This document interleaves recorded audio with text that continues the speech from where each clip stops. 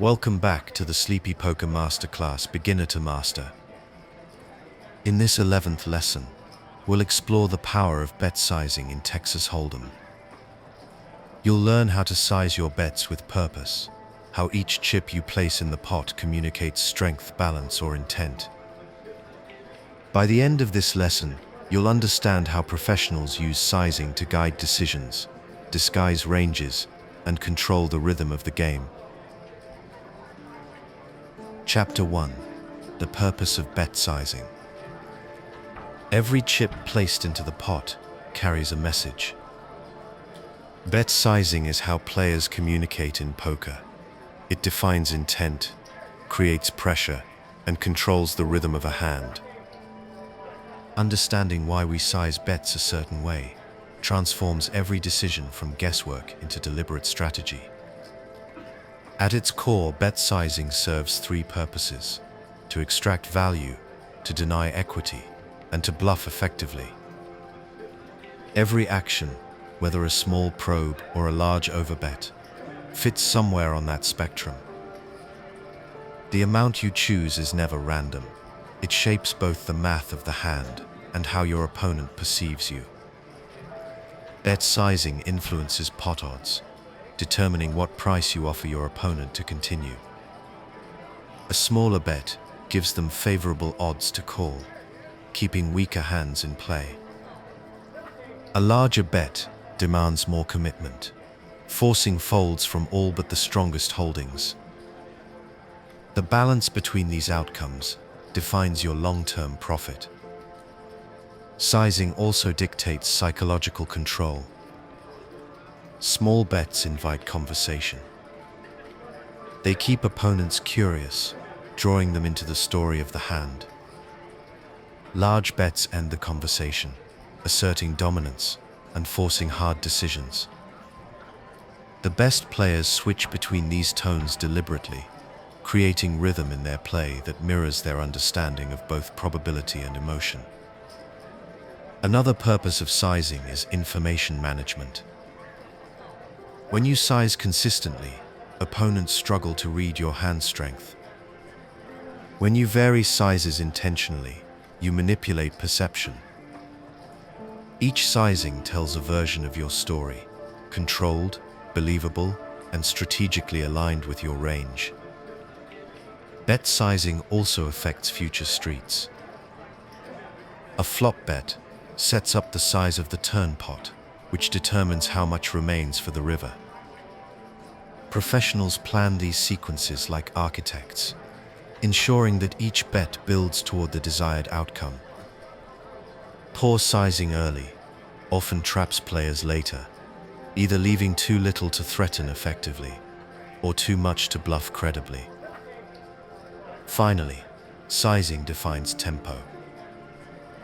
In a calm hand, a sudden overbet changes the emotional temperature. In a tense spot, a quiet small bet can diffuse fear and invite mistakes. Great sizing makes opponents uncomfortable without appearing reckless. Bet sizing is not just mathematics, it's conversation. Every number you choose becomes a sentence in the language of poker.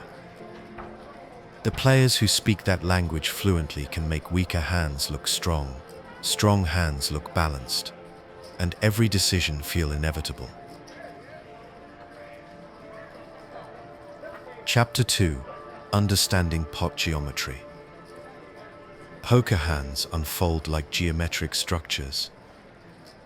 Each bet builds upon the last, shaping the pot's size and the ratios that guide optimal decisions. This relationship, known as pot geometry, is the foundation of advanced bet sizing. Pot geometry describes how the pot expands across streets based on your chosen bet sizes. When you bet a certain percentage of the pot, it determines not only immediate risk and reward, but also how large the pot will be later.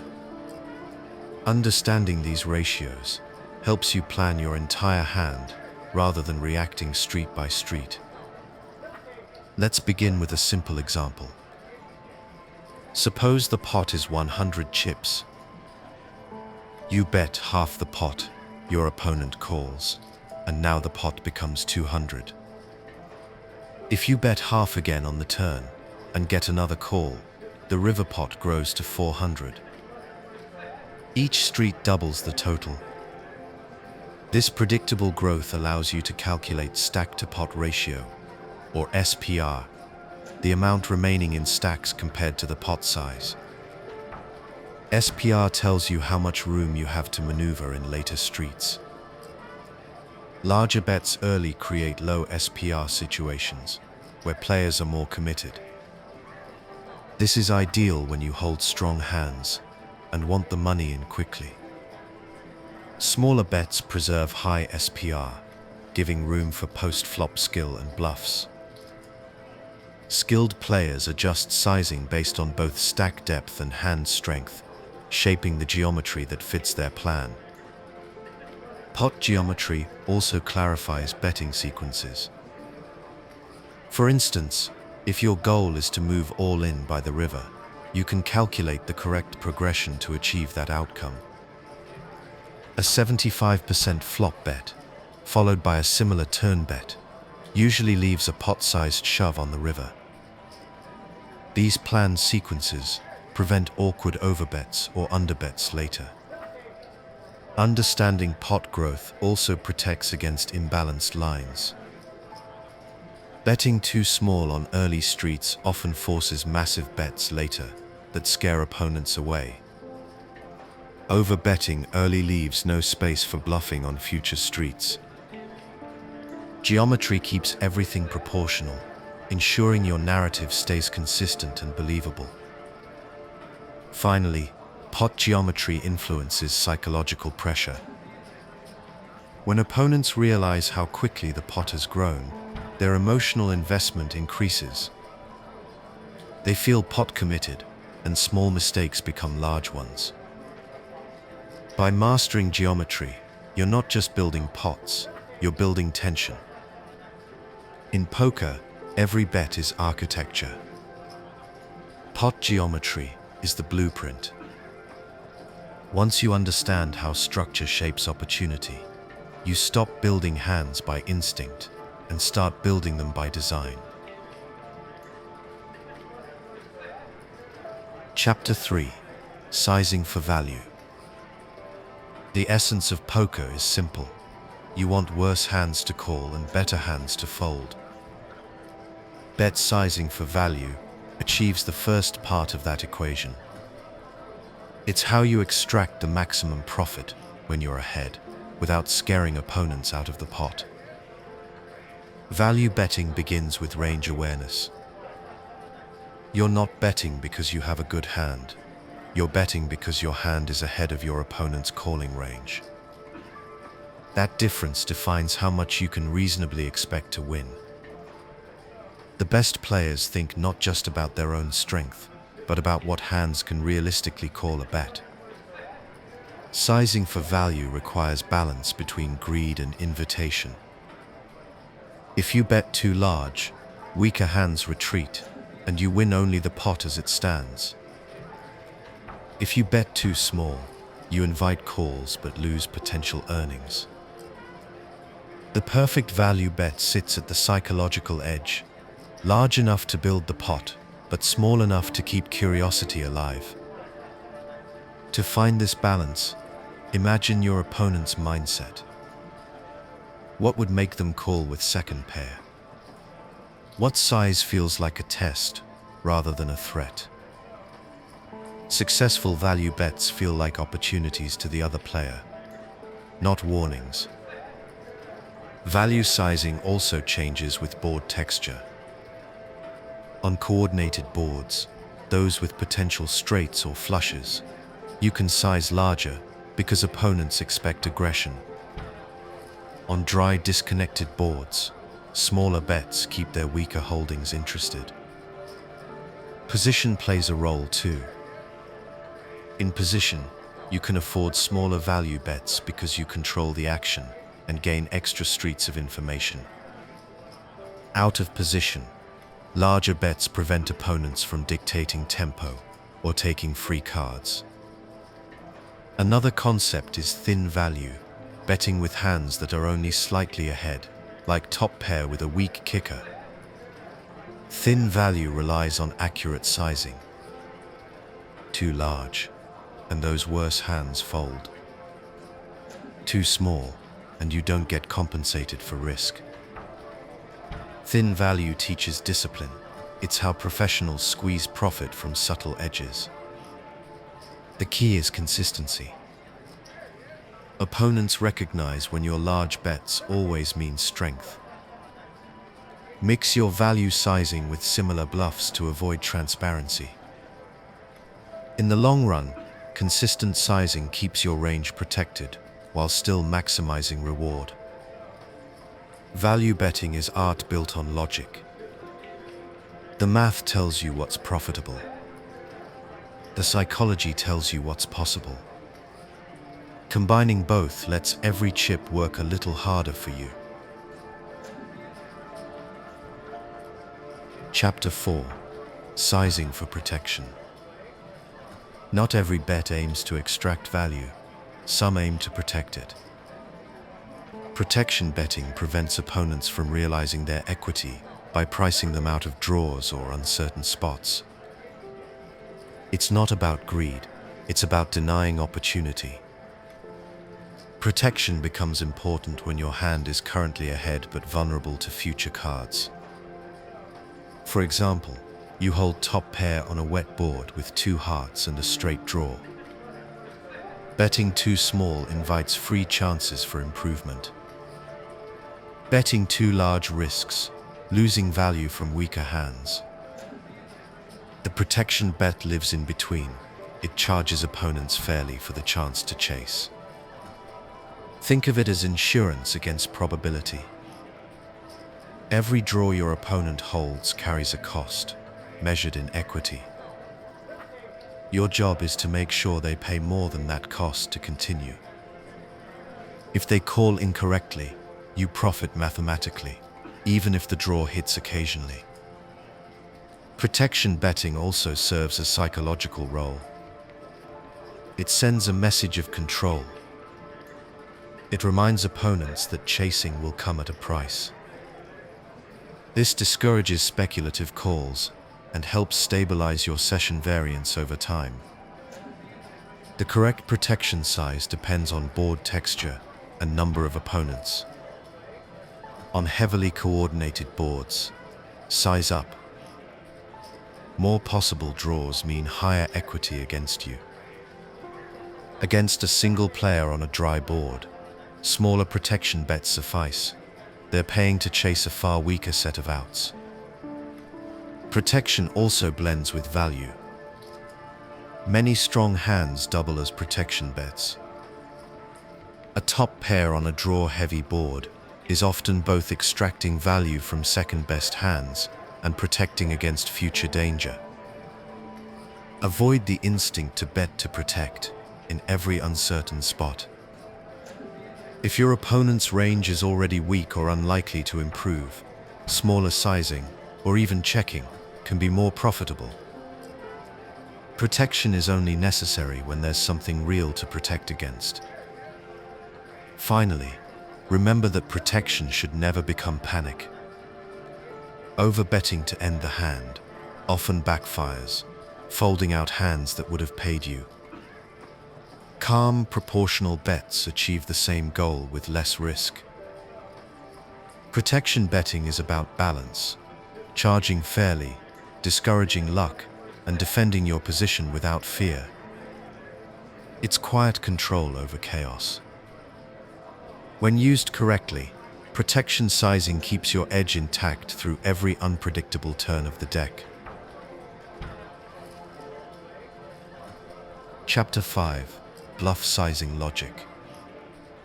Bluffing is not only about courage, it's about calibration. The size of your bluff determines its believability, and believability decides whether it succeeds. Bluff sizing is where psychology meets mathematics, combining story consistency with range balance. Every bluff tells a story. The bet size you choose must match that story. A small bet implies control or curiosity. A large bet represents conviction and polarization. When your bluff contradicts logic, observant players see through it instantly. The simplest rule of bluff sizing is consistency with your value range. If you normally bet 75% of the pot with strong hands, your bluffs must use similar sizing to remain credible. Once opponents detect a mismatch, large bets only with value, small bets only when weak, they can exploit you easily. Bluff sizing also depends on board texture. On dry flops with few draws, small bluffs are believable because strong hands don't need heavy protection. On dynamic boards with straights or flushes possible, larger bluffs make sense because that's what your strong hands would do to protect equity. The board dictates the story, and your sizing writes the sentences. Mathematically, bluff sizing ties directly to risk and reward. The smaller you bet, the less often your bluff must succeed to be profitable.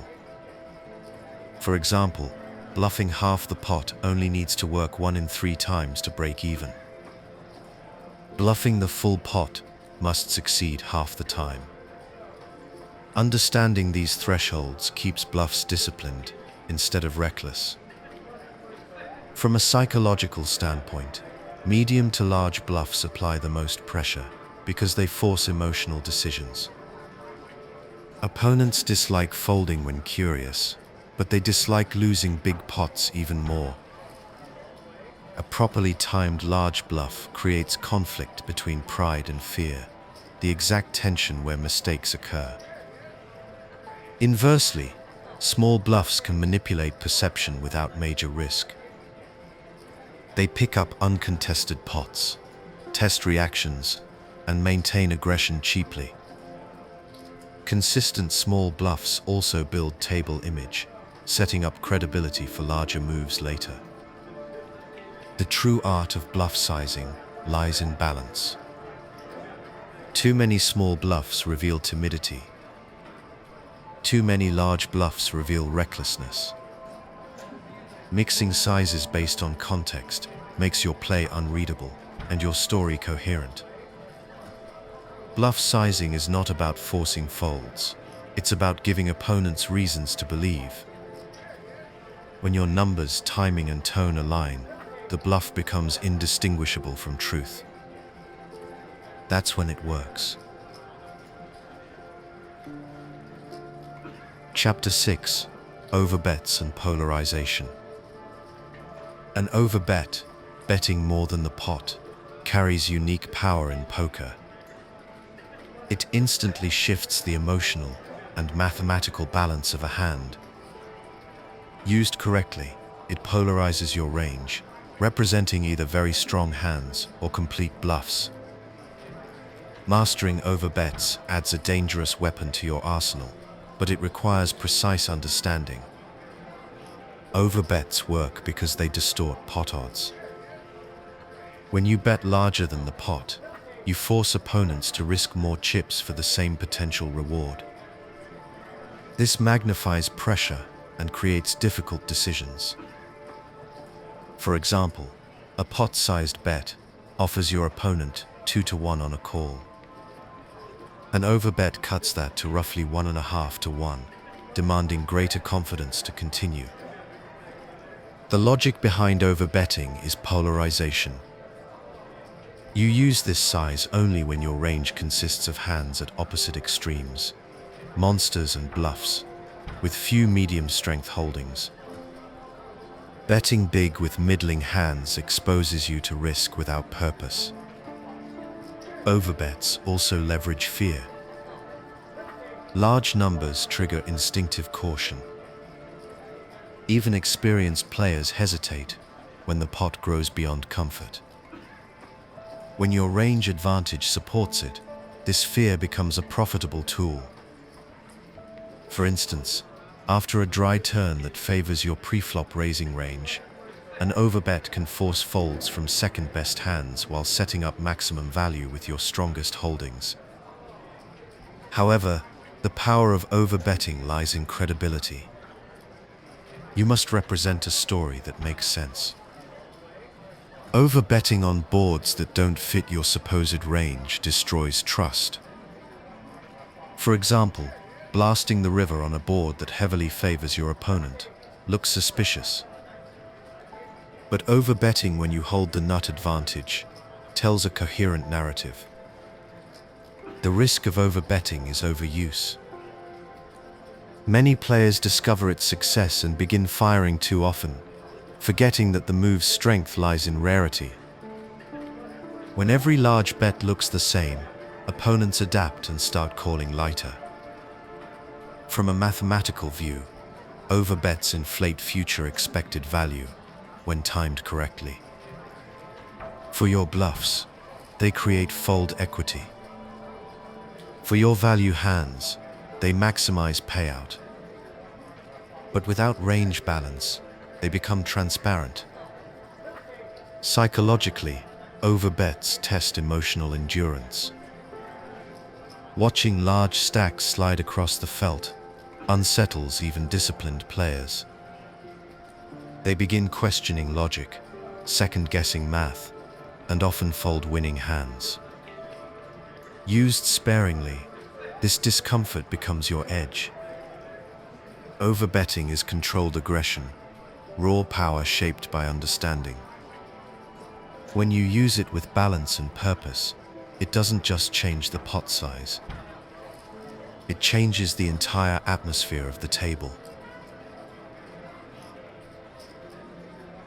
Chapter 7: Small Bets for Control. Small bets are the subtle instruments of poker strategy. They manage pot size, gather information, and control tempo. While large bets create pressure, small bets create stability. They keep opponents guessing without risking too much of your stack. A small bet, often between 1/3 and 1/2 of the pot, serves several purposes. It sets the price of engagement, keeps weaker hands in the pot, and helps you navigate complex boards without overcommitting. Most importantly, it gives you control over the flow of information. Small bets define conversation. When you bet small, you invite response. You learn how opponents react under mild pressure, which reveals far more about their tendencies than an all-in shove ever could. A quick call might suggest curiosity or medium strength.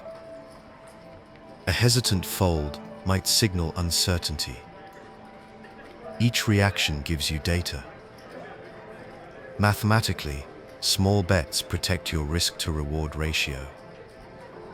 You're risking less to win more often, which keeps variance manageable. Over time, this steadiness preserves chips and prevents emotional swings. It's the strategy of accumulation rather than confrontation. From a range perspective, small bets are most effective on dry boards where neither player has many strong hands. On these textures, small continuation bets maintain fold equity without inflating the pot. Opponents who miss the board often surrender cheaply, giving you steady profit through repetition. Psychologically, small bets project confidence. They say, "I don't need to overprotect my hand." When executed consistently, they calm the table's rhythm and make opponents second-guess whether you're trapping or probing. This composure often leads to mistakes. Players call too light or bluff in frustration, giving you control. Small bets also build foundations for future streets. They keep your options open, allowing you to scale aggression later if conditions improve. Think of them as test balloons, light probes that prepare the air for stronger pressure later. The key is balance. Too many small bets can look weak if not supported by larger ones in your overall strategy. Use them as punctuation, not as the whole sentence. In poker, small bets do not mean small thinking. They represent measured awareness, the art of staying in control when everyone else chases chaos. Chapter 8: Pot-sized bets and commitment. A pot-sized bet is the threshold where mathematics and psychology meet commitment. It's a moment that demands clarity, because when you bet the full pot, you're announcing serious intent.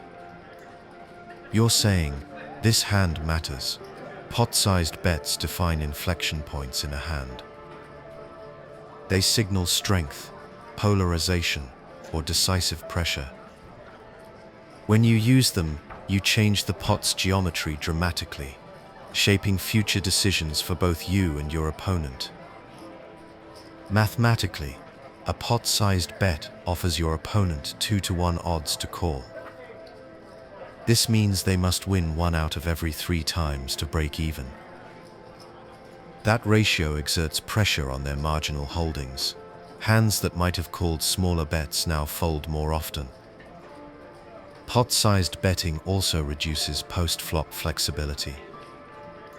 Once you invest that much, your remaining stack often becomes pot-committed. That's why these bets require planning.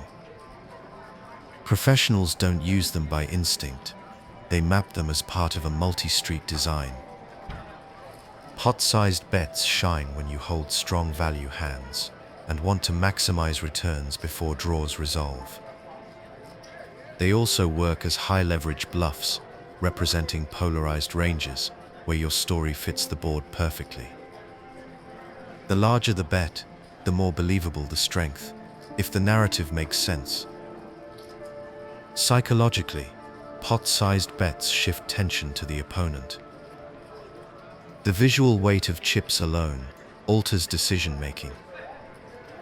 Many players freeze under that pressure, second-guessing their earlier reads. Even confident opponents pause when the pot suddenly doubles in scale. Still, the power of pot-sized betting carries responsibility. Overuse drains credibility.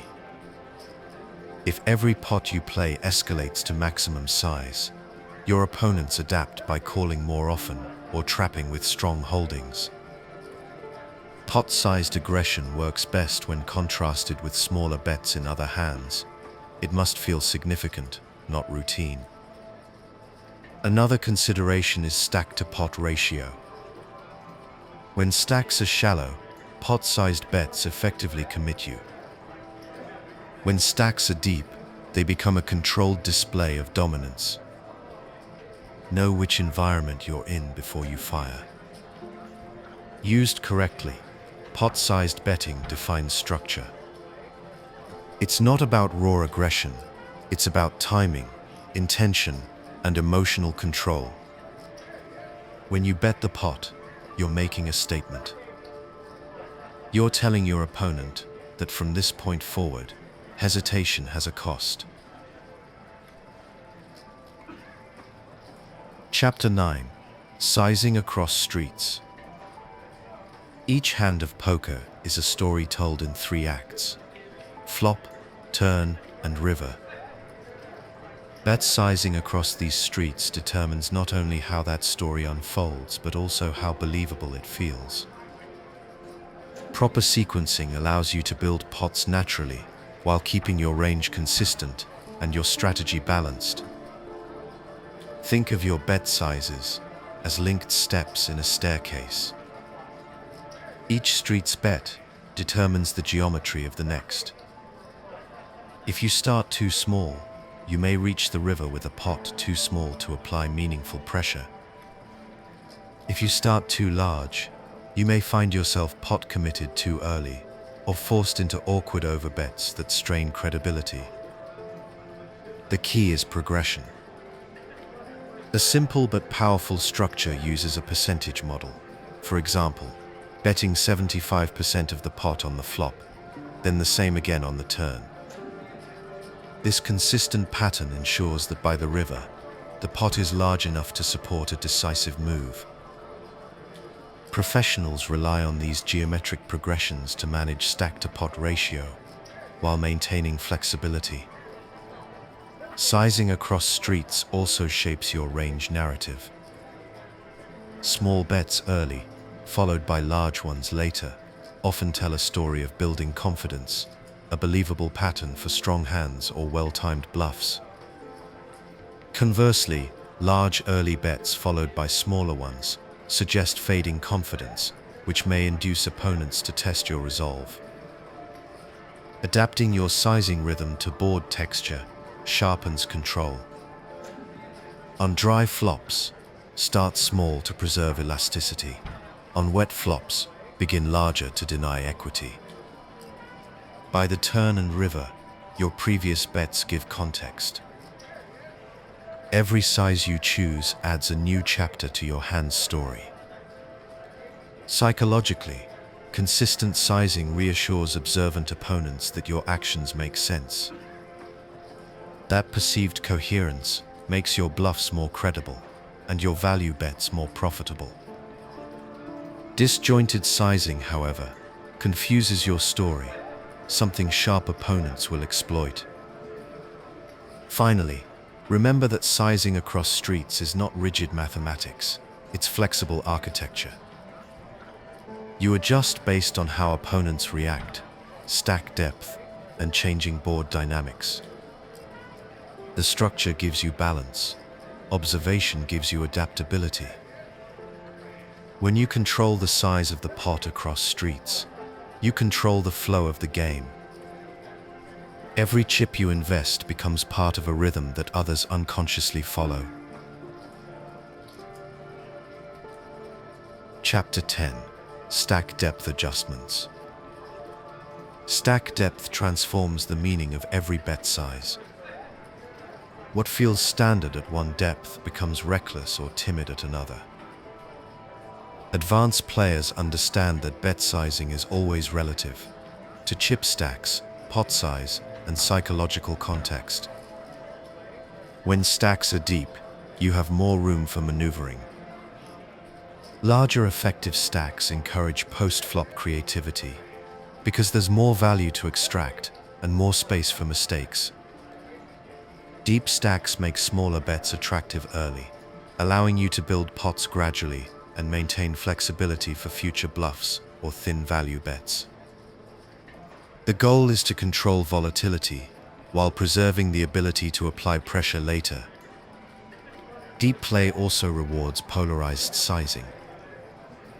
With room to maneuver, you can use larger bets to represent strong ranges or bluffs credibly.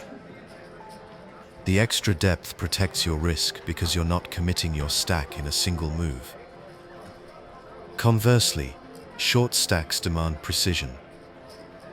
When you're working with limited chips, each bet moves you closer to commitment.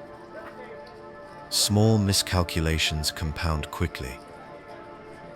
In these situations, smaller sizing pre-flop and on the flop preserves fold equity while leaving space for later aggression. Overbetting early with shallow stacks eliminates flexibility and exposes you to easy counterplays. Stack depth also determines your SPR, stack to pot ratio, which influences every sizing decision. Low SPR hands, such as top pair with strong kicker, benefit from straightforward value betting and fewer bluffs. High SPR hands, like deep stack draws or speculative holdings, reward careful sizing and longer planning. Psychologically, deep stacks increase pressure because mistakes become costlier.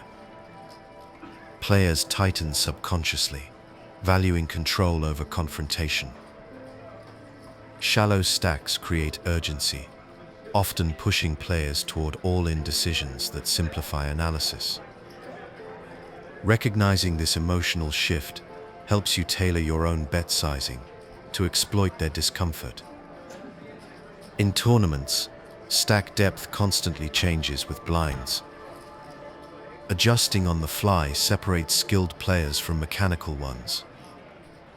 Always anchor your sizing logic to effective stacks, not arbitrary percentages. Stack depth doesn't just dictate risk, It defines tone. Deep stacks allow storytelling and subtlety. Short stacks demand directness and courage. When you align your bet sizing with the depth of play, every action feels proportionate, balanced, and intentional. That's what separates structured thinking from reactive play. Chapter 11. Position and Sizing Advantage. Position shapes everything in poker, including how you size your bets. Acting last gives you more information, more control, and greater freedom to manipulate pot size. Bet sizing from position is both art and precision. It allows you to manage risk while maximizing pressure. When you're in position, you see how your opponent acts before you make your decision. This extra knowledge reduces uncertainty, which means you can size bets more efficiently. Smaller bets often accomplish the same goals that would require larger bets out of position. You don't need to force folds. You can guide the hand instead. For example, on the flop, betting 1/3 to 1/2 of the pot in position often maintains fold equity while keeping your range balanced. Opponents must still respond, yet you risk less. Because you'll act last on later streets, you can collect more data and adjust accordingly. This control compounds over time. It's how professionals stretch small advantages into lasting profit. Out of position, the opposite dynamic applies. Without the privilege of seeing your opponent's next move, you face uncertainty. Larger bets become necessary to protect information and reclaim initiative.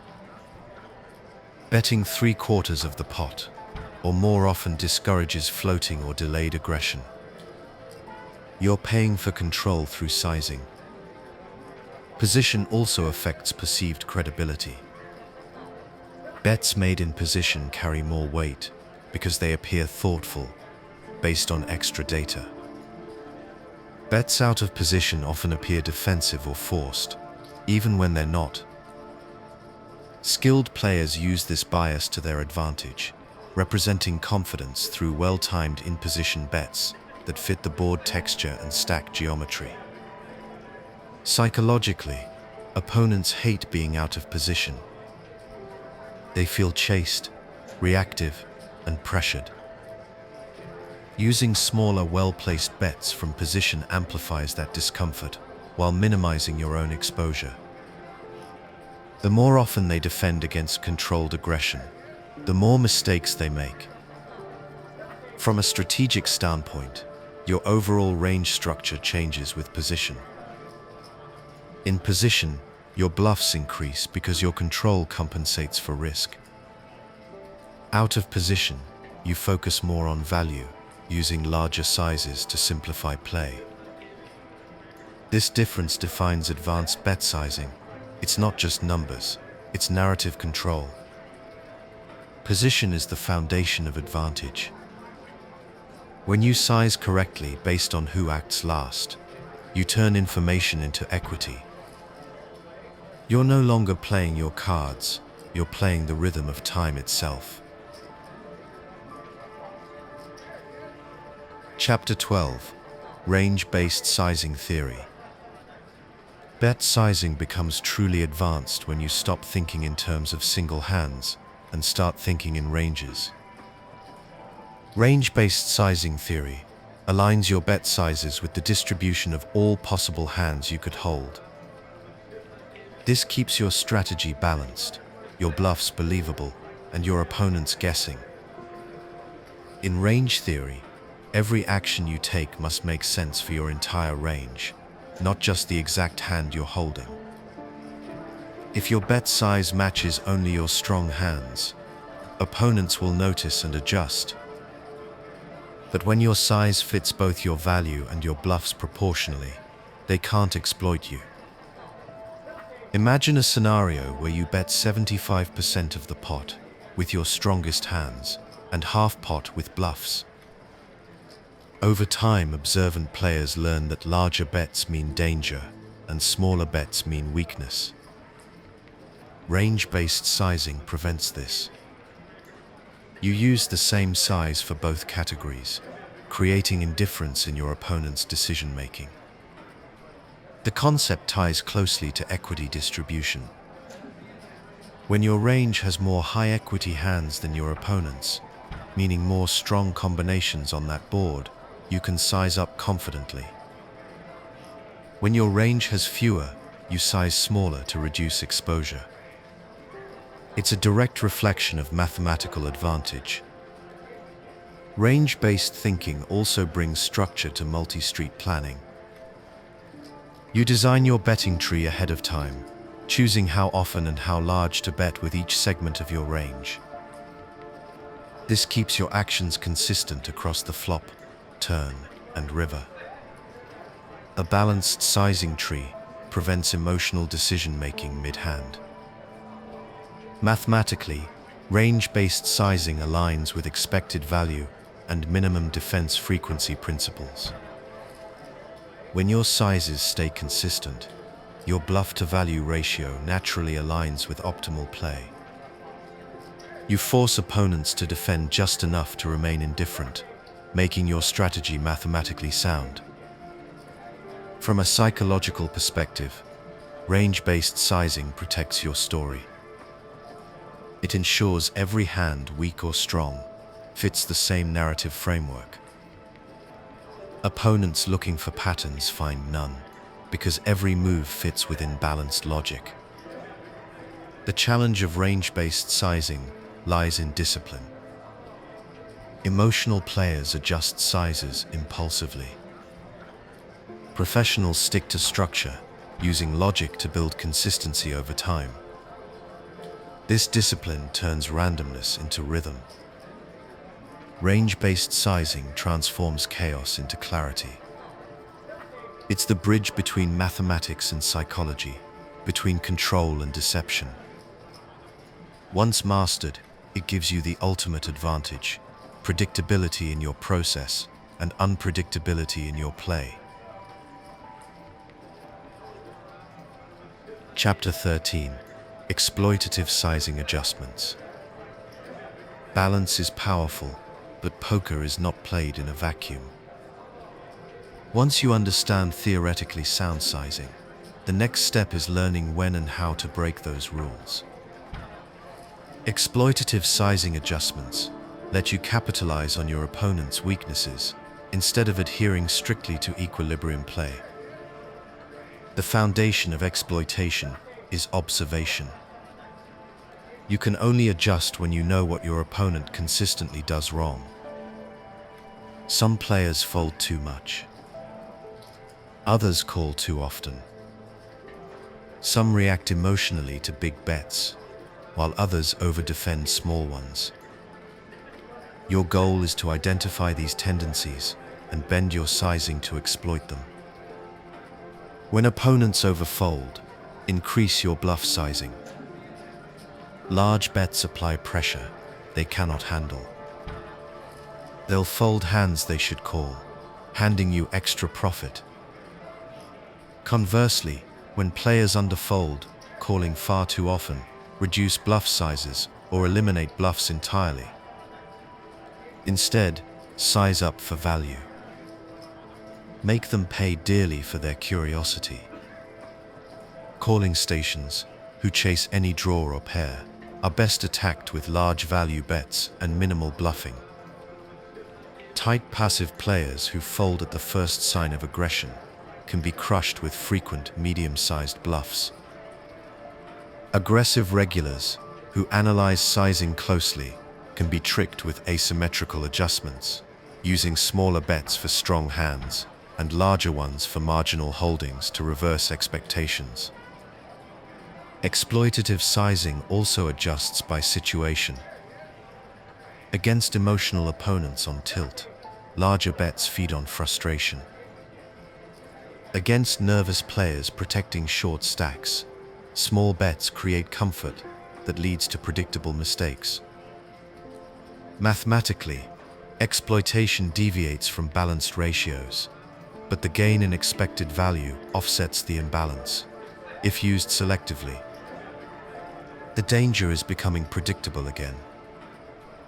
Once opponents notice your adjustments, they can counter-adjust.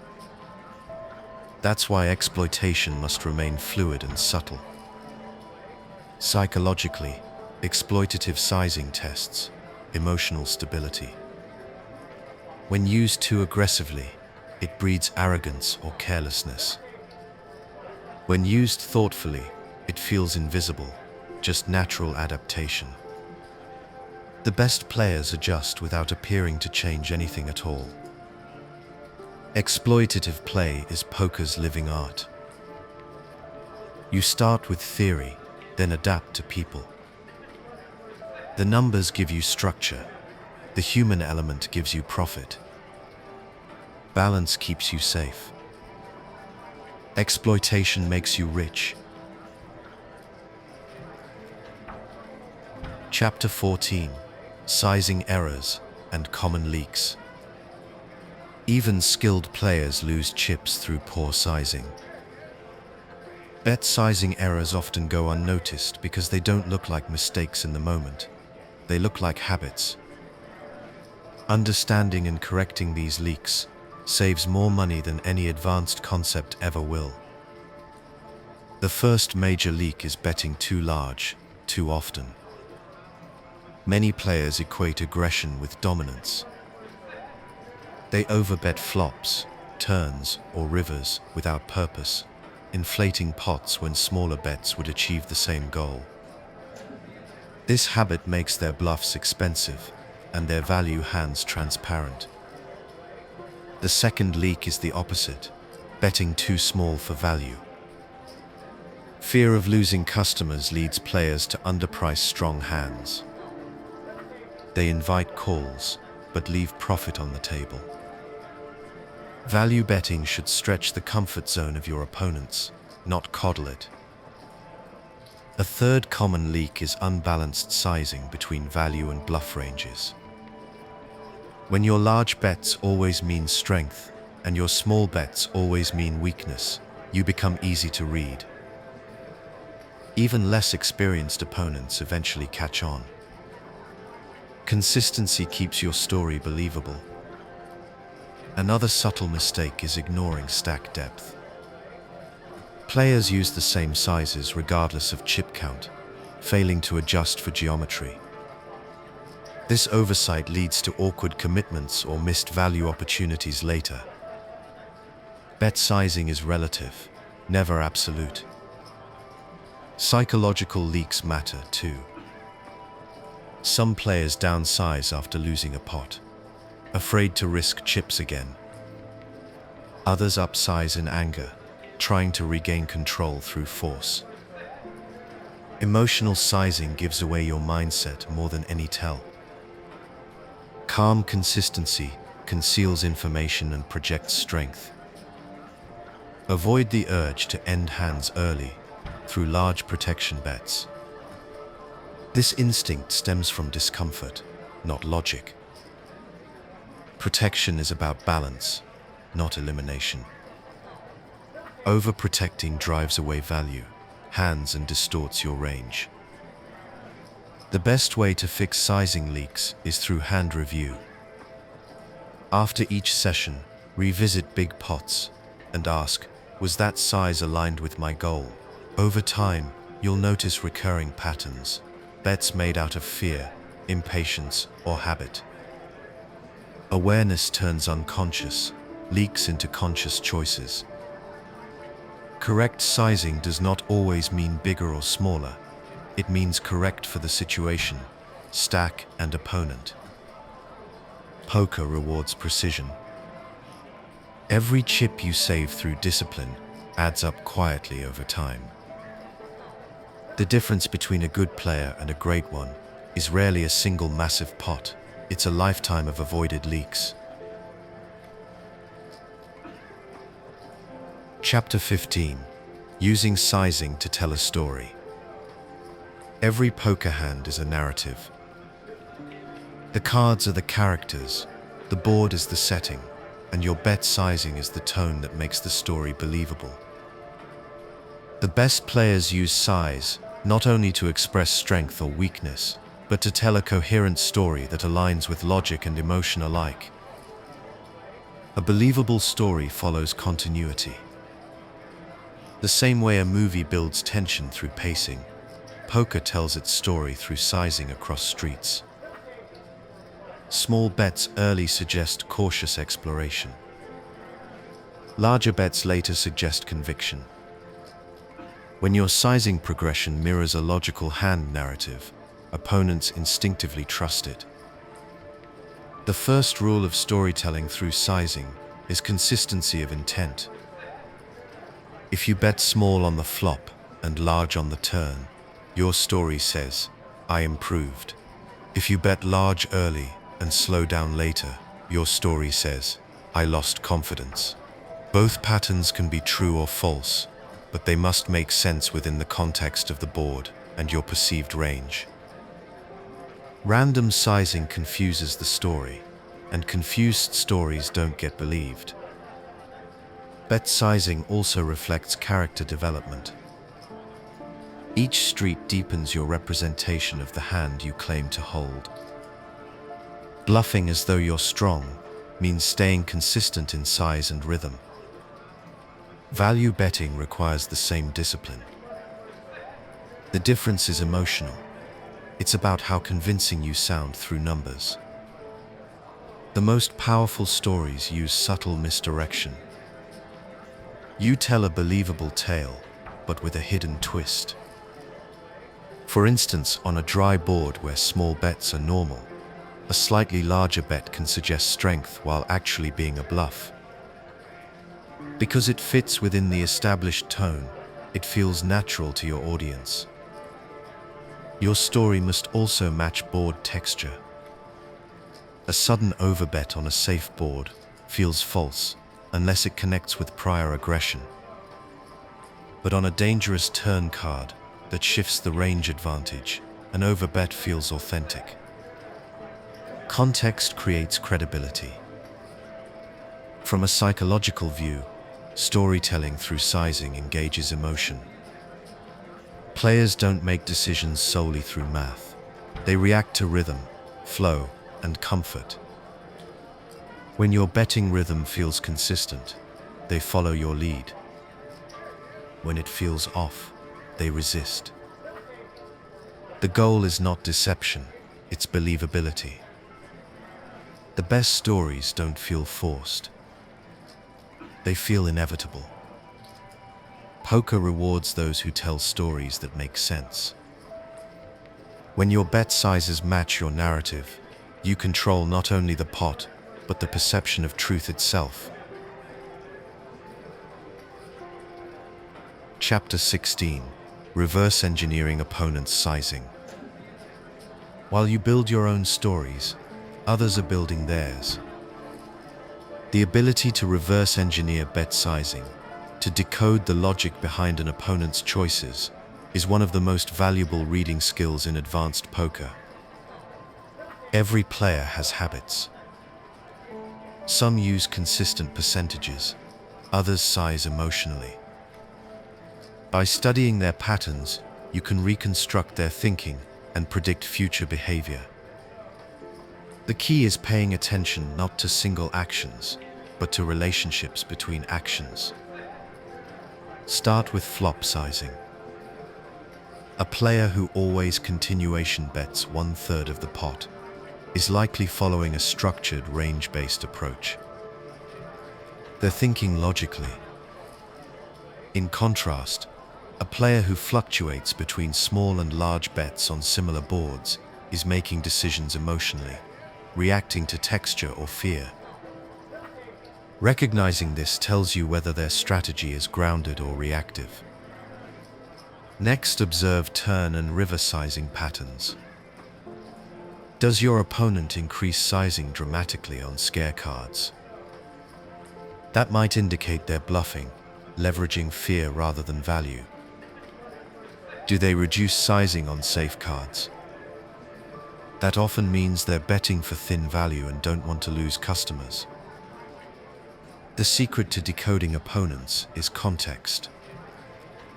For example, a large bet from a tight player means something very different than the same size from a loose aggressive one.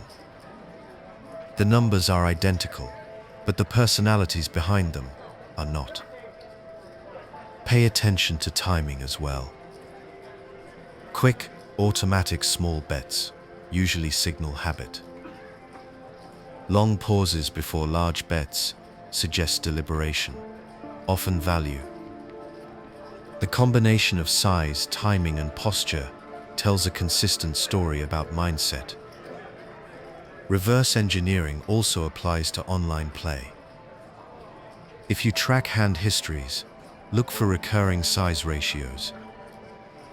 A player who uses 75% pot on every value hand, but half pot when bluffing, becomes predictable. Even in digital environments, sizing reveals truth through repetition. The most important step is empathy, thinking as they think. Ask yourself, if I were in their seat with this hand and this image, what size would I choose? This thought exercise turns analysis into intuition, bridging the gap between theory and emotion. Psychologically, reading opponents' sizing builds quiet confidence. You stop reacting to fear or surprise. Each bet becomes a sentence in their story, and you already know how it ends. When you understand why others size the way they do, poker becomes clearer. Their logic exposes their limits. Their habits become your map. Reverse engineering sizing is not guesswork, it's translation. Once you learn the language, every bet begins to speak. Chapter 17: The Math Behind Expected Value. Every decision in poker, including how much to bet, can be measured through expected value, often shortened to EV. Understanding EV transforms bet sizing from intuition into logic. It's the mathematical backbone of why one bet size earns more than another over time. Expected value measures the average profit or loss of a decision if repeated infinitely. A positive EV means your action makes money in the long run. A negative EV means it loses. The size of your bet determines both the potential reward and the risk of achieving it. To visualize this, imagine you're bluffing with a half-pot bet. You risk 50 chips to win 100. If your opponent folds more than 1/3 of the time, your bluff is profitable. That's because your win rate offsets the times you're called and lose. If you increase your bluff to a pot-sized bet, risking 100 to win 100, you now need your opponent to fold more than half the time to maintain the same profit. This simple ratio defines fold equity, the percentage of time your opponent must fold for your bet to break even. Smaller bets require less fold equity, larger bets demand more. This balance guides both bluffs and value bets. For value, EV focuses on maximizing calls from worse hands. Suppose you have top pair and believe your opponent will call a 50-chip bet half the time, but a 75-chip bet only 1/3 of the time. You compare outcomes. 50-chip bet times 0.5 equals 25 chips expected. 75-chip bet times 0.33 equals roughly 25 chips expected. Both yield similar EV, but if the larger bet also prevents future bluffs, it may hold secondary benefits. This illustrates how math supports judgment rather than replacing it. EV also helps evaluate multi-street planning. Each street's bet alters future potential value. A smaller flop bet may create more profitable turn and river scenarios. A large early bet might secure immediate value, but reduce long-term gain. EV isn't static, it's a living measurement that adapts as the hand evolves. Emotion often distorts EV. Players overestimate fold equity when bluffing or underestimate it when afraid. Using clear math removes bias and anchors decisions to truth. In poker, emotion feels immediate. Mathematics feels patient. Bet sizing mastery requires both: the courage to trust logic and the awareness to know when human behavior makes logic bend. Expected value is not about predicting outcomes. It's about understanding why certain outcomes pay better than others. When you size with EV in mind, you stop chasing luck and start building equity. Chapter 18: Multi-way pot sizing. When multiple players see the flop, every sizing decision changes in weight and meaning. Multi-way pots create new dynamics where risk compounds and simple strategies collapse. Bet sizing in these situations requires awareness of shared psychology, range overlap, and reduced fold equity. The first rule of multi-way sizing is caution. With more opponents, the chance someone holds a strong hand increases significantly. Your bluffs lose power because each additional player adds potential resistance. This means smaller, more conservative bet sizes are generally optimal. Smaller bets keep your risk proportional to your fold equity.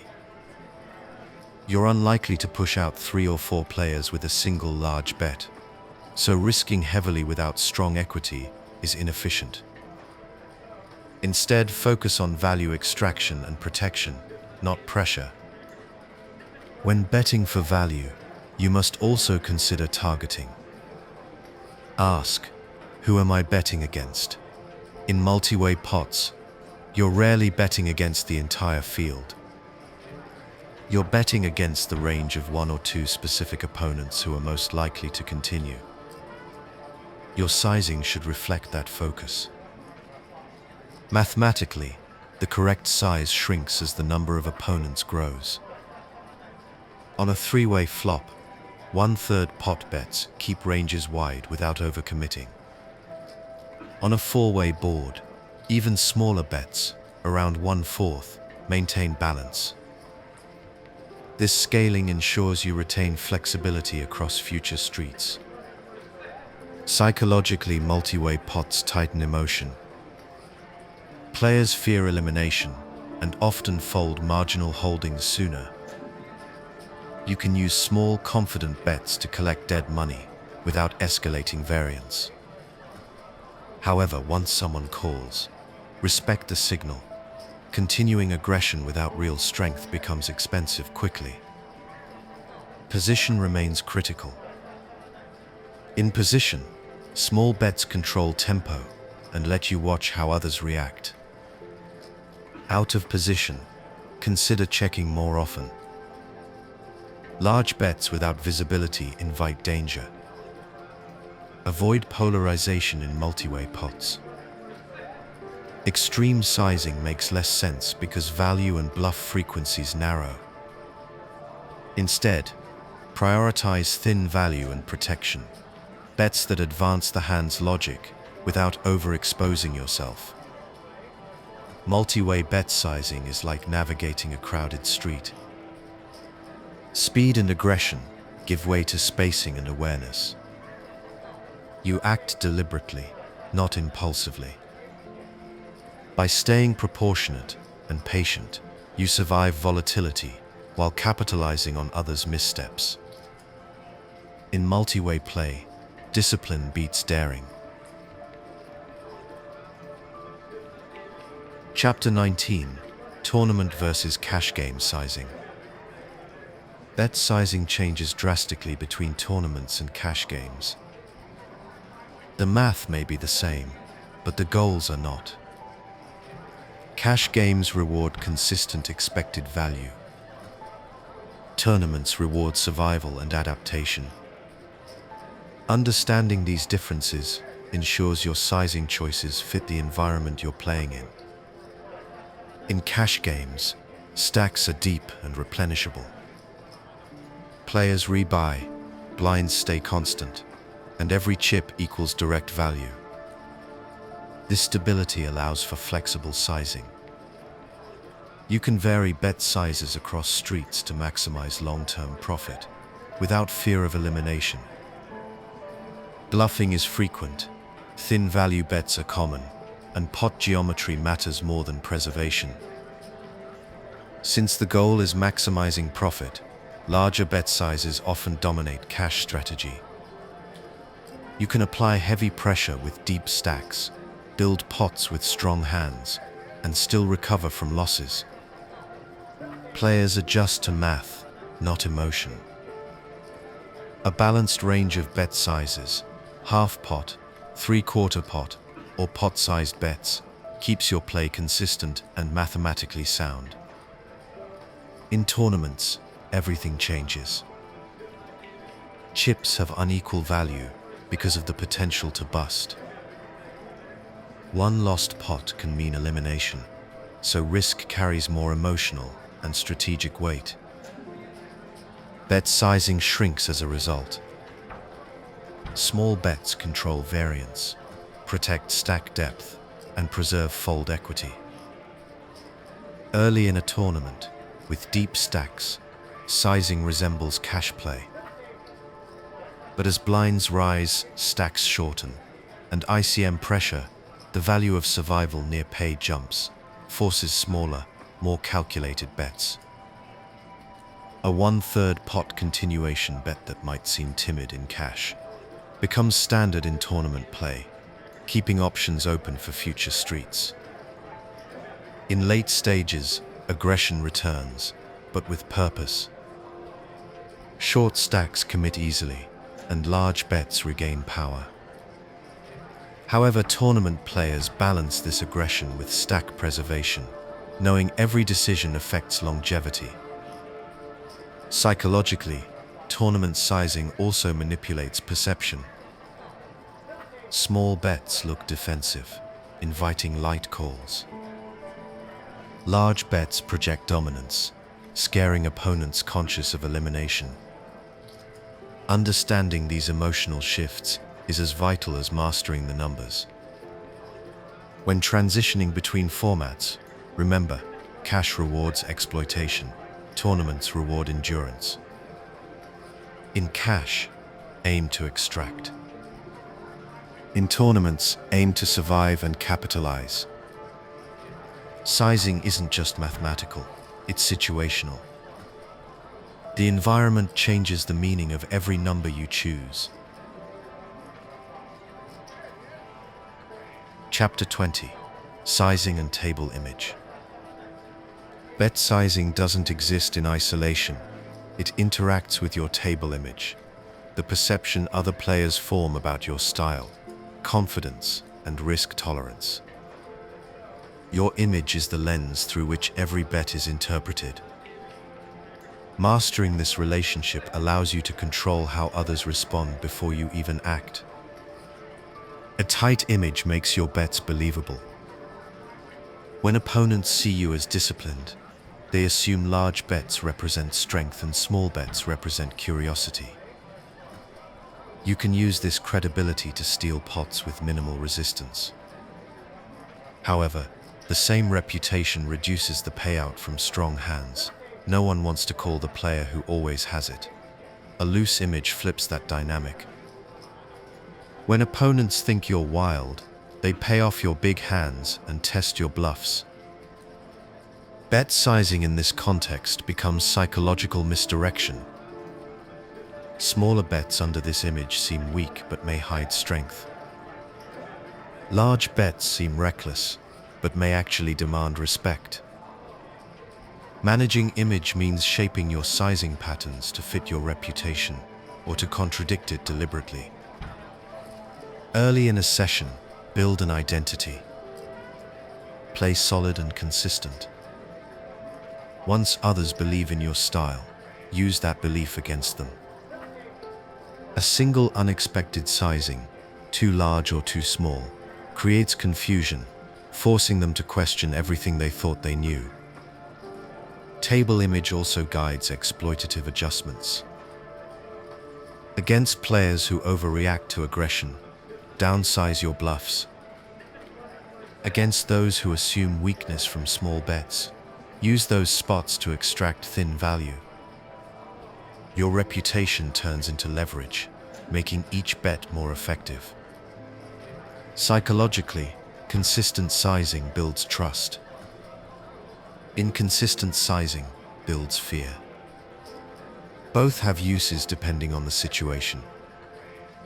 A calm, steady rhythm disarms opponents. Erratic, unpredictable sizing makes them cautious. The key is control.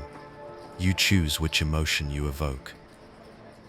Your image evolves with every showdown, every pot won or lost. Guard it like a resource. Avoid emotional reactions that undo your narrative. Frustration or overcorrection makes you transparent. In poker, image is as real as cards. When your sizing supports the version of yourself you want others to see, they stop playing against your range and start playing against your persona. Chapter 21. Sizing in bluff-catching scenarios. Bet sizing doesn't only apply to aggression, it also guides how you respond when facing it. In bluff-catching situations, the size of your opponent's bet defines the risk, the math, and the psychology of your call. Learning how to interpret and react to those sizes separates disciplined players from hopeful ones. A bluff catch happens when you hold a medium-strength hand, too weak to value bet, too strong to fold. The goal isn't to beat value hands, it's to catch bluffs at the right frequency. Understanding how bet sizing reflects range strength helps you make those razor-thin calls profitably. Start with the math.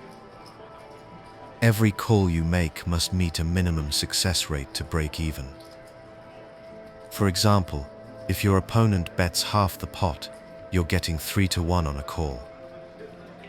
That means you must win at least 25% of the time to justify it. If they bet the full pot, you need to win 33%. Knowing these thresholds prevents emotion from dictating your choices. Sizing also reveals range polarization. Small bets usually indicate medium-strength hands, value-seeking but not confident. Large bets often represent polarized ranges, either very strong hands or complete bluffs. Against those polarized bets, bluff catching becomes clearer.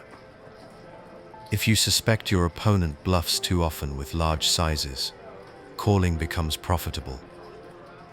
Psychologically, the decision to call tests your confidence. Big bet sizes intimidate. They create fear of being wrong. But disciplined bluff catchers rely on evidence, not emotion.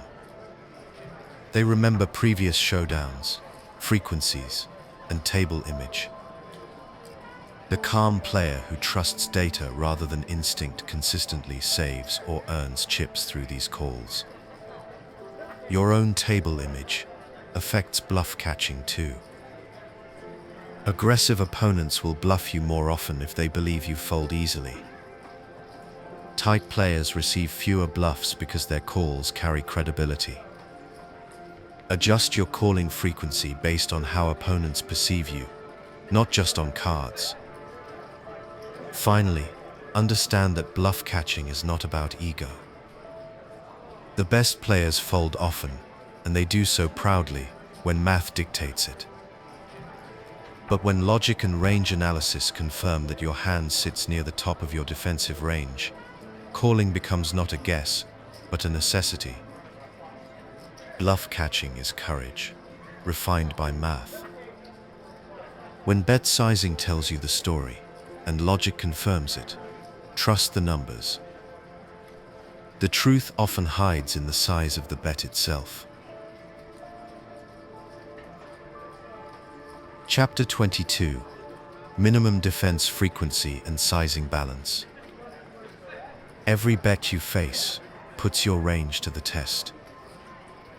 If you fold too often, your opponent profits automatically. If you call too often, you bleed chips. The balance between these extremes is defined by minimum defense frequency, or MDF, a core concept that connects bet sizing to mathematical equilibrium. Minimum defense frequency tells you how often you must continue, either by calling or raising, to prevent opponents from bluffing profitably. It's not about guessing hands, it's about denying them free equity. The formula is simple. MDF equals 1 minus the bet size divided by the pot plus the bet size. If your opponent bets half the pot, plug in the numbers.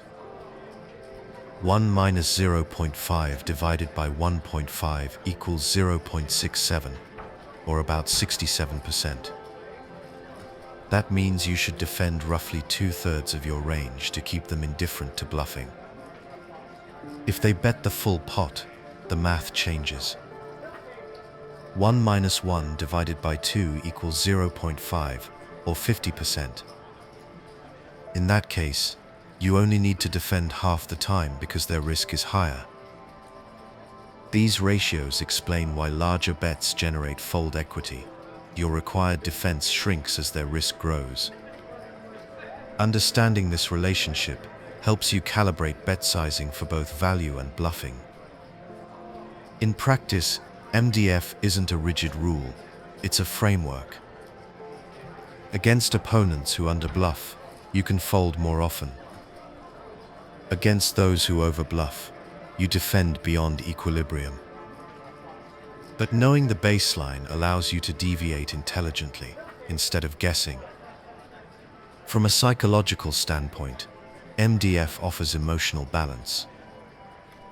Many players feel fear when facing large bets or guilt when folding too often. MDF replaces emotion with structure. You stop reacting and start reasoning. For your own bets, MDF teaches how to balance your bluff-to-value ratio. If you know how often opponents must defend, you can build bluffs accordingly. For example, if they must defend 67% of the time, structure your range so that 1/3 of your bets are bluffs. This keeps your opponents mathematically indifferent, unable to exploit your frequency. MDF connects the mental and mathematical sides of poker. It's not just a formula, it's equilibrium in action. When you understand how size defines balance, you gain full control of pressure, expectation, and perception. Poker mastery begins where emotion ends, and proportion begins. MDF is the line that keeps both in harmony. Chapter 23. Advanced Sizing Sequences. At the highest levels of poker, players don't just pick bet sizes, they design sequences. An advanced sizing sequence is a planned series of bets that communicates strength, balance, or deception across multiple streets. It's how elite players build consistent stories that hold mathematical and psychological integrity.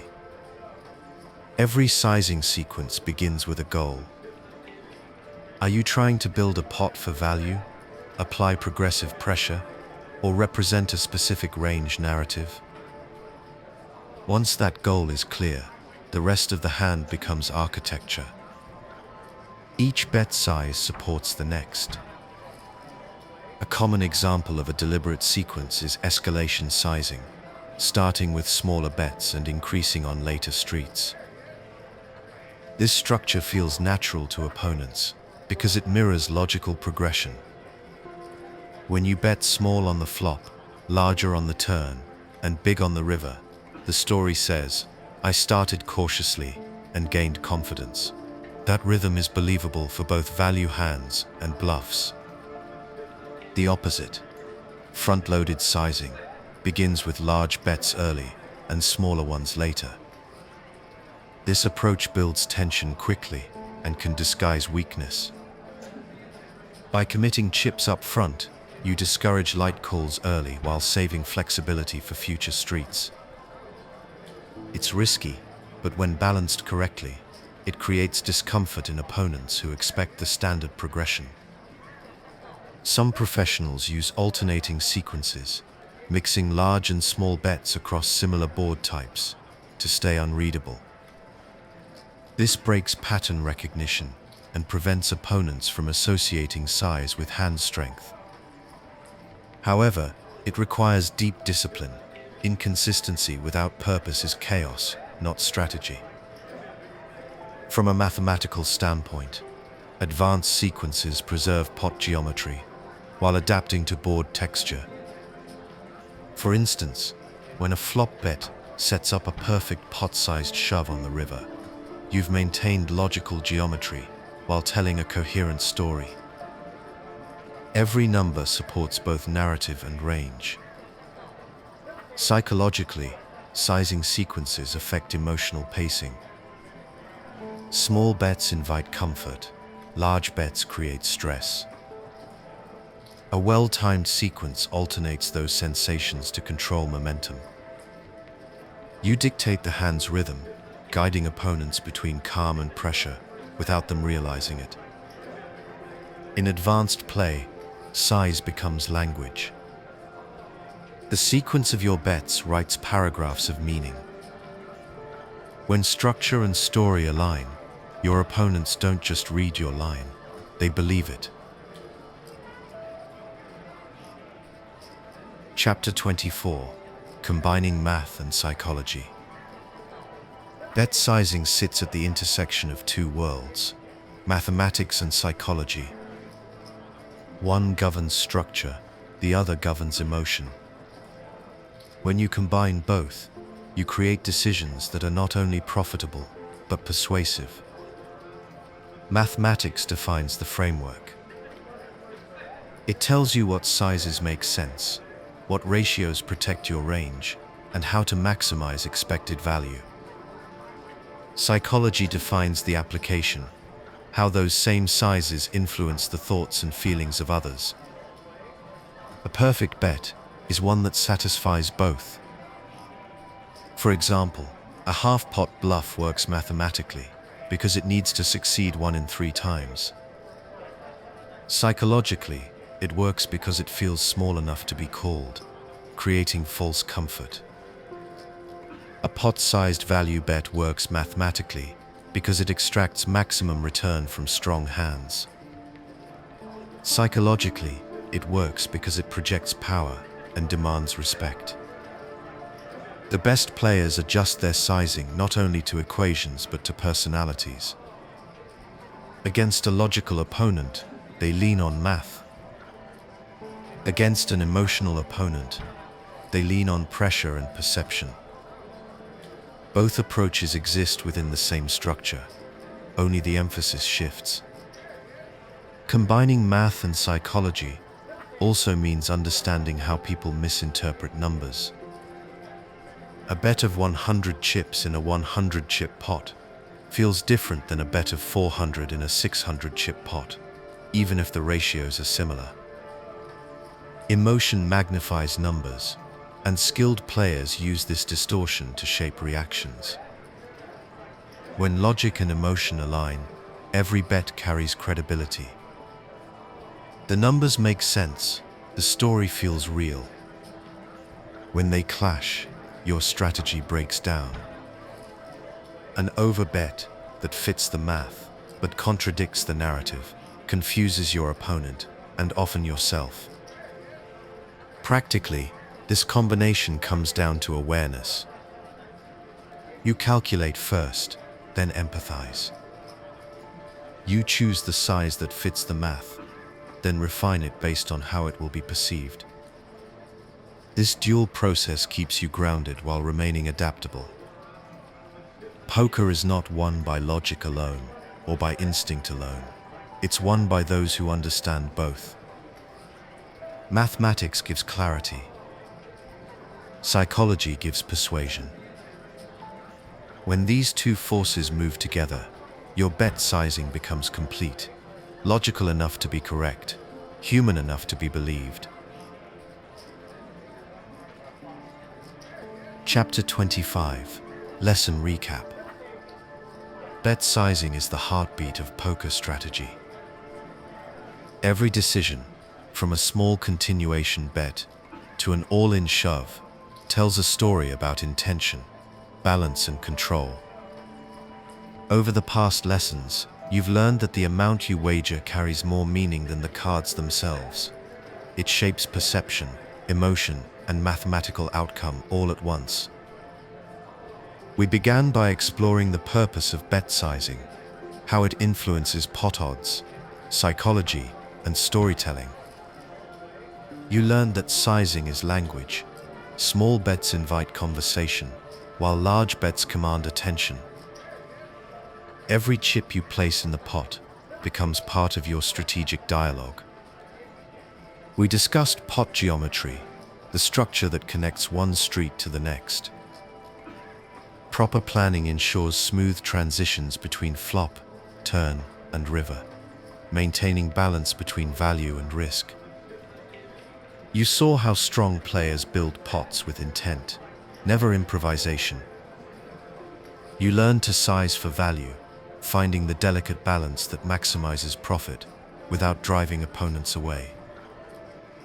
You studied protection bets, which safeguard vulnerable hands without panic, and bluff sizing, where consistency transforms deception into credibility.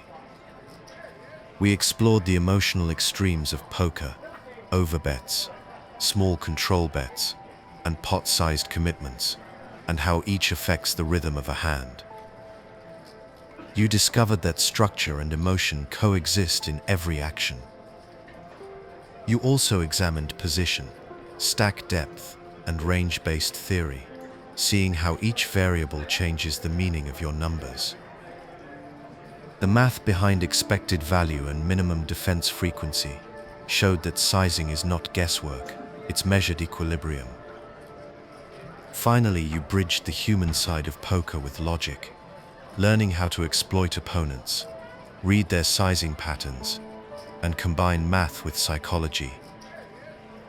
You saw that the best decisions emerge not from fear or instinct alone, but from disciplined harmony between the two. The central lesson is this: sizing is intention.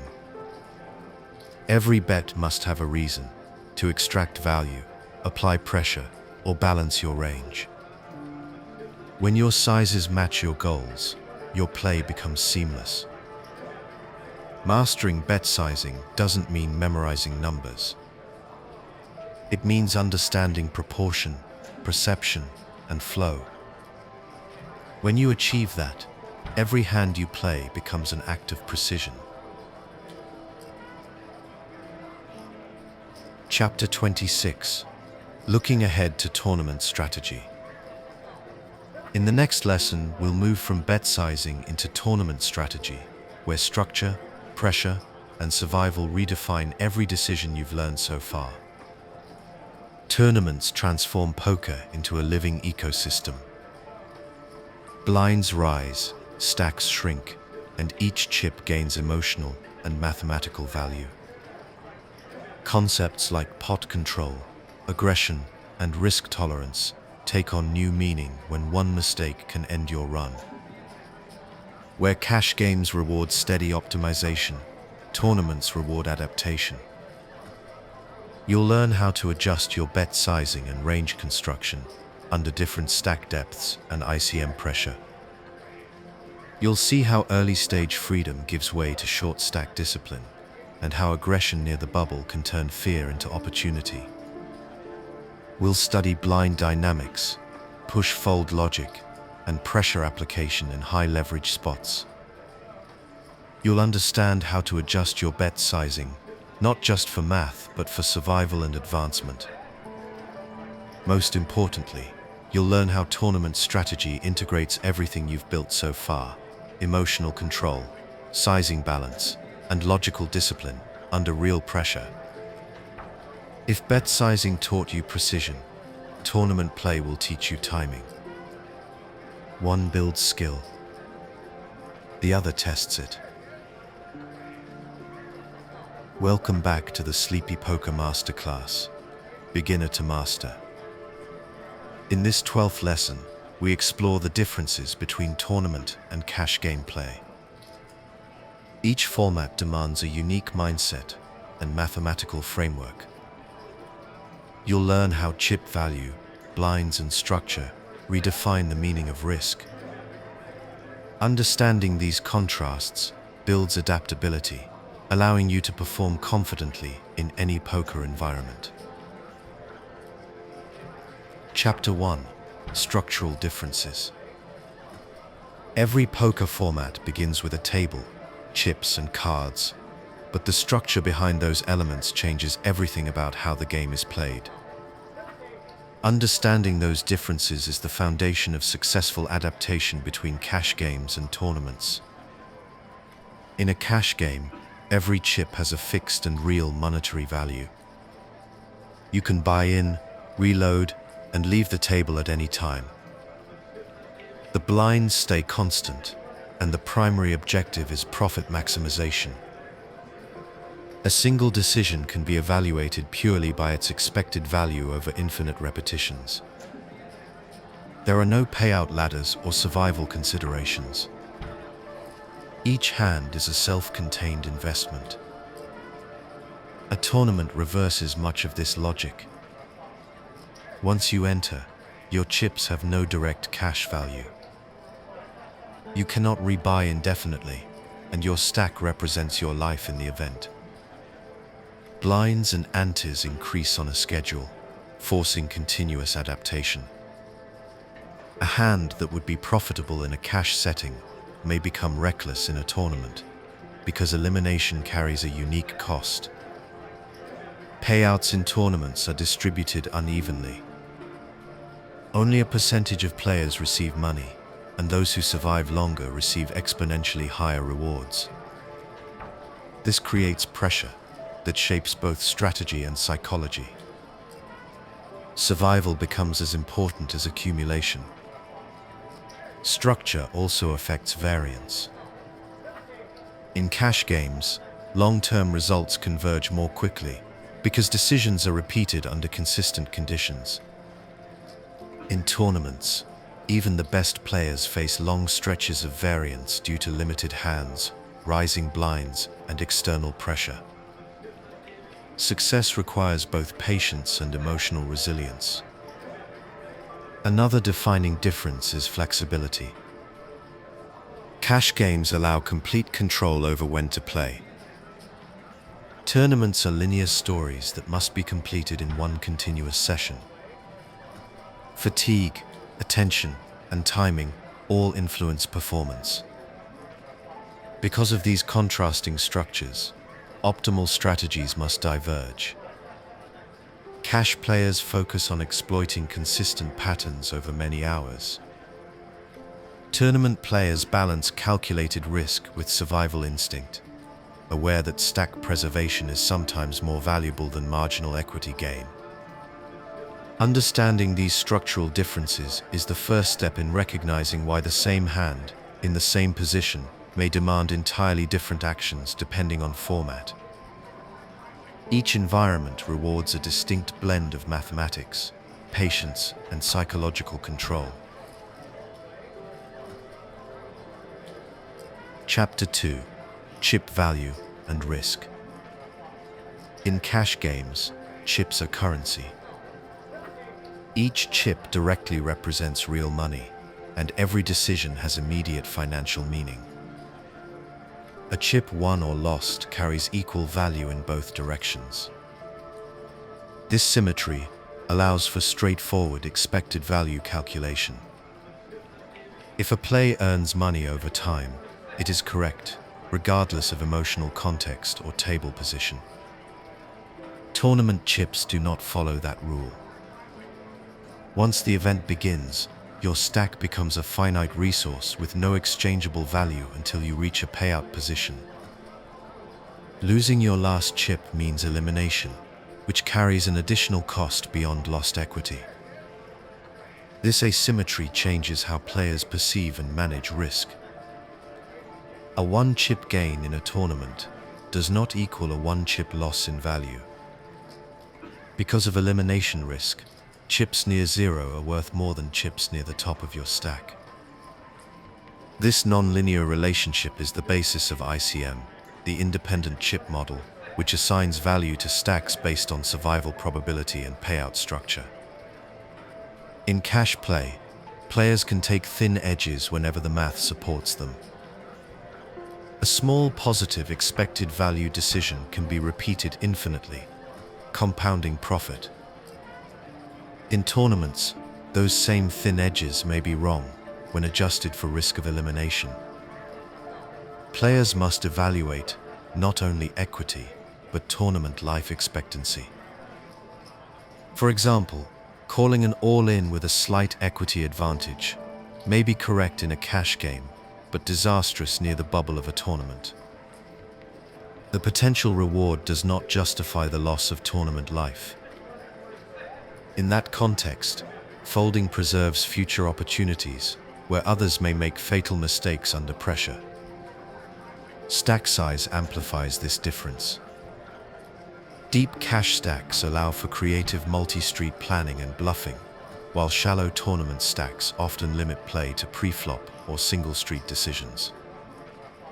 The reduced maneuverability makes chip preservation critical, and every commitment must consider long-term survival rather than just pot odds. Professional players train to instinctively understand this value shift. They recognize that in tournaments, protecting chips can produce greater equity than chasing small edges. Risk tolerance narrows, and patience becomes a weapon. When players internalize that chips have different meanings across formats, they stop treating every hand as a coin flip and start viewing the game as a sequence of strategic investments in survival and opportunity. The most successful tournament players are not only skilled card analysts but also risk managers who understand that restraint is as powerful as aggression. Chapter 3: Stack Depth and Playability. Stack depth is one of the most defining elements, separating tournament and cash game play. It determines how many betting rounds can be navigated, how much pressure can be applied, and how wide or narrow ranges become. In cash games, players typically sit with deep stacks, often 100 big blinds or more. This depth allows for multi-street planning, slow plays, and a broader mix of bluffs and semi-bluffs. The freedom to reload also encourages creative risk-taking. A player can take a thin value line, lose a buy-in, and continue unaffected. This environment rewards precision over caution. Tournament poker operates under a different rhythm. As blinds rise, effective stacks shrink. A 100 big blind stack early can quickly fall below 30 big blinds without a single major pot. This compression changes how hands are approached. Players must prioritize stack preservation and recognize when the depth no longer supports elaborate strategies. At 40 or more big blinds, players can still use standard pre-flop raises and multiple post-flop streets. Once stacks reach 25 big blinds, open sizes often shrink and post-flop play becomes limited. Below 20 big blinds, push-fold theory begins to dominate, reducing the game to mathematical precision rather than extended creativity.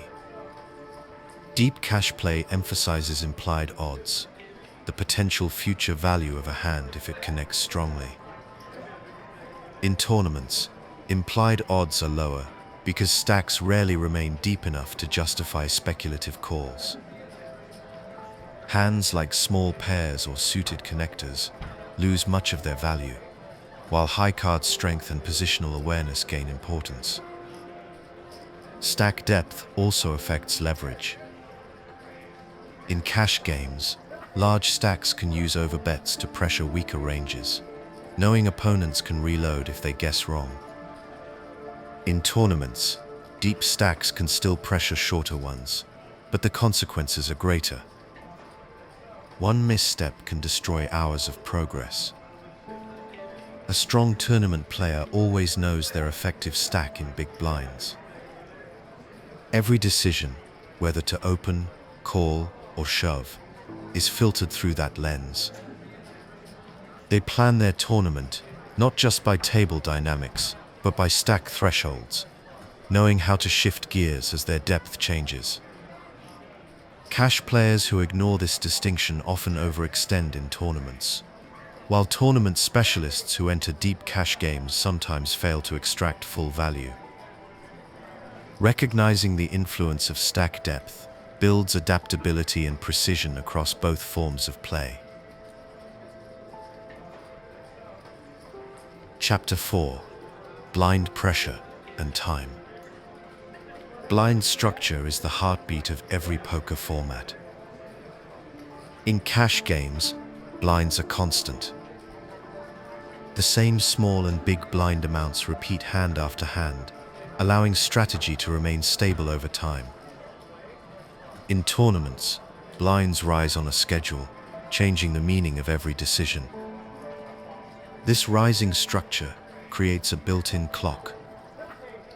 Each orbit around the table costs a portion of a player's stack, forcing them to act before dwindling into irrelevance. The result is continuous pressure to engage. Even the best hands lose value if the player cannot find opportunities to use them before blinds increase again. In cash play, patience is infinite. Players can fold for hours, waiting for premium situations. In tournaments, waiting too long can be fatal.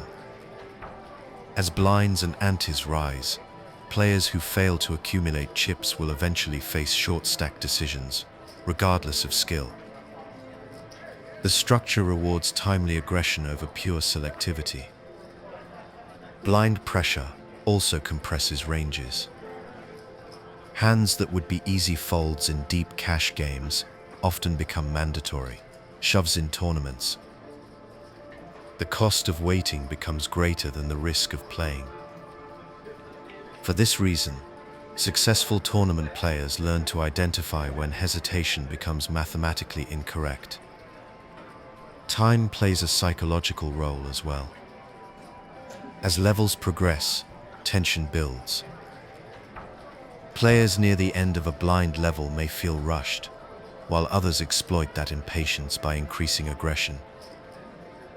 Experienced players remain calm and treat time as a strategic variable, accelerating or slowing pace to their advantage. Ante structures magnify this effect. When antes enter the pot, each hand becomes more valuable to win before the flop. Stealing blinds and antes can significantly boost a medium stack's longevity. Ignoring those opportunities allows sharper players to thrive without ever seeing a showdown. In cash games, time only affects fatigue. In tournaments, time defines the entire structure of play. It dictates how long a player can wait, how often they must take risk, and how fast stacks erode through forced bets. Managing this dynamic pressure separates those who merely survive from those who thrive deep into the event. Blind levels and time control the rhythm of tournament poker. Understanding their influence allows a player to remain composed under pressure while making strategic choices that align with both the clock and the chips in front of them.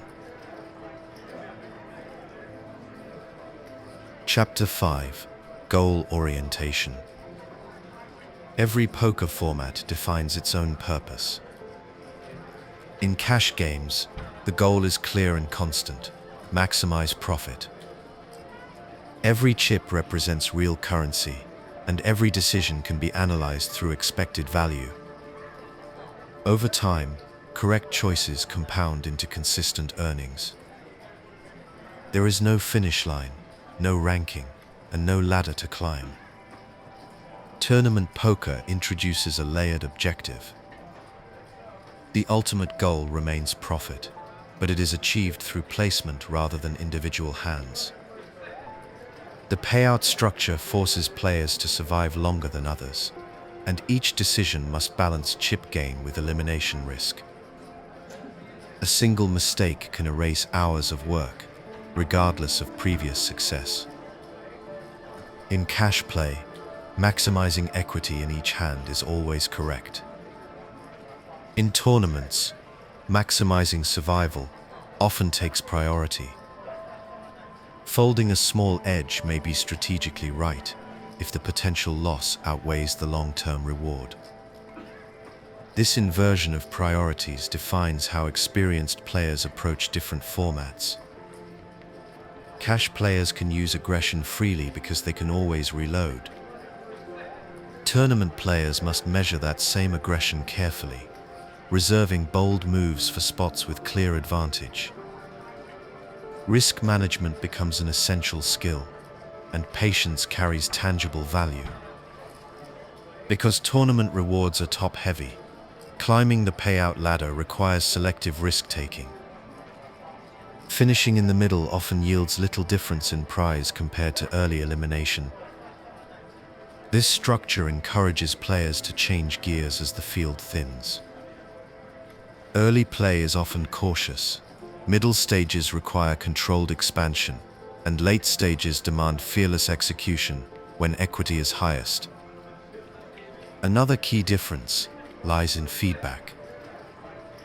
Cash games provide immediate clarity.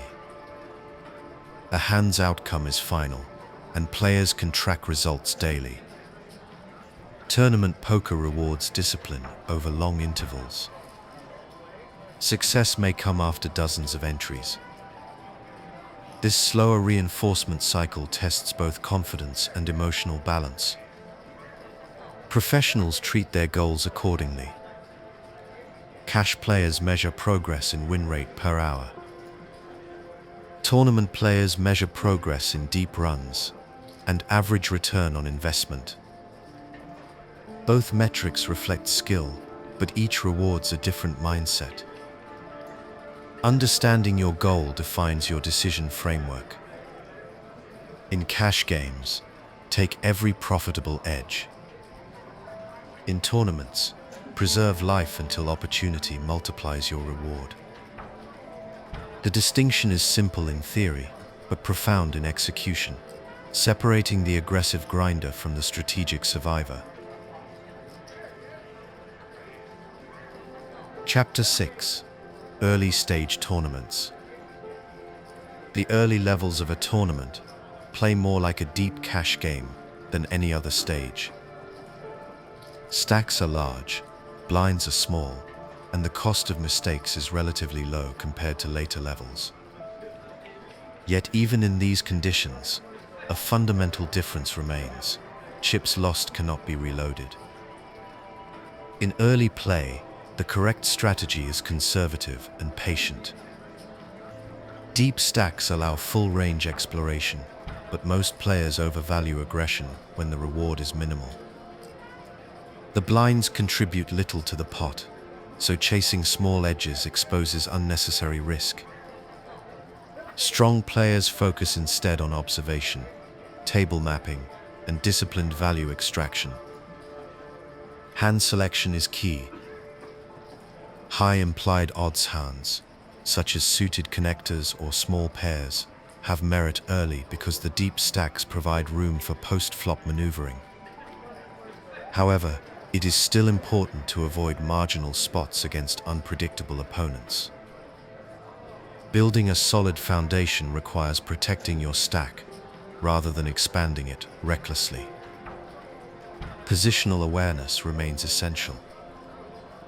Acting last provides control over pot size and post-flop initiative. Use early levels to develop information patterns about opponents, who continuation bets frequently, who calls too often, and who folds under pressure. These observations become valuable when blinds increase and stacks tighten. In early stages, emotional control matters as much as tactics. Overconfidence after a few one pots can lead to unnecessary confrontations. Conversely, losing a small portion of your stack should not trigger defensive play. The real goal is stability. You are not yet trying to win the tournament. You are trying to remain in position to win it later. Another mistake beginners make is overvaluing small pots. Winning blinds or short-term chip leads offers psychological satisfaction, but little actual equity gain. Instead, focus on hands that can double your stack when played correctly. A disciplined early strategy preserves options for the middle levels, where risk and reward begin to align. The best players treat the first few levels as a data-gathering phase. They play fewer hands, but pay close attention to every showdown and betting pattern. They understand that patience in the early stage compounds into control when structure tightens. In tournament poker, early levels are not about aggression, they are about foundation. A steady, analytical approach during this phase establishes the mindset and positioning necessary for deep success. Chapter 7: Mid-Stage Adjustments. The middle stage of a tournament marks the shift from patience to selective aggression. Blinds have increased enough to matter, and stacks begin to compress. Players who once held deep stacks now face decisions where every bet carries weight. This is where tournament skill starts to separate experienced players from those surviving on luck. In this stage, the focus turns from hand strength to stack leverage. With shallow, effective stacks, fold equity becomes a critical tool. Winning pots without showdown often provides more long-term benefit than waiting for premium hands. Blind steals and continuation bets gain importance, as survival increasingly depends on maintaining a healthy stack-to-blind ratio. Adjustments begin with awareness of your current position in relation to average stack size. If you hold a medium stack, preserving flexibility is key. Avoid unnecessary confrontations with larger stacks that can eliminate you.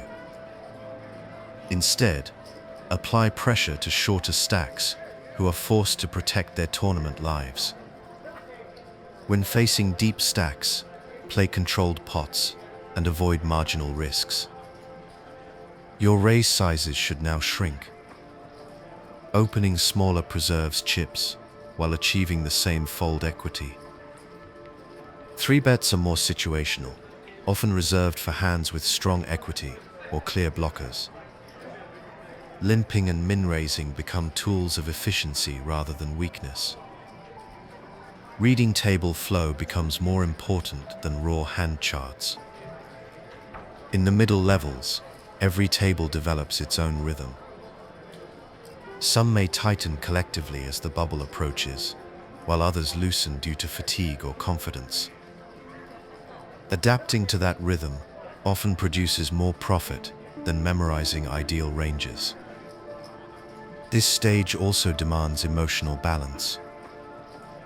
Many players start chasing momentum after winning a few pots, believing the tournament can be won early. Others freeze, fearful of losing progress. The correct mindset lies between those extremes, measured confidence with steady pressure. Mid-stage play rewards timing. Knowing when to switch from defense to offense separates those who stall from those who build momentum. The blinds will continue to rise, and waiting too long will trap you in a short stack position. Take controlled risks, exploit tight tables, and keep your stack active. Tournament success depends not only on good cards but on maintaining a presence that earns folds and respect. Chapter 8: Bubble Dynamics. The bubble is one of the most psychologically intense moments in any tournament. It marks the point where one more elimination secures a payout for the remaining players. This creates a dramatic shift in motivation, strategy, and risk tolerance across the table. Players with short stacks often tighten drastically. Their primary goal becomes survival, not chip gain. Folding even strong hands can be correct if it guarantees a cash finish. This fear-based adjustment creates opportunity for larger stacks, who can now apply calculated pressure with minimal resistance. Big stacks should use the bubble as a weapon. Opening wider and continuation betting more frequently can collect blinds and antes uncontested. However, reckless aggression is dangerous against other large stacks who are willing to fight for dominance. Effective bubble play requires awareness of which opponents are constrained by ICM pressure and which remain capable of retaliation. Medium stacks face the hardest decisions. They are safe enough to fold marginal spots, but still risk elimination if involved in a large confrontation. The correct approach is selective engagement, targeting shorter stacks with pressure while avoiding battles with chip leaders. This balance demands precise situational judgment. ICM, or the independent chip model, explains why chips near the bubble have inflated value. Losing a portion of your stack can drastically reduce your equity, while gaining the same number may not increase it equivalently. This asymmetry turns conservative play into a mathematically sound choice for some players. Cash game logic fails in this environment. In a cash setting, calling an all-in with 52% equity is profitable. Near the bubble, that same call may be disastrous because elimination has far greater cost than the chip reward. Understanding this inversion of logic defines advanced tournament awareness. The emotional pressure of the bubble can also distort rational play. Some players become overly passive, while others push too hard to exploit them. The best professionals recognize this volatility and use patience to their advantage. They steal when the situation allows, but never lose sight of the long-term structure. When the bubble bursts, tension releases instantly. Players who survived often loosen up, creating a new wave of volatility. Maintaining composure during this transition ensures continued control as others lose focus. The bubble is not just a payout threshold, it is a strategic battlefield where timing, discipline, and courage produce lasting edges. Chapter 9: Final Table Play. Reaching the final table represents both achievement and a new set of strategic challenges. Each remaining player has outlasted the field, and stack sizes vary widely. The structure now magnifies every decision. Blinds are high, pay jumps are steep, and each elimination significantly changes payout equity.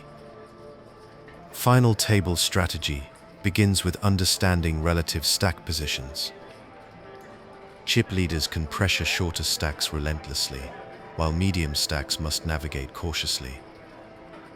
Short stacks, on the other hand, shift into survival mode, looking for double-up opportunities with high fold equity. Every action now carries a direct financial impact, not just chip movement. ICM influence reaches its peak here. Calling an all-in with a small equity edge may be correct in a cash game, but it can be disastrous at a final table. The cost of busting before a pay jump can outweigh the value of marginal gains. Professional players constantly calculate these risks, folding hands that would be autocalls in other formats. Aggression remains powerful, but it must be precise. The chip leader should open frequently, especially against medium stacks constrained by pay-jump pressure.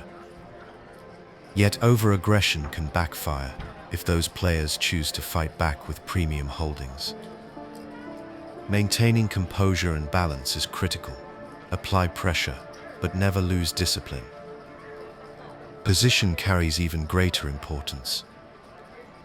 Acting last allows for better control of pot size and more informed aggression. Players in early position must tighten ranges, as even small missteps can lead to elimination. Blind battles become more common, with short-handed scenarios testing range awareness and mental endurance. Final tables often highlight contrasting playstyles. Some players lock down and wait for others to bust, while others push every advantage. The optimal approach depends on stack size and opponent behavior. There is no single correct formula, only adaptable judgment, guided by payout structure and situational awareness. Beyond technical skill, emotional regulation defines success at this stage. Each pot can change your standing dramatically. Players who manage stress and maintain consistent focus perform better under pressure. The ability to separate short-term variance from long-term logic is a professional's greatest edge. At the final table, every chip carries weight, every fold has reason, and every decision contributes to legacy. It is not simply about winning, it is about executing perfect control under the highest pressure. Chapter 10: ICM Concepts. The Independent Chip Model, or ICM, is the mathematical framework that defines tournament equity. It converts chip stacks into real-world value based on payout distribution. Unlike cash games, where chips have fixed worth, ICM acknowledges that each chip's value changes depending on position, stack size, and number of players remaining. At its core, ICM measures how your tournament life compares to others. Losing chips reduces your probability of finishing higher, while gaining chips increases it, but not symmetrically. A player with a large stack gains less additional value from winning a pot than they lose from busting. This asymmetry drives much of the risk aversion seen in tournament play. For example, consider a final table with 3 players left and a steep payout jump between third and second place. If 2 medium stacks clash all in, the big stack gains equity even when folding. Their survival alone improves their payout odds.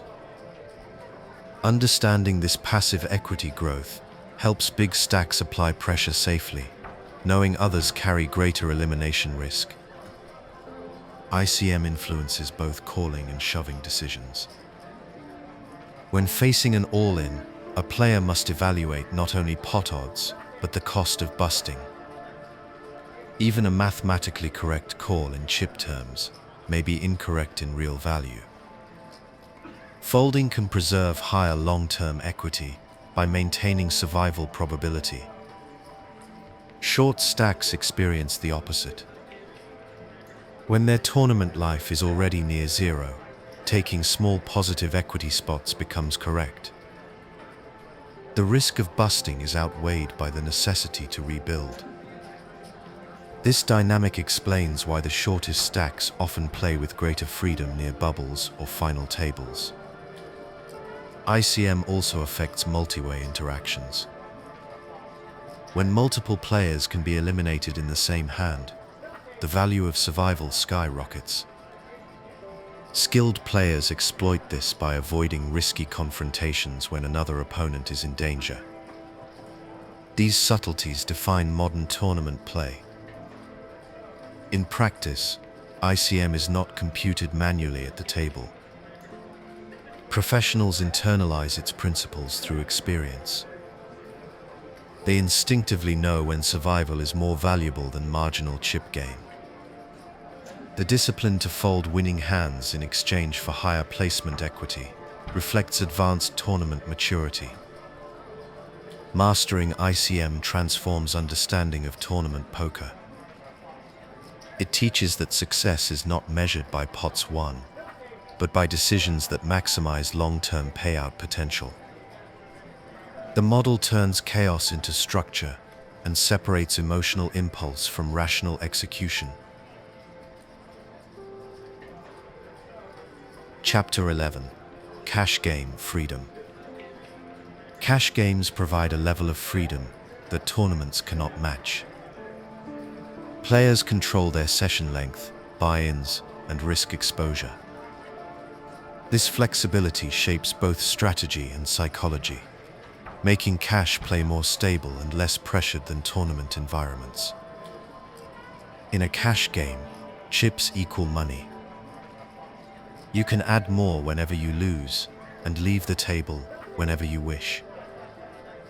This structure removes the survival element that defines tournaments. There is no clock, no payout ladder, and no blind escalation. The result is a setting that rewards precision and endurance rather than urgency.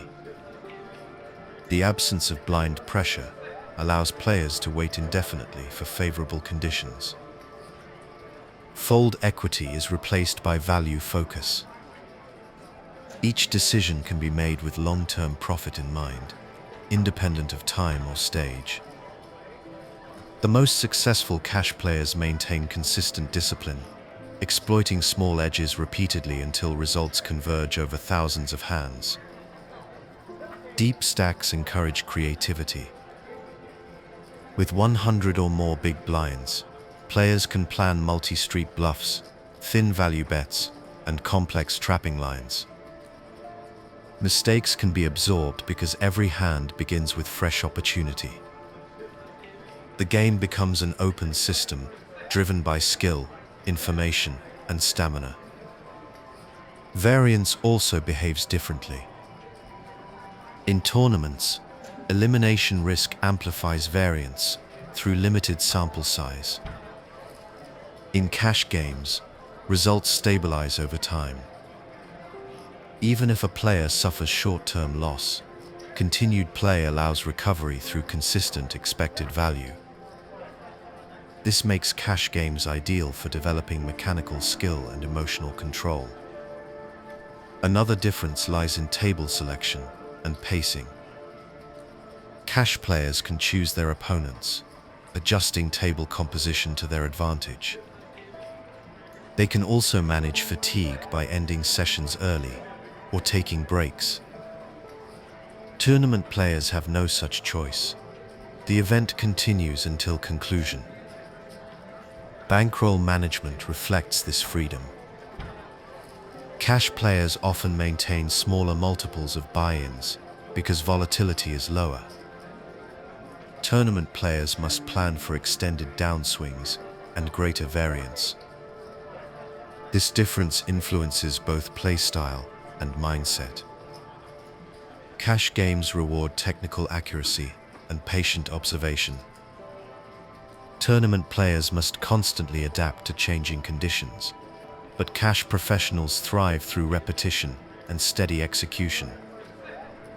Understanding this structure allows crossover players to adjust expectations and approach each format with the correct emotional balance. Chapter 12. Variance and Bankroll. Variance is an inseparable part of poker. It measures the natural swings in results caused by luck, timing, and incomplete information. Both tournaments and cash games involve variance, but its nature differs dramatically between formats. In cash games, variance is relatively smooth. Each hand has immediate monetary value, and players can log enough volume to allow long-term statistics to stabilize. A skilled player can withstand short-term losses, because future sessions provide countless new opportunities. Bankroll requirements are modest, typically 20 to 30 buy-ins for standard stakes. Tournament variance is far more volatile. A single deep run can define a year of results, while long stretches of bust-outs create emotional and financial stress. Even excellent players can go dozens of events without a significant cash. This is not a reflection of poor skill, but of structural variance created by top-heavy payouts and limited sample size. Proper bankroll management becomes essential. Professionals often recommend at least 100 buy-ins for tournaments, sometimes more for large field events. This ensures survival through inevitable downswings and allows rational decision-making free from financial pressure. Understanding variance also shapes mindset. In cash games, players can evaluate progress daily. In tournaments, they must measure success through consistent decision quality rather than short-term results. A single bad beat does not invalidate good play. The discipline to separate process from outcome defines long-term winners. Psychological resilience is vital. Many players underestimate how variance tests emotional endurance. Losing repeatedly despite correct play can erode confidence. Professionals accept this as part of the environment, focusing on preparation, review, and balance outside the game. Variance also affects table image. Players on downswings may appear frustrated or impatient, while those running well may become overconfident. Opponents sense these shifts, turning variance into an exploitable factor. Controlling emotional presentation helps maintain equilibrium and consistency. Bankroll management and variance awareness are not just financial disciplines, they are strategic safeguards. A properly managed bankroll prevents desperation, allowing optimal decision-making in both formats. The calm, patient player who treats variance as neutral mathematics gains an edge over those reacting emotionally to every result. Mastery of variance means accepting uncertainty without fear. It allows focus to remain on skill, logic, and endurance, the real sources of success in both cash and tournament poker. Chapter 13: Adjusting Aggression. Aggression is a defining element of poker, but its purpose changes depending on the format. In cash games, aggression is used to extract value, isolate weaker opponents, and apply long-term pressure across unlimited hands. In tournaments, aggression is filtered through risk and survival. The same move that builds profit in one setting can end an entire run in another. In cash games, aggression is mathematically grounded. Because chips equal money, players can re-enter after losing a buy-in. This allows wide-open raising ranges and frequent continuation bets. Bluffing frequency remains high because opponents cannot use payout implications to resist pressure. The structure rewards persistent initiative. Tournament aggression, however, is situational. As blinds increase and stacks shrink, every chip becomes more valuable. Players must measure not only the expected value of aggression, but also its elimination risk. Well-timed aggression generates fold equity, but reckless continuation leads to ruin. Early stages of a tournament reward controlled aggression, using position and stack depth to build small pots without exposing tournament life. Mid-stage aggression becomes more tactical. Stealing blinds and attacking passive players is profitable, but overextension near the bubble can destroy strong positions. Short stack aggression is mathematical rather than psychological. Push-fold charts define optimal shoving ranges based on position and stack size. Professionals treat these moves as standard tools rather than emotional gambles. With fewer big blinds, fold equity becomes a limited resource that must be used carefully. The best tournament players vary aggression levels dynamically. They understand that opponents respond differently depending on pressure. Some tighten when faced with large bets, others call too light under stress. Observing these reactions allows targeted exploitation rather than blind force. Cash players transitioning to tournaments often struggle with aggression, discipline. They apply deep stack principles to shallow situations, forgetting that survival equity outweighs pot odds. Conversely, tournament players entering cash games may underuse aggression, missing profitable opportunities where variance carries no penalty. True mastery lies in understanding why aggression works, not just when to use it. In both formats, successful aggression is rooted in logic, timing, and risk control. It is not about dominance, it is about precision. Chapter 14: Table Image and Meta. Table image is the invisible reputation a player builds through their actions. It shapes how opponents interpret bets, calls, and timing.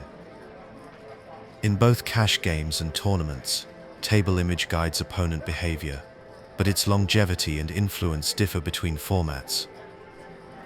In cash games, image develops over long sessions or repeated encounters. Opponents remember patterns and tendencies, adjusting strategy across hundreds of hands. A player who bluffs frequently will eventually face resistance. Similarly, a tight player will struggle to get paid when holding premium hands.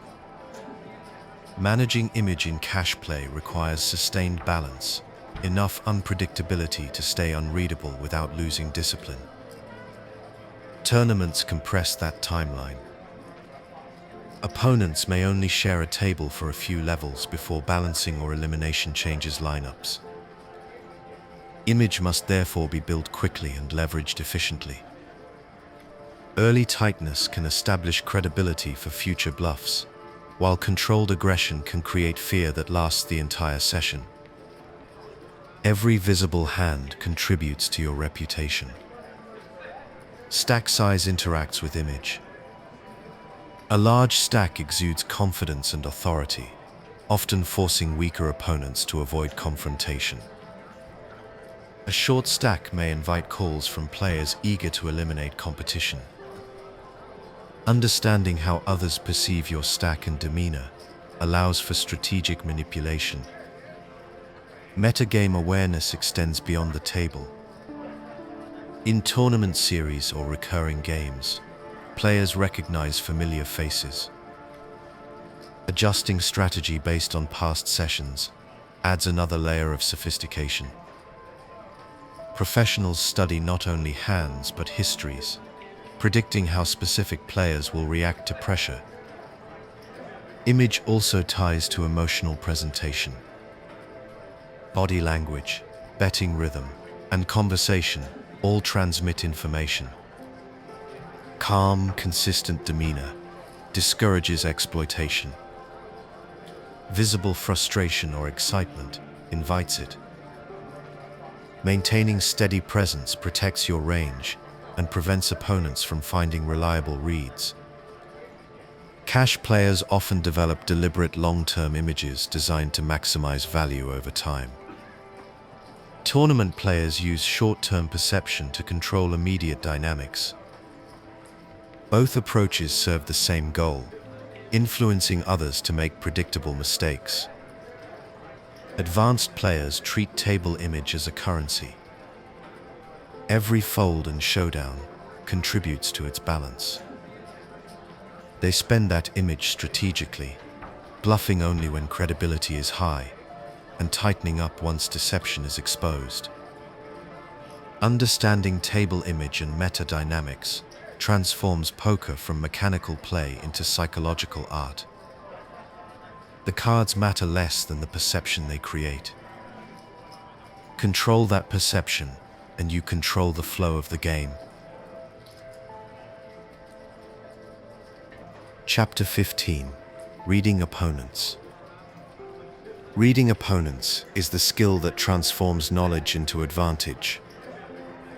Both cash games and tournaments reward observation, but the methods and applications differ based on structure and environment.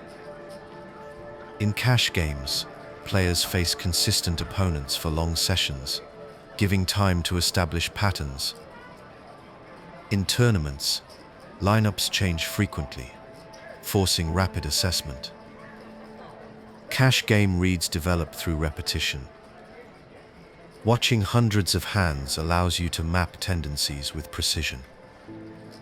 You notice how often someone continuation bets, which hands they show down, and how they size bets across textures. These long-term reads support exploitative adjustments. Once you identify a predictable leak, you can exploit it indefinitely.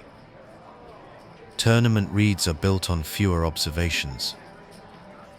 Because tables balance and players bust, you may only see a handful of hands against each opponent. Here, accuracy comes from combining limited data with general player archetypes. Recognizing who plays scared near pay jumps or who overvalues big slick under pressure provides more actionable insight than deep statistical modeling. Emotional state often reveals more than numbers. A player showing hesitation during stack pressure may be holding a marginal hand. Another who instantly calls large bets may be protecting perceived strength rather than true confidence. Experienced tournament players watch posture, timing, and breathing patterns as carefully as chip stacks. Adaptability is key. Cash players rely on history. Tournament players rely on deduction. The ability to draw accurate conclusions from minimal evidence defines elite performance. Every action, from bet sizing to speech cadence, contributes to a story. The more fluent you become in interpreting that story, the stronger your strategic edge. Reading opponents also means reading context. In cash games, ranges remain stable because blind levels do not change. In tournaments, range strength fluctuates with stack depth and stage. A tight player may suddenly widen their range near the bubble if short stacked. Recognizing these situational shifts prevents costly misreads. Balance observation with discipline. Not every twitch or pause carries meaning, and overanalysis can lead to false confidence. Professionals verify assumptions through consistent testing, adjusting slightly, observing reactions, then refining further. Accurate reads come from evidence, not intuition alone. In both formats, the goal of reading opponents is not prediction but response. You are not guessing what someone holds. You are identifying how they play and shaping your actions to exploit that behavior. Every small observation contributes to a larger pattern that guides profitable decisions. Chapter 16. Mental Endurance. Poker is a mental marathon. Success requires extended concentration, emotional balance, and the ability to recover quickly from variance. While both tournaments and cash games test endurance, the nature of the challenge differs. Cash games reward sustained focus over time. Tournaments demand sharp resilience through escalating pressure. In cash games, fatigue often comes from repetition. Hours of similar decisions can dull awareness, leading to small leaks. Players begin to autopilot, missing subtle shifts in table dynamics. Managing energy through regular breaks, hydration, and mindful resets is essential to maintain consistent performance.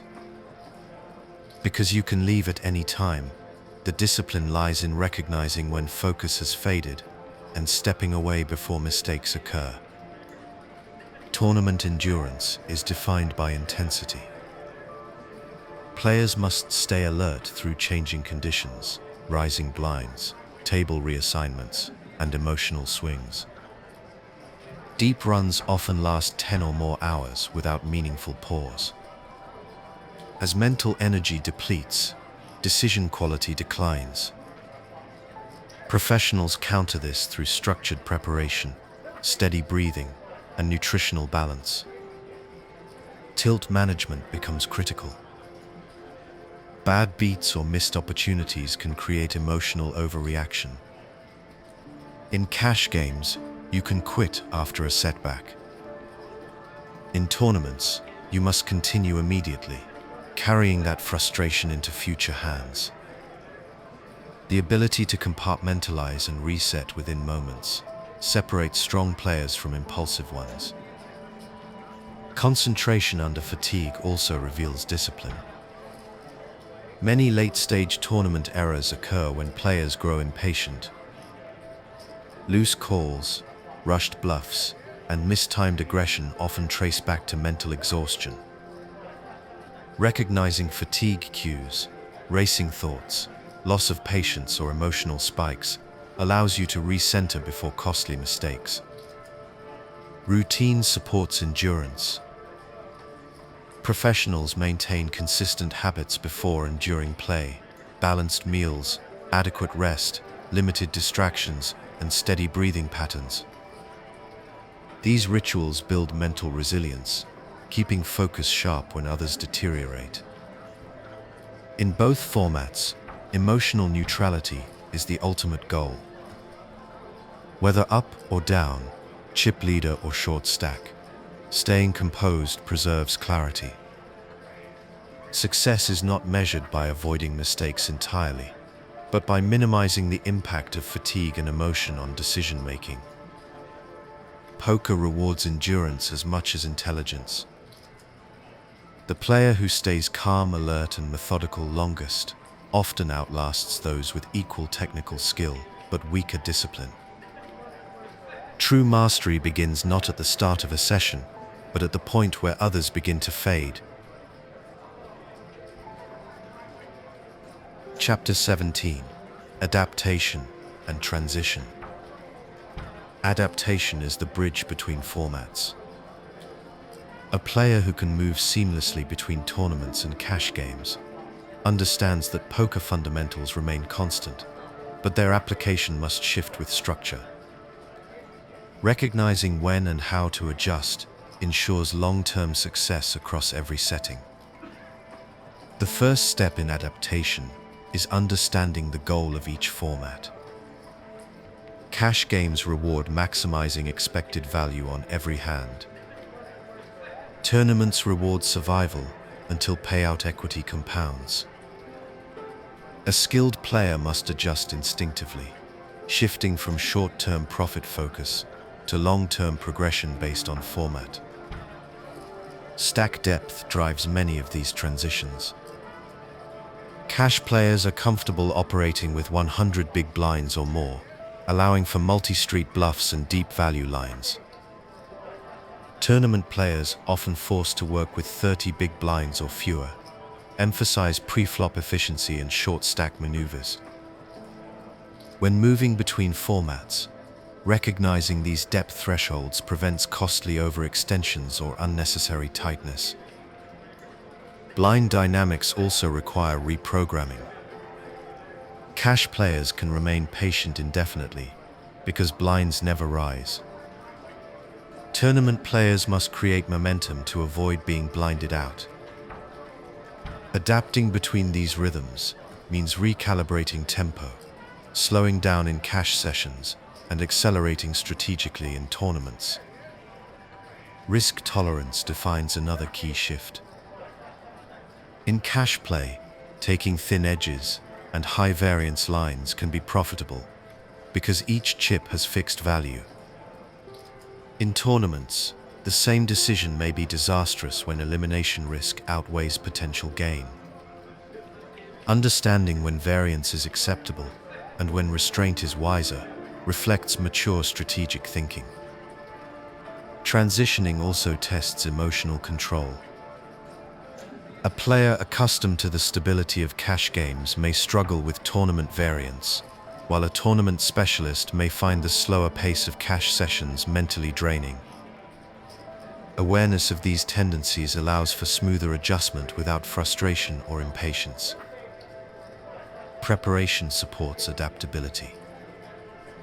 Reviewing past sessions from both formats helps identify habits that don't translate well, such as over-bluffing shallow stacks or folding too conservatively in deep spots. The goal is flexibility, not memorization. Each hand should be evaluated within the context of its structure, stack, and payout potential.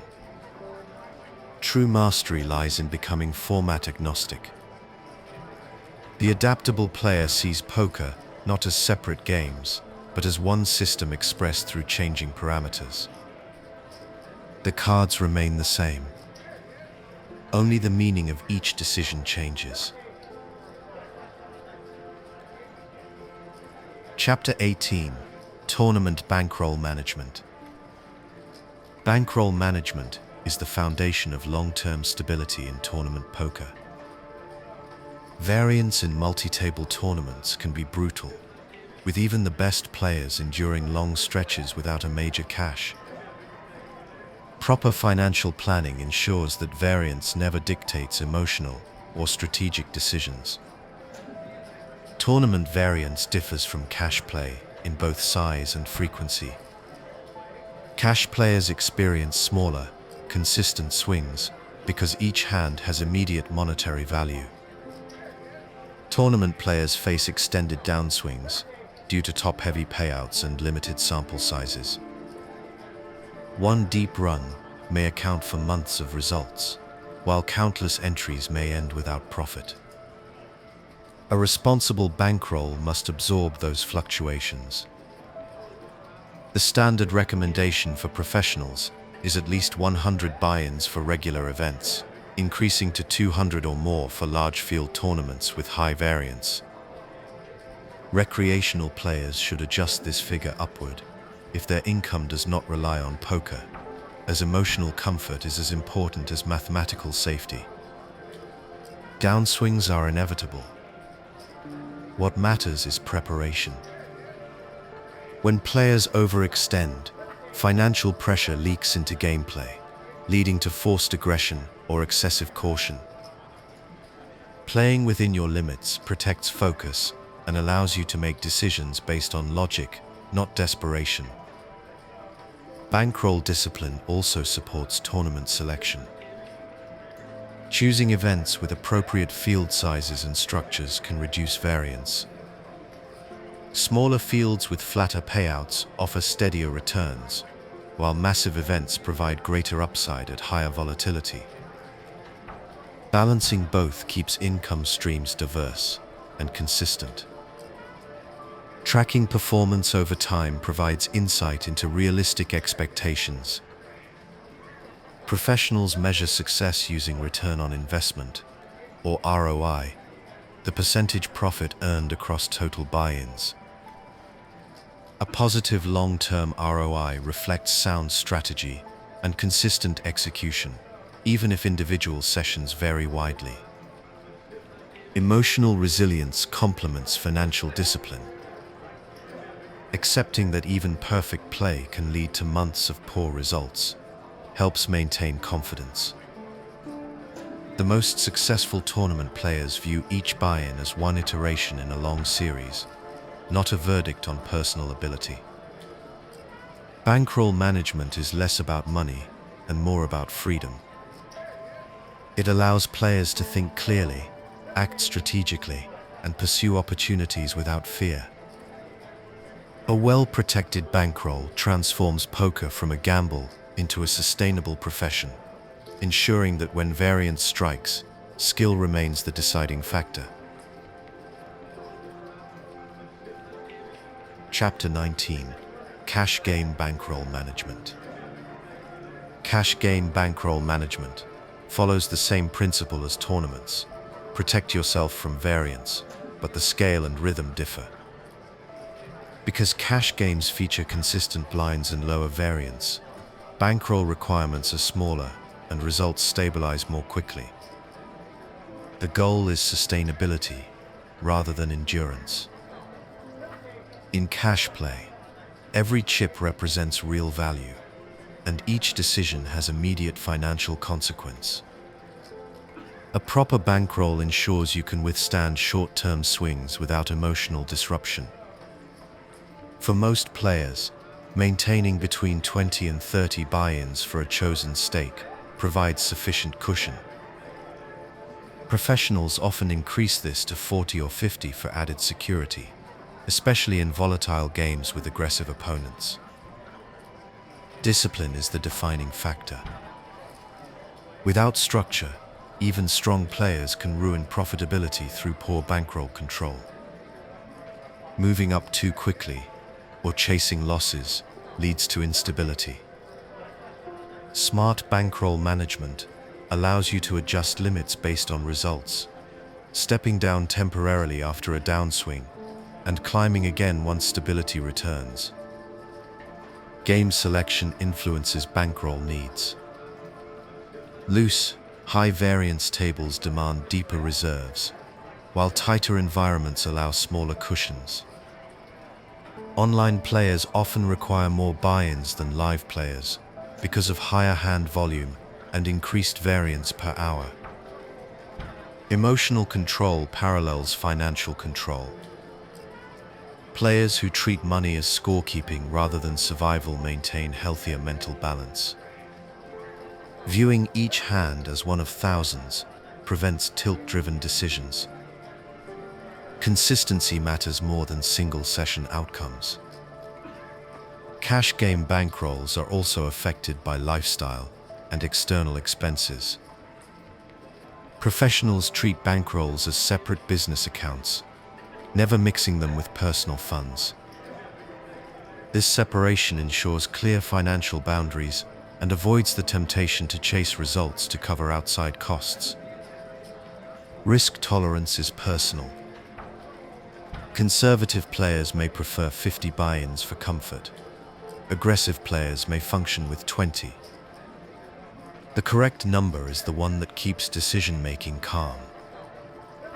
A bankroll is not simply a safety net. It is a psychological anchor that protects performance from fear and overconfidence. Maintaining balance between volume, rest, and review strengthens long-term consistency. A stable bankroll allows focus on strategy rather than outcome, turning the game into a structured pursuit of excellence. In cash poker, stability is victory. Chapter 20: Online versus Live Environment. Online and live poker share the same fundamental rules, but the environments differ in speed, information, and psychology. Understanding these contrasts allows players to adjust their strategies and maintain consistency across both formats. Online poker moves at a much faster pace. Players see dozens of hands per hour, often across multiple tables. This volume favors data-driven play and consistent mechanics. Hand histories, tracking software, and heads-up displays provide detailed information about opponents' tendencies. Online players rely heavily on statistics, fold percentages, aggression frequencies, and positional data to make precise, repeatable decisions. Live poker operates under slower conditions. Each hand unfolds over several minutes, with physical interaction and observation replacing digital data. Information comes from behavior, timing, posture, speech, and betting rhythm. These cues introduce a psychological element that online play cannot replicate. Patience and emotional awareness replace automation and speed. Stack dynamics also differ. Online players often play shorter stacks due to faster blind structures, while live games typically feature deeper buy-ins and longer levels. This depth encourages creative post-flop play and bluffing diversity. Players who transition from online to live must adjust expectations about pace and endurance. Variance feels different between formats. Online play produces statistical accuracy more quickly due to volume, but swings can appear harsher because results accumulate faster. Live variance unfolds slowly, but carries emotional weight. Losing over multiple hours can be more draining than losing over 1,000 online hands. Player tendencies vary as well. Online fields are generally stronger and more balanced, driven by data and repetition. Live environments include a wider range of skill levels, offering greater opportunity for exploitation through observation and composure. Table presence matters more in live settings. How you handle chips, make eye contact, or manage timing affects perception. Maintaining calm consistency builds authority and discourages challenges. Online, your presence is defined entirely by statistics and decisions. Both require awareness of how others perceive you. The best players treat online and live play as complementary. Online volume refines mechanics and mathematical precision. Live experience develops patience, emotional control, and reading ability. Together, they create a complete strategic foundation, adaptable to any environment. Mastering both worlds ensures flexibility. Whether facing silent data or human energy, the principles of logic, timing, and composure remain constant. The game changes pace, but not its essence. Chapter 21: ICM versus EV conflicts. In tournament poker, the relationship between chip value and real-world payout creates frequent tension between ICM and expected value. A decision that appears profitable in chip terms may be harmful when translated into monetary equity. Understanding this conflict allows players to navigate high-pressure spots with clarity and precision. Expected value, or EV, is the foundation of poker theory. It measures the average profit or loss of a play across infinite repetition. In cash games, EV governs all decision-making because chips equal money. If a play earns value over time, it is correct regardless of short-term outcome. ICM, the independent chip model, changes that framework. It recognizes that tournament chips have non-linear value. Losing chips carries greater penalty than the reward of gaining the same amount. Therefore, some positive EV chip plays become negative in payout terms. Survival equity, the value of remaining in the tournament, adds complexity to every choice. For example, consider a final table with steep pay jumps. Calling an all-in with a slight equity edge might increase chip EV, but the risk of busting before a payout ladder reduces real-world return.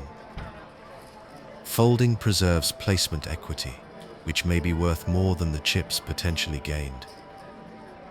This reversal of logic defines ICM conflicts. Big stacks often benefit most under ICM because they can pressure opponents who fear elimination. Their chip gains hold reduced marginal value, while others face amplified downside risk. Exploiting that imbalance through controlled aggression generates long-term advantage. Conversely, short stacks must sometimes take negative ICM spots to survive. When fold equity disappears, the only path to recovery is risk, The skill lies in recognizing when preservation no longer outweighs potential gain. Professionals resolve ICM versus EV conflicts through context. Early in a tournament, when payouts are distant, chip EV dominates. Near the bubble or final table, ICM becomes paramount. Blending both perspectives prevents overcautious or reckless errors. Emotion often complicates this balance. Players uncomfortable with elimination risk may fold too often, while others chase chip accumulation beyond reason. Mastery requires emotional neutrality, the willingness to fold a technically strong hand when survival equity demands it. Understanding the interplay between ICM and EV is not just mathematics, it is discipline. It teaches patience, timing, and respect for tournament structure. Knowing when to prioritize chips and when to preserve position transforms difficult spots into calculated strategy. Chapter 22: Psychological Pressure. Poker is a game of information, but it is also a game of emotion. Pressure shapes decision-making as much as logic, especially in tournaments where survival and payout potential intensify every hand. Recognizing and managing psychological pressure separates consistent performers from emotional players. In cash games, pressure is limited to the immediate hand. Losing a buy-in hurts but does not end participation. Players can reload and recover, keeping decisions grounded in mathematics. In tournaments, every hand carries existential weight. The risk of elimination magnifies emotional reactions to swings and variance. Psychological pressure begins early, but peaks near critical transitions, bubbles, pay jumps, and final tables. Players experience anxiety about making mistakes or missing opportunities. This tension causes predictable behavioral shifts, tighter folding, hesitation and aggression, or rushed calls driven by frustration. Observing these reactions creates exploitable opportunities. Managing pressure starts with perspective. Viewing poker as a long-term sequence of independent decisions reduces emotional volatility. Each hand is one data point, not a verdict. Professionals focus on process rather than result, allowing rational play to persist under stress. Routine supports composure. Controlled breathing, consistent posture, and neutral expression anchor the mind during high-pressure moments. Recognizing physical symptoms, racing pulse, shallow breathing, or tense shoulders helps restore calm before acting. Awareness extends beyond self-management. Reading how opponents handle pressure reveals weakness. Some players overcompensate through aggression, others withdraw completely.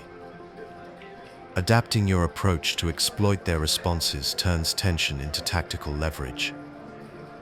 Fatigue intensifies pressure. Late in tournaments, mental energy declines, and small errors compound. Preparation, rest, and hydration maintain emotional control when it matters most. The ability to think clearly under exhaustion is as valuable as any technical skill. Psychological resilience grows through experience. The more pressure scenarios you face, the more natural they feel. Over time, emotional spikes flatten, replaced by calm recognition of familiar patterns. The goal is not to eliminate pressure, but to function comfortably within it. True mental strength in poker is quiet, not dramatic. It shows in measured breathing, steady decisions, and confidence grounded in preparation. Players who remain calm when others falter gain invisible equity, an advantage that compounds across every tournament they play. Chapter 23: Common mistakes in transition. Transitioning between cash games and tournaments challenges even experienced players.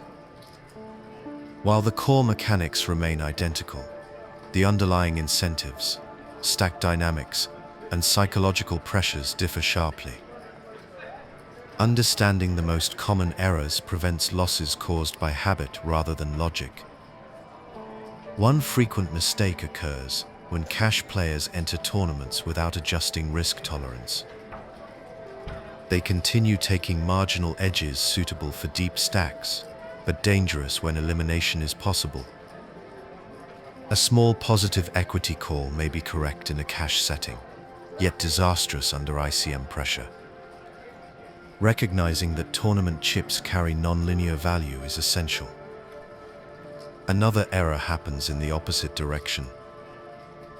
Tournament players entering cash games often remain overly cautious, folding strong hands in fear of variance. Because chips in cash games have fixed value and re-entry is possible, thin edges become profitable. Playing too tight sacrifices long-term gain. Mismanaging stack depth is also common. Cash players accustomed to deep stacks may overcomplicate shallow situations, while tournament players underestimate the creative potential of deep cash play. Each format requires tailored hand selection, bet sizing, and post-flop planning. A strong player measures every action against effective stack size, not habit. Tempo errors occur when players fail to adapt to pace. Cash games move slowly, with patient accumulation defining progress. Tournaments demand urgency as blinds rise. Treating one like the other leads to frustration, either through unnecessary risk or passive decay. Emotional adjustment is equally important. Tournament losses often feel more dramatic because each buy-in ends in elimination. Cash sessions, by contrast, offer constant recovery. Players who carry emotional momentum between formats lose balance. Resetting mindset before switching environments preserves clarity. Financial discipline differs too. Tournament variance is wider and requires deeper bankrolls, while cash play allows smaller reserves. Applying the wrong financial model creates undue stress and poor game selection. The best players maintain format awareness at all times. Before each session, they clarify objectives, whether they are maximizing EV per hand or preserving life for future payout opportunity. They consciously adjust aggression, risk, and patience based on structure. Avoiding these transitional mistakes requires humility and attention to context. Poker mastery is not memorizing strategy, but applying correct logic under shifting conditions. Adapting quickly ensures performance remains stable, regardless of environment. Chapter 24: Professional Examples. Studying how elite professionals adapt across formats reveals how theoretical concepts operate in real play. The best players demonstrate that technical skill alone is not enough. Understanding structure, timing, and risk profile defines their edge. Consider Daniel Negreanu, known for his deep tournament experience and cash game versatility. His success stems from acute awareness of stack dynamics. In tournaments, he leverages medium stacks with selective aggression, targeting short stacks without risking elimination. In cash games, his deep stack hand reading allows for extended value extraction through controlled bet sizing. His ability to shift between survival and profit focus illustrates perfect adaptability. Phil Ivey provides another example. His transition between live tournaments, online high-stakes cash games, and short deck events shows how universal fundamentals apply across structures. Ivy relies on pressure, timing, and emotional stability, skills that translate to any setting. His strategic range widens or tightens based on environment, but his underlying logic remains consistent. Modern professionals like Justin Bonomo and Stephen Chidwick further demonstrate structural precision. They understand that tournament success depends as much on ICM discipline as on aggression. Their decisions often appear cautious to casual observers, but reflect deep awareness of payout equity. When playing cash games, those same players expand their aggression because elimination risk disappears. Observing these patterns teaches that great players are not confined by preference. They approach every format through a framework of situational analysis. Stack size, opponent behavior, and structure dictate action, not ego or emotion. Each of these professionals also shares a consistent trait: emotional neutrality. Whether facing a bubble or a large cash pot, their demeanor remains steady. They act from logic, not reaction. This composure enables optimal performance across long sessions and high variance. For developing players, studying professional hands offers practical insight. Watching how a pro alters pre-flop sizing between cash and tournament environments reveals how subtle adjustments create large advantages. Replaying hands while analyzing stack depth, blind levels, and payouts transforms observation into education. Professional examples confirm that success in poker is a function of flexibility. The cards remain constant, the structure defines meaning. Adaptation, anchored in logic, discipline, and composure, remains the shared language of every elite player. Chapter 25. Strategic Summary. Tournament and cash game poker share the same surface, yet play like different disciplines beneath it. Understanding the contrast between them gives players a complete view of the game. The cards, math, and psychology remain the same, but the priorities shift with structure. In cash games, decisions are guided purely by expected value. Every chip has fixed worth, and optimal play focuses on extracting profit over countless iterations. Deep stacks allow creativity, and risk carries no lasting penalty. Discipline, patience, and technical precision drive success. Tournaments invert that logic. Chips have fluctuating value, and every hand exists within a finite timeline. Rising blinds, payout ladders, and elimination risk transforms simple mathematics into complex equity management. Here, patience protects survival, and aggression must be timed with precision rather than volume. Stack depth defines strategy in both. Deep stacks reward flexibility, short stacks require direct, mathematical play. Awareness of effective stack size allows players to adjust ranges and avoid overcommitting in the wrong spots. The ability to recognize when to shift from deep post-flop strategy to push-fold efficiency is vital. ICM adds further complexity.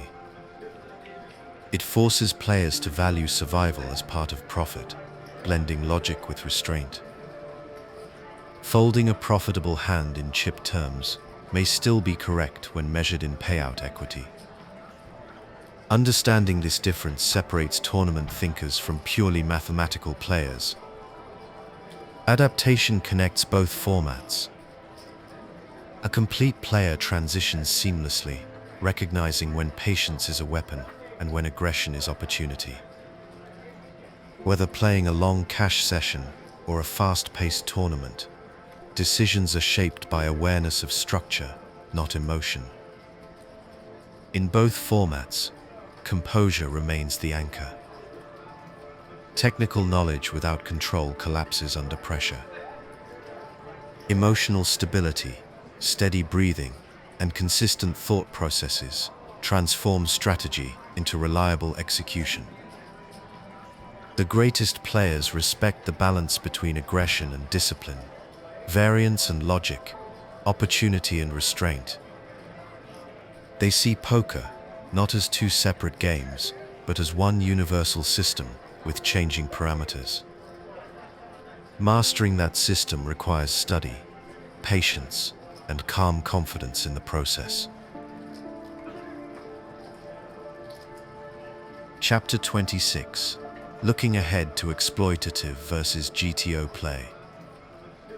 The next evolution of poker mastery lies in understanding the relationship between exploitative and game theory optimal play. Both tournament and cash game strategies rely on this balance.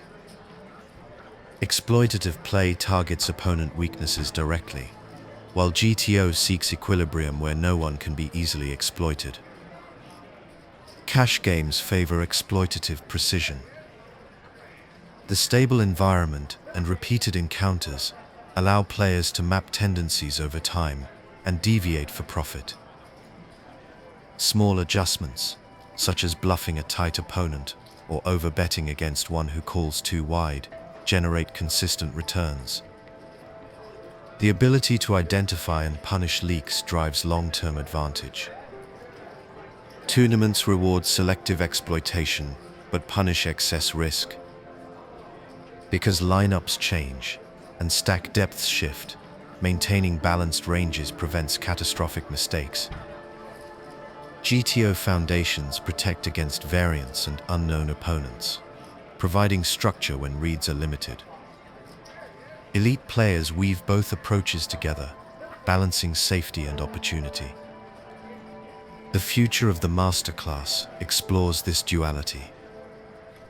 We will examine how to construct balanced ranges, when to deviate, and how psychological observation enhances mathematical strategy. You will learn to identify population tendencies, spot recurring patterns, and exploit them without sacrificing theoretical soundness. Exploitative versus GTO thinking is not a choice but a continuum. Knowing when to lean toward balance and when to attack weakness defines elite decision-making. Each hand becomes an equation of logic, pattern, and timing. This next phase moves beyond format into universal mastery. Whether you play for steady profit in cash games or deep runs in tournaments, the same mental framework applies. Calm reasoning, structured analysis, and emotional control will continue to guide every lesson ahead. Welcome back to the Sleepy Poker Masterclass, Beginner to Master. In this 13th lesson, we explore the relationship between exploitative and game theory optimal play. You'll learn how professionals combine balanced theoretical foundations with targeted adjustments. This understanding bridges mathematics and psychology, transforming poker into a dynamic system of logic, adaptation, and observation. Chapter 1. The meaning of GTO. Game theory optimal play, often called GTO, represents the mathematical foundation of modern poker strategy. It is the theoretical point where every possible decision, bet, call, raise, or fold, creates a balanced system in which no opponent can exploit you. The goal of GTO is not to win the most money against weak players, but to make your strategy unexploitable against all players. In simple terms, GTO creates equilibrium. For every value bet, there is an appropriate number of bluffs. For every check, there is a balanced range of strong and weak hands.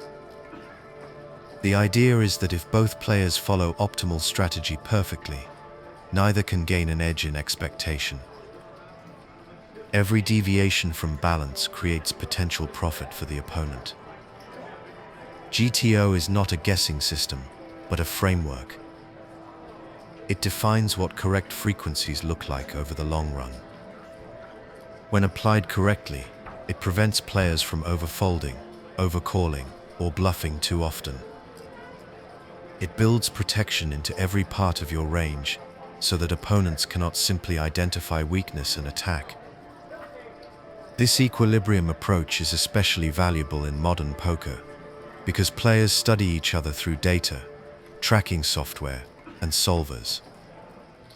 In environments where information is shared widely, balance becomes defense. It stops others from capitalizing on predictable behavior. However, GTO does not mean robotic play. Human execution of perfect balance is impossible. The true goal is approximation, playing close enough to equilibrium that opponents cannot easily identify mistakes. This creates a solid foundation from which controlled adjustments can be made when exploitable tendencies appear. For example, if theory says you should bluff the river 1/3 of the time, but your opponent always folds, you can increase bluffing frequency beyond theory to exploit that leak. Yet your starting point remains GTO. It anchors your decision-making in logic rather than emotion. Game theory optimal strategy is not a destination, but a compass. It points toward mathematical truth in a game filled with uncertainty. Players who internalize its logic gain structure, clarity, and resilience under pressure. GTO transforms poker from intuition-driven guessing into a disciplined system of probabilities and balance. Chapter 2: Origins of GTO Theory. The concept of GTO predates modern poker solvers. It began with game theory itself, the mathematical study of decision-making under competition. Developed in the 20th century by mathematicians like John von Neumann and John Nash, game theory sought to describe how rational players make optimal choices when outcomes depend on the actions of others. In poker, this idea found natural application. The game presents imperfect information, competing goals, and strategic uncertainty. For decades, professionals approached poker through intuition and pattern recognition. They learned by observation, repetition, and feel. But intuition alone could not solve the complexity of Texas Hold'em. The introduction of computer solvers changed everything. Programs such as PO Solver, GTO Plus, and Monka Solver began analyzing millions of possible decision trees. By running simulations that adjusted betting frequencies until equilibrium was reached, these tools revealed what balanced play looks like in practice. They defined correct bluff ratios, optimal bet sizes, and calling ranges across every board texture. This data revolutionized how serious players study the game. Concepts once considered abstract, like mixed strategies or balanced ranges, became quantifiable. Students could now test assumptions and see exactly how theory adapts across situations. The mystery of perfect play became a measurable framework. Over time, professional understanding evolved. Players realized that GTO was not meant to replace creativity, but to enhance it. Solvers did not dictate what must always be done. They showed what could not be exploited. Within those boundaries, personal style and psychological adaptation still thrived. Modern professionals use solvers as teachers, not masters. They study outputs to understand the logic behind equilibrium, then apply those lessons intuitively at the table. GTO provided structure, but the art of poker still relied on reading people, timing, and emotion control. The origin of GTO marked a turning point in poker history. It transformed the game from instinct to science, creating the balance between logic and psychology that defines elite strategy today. Chapter 3: The concept of balance.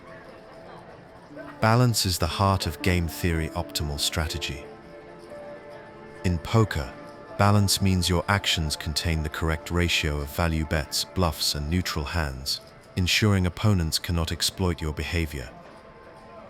Every betting line represents a story told through probability, and balance guarantees that no part of that story becomes predictable. In practice, balance is achieved by aligning your hand ranges with mathematical frequencies. When you bet, a certain percentage of those hands should be value. The rest should be bluffs. When you check, the mix should still contain strong and weak holdings. This prevents your range from becoming transparent. If you only bet when strong, your opponents fold too often. If you bluff too frequently, they call more. Balance restores equality between risk and reward. This equilibrium applies to every street of play. On the flop, balanced continuation betting means not over-representing either side of your range. On the turn and river, balanced aggression keeps opponents guessing. Even your check-fold frequency has a correct mathematical proportion within optimal play. Balance also applies to bet sizing. Small bets invite wide defense. Large bets polarize ranges. A balanced player uses both sizes correctly, small when range advantage is high, and large when representing extremes. Overusing one size creates patterns that attentive opponents can exploit. Maintaining balance does not mean splitting actions perfectly by count. Instead, it means distributing hands by equity and purpose. For example, weak draws might bluff at high frequency because they have little showdown value, while medium-strength hands may check more often to protect future streets. Each category contributes to a smooth, resilient range that withstands pressure. The practical value of balance is protection. When your strategy is balanced, even sharp opponents cannot find clear countermeasures. You remain unpredictable, forcing them into guessing games. Over time, this consistency produces stable results across all environments. However, perfect balance exists only in theory. Human players use balance as a guide, not an absolute rule. The goal is not to eliminate all patterns, but to reduce their clarity.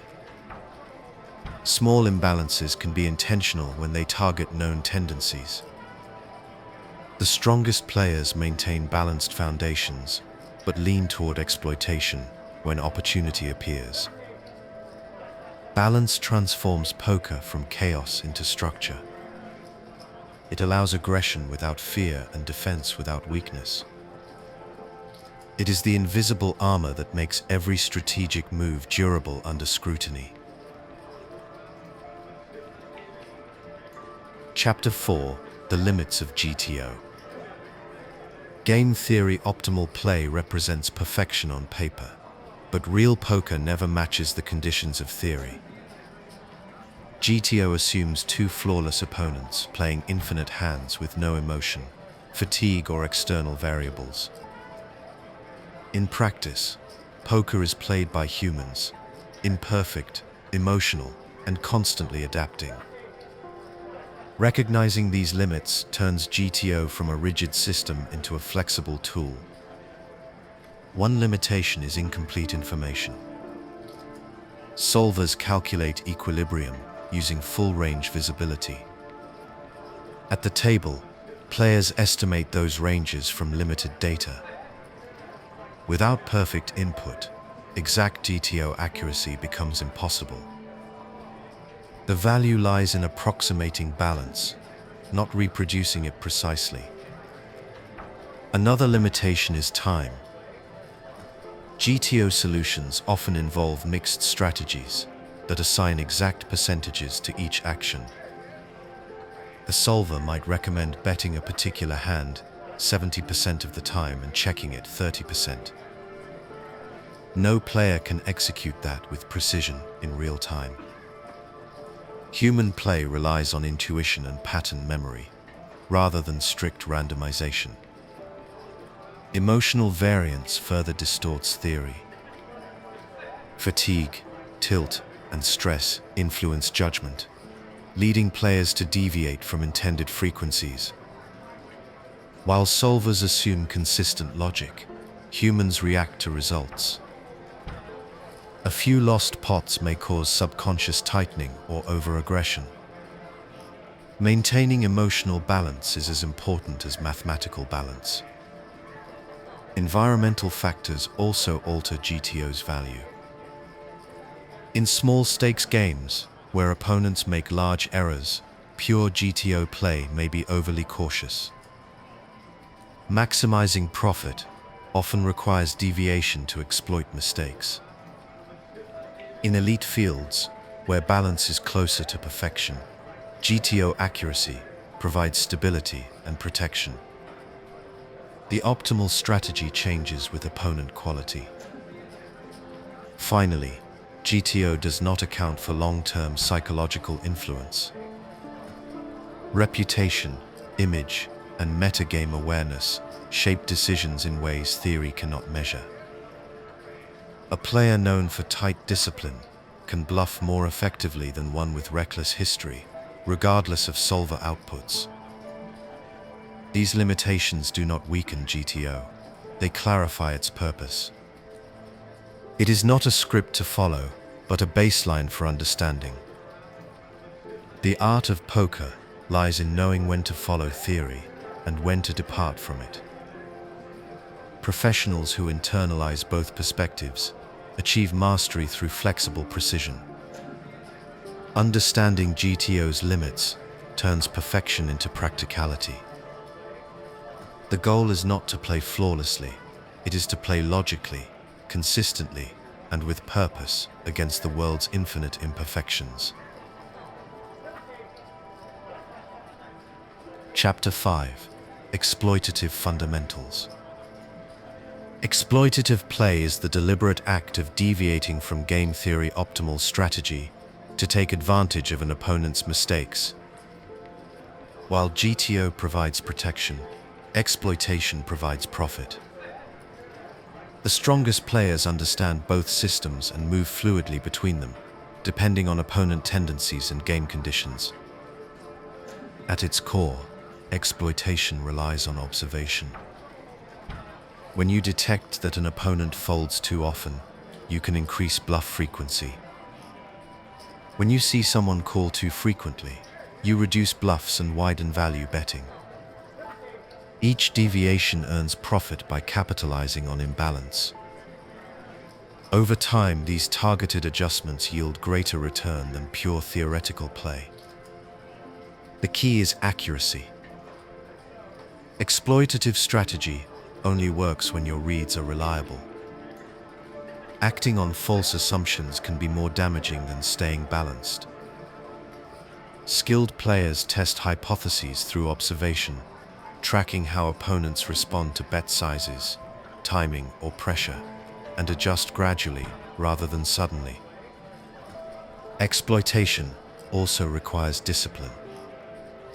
Many players chase short-term results, over-adjusting to variance rather than logic.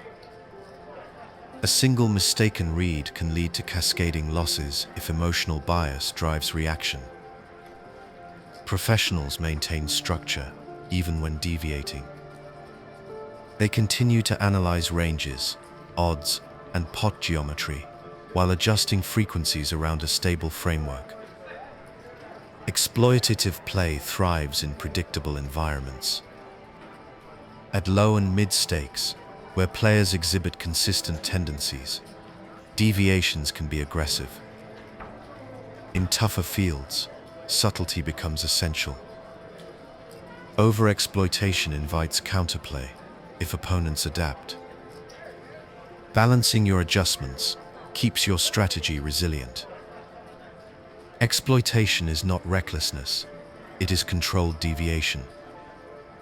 You are still applying logic, but you are weighting your decisions toward expected human error. The goal is not just to win a hand, but to extract the most value possible from flawed behavior. Professionals treat exploitation as a cycle: observe, adjust, confirm, and rebalance. When the environment changes, they revert to GTO foundations until new patterns emerge. This rhythm of adaptation maintains steady profit without exposing weaknesses. Exploitative poker represents the art within the science. It rewards intuition, guided by logic. It is the application of mathematics through human understanding, turning observation into advantage and precision into consistent success. Chapter 6: Identifying population tendencies. Population tendencies describe the collective habits and errors of a player pool. While individual reads are powerful, recognizing group-wide patterns allows for broad strategic adjustment without specific information. Understanding these trends is the foundation of practical exploitation. Different environments produce different tendencies. Online micro-stakes games often feature players who call too wide pre-flop, but fold excessively to large bets post-flop. Live recreational games tend to include passive calling stations, who rarely fold draws. High-stakes online fields lean toward balanced aggression and solver-inspired play. Each population carries its own strategic fingerprint. To identify these patterns, players study data. Hand histories, tracking software, and public databases reveal aggregate statistics. Metrics like fold to 3-bet percentage, aggression frequency, and continuation bet rate highlight where populations deviate from theoretical norms. Even without software, consistent observation at live tables can expose the same information over time. Once tendencies are known, the adjustments become clear. Against players who overfold, increase bluff frequency and continuation bets. Against those who overcall, value bet thinner and reduce bluffs. Against aggressive players, tighten opening ranges and trap more often. Each adaptation targets the imbalance directly. Population data also reveals timing and texture preferences. Many players continuation bet nearly every flop, but slow down on turns that pair the board. Others bet large with polarized ranges, but small with medium-strength hands.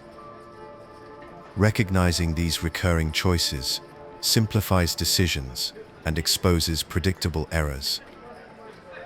The danger lies in overgeneralization. Population tendencies describe averages, not certainties. Deviations exist within every group, and assumptions must remain flexible. The correct approach is to use population data as a baseline, while updating decisions based on table-specific feedback. Exploiting tendencies also depends on field strength. At lower levels, players rarely adapt, allowing consistent profit from static deviations. At higher levels, adaptation happens faster, requiring more subtle counterplay and range balance. Professionals blend population analysis with situational awareness. They begin each session using general adjustments based on known trends, then refine through live observation. Over time, this hybrid model becomes instinctive. Identifying population tendencies transforms study into strategy. It bridges the gap between theory and practice, turning statistical patterns into real-time opportunity. The player who recognizes the rhythm of their environment controls its outcome. Chapter 7: Observation and Data. Observation is the engine of exploitative poker. Every profitable deviation from theory begins with evidence. By studying how opponents react in common situations, you collect data that transforms guessing into informed decision-making. Over time, small pieces of observation combine into a reliable strategic map. Observation takes two forms: quantitative and qualitative.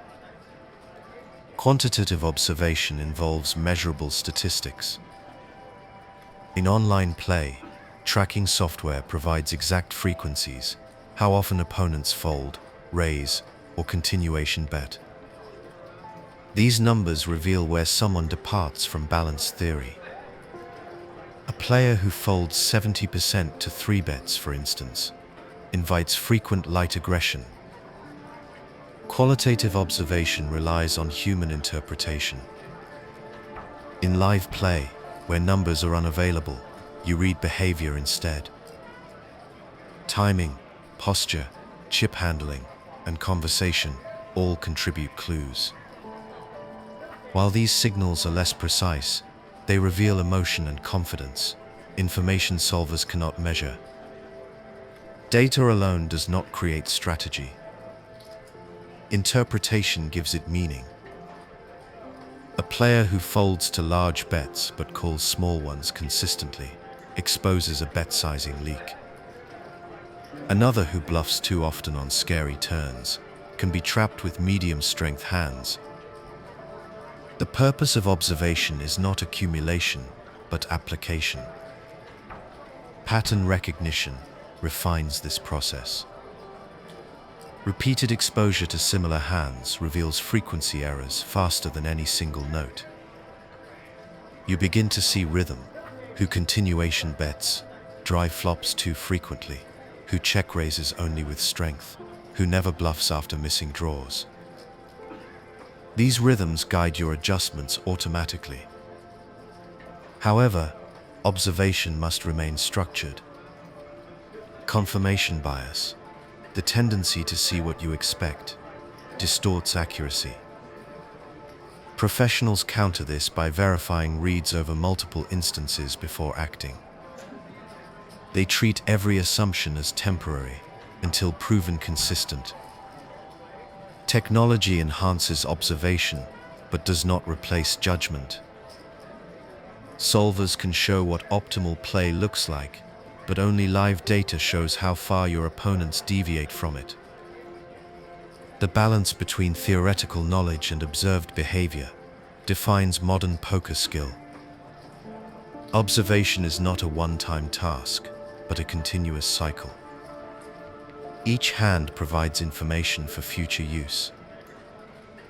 The sharper your attention, the smaller your mistakes, and the faster you adapt. Data turns chaos into clarity, giving structure to every exploitative adjustment you make. Chapter 8: Adjusting to opponents. Once tendencies are identified, adjustment becomes the weapon that converts observation into profit. The process begins with understanding which habits create imbalance, then structuring countermeasures that exploit those habits efficiently. Effective adjustment is precise, not reckless. The simplest adjustments follow logical opposites. If an opponent folds too often, bluff more. If they call too often, value bet thinner. If they raise continuation bets frequently, tighten your flop betting range and respond with more traps. Each adaptation directly targets an error without overexposing your own range. Adjustment also requires proportionality. Overreacting to a small sample of behavior can create new weaknesses. If you bluff excessively against a tight player who suddenly calls lighter, the advantage disappears. Good adjustments are gradual. Professionals shift frequencies in increments, testing reactions before committing fully. Another key concept is feedback. Each adjustment generates a response that must be monitored. If an opponent adapts, return to balance. If they remain static, continue exploiting. This feedback loop defines high-level play. The goal is dynamic control, constantly realigning your strategy with the evolving environment. Opponents fall into broad categories that simplify adjustment. Passive players invite aggression. Aggressive players invite traps. Analytical players require balance, while emotional players respond predictably under pressure. Recognizing these categories helps determine the best method of deviation. Position amplifies adjustment potential. Acting last allows flexibility to exploit patterns confidently. You can widen ranges, bluff with timing advantage, and extract more value from weaker opponents. From early position, adjustments must remain tighter to avoid multi-way risk. Context also matters. In tournaments, stack depth and ICM pressure alter opponent behavior. Many players tighten near bubbles or pay jumps. In cash games, fatigue or tilt may cause temporary overaggression. Adjustments must consider both structure and psychology. Ultimately, adjustment is controlled deviation built on verified information. It rewards patience, awareness, and composure. The difference between a good player and a professional lies in this process. The professional observes, tests, adapts, and stabilizes, never guessing, never overreacting, always moving with measured intent. Chapter 9: Over and Under Adjustment. Adjustment in poker is powerful, but like all tools, it becomes dangerous when misused. Over-adjusting or under-adjusting can both destroy the advantage that exploitation provides. The key is maintaining discipline and accuracy while responding to opponent tendencies. Over-adjustment occurs when a player exaggerates their response to a perceived pattern. For example, if an opponent folds to a few continuation bets, over-adjusting means bluffing every hand thereafter. The assumption becomes emotional, rather than statistical. When the opponent finally calls with a strong hand, the exaggerated deviation leads to costly mistakes. Under-adjustment is the opposite problem. It happens when a player identifies a clear weakness, but fails to exploit it sufficiently. This often stems from fear of being wrong, or lack of confidence in observation. By staying too close to balanced play, the player forfeits potential profit. The ideal adjustment lies between these extremes. Professionals begin with small deviations, then escalate based on confirmation. If an opponent consistently repeats the same mistake, the exploit grows stronger. If their behavior changes, the player reverts toward balance. This flexible discipline creates durable edges without exposure. Emotional factors often drive over-adjustment. A few successful bluffs can create overconfidence, leading to excessive aggression. Conversely, being caught bluffing may cause under-adjustment through fear. Recognizing these emotional swings prevents reactive play. The goal is to respond rationally to verified information, not to emotional memory. Mathematical grounding also prevents imbalance. Each deviation should still consider equity, pot odds, and expected value. Even when exploiting tendencies, the play must remain within profitable parameters. Deviations that ignore math risk long-term instability. Tournament structures amplify the danger of over-adjustment. Near bubbles or pay jumps, players often tighten dramatically. Exploiting this makes sense, but pushing too far risks elimination. Cash games provide more freedom, but even there, extreme deviations can lead to predictable counterplay. Maintaining balance within exploitation ensures that your strategy evolves with stability. Think of it as a pendulum. You can swing toward deviation for profit, but always return toward center before imbalance grows visible. The ability to fine-tune this rhythm defines professional consistency. Poker rewards those who observe precisely and act proportionally. The more refined your adjustments, the more sustainable your advantage becomes. Exploitation without control creates volatility. Controlled exploitation creates mastery. Chapter 10: Protecting against exploitation. While exploiting others creates profit, protection from being exploited preserves it. Every strong player must understand how to defend against opponents who read and counter their tendencies. This defensive awareness is what transforms skill into long-term resilience. Protection begins with self-analysis. Review your own patterns the same way you study others. Identify habits, such as predictable bet sizes, excessive continuation betting, or repetitive timing. Once visible, these behaviors can be neutralized through deliberate variation. Balanced frequencies are the simplest defense. When your bluffs and value bets align correctly, opponents cannot determine which category a hand belongs to. For example, if your continuation bet rate remains near equilibrium, no opponent can safely overfold or overcall against you. Balance removes free profit from their strategy. Randomization is another safeguard. Incorporating occasional mixed actions like checking strong hands or bluffing weak ones keeps opponents uncertain. This randomness prevents pattern recognition and protects your range from targeted counterplay. Professionals often use mental or digital randomizers to execute these frequencies consistently. Emotional awareness reinforces protection. Players who tilt, rush, or chase losses become predictable. Their ranges narrow or widen under stress, creating exploitable imbalance. Maintaining calm expression and measured pace keeps opponents from sensing opportunity.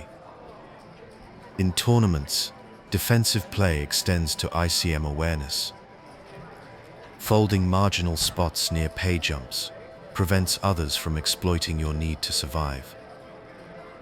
In cash games, adjusting bet sizes to protect against over-aggressive opponents limits exposure while retaining profitability. Adaptation completes the defense. The moment an opponent begins countering your exploitation, return to GTO structure.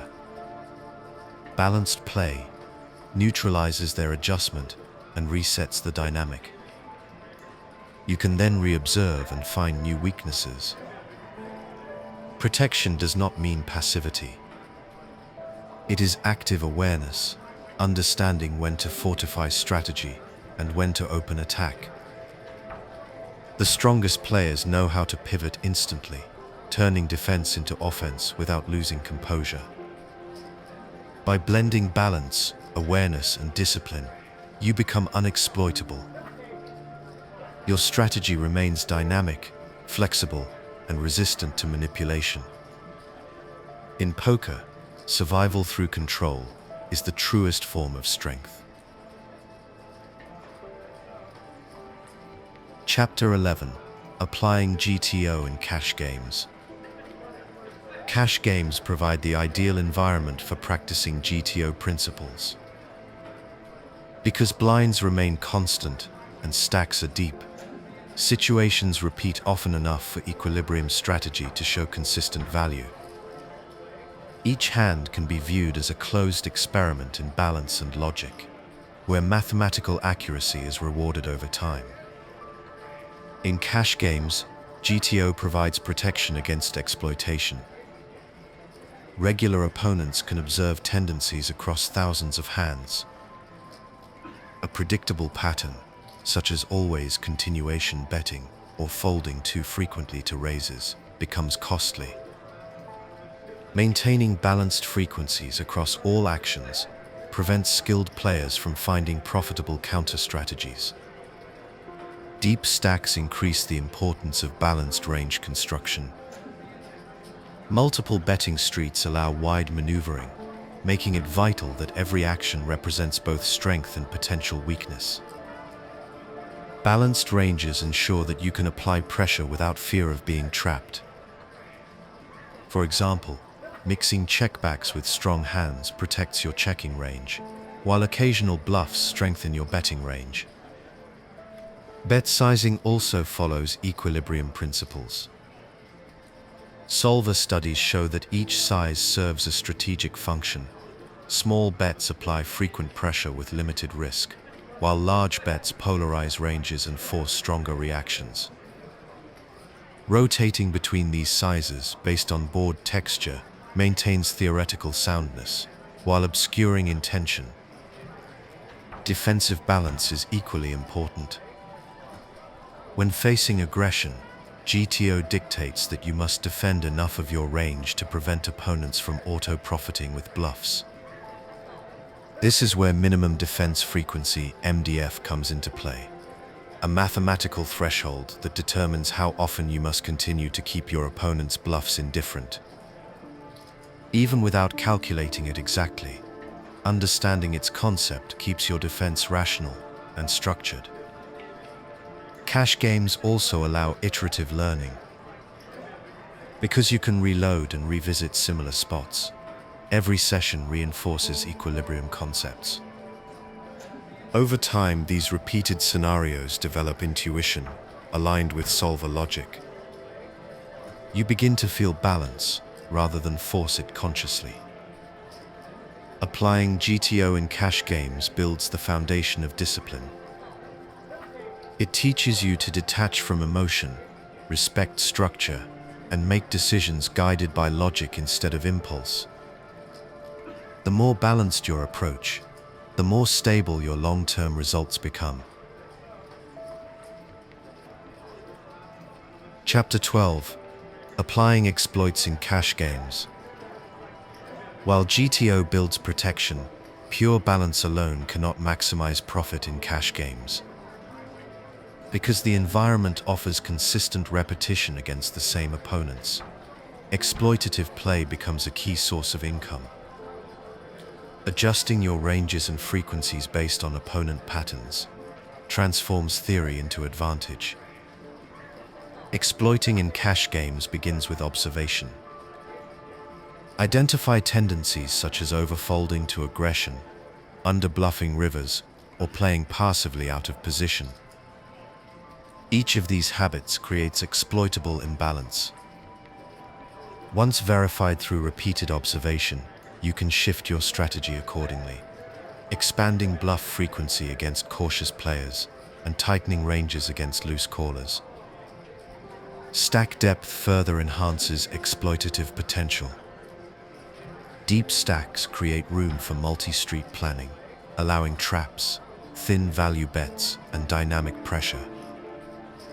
For instance, against opponents who fold too often to large turn bets, overbetting turns becomes profitable even with moderate equity. Against those who call too wide, small bet sizes extract steady value over time. Exploitation also thrives through positional awareness. You can widen your opening range in late position when opponents behind you play too tight, or you can isolate weaker players who call too much from the blinds. Positional advantage magnifies every exploit because it adds informational control to strategic intent. The key to profitable exploitation is precision. Deviate only when confident in the read, and always know when to return to balance. Overexploiting predictable players generates profit, but continuing the same deviation after they adjust creates vulnerability. Professionals manage this cycle with discipline: attack, confirm, retreat, and reset. Emotional control remains critical. Chasing revenge or forcing bluffs out of frustration leads to over-adjustment. True exploitative skill feels quiet and methodical. You exploit patterns, not people. Cash games reward this structured exploitation because feedback is immediate. You can observe the success of an adjustment within a single session. This repetition builds deep understanding of how human behavior departs from theory. The combination of GTO foundation and controlled exploitation defines the modern cash professional. Balance provides defense, exploitation provides growth, and emotional control sustains both. Together they form the blueprint for long-term success in the purest form of poker. Chapter 13. Applying GTO in Tournaments. Tournament poker introduces conditions that challenge the static assumptions of GTO. Because stack sizes vary, blinds escalate, and payouts create nonlinear chip value, equilibrium solutions must adapt dynamically. While GTO provides a balanced foundation, real-world tournament play requires constant recalibration. At deep stacks in early stages, GTO principles apply cleanly. You can use solver-based ranges to construct balanced strategies for opening, defending, and continuation betting. Equilibrium frequencies hold steady because effective stacks resemble those of cash games. As the event progresses, however, rising blinds and shrinking stacks distort these frequencies. Once average stacks fall below 40 big blinds, traditional GTO outputs lose precision. Shorter stacks reduce the number of viable betting streets, forcing pre-flop and flop decisions to carry greater weight. Solvers still provide insight, but players must integrate push-fold charts, independent chip model ICM awareness, and survival equity into their planning. Tournament GTO also adapts to ICM pressure. Near bubbles or pay jumps, equilibrium play becomes tighter. Risking elimination with marginal equity may be mathematically profitable in chips, but negative in monetary terms. Adjusting to this new equilibrium requires folding hands that GTO might otherwise include. Professionals internalize this shift through experience rather than calculation. Blind level timing adds another layer of complexity. Optimal frequencies change as antes appear, and pots grow larger before the flop. For example, GTO pre-flop defense ranges expand once antes increase pot odds, while opening ranges contract under short stacks. Understanding these subtle shifts keeps strategy efficient. In late stages, GTO's purpose transitions from balance to structure. Maintaining theoretical stability prevents panic-driven mistakes when pressure intensifies. It provides a calm reference point in volatile conditions. Even when deviations are necessary, having a balanced foundation ensures those adjustments remain logically controlled. Applying GTO in tournaments teaches adaptability within structure. It reminds players that poker's mathematical truth remains constant, but its application changes with context. The player who can adjust equilibrium to fit tournament pressure gains both stability and edge. Chapter 14: Exploiting Tournament Tendencies. Exploitative strategy in tournaments capitalizes on how human behavior changes under pressure. As blinds rise and payouts approach, players reveal predictable tendencies driven by fear or impatience. Identifying and countering these shifts turns tournament volatility into opportunity. One of the most common tendencies is overfolding near the money bubble. Players desperate to survive tighten excessively, folding hands that retain sufficient equity to continue. Recognizing this allows you to widen your opening and 3-bet ranges, stealing blinds and antes uncontested. However, target selection is critical. Attack those who value survival, not those already committed to aggression. Conversely, some players overreact to pressure by forcing action. They attempt to build stacks before the bubble and end up taking unnecessary risks. Against these opponents, tighten your range and let their impatience create profit. Passive defense turns their aggression into elimination. ICM also influences calling errors. Many players incorrectly call all-ins without considering payout structure, valuing chip accumulation over placement equity. Exploiting this involves selective shoves against opponents who call too wide and disciplined folds against those who call too tight. Fatigue and duration amplify tendencies. Late in tournaments, focus fades and mechanical errors increase. Missed continuation bets, poorly sized bluffs, or lazy folds become common. Maintaining awareness and energy while others decline creates invisible advantage. Each small edge compounds across long sessions. Stack size perception drives further imbalance. Big stacks often over-apply pressure, assuming immunity from consequence. Skilled opponents counter this by trapping or reshoving with balanced ranges. Short stacks, meanwhile, frequently wait too long to act. Observing these extremes helps determine when aggression or patience is more profitable. Emotional tension magnifies exploitation potential.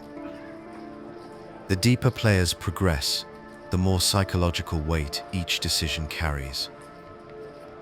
Recognizing who handles stress calmly and who reacts impulsively guides your strategy.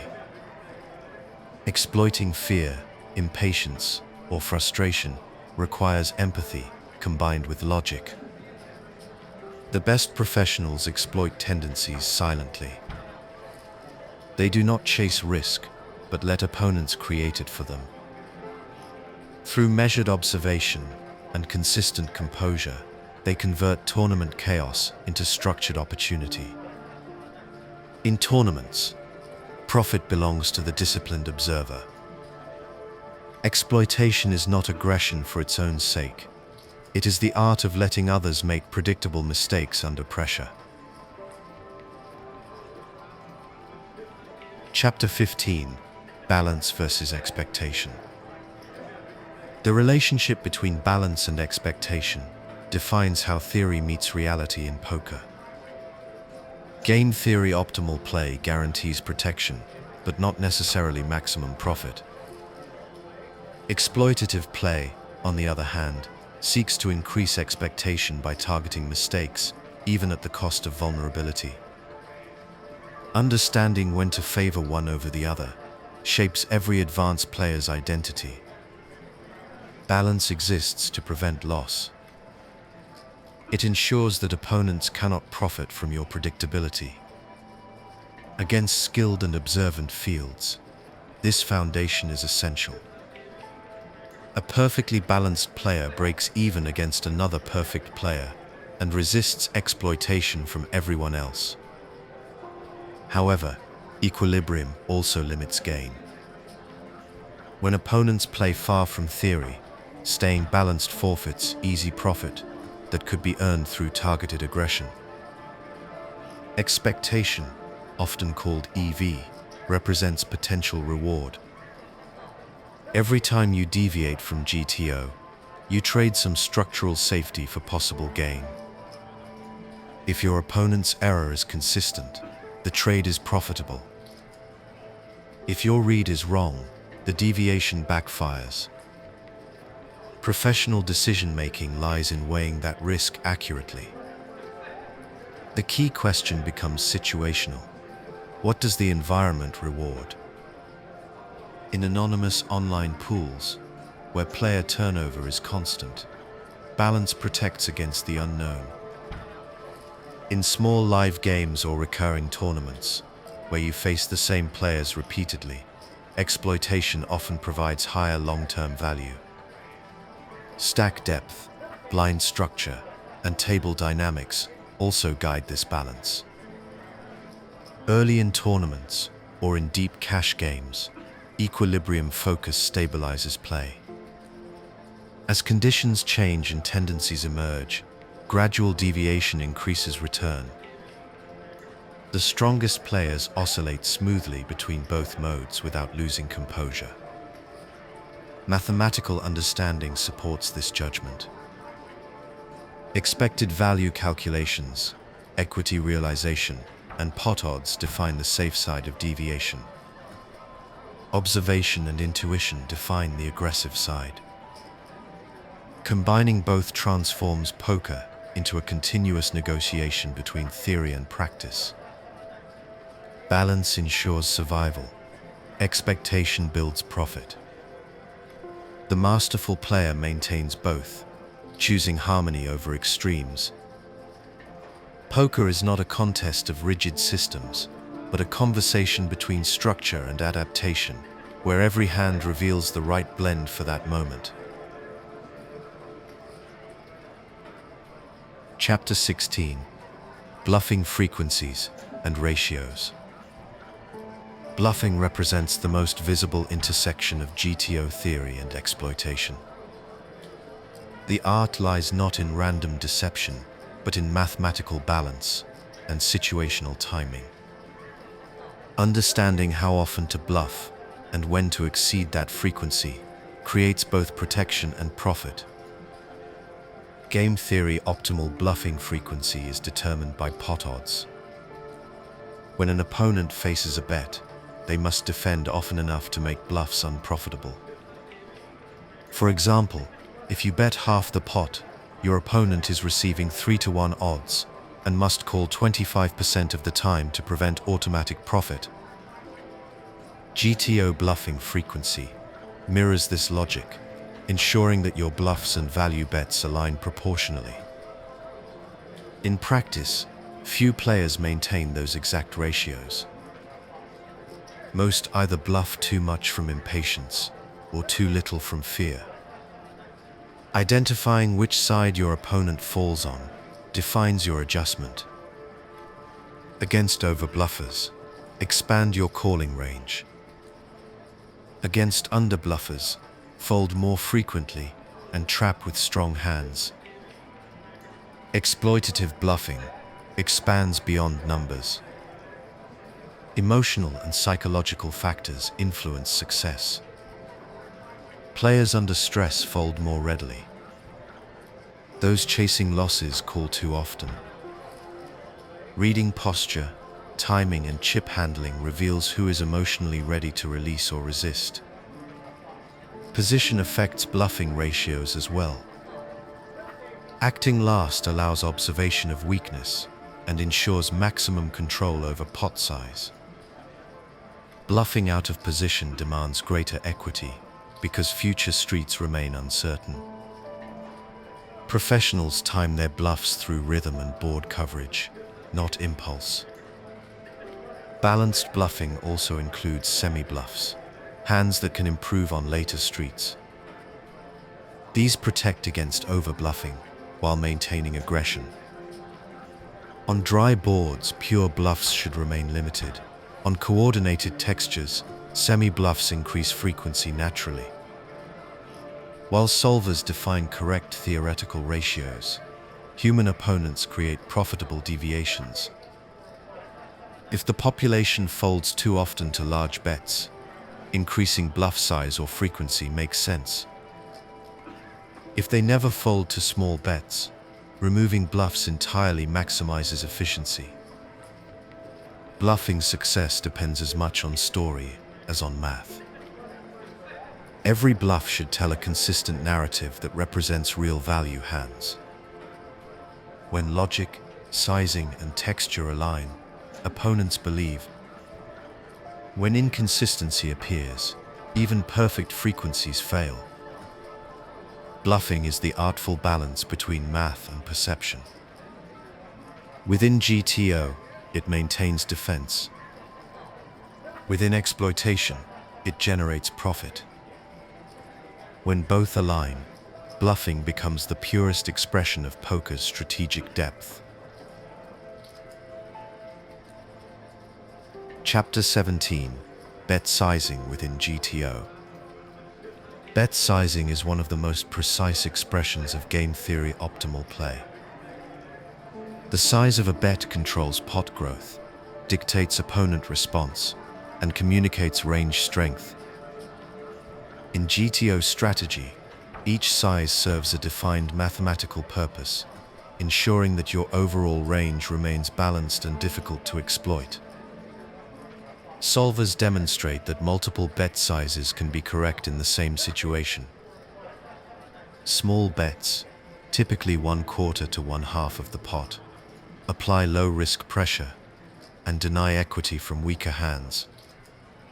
They function as range bets on boards where you hold advantage. Larger bets polarize ranges, representing either strong value or total bluffs. By mixing both, you create uncertainty that prevents opponents from finding simple counters. Each bet size reflects the distribution of hands in your range. On favorable textures, GTO recommends small bets with high frequency because your range already dominates. On neutral or disadvantageous boards, it shifts toward larger polarized bets with lower frequency. The goal is to maintain equilibrium. No sizing should reveal whether your hand is value or bluff.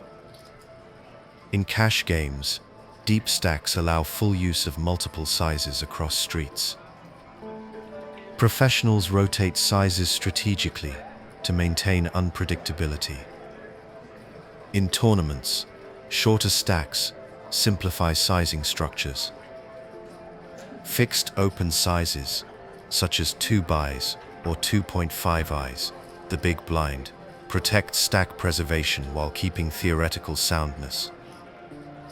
Psychology merges with math through sizing. Players perceive meaning in bet amounts, consciously or not. A consistent small bet pattern may induce resistance, while sudden large bets trigger caution. The strongest players control these reactions intentionally, blending logic and perception into seamless execution. Over time, disciplined sizing develops intuition. You begin to sense when a small continuation bet maintains control, or when a large overbet maximizes fold equity. These instincts, grounded in theory, become the natural rhythm of high-level poker. In practice, perfect sizing balance is less about precision and more about range protection. The goal is not mechanical accuracy, but strategic intent. Every bet must align with equity, board texture, and opponent response. Understanding this transforms bet sizing from guesswork into structured communication. Chapter 18. Deviating from solver outputs. While GTO solutions form the backbone of balanced play, blindly following solver outputs can limit adaptability. Real poker differs from simulation environments. Players make emotional decisions, stack depths vary, and physical tells alter logic. Knowing when and how to deviate from solver recommendations separates theory students from true professionals. Solvers assume two perfect opponents.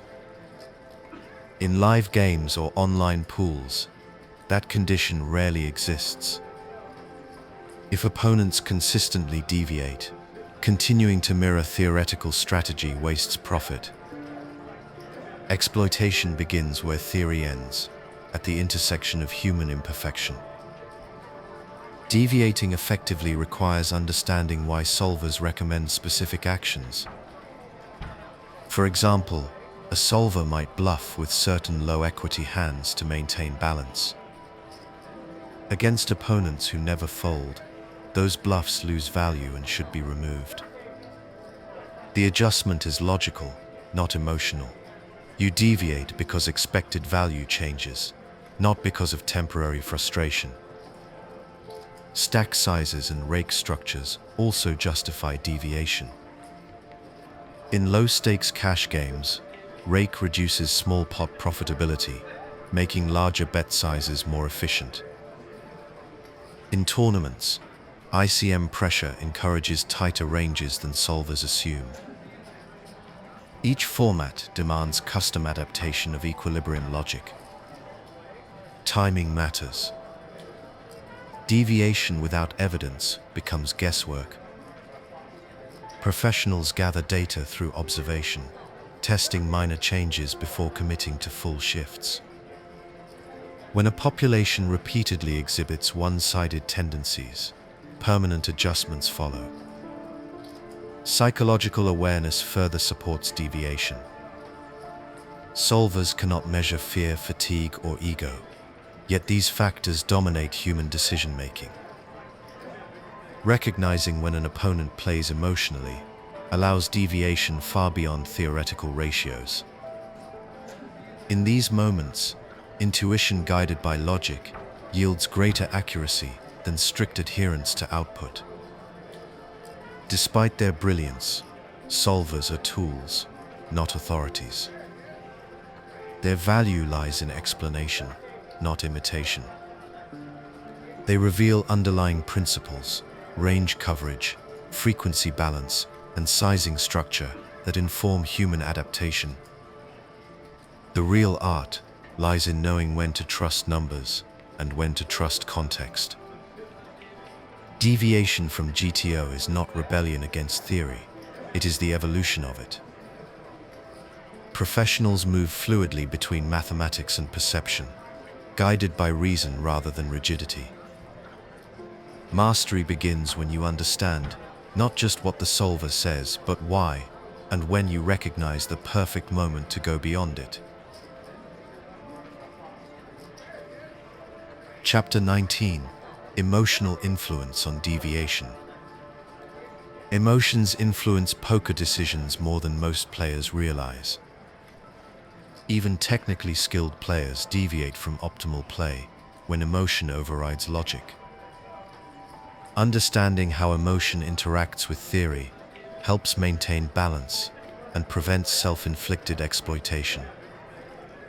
Every player experiences emotional triggers, losses, mistakes, or fatigue that distort reasoning. Anger leads to overaggression, fear causes excessive folding, and frustration narrows perspective. These reactions shift decision-making away from equilibrium, exposing leaks that observant opponents exploit. Emotional deviation is often more costly than strategic miscalculation. The first step toward control is recognition. Emotional awareness means identifying physiological signals of imbalance, racing heart, shallow breathing, or restless thought.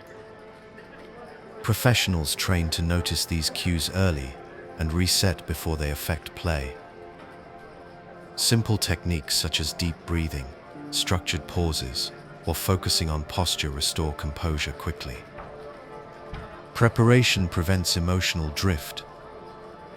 Rest, nutrition, and mindset training reduce volatility long before a session begins. Players who treat poker as a mental sport, not a gamble, enter games with stable focus. Emotional control becomes routine rather than reactive. In theory, GTO assumes emotionless execution. In practice, humans require structure to sustain balance. Having preset rules such as when to end a session or take breaks after significant losses protects against tilt. Professionals know that leaving the table at the right time preserves more profit than fighting through unstable play. Observation also applies inward. Just as you study opponents for patterns, analyze your own. Track when emotional decisions occur and under what conditions. If aggression increases after losing big pots, set safeguards. If caution spikes when deep in tournaments, remind yourself of logic and calculated risk. Awareness transforms emotion from weakness into data. Controlled emotion can also enhance performance. Confidence fuels decisive action when logic supports it. Calm aggression creates pressure opponents cannot manage. The goal is not elimination of emotion, but alignment, channeling energy into clear, rational play. Poker mirrors life. Emotion cannot be removed, but must be managed.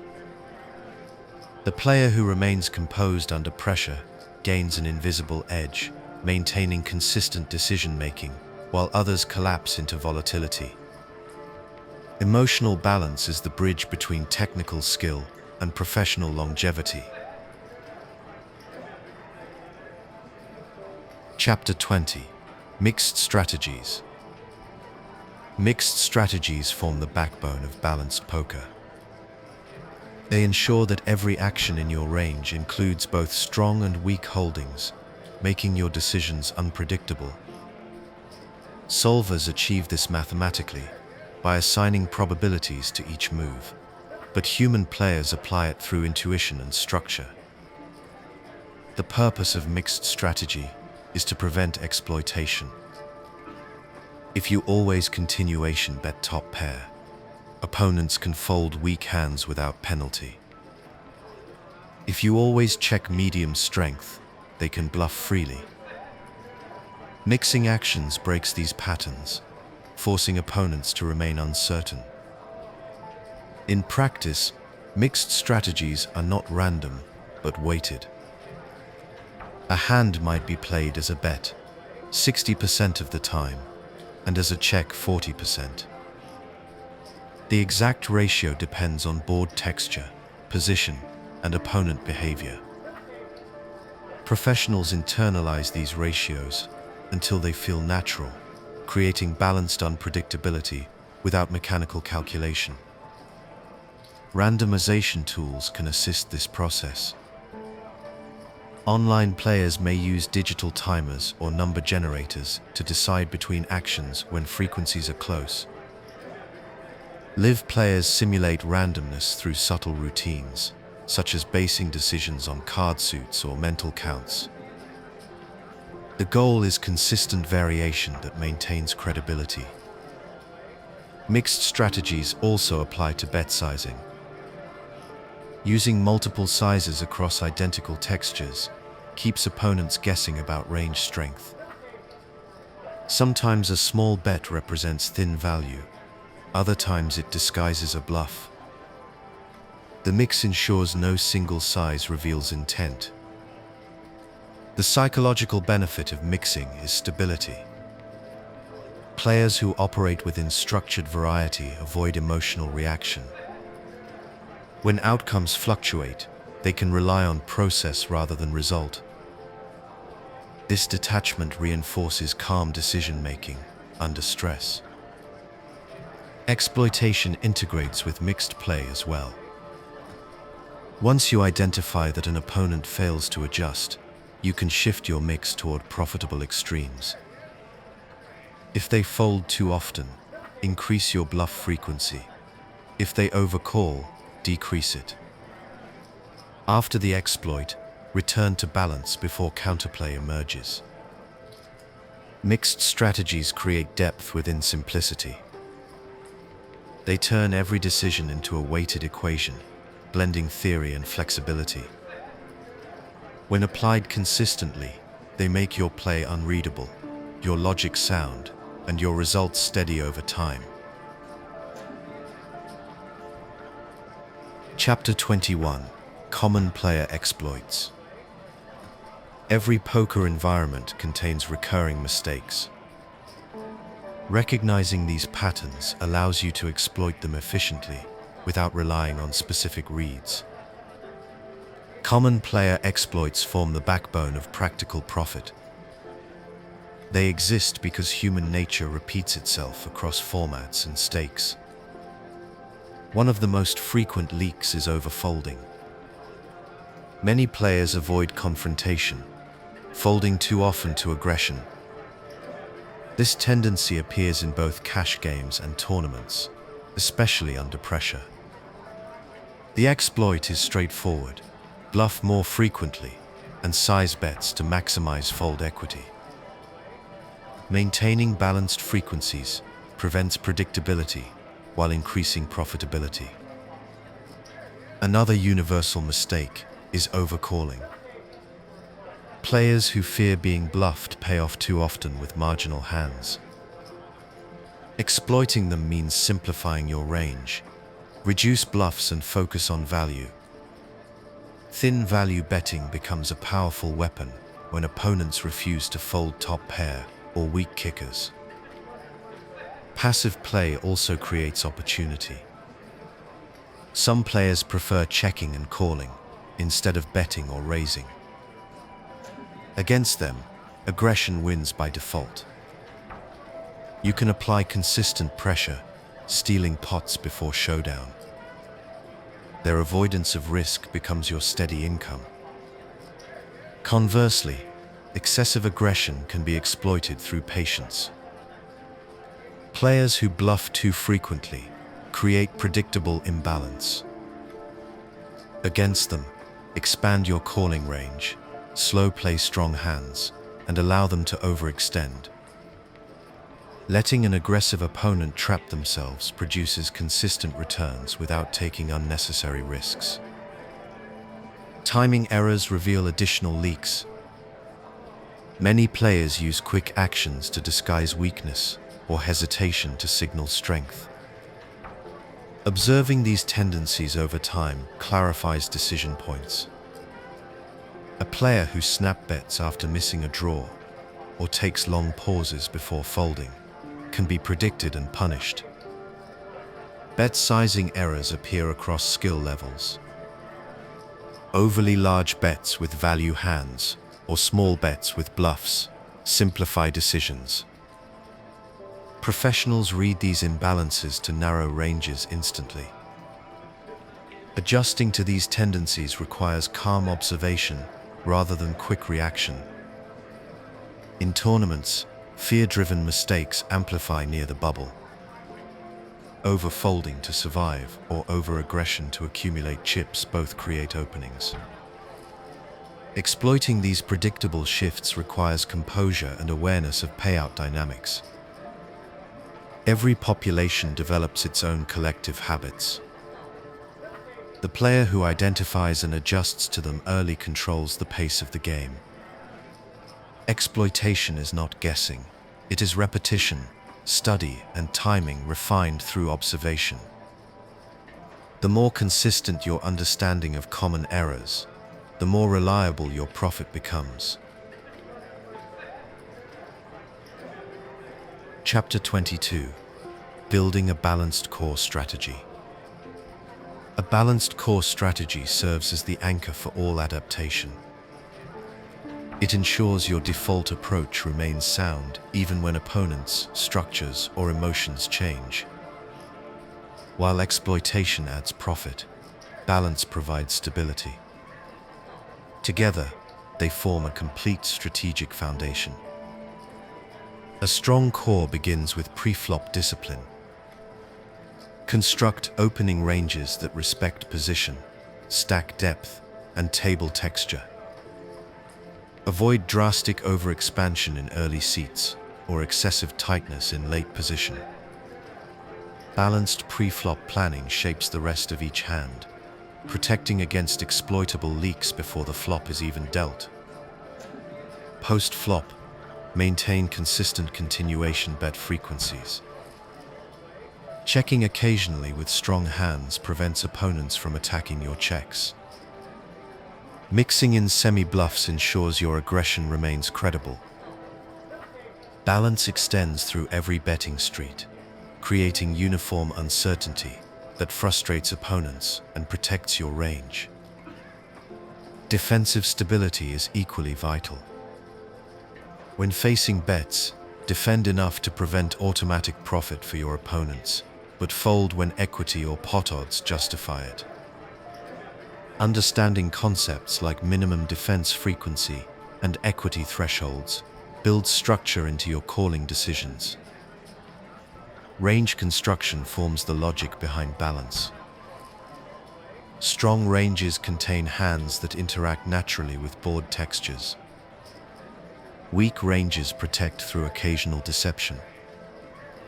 By maintaining this equilibrium, you avoid predictable lines that expose your hand strength. Emotional discipline supports technical balance. Balanced players do not chase momentum or react to variance. Their strategies remain constant through winning and losing sessions. This emotional neutrality translates directly into consistent performance. Adaptability grows from balance. When a clear exploit appears, you can deviate confidently because your core remains intact. Afterward, you return smoothly to neutral strategy without lingering adjustment errors. Professionals move fluidly between equilibrium and deviation, guided by structure rather than instinct. Building a balanced core is not about perfection, but durability. It withstands pressure, prevents collapse, and provides the framework for long-term growth. In poker, balance is more than theory, it is peace of mind. Chapter 23: Layering exploits onto GTO. Layering exploits onto a GTO foundation is the defining mark of advanced play. It is the point where theory meets intuition and structure meets creativity. Players who understand GTO at its core can deviate safely, targeting weaknesses while maintaining equilibrium protection. The process begins with awareness. GTO forms the baseline, your balanced, default framework. Every exploit starts by measuring how far opponents deviate from that baseline. For example, if an opponent folds 40% more often than theory predicts, you can proportionally increase your bluff frequency without exposing your range to counterplay. Layering is incremental, not absolute. You do not abandon balance to chase advantage. You lean toward imbalance with control. Each exploit sits atop the GTO framework, like an additional gear, activated only when the environment supports it. Once conditions change, you shift smoothly back to neutral. This approach prevents vulnerability. Purely exploitative players can be countered easily once opponents recognize their patterns. Balanced players who layer deviations remain unpredictable. Their play appears aggressive against some, conservative against others, yet mathematically stable overall. Effective layering requires accurate observation. You must identify not only what opponents do wrong, but why. A player who overfolds out of fear requires consistent pressure. One who folds due to fatigue may recover later. Context determines how long an exploit remains profitable. The layering process also scales across stakes and skill levels. At low stakes, where population leaks are consistent, exploits dominate strategy. At high stakes, where players hover near equilibrium. Small deviations, timing, sizing, rhythm create subtle but significant edge. Professionals visualize strategy as a spectrum. On one side lies pure GTO, on the other, pure exploitation.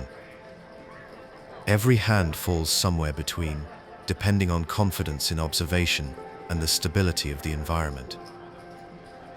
The best players navigate this continuum instinctively, always aware of the trade-off between safety and profit. Layering exploits onto GTO represents mastery in motion. It allows freedom without chaos, aggression without recklessness, and creativity without exposure. Poker becomes a dynamic balance of logic and intuition, grounded in structure, yet alive through adaptation. Chapter 24: Solver Study and Practical Drills. Solvers are the modern laboratory of poker. They reveal how optimal strategies behave under controlled conditions, offering insight that once required years of experience. Studying solvers correctly turns abstract theory into usable skill. The key lies not in memorization, but in understanding the reasoning behind every solution. Effective solver study begins with simplification. Focus on common situations: button versus blind, single raised pots, or 3-bet pots in position. Explore how solvers adjust ranges across textures and bet sizes. Take notes on recurring patterns, such as when they prefer small continuation bets, or when they mix checks with strong holdings. These principles, not exact numbers, build intuitive understanding. Visualization enhances retention. Review solver outputs by comparing range charts visually. Notice how hand categories shift between betting, checking, and folding based on board texture. This repetition trains recognition rather than recall, allowing real-time decision-making that feels natural instead of forced. Practical drills reinforce this learning. Choose specific spots, like defending big blind versus cutoff open, and practice playing them with theoretical accuracy. Then introduce variations, such as wider opponent ranges or different bet sizes, to test adaptability. Regular drilling develops reflexes aligned with theory. Avoid the trap of overdependence. Solvers are guides, not oracles.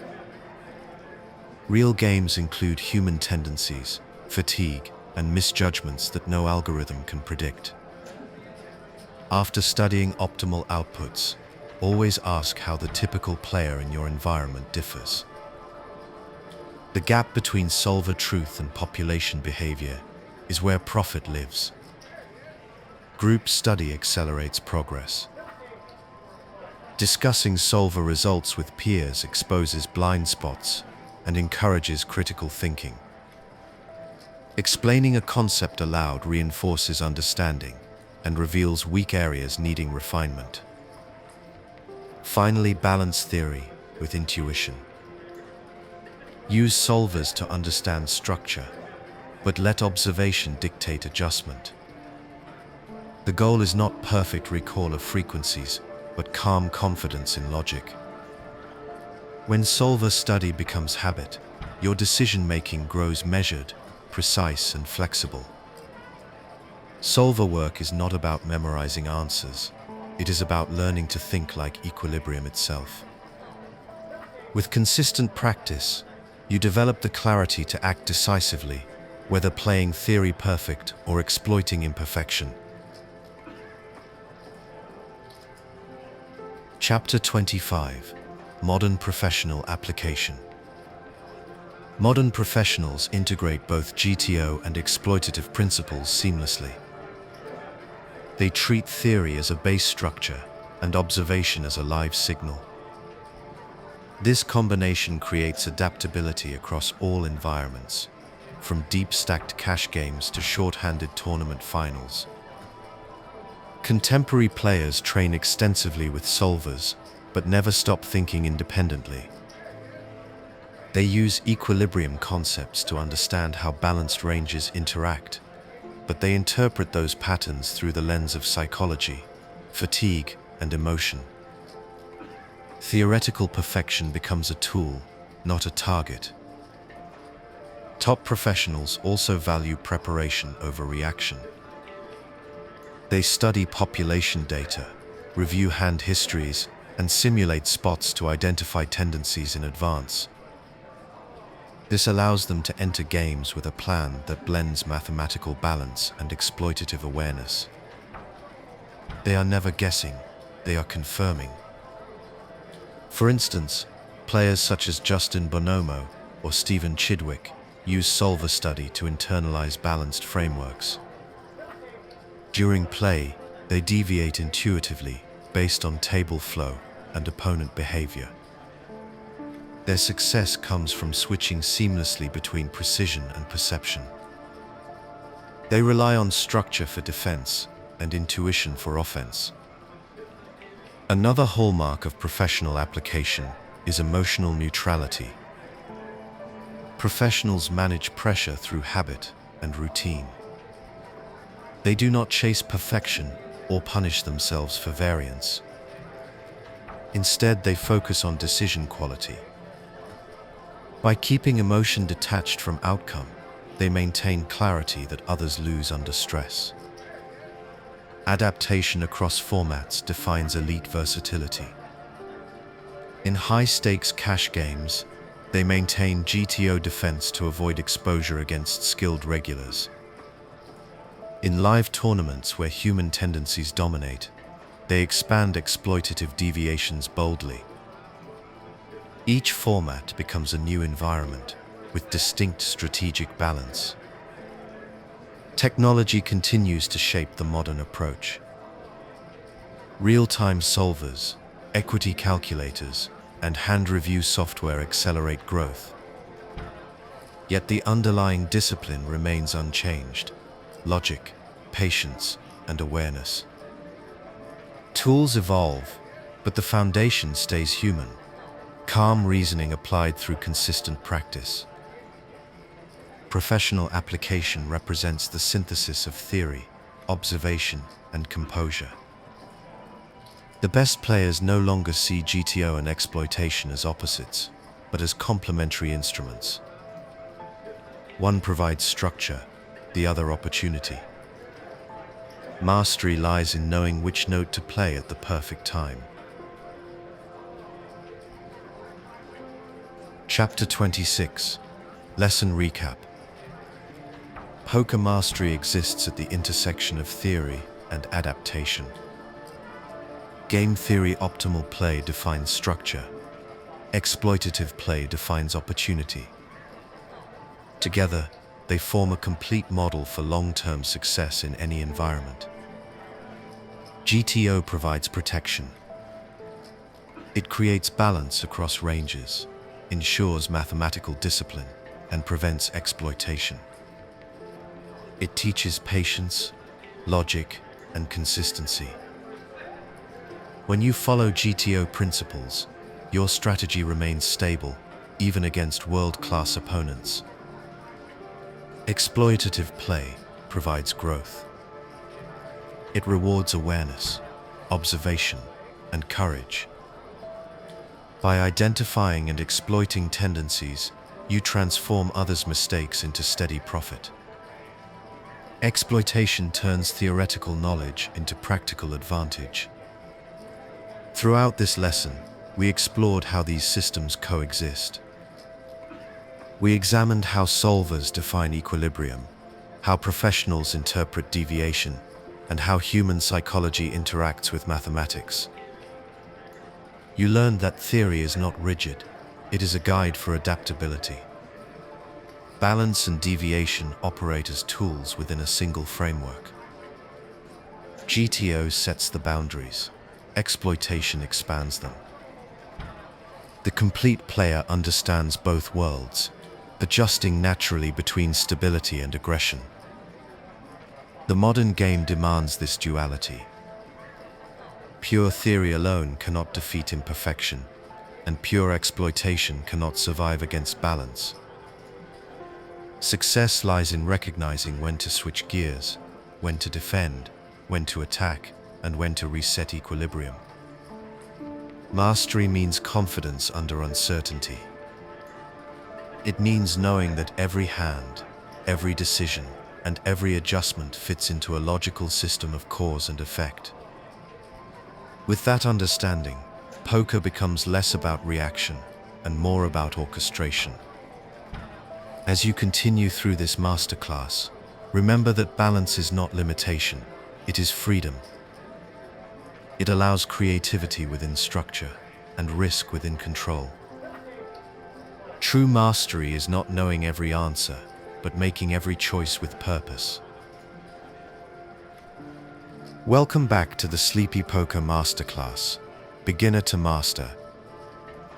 In this 14th lesson, we study multi-level thinking, the mental process that separates intuition from mastery. You'll learn how to understand not just what you hold, but what your opponent thinks you hold.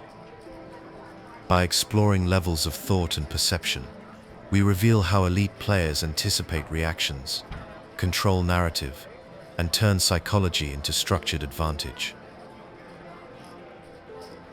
Chapter 1: Defining multi-level thinking. Multi-level thinking describes the structured process of analyzing poker decisions across layers of perception. At its foundation, it means understanding not just your cards, but how your opponents think about their cards and what they believe you represent. Each level adds depth, revealing how human logic, psychology, and adaptation shape decision-making. At the first level, players consider only their own hand. This is where all poker begins. The second level expands awareness to the opponent's possible holdings. The third level moves further, what they think you hold, and the fourth asks how they will respond based on that perception. Each step adds complexity, but also power. Multi-level thinking is not an abstract theory. It is a practical framework for reading situations more clearly.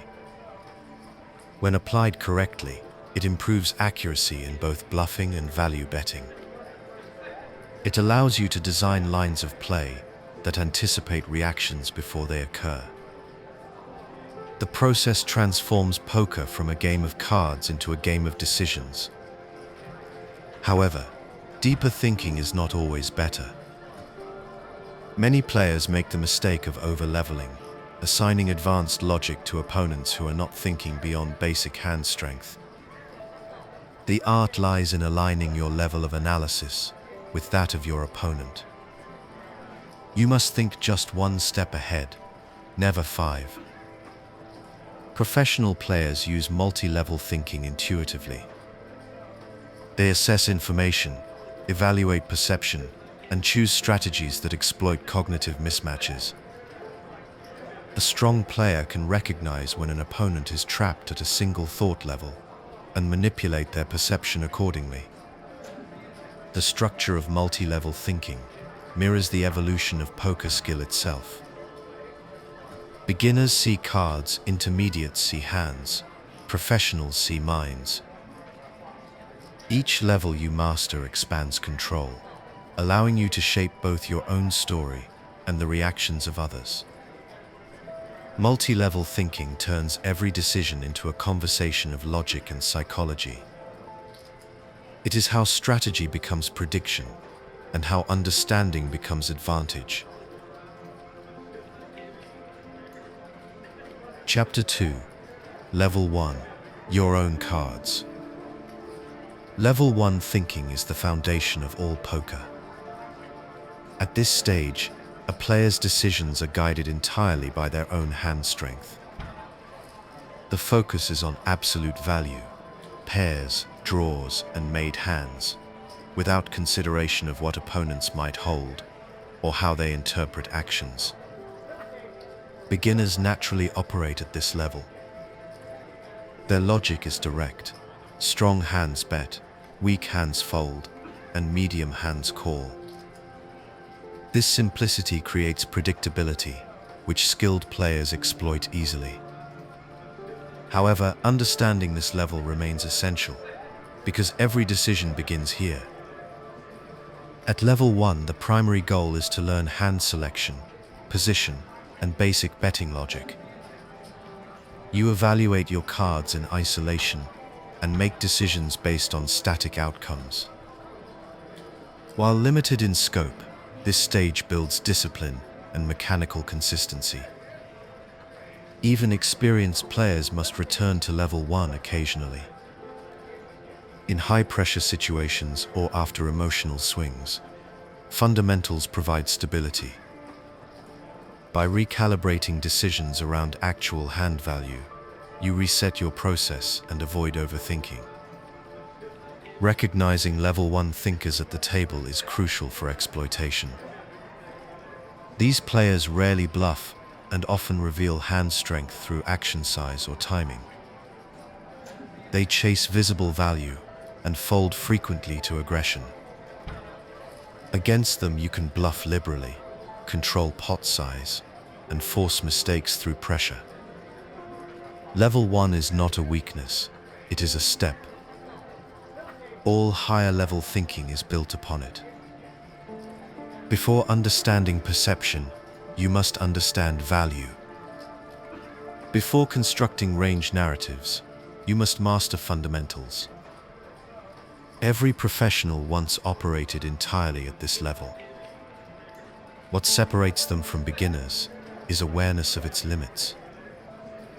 They see the same cards but understand the broader conversation those cards initiate. Poker mastery begins with the simplicity of your own hand and grows outward. Level 1 is the anchor that keeps complexity grounded in logic. Without it, higher levels lose structure and clarity. Chapter 3, Level 2, Opponent Awareness. Level 2 thinking begins when a player shifts perspective from self to opponent. At this stage, you are no longer focused solely on your own cards, but on what your opponent might hold. This marks the transition from mechanical play to strategic thought. The goal of level 2 is inference. You start observing behavior, timing, and bet sizing to narrow down your opponent's range. Instead of reacting emotionally to cards or outcomes, you begin constructing logical narratives based on probability and observation. Every action, check, raise, or fold, reveals information that helps define what your opponent's range might look like. Players operating at this level evaluate hands not in isolation, but in relation to others. For example, a bet on a coordinated board may represent a strong draw or made hand. A check in position may suggest weakness or deception. Understanding these patterns builds the foundation for counterplay. Level 2 also introduces counterfactual reasoning, considering what hands your opponent would take specific actions with. You learn to visualize possibilities rather than fixed answers. The more accurately you map these possibilities, the more effectively you can exploit imbalance. However, awareness alone is not enough. Many players at this level fall into the trap of assumption, believing their read is certain rather than probable. The key is maintaining humility. Poker decisions are made under uncertainty, and every conclusion must allow for error.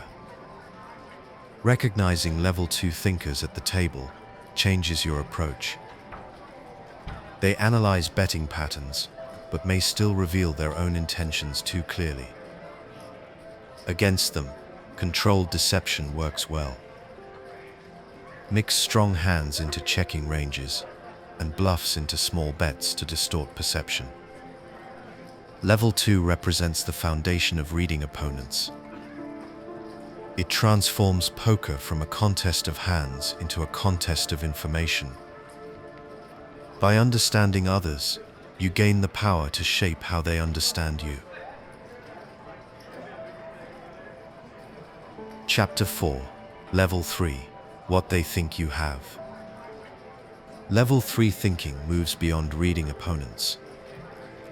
Here, you enter the realm of perception management, understanding how your opponents interpret your actions and what they believe about your range. At this level, poker becomes a dialogue of images rather than cards. Every bet and check sends a signal. Your opponent reads those signals to estimate hand strength. Level 3 thinking anticipates that process. You ask not only what do they have, but what do they think I have? Once you understand that, you can manipulate it. For instance, when you continuation bet after raising pre-flop, your opponent expects certain hand types, strong aces, broadways, or high pairs. Checking back on a dry flop may suggest weakness, while a delayed turn bet might appear opportunistic. By predicting these interpretations, you can choose actions that mislead. This level introduces strategic storytelling. You begin crafting narratives that opponents willingly believe. Bluffing becomes more about credibility than courage. If your story matches their expectations, they fold even strong hands. If your actions contradict logic, they call light out of suspicion. Level 3 also deepens your understanding of table image. Over time, opponents build memory of your tendencies: tight, aggressive, cautious, or deceptive. That memory shapes how they interpret your future moves. Professionals exploit this memory by shifting behavior subtly, leading opponents to draw the wrong conclusions. However, thinking at this level demands control. Overemphasis on perception can lead to self-conscious play or paralysis by analysis. You must maintain balance between manipulation and consistency. Each deception should have purpose rooted in logic, not impulse. Mastering level 3 transforms poker into narrative control. You are no longer reacting to the game, you are directing it. Every action tells a deliberate story, designed to evoke a calculated response. When you understand not just what they think, but how they think, you take command of the conversation that defines poker itself. Chapter 5. Level 4. Anticipating counterplay. Level 4 thinking represents the threshold of advanced strategic awareness. It is the point where you anticipate not only what your opponent believes, but how they will react to that belief. This is the level where adjustment becomes prediction, and poker evolves into a full psychological dialogue. At this stage, you assume your opponent recognizes your strategy. They know how you think, and they may attempt to counter it. Your task is to anticipate their response to your apparent narrative and stay one step ahead. For example, if you have been continuation betting frequently, your opponent may start raising flops as a counter. Recognizing this shift, you can respond by tightening your range or setting traps with strong hands. Level 4 is rooted in foresight. Instead of reacting to aggression or pressure, you prepare for it.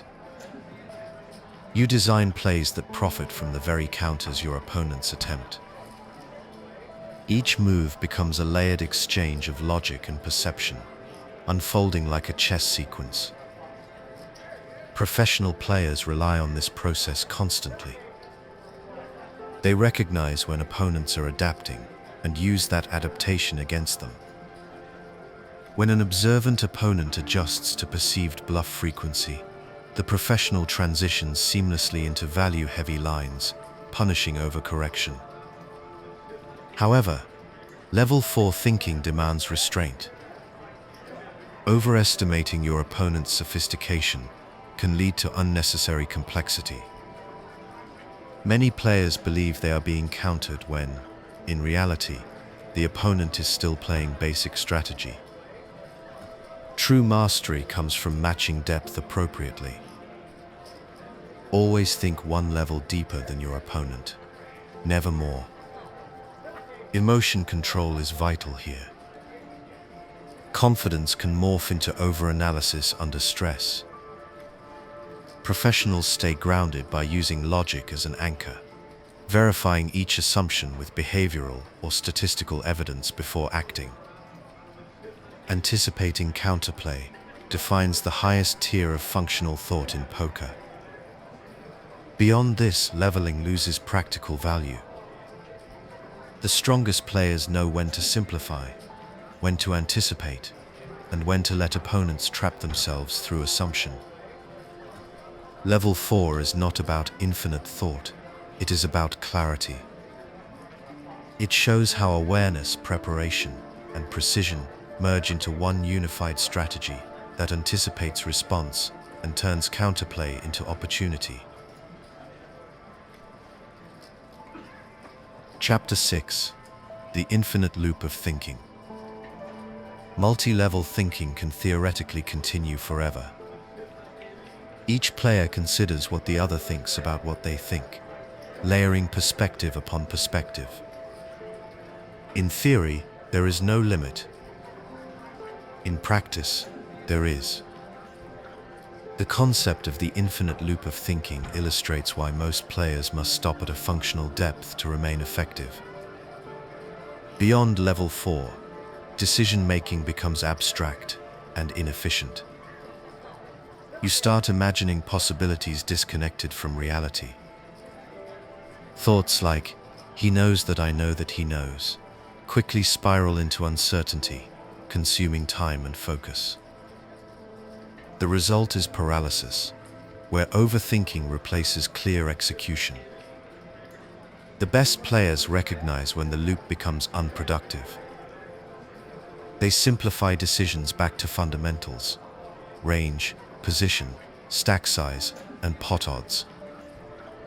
These tangible anchors prevent emotional fatigue and maintain structure. Advanced logic is only useful when grounded in measurable information. The infinite loop also highlights a critical psychological truth: opponents are not perfect thinkers. They make emotional choices, misread signals, and base reactions on incomplete data. Assuming flawless reasoning in others is a mistake. The goal is to identify where their logic ends, not to build imaginary layers beyond it. Awareness of this limitation improves efficiency. Rather than chasing infinite depth, professionals develop accuracy at specific levels. They calibrate intuition to recognize when an opponent operates on level 1 or 2 and adapt accordingly. Poker rewards correct calibration more than intellectual excess. Controlling the loop also helps emotional balance.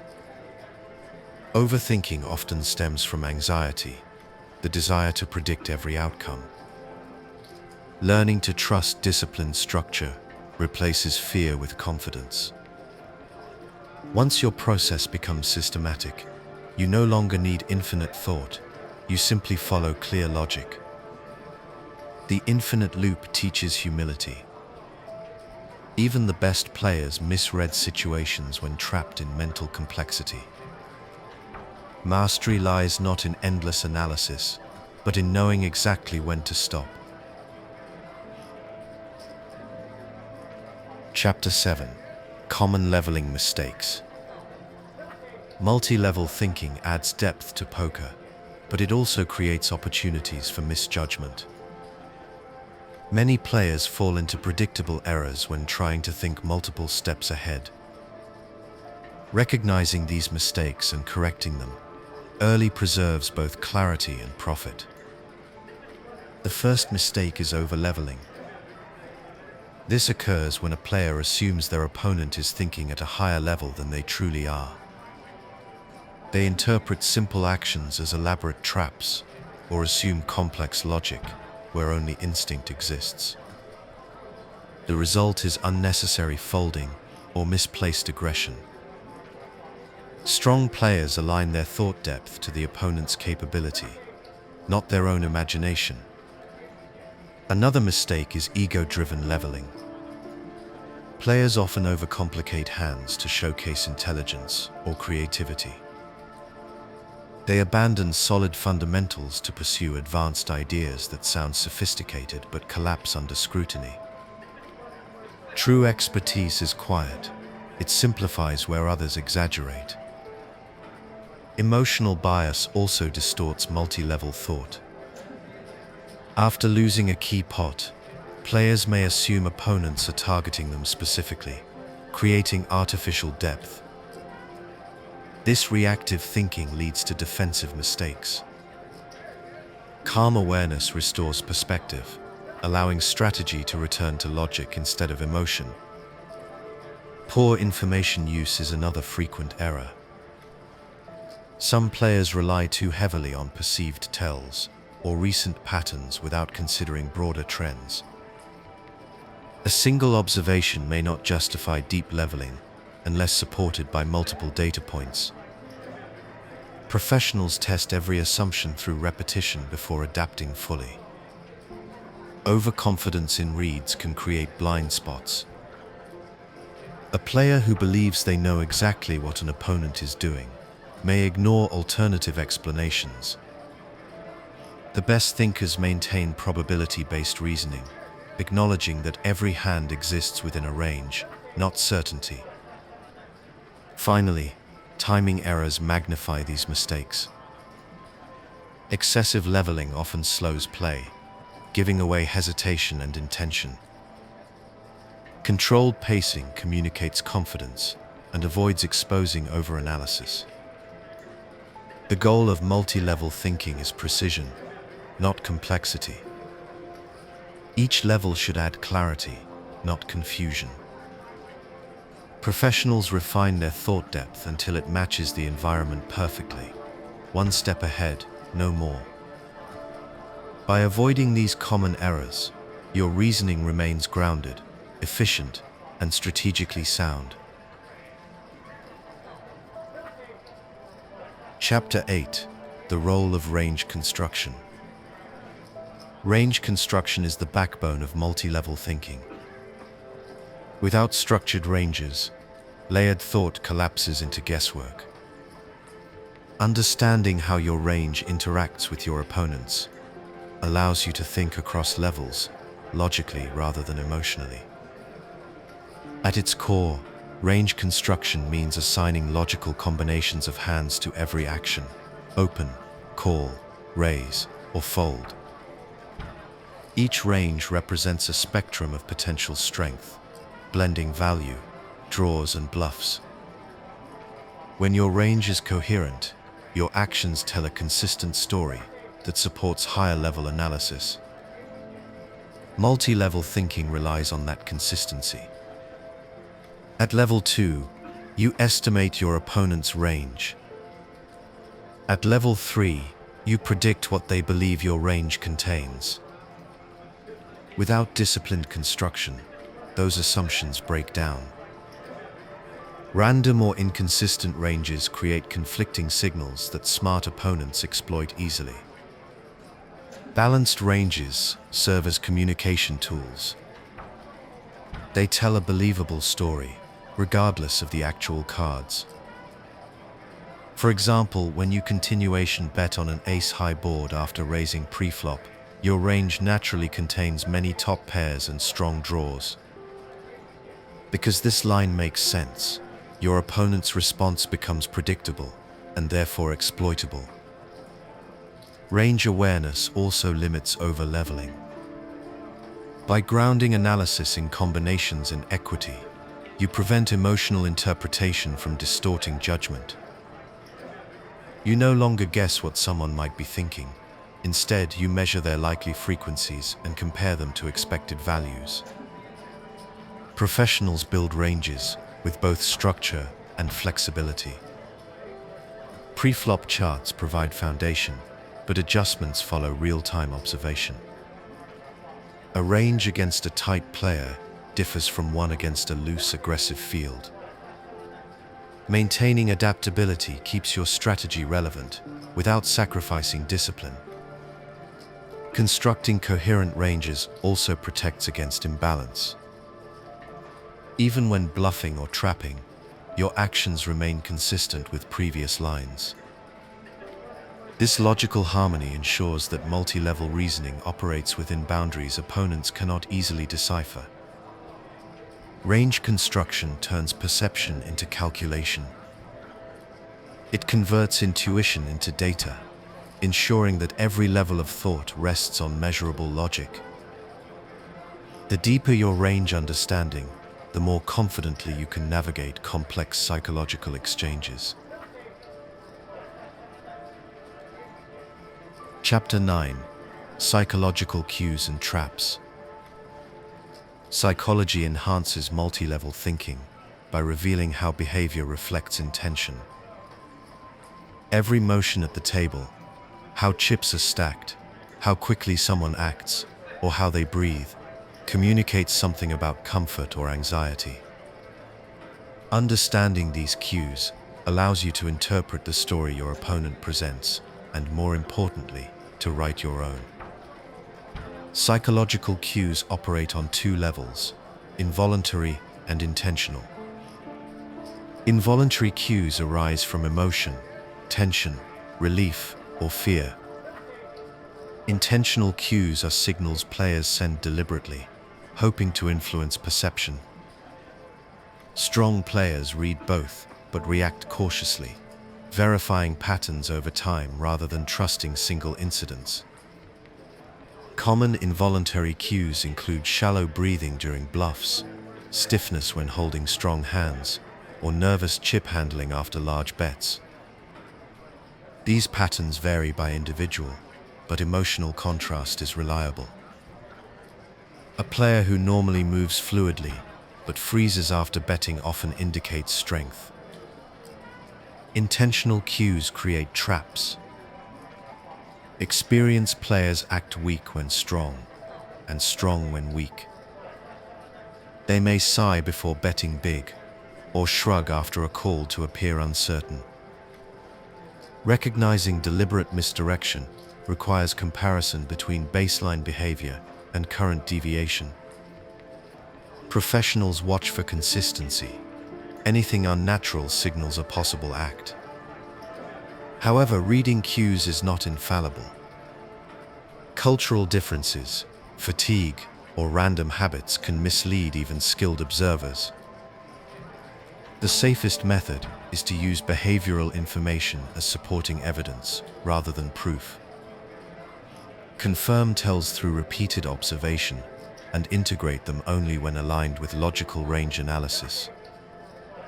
Psychological traps extend beyond physical behavior. Betting rhythm, table talk, and timing create perception control. A player who always bets quickly with bluffs, but hesitates with value, hands can be manipulated through pacing reversals. Professionals design their timing deliberately to elicit predictable reactions. At higher levels, deception becomes symmetrical. You set traps while expecting your opponent to set theirs. Multi-level thinking merges psychology and logic into one structure. Actions that appear natural but carry hidden intent.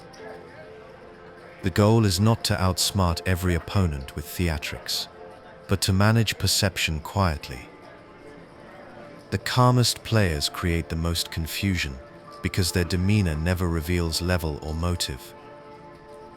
In poker, the best psychological trap is composure itself. Chapter 10: Simplifying Complexity. Advanced strategy introduces depth, but too much analysis can become counterproductive. Simplifying complexity ensures that multi-level thinking remains practical, not paralyzing. Professionals maintain focus by reducing variables to those that matter most: position, range interaction, and opponent type. Simplification begins with structure. Before each hand, define a clear process. Assess stack depth, identify range advantage, and plan action sequences. This routine eliminates decision fatigue and prevents thought loops. Once the framework is automatic, deeper analysis fits neatly inside it without overwhelming you. Prioritization follows. Not every situation requires multi-level reasoning. Against level 1 opponents who play cards literally, simple strategies outperform complex traps. Reserve higher-level thought for opponents who demonstrate awareness. Efficiency, not excess, produces consistency. Another aspect of simplification is clarity of purpose. Every action should have intent. If you cannot explain why you are betting, calling, or checking, the move lacks direction.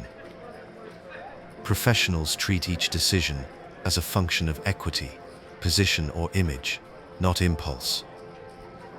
Visualization helps manage complexity. Thinking in terms of ranges and textures, rather than isolated hands, streamlines logic.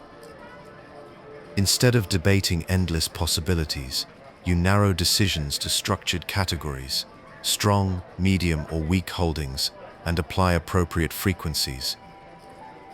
Emotional control complements simplification.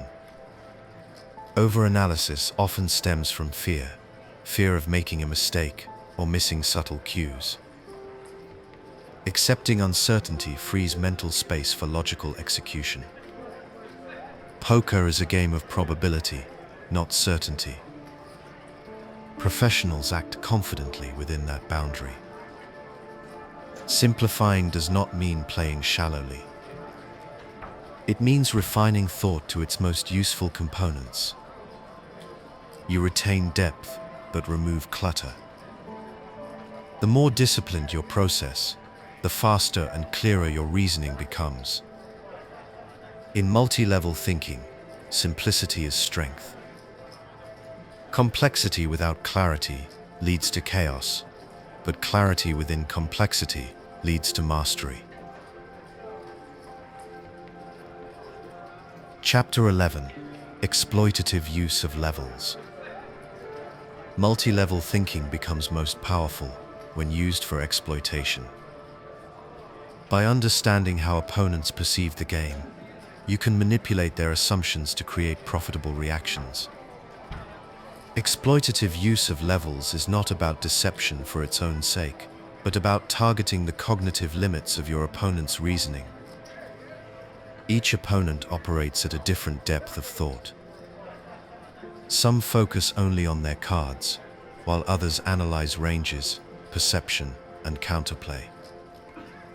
Exploitation begins by identifying that depth accurately.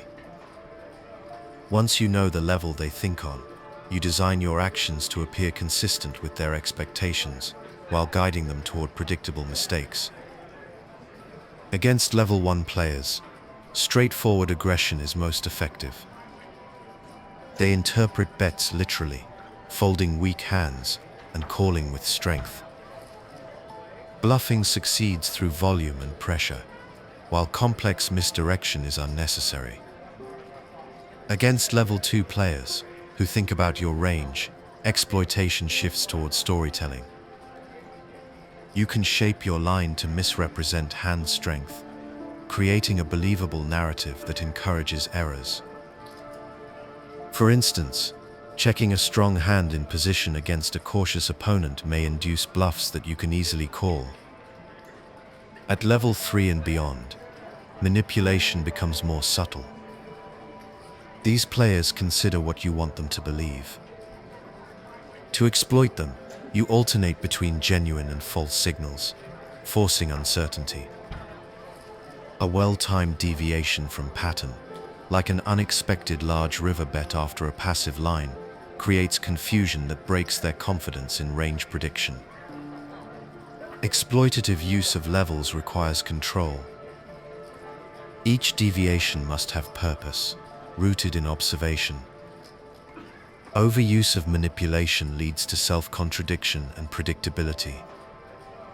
Professionals employ subtlety, blending authentic and deceptive actions until opponents lose reference points entirely.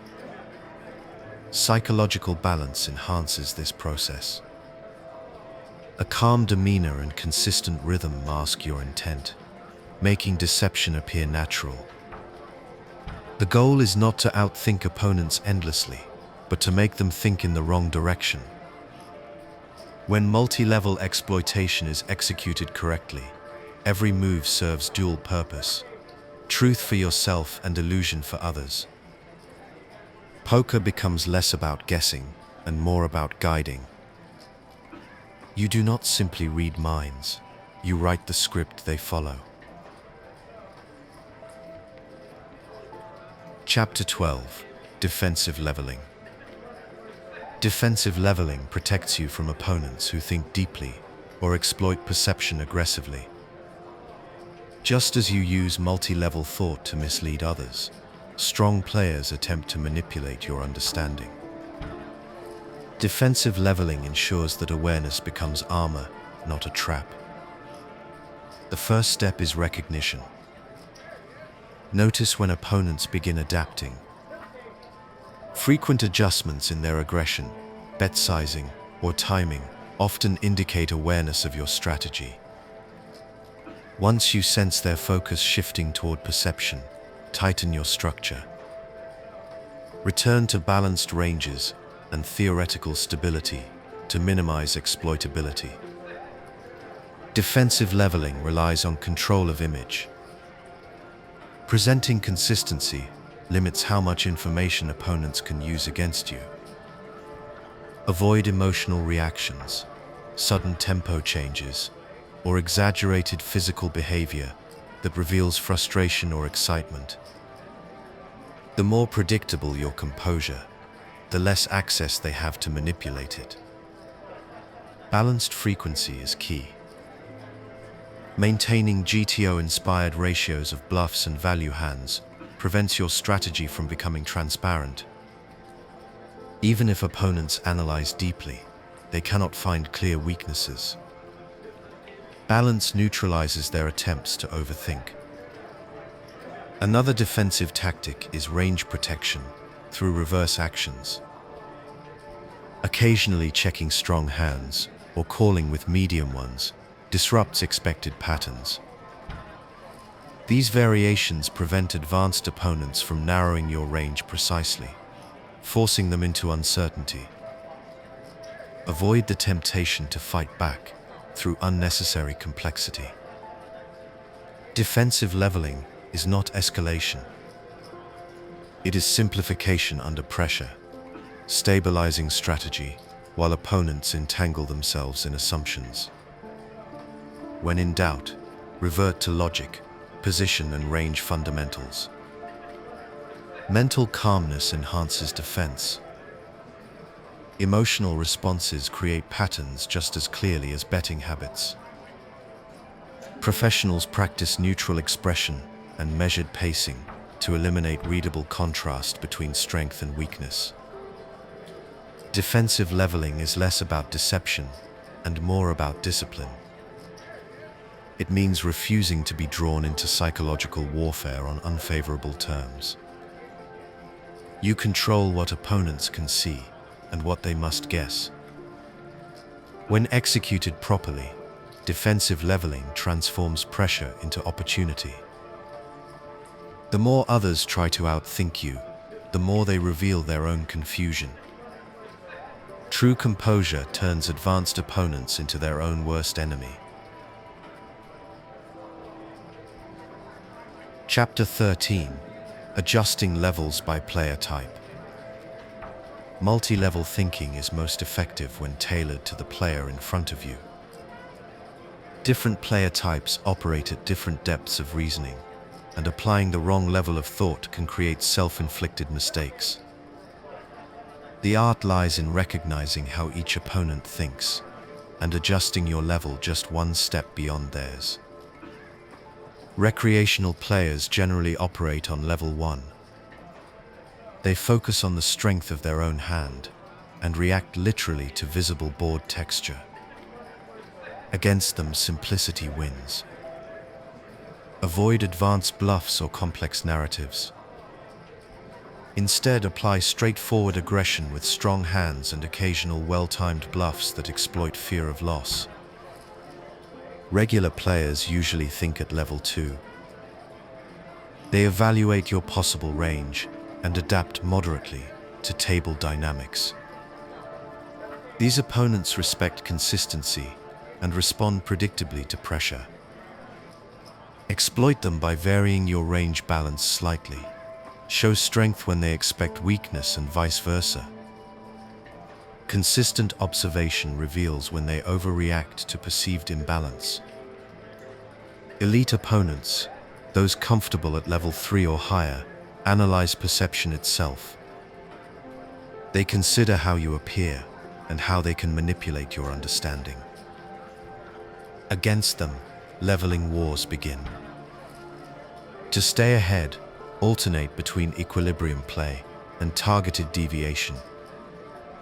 GTO stability protects you when unsure, while timely exploitation punishes predictable counterplay. Each player type also carries emotional tendencies. Recreational players value experience and excitement. Regulars value order and logic, and professionals value control and precision. Tailoring your tone and rhythm to each group enhances psychological leverage. Quiet patience unsettles emotional opponents. Deliberate unpredictability confuses analytical ones. Adaptation should remain fluid. If an opponent begins adjusting successfully, reduce complexity. Revert to level 2 fundamentals until stability returns. The strongest players switch between strategic depth levels seamlessly, responding to opponent awareness like a mirror reflecting perception. Adjusting levels by player type turns strategy into calibration. It is less about thinking infinitely and more about targeting effectively.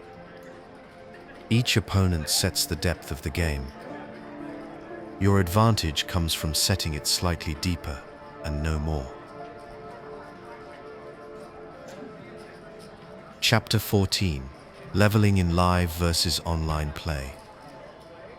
The environment of poker dictates how multi-level thinking functions. Live and online settings create different forms of information, timing, and perception. Understanding how to adapt your leveling to each environment ensures consistent accuracy regardless of format.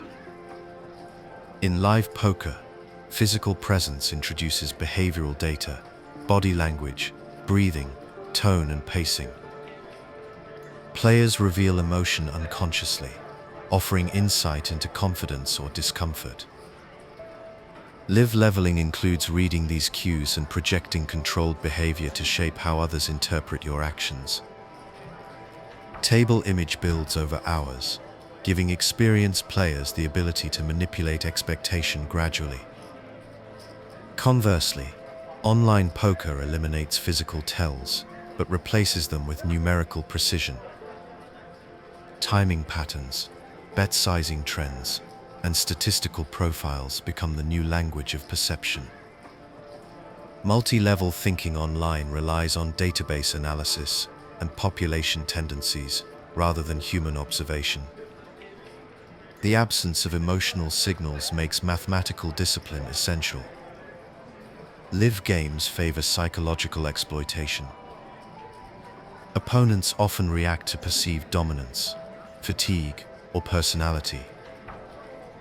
Professionals in live settings use calm composure and pacing variation to influence these reactions deliberately. Every sigh, delay, or casual remark becomes a tool for directing perception. Online play favors technical balance. With fewer emotional signals, deception must occur through frequency control and sizing logic. The strongest online players construct mixed strategies that appear unpredictable over large samples, avoiding exploitable patterns in databases or tracking software. Adaptation speed also differs. In live poker, image changes slowly because hands per hour are limited. Online, hundreds of hands occur per session, allowing rapid recognition of imbalance. Professionals exploit this by making temporary adjustments online that would take hours to establish live. Despite these contrasts, the principles remain identical. You still think about what others believe, adjust your level to their awareness, and manage perception deliberately. The difference lies in the medium: psychology in live play, data in online play. Mastering both environments completes strategic versatility. Live skill builds intuition and composure. Online skill refines balance and precision. Multi-level thinking thrives when both disciplines merge into one seamless system of logic, awareness, and adaptability. Chapter 15: Tournament Leveling Dynamics. Tournament poker adds unique layers to multi-level thinking. Unlike cash games, tournaments evolve continuously. Stack sizes, blind pressure, and payout structures force players to change their decision-making depth as conditions shift. Understanding these dynamics allows you to apply the right level of thought at the right moment. Early in tournaments, stacks are deep and players are loose. Level 1 and Level 2 thinking dominate. Most opponents focus on their own cards or simple reads. This is the time for disciplined fundamentals and cautious observation. Bluffing rarely succeeds because opponents are too willing to gamble. The strongest strategy is structure, build image, track tendencies, and prepare for later exploitation. As blinds rise and stacks shrink, perception becomes more important. Players start to consider not only what they have, but how others view them. Level 3 thinking begins to appear. Professionals use this stage to manipulate table image. A few visible showdowns, whether tight or aggressive, shape how opponents interpret your actions in future hands. Near the money bubble, leveling accelerates. Fear of elimination causes many players to revert to level 1, folding excessively. Exploit this by applying pressure through frequent opens and continuation bets. Against stronger opponents who anticipate this, adjust further, pretend to attack, then tighten to catch their counter bluffs. At final tables, advanced leveling peaks. Short stacks defend narrowly, big stacks pressure everyone, and mid stacks face conflicting incentives. Reading how each player interprets risk becomes essential. Some view survival as priority, others chase chip leadership. Multi-level thinking here involves anticipating those emotional priorities and shaping strategy around them. Tournament dynamics also reward self-control. Fatigue and pressure distort reasoning, often reducing sophisticated players to reactive behavior. The ability to maintain clear, layered thought under stress is what separates champions from survivors. In tournaments, leveling is not constant, it flows with the structure. Recognizing when to think deeply and when to simplify preserves focus and maximizes equity. Chapter 16: Cash Game Leveling Dynamics. Cash games, by contrast, create a steady environment where stack depths remain constant and pressure is self-imposed. Multi-level thinking here revolves around consistency, adaptation, and long-term psychological balance. Without the urgency of elimination, leveling develops gradually through repeated interaction and memory. Because players face each other across countless hands, image and perception evolve more slowly but more deeply. Regular opponents remember tendencies and adjust over time. This continuity allows extended leveling wars, where every adjustment becomes part of an ongoing dialogue. At lower stakes, most players remain fixed at level 1 or 2. Exploitation is straightforward. Apply pressure where fear dominates, and restraint where curiosity leads to mistakes. As stakes rise, more players think at level 3 or beyond, requiring subtle deception and range management. Cash game leveling also centers on rhythm. Timing, bet sizing, and pacing create impressions that accumulate over sessions. A player who always continuation bets may suddenly check a strong hand to appear weak, setting up future traps. Professionals use these sequences deliberately, engineering situations where opponents misread patterns they've come to trust. Deep stacks increase complexity. Multi-street planning allows for layered deception, where level 4 anticipation thrives. You can design lines that appear exploitable early, but reverse perception on later streets. This depth of planning separates theoretical understanding from true mastery. However, because cash games allow unlimited re-entry, emotional control becomes more critical than structure. Tilt creates predictable leveling breakdowns. Recognizing emotional cues in opponents and preventing them in yourself preserves strategic clarity across long sessions. Unlike tournaments, cash leveling has no endpoint. Each session blends into the next, making memory and consistency as important as logic. Professionals use history as both weapon and shield, remembering every revealed hand and how each opponent reacted to pressure. Multi-level thinking in cash games reflects endurance rather than escalation.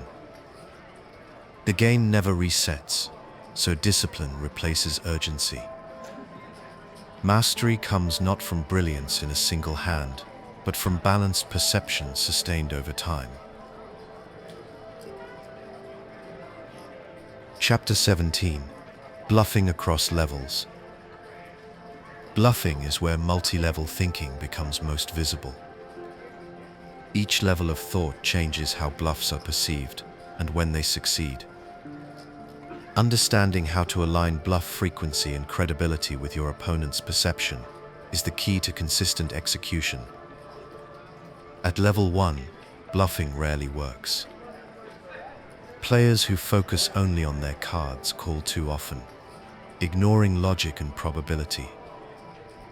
Bluffing against them wastes equity. The correct approach is patience. Bet your strong hands and let their curiosity fund your winnings. At level 2, bluffs become more powerful. These players consider what you might hold, so you can represent strength effectively. Consistent continuation bets and believable storylines pressure them to fold missed hands. The key is narrative consistency. Each action must make sense within your supposed range. At level 3, opponents evaluate your credibility. They think about what you want them to believe. Against them, bluffing becomes psychological chess. You must construct lines that appear intentionally misleading but still logical. For example, betting small on a draw-heavy flop and overbetting a blank river can create confusion. They know you are capable of trickery, but cannot determine when you are using it. Bluffing at level 4 involves anticipation. You predict how observant players will counter your perceived bluff frequency. If they start calling light, Adjust by reducing bluffs and expanding value bets. This reversal converts their adaptation into your profit.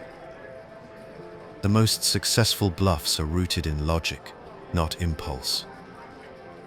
Professionals balance aggression with equity, choosing hands that can improve or block likely calls. They bluff less frequently, but with higher accuracy, using both range awareness and psychological control. Timing enhances credibility. Quick, confident execution conveys certainty. Hesitation or excess explanation undermines the illusion. The calmest players bluff most effectively because they appear identical in every situation. At its core, bluffing across levels is about storytelling. The narrative must align with what your opponent expects to see. When logic, behavior, and timing converge, your bluffs no longer rely on luck, they rely on belief. Chapter 18: Value Betting Through Levels. Value betting benefits equally from multi-level thought. While bluffing relies on persuasion, value betting depends on perception control, getting paid when you are ahead without revealing strength too early. The ability to extract maximum value from strong hands requires reading what your opponent believes about you. At level 1, value betting is straightforward. You bet your strong hands because opponents will call with weaker ones. The goal is clarity and volume, not deception. Against players who ignore range logic, simply bet for value and avoid slow play. At level 2, perception starts to matter. These opponents consider your possible range, so you must balance strength and subtlety. A large bet may scare them, while a small one invites calls. Adjust sizing to their tendencies, small against cautious players, large against curious ones. At level 3, value betting becomes a form of manipulation. Your opponents think about what you represent. You can induce calls by appearing weak or uncertain. Checking a turn with top set or using a smaller river bet may invite thin calls from players who overthink motives. Level 4 introduces anticipation. You predict how an aware opponent will react to your perceived patterns. If they expect you to trap, you bet boldly. If they expect large bets with value, you underbet to confuse them. Each adjustment is a response to how they interpret your image.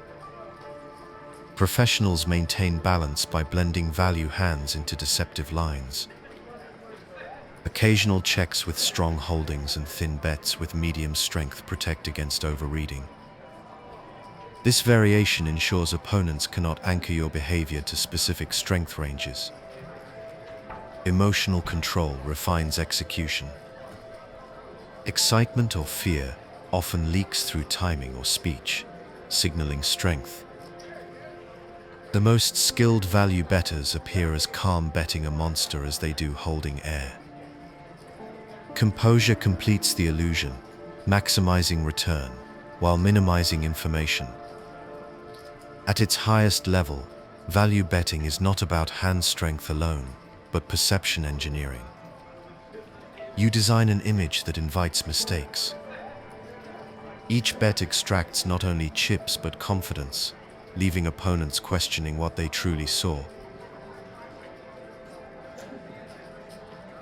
Chapter 19: Reverse Psychology and Trap Setting. Reverse psychology in poker transforms understanding into misdirection. Once opponents begin analyzing your behavior and reasoning, you can guide their conclusions intentionally. Trap setting is the deliberate use of controlled deception to make opponents act exactly as you want them to. The foundation of trapping lies in credibility. To deceive effectively, you must first play predictably. Opponents only fall for misdirection when they believe in the image you have built. If you have been aggressive for several orbits, a sudden check may invite bluffs. If you have been passive, a sharp raise gains more respect. Consistency creates context, and context sells the story. Trap setting thrives at higher levels of thought. Level 2 and 3 players are especially vulnerable because they think about perception, but still assume their interpretation is correct. Against them, subtle reversals, like slow playing strong hands or representing weakness through timing, produce maximum payoff. The most effective traps are designed with purpose, not ego. Many players attempt flashy traps that ignore risk, letting opponents realize free equity. True traps control pot size, maintain range balance, and trigger specific reactions. A check call on the turn followed by a river check can invite an overbet bluff from an opponent convinced of your weakness. Reverse psychology also works defensively. By showing controlled emotion or deliberate hesitation, you can disarm aggressive players who thrive on fear or dominance. Feigned uncertainty often encourages reckless attacks. Calmly absorbing pressure until the right moment allows you to spring the trap cleanly. However, overuse of traps creates predictability. Skilled opponents recognize passive lines repeated too often and adjust by checking back strong hands or betting smaller. Successful reverse psychology requires variation. Some checks hide strength, others represent genuine caution. Professionals treat traps as narrative tools. They write believable stories, then let opponents draw false conclusions. Every element, bat sizing, tone, rhythm, and timing, contributes to the illusion. When executed correctly, the opponent's own reasoning becomes the instrument of their defeat. The essence of reverse psychology is patience. You give opponents enough room to act while maintaining control of the outcome. Mastery lies in making deception invisible, letting logic, not theatrics, lead them directly into your plan. Chapter 20. Adapting to emotional leveling. Emotional leveling occurs when logic collides with feeling. Players influenced by emotion interpret the game differently, creating exploitable distortions in perception. Recognizing these emotional states and adapting your thought process around them ensures clarity when others lose control. Tilt, frustration, and ego are the most common emotional distortions. A tilted opponent may become reckless, chasing lost chips through impulsive bluffs. An ego-driven player resists folding to prove dominance. Both reveal clear opportunities for controlled exploitation. When facing emotionally compromised opponents, lower your thought depth. Advanced reasoning becomes unnecessary because emotion overrides logic. Focus on straightforward strategy. Tighten your range, value bet often, and allow them to make predictable mistakes. Emotional leveling also affects your own decisions. After a bad beat, your brain demands instant recovery. This reaction often leads to over-bluffing or poor call-downs. Professionals counter this by pausing between hands, taking deep breaths, and resetting their focus. Emotional regulation restores equilibrium before logic fades. Observation identifies emotional states through timing, speech, and rhythm. A player acting faster than usual or staring intensely after losing a pot is likely tilted. Calmly applying pressure through consistent, logical play exploits their volatility without risk. Ego leveling deserves special attention. Some players enter psychological duels, focusing on proving superiority rather than winning chips. Engaging them emotionally feeds the trap they set for themselves. The professional response is detachment. By refusing to participate in their emotional narrative, you control the pace and direction of the match. Fatigue also produces emotional leveling late in sessions or tournaments. Decision quality declines as mental energy fades. Professionals prepare through hydration, nutrition, and deliberate pacing to sustain composure when others falter. Ultimately, emotional leveling reminds us that poker is played by people, not machines. Logic must always adapt to emotion, both yours and theirs. The ability to stay rational while others unravel transforms technical skill into enduring advantage. Chapter 21. Metagame Awareness. Metagame awareness extends multi-level thinking beyond a single hand or session. It involves understanding how strategy evolves over time within a recurring player pool. The metagame is the collective memory of how you and your opponents have played, shaping future expectations and adjustments. At its core, metagame awareness is pattern recognition on a large scale. When opponents notice that you frequently bluff in certain spots, they begin to counter by calling lighter.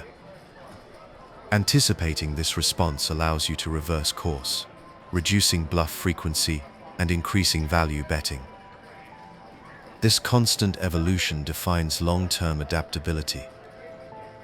The metagame also influences emotional tone. Opponents develop psychological narratives about your style: tight, cautious, aggressive, or fearless. These narratives persist across sessions and events, affecting how your future actions are interpreted. Managing this narrative intentionally gives you long-term control over perception. Consistency builds credibility. If you maintain disciplined ranges and balanced play, opponents respect your decisions more deeply. Conversely, erratic behavior undermines your strategic image, encouraging lighter calls and reckless challenges. Professionals guard their metagame reputation carefully, knowing it dictates future profitability. Awareness of the broader environment matters too. Online platforms, live circuits, and local games each develop their own meta. Population tendencies shift as players learn, copy strategies, and respond to trends. Staying informed about these shifts keeps your approach current. What exploited players last year may fail against a more balanced field today. Metagame awareness also protects against stagnation. Many players plateau because they rely on outdated reads or habitual strategies. Professionals evolve continuously, reanalyzing their database of experiences to refine assumptions. The metagame becomes a living map of adaptation and counter-adaptation. This awareness turns poker into an ongoing dialogue rather than isolated hands. Every decision today shapes how opponents respond tomorrow. Thinking beyond the moment allows you to engineer future advantage deliberately. Metagame awareness represents mastery at scale, the ability to think not only within hands, but across time. The more consciously you manage that narrative, the more power you hold over the unseen rhythm of competition. Chapter 22. Table Image and Narrative Control. Table image is the real-time version of metagame awareness. It reflects what your opponents currently believe about you. Narrative control means managing that belief intentionally, crafting a story that serves your strategic goals. The best players never let image form by accident. they design it. Your image is shaped by visible patterns, frequency of aggression, showdown results, physical demeanor, and verbal tone. Each of these factors builds a reputation that influences how opponents respond. An image of tight discipline invites steals, while an image of recklessness encourages folds. Understanding this cause and effect allows you to use perception as a weapon. The first step in narrative control is consistency. Repeated actions establish expectation. Once that expectation solidifies, you can deviate from it for profit. For example, if opponents perceive you as cautious, a sudden bluff commands credibility. If they see you as wild, a large value bet invites payment from disbelief. Body language and timing contribute to narrative depth. Calm posture, steady movement, and measured pacing project confidence and reliability. Emotional restraint reinforces any story you choose to tell, whether that story is tight control or fearless aggression. The calm player owns the narrative because they dictate rhythm. Speech and behavior also shape image. Verbal interaction can relax or unsettle others, influencing their comfort level and decision-making.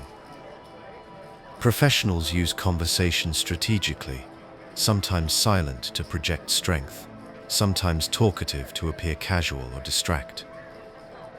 Controlling image does not mean acting. It means aligning your behavior, tempo, and decisions into a coherent narrative that fits your plan. Inconsistency breaks the illusion. If your words, timing, and actions tell conflicting stories, opponents disengage from the trap. Narrative control extends across sessions. A memorable bluff or unconventional move lingers in opponents' minds, altering future reactions. Professionals leverage these memories deliberately, setting up future hands long before they occur. Your table image is always active, even when silent. Every action adds to the story opponents tell themselves. Mastering narrative control means becoming the author of that story.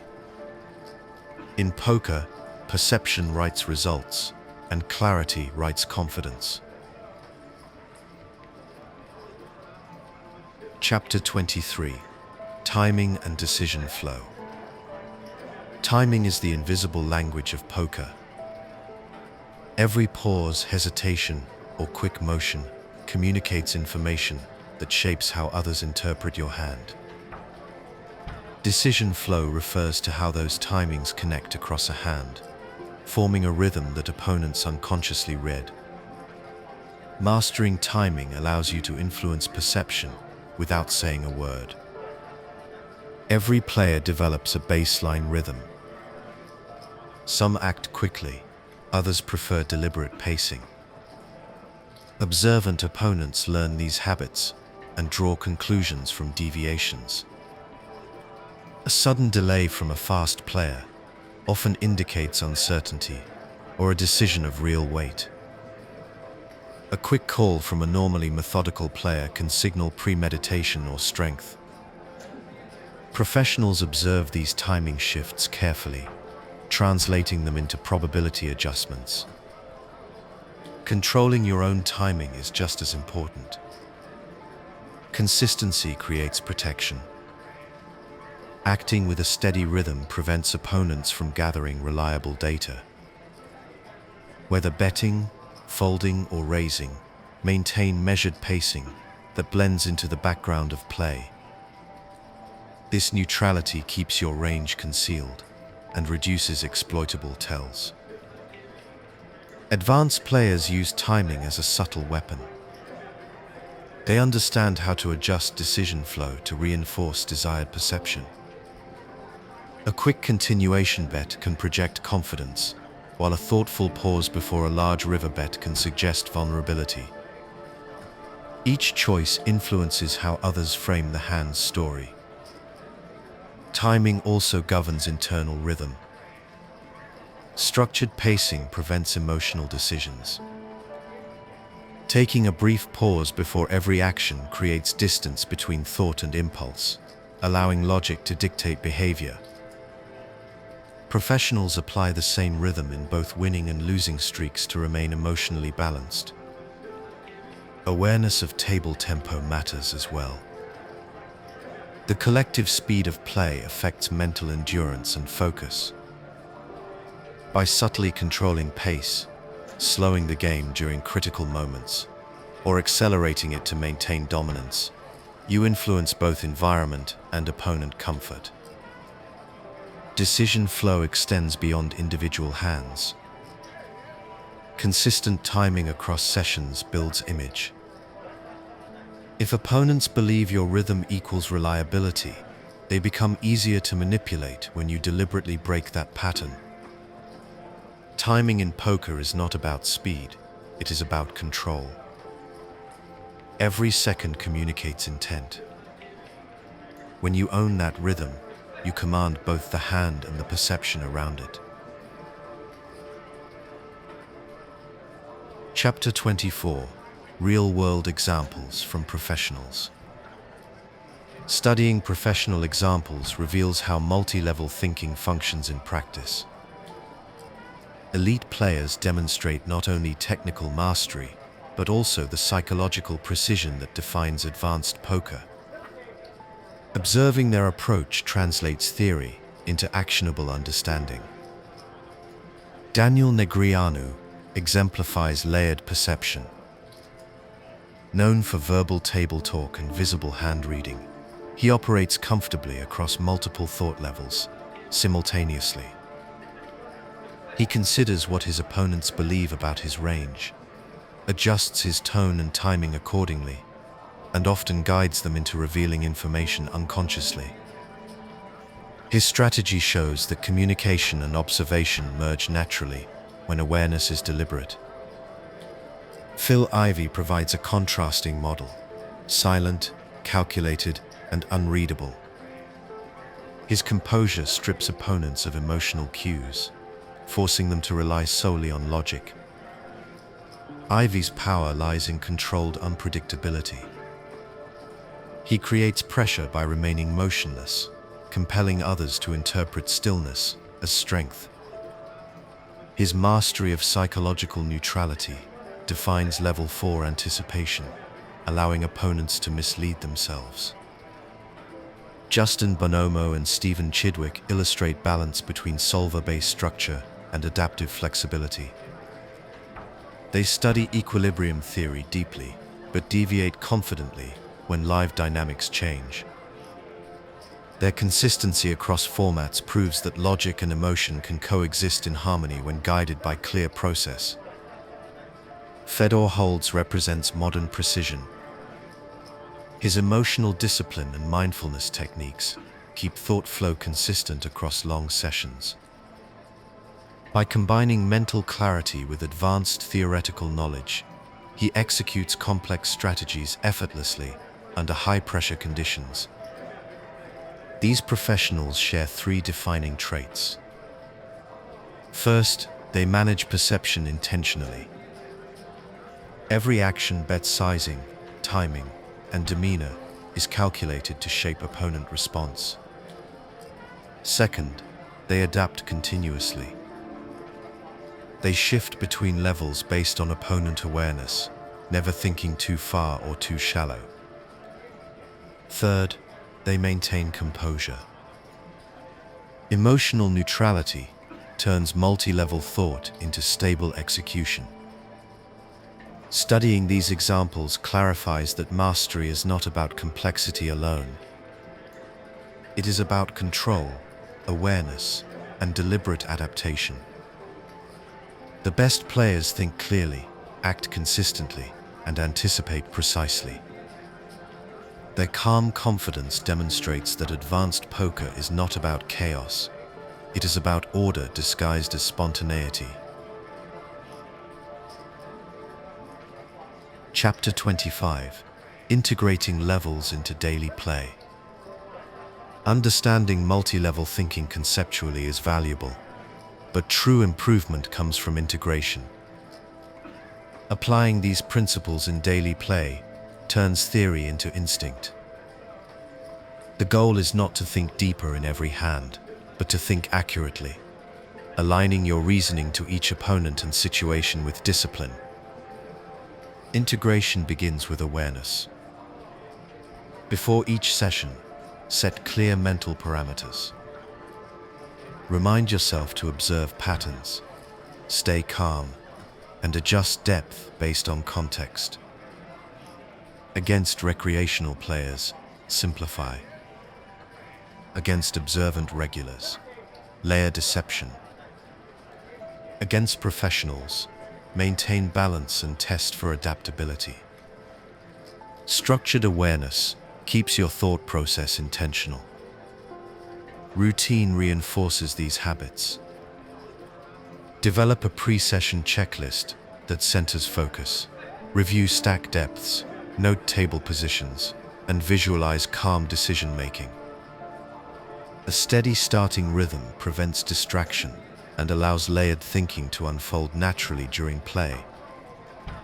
Post-session reflection transforms experience into growth. Review key hands and identify which level of thinking guided each decision. Ask whether deeper thought added clarity or confusion. Over time, you will refine when to expand and when to simplify, building instinctive calibration between logic and perception. Training exercises accelerate integration. Practice assigning ranges to opponents in real time, even in hands you are not playing. Verbally label levels of thought, yours and theirs, until recognition becomes automatic. Consistent repetition strengthens mental mapping skills and stabilizes focus during high-pressure moments.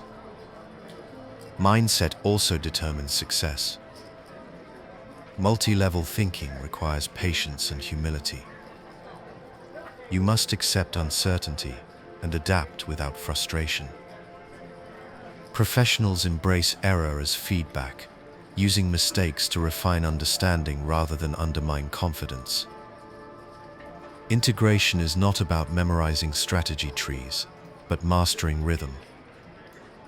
The more consistently you apply layered thought with calm precision, the more natural it feels. Poker then transitions from deliberate calculation to fluent comprehension. When multi-level thinking becomes part of your daily process, your perception expands beyond cards and numbers. You begin reading the emotional tempo of a table, anticipating reactions, and acting from clarity rather than guesswork. Consistency turns insight into habit, and habit into mastery. Chapter 26, Lesson Recap. Multi-level thinking transforms poker from a mechanical contest into a strategic dialogue.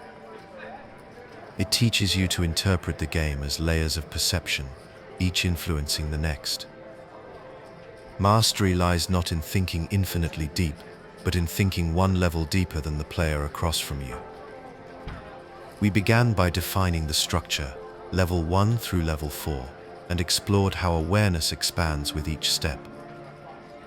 You learned how to recognize when opponents overthink or underthink, and how to calibrate accordingly. We examined how balance, range construction, and timing sustain logical structure. We discussed psychological cues, emotional control, and narrative management, the human elements that give logic meaning. Each layer of perception blends math and psychology into one cohesive system. You also learned how to adapt across formats. In tournaments, leveling shifts with stack pressure and ICM tension. In cash games, depth and repetition create psychological rhythm. Across both, composure remains your anchor. Real-world examples illustrated how elite professionals use these principles intuitively. They manage image, anticipate reaction, and maintain emotional balance, proving that mental clarity under pressure defines success more than complexity of thought. Multi-level thinking is less about intelligence and more about awareness. It is the discipline to control perception, the patience to observe before reacting, and the confidence to simplify when the game becomes chaotic. As you progress, remember that each level is a tool, not a destination. When used deliberately, it builds precision. When used without control, it breeds confusion. Mastery means knowing when to think, when to act, and when to stop thinking altogether. Poker rewards calm minds that see the game as conversation rather than combat. The better you understand what others believe, the more control you have over what happens next.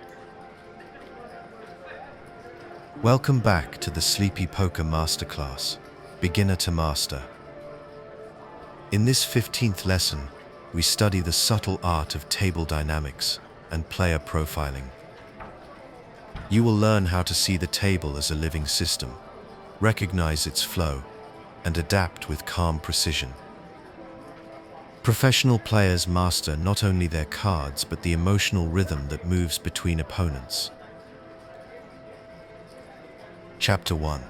Defining table dynamics. Table dynamics describe the collective rhythm of interaction among players. It represents how energy, aggression, and emotions circulate through a poker table.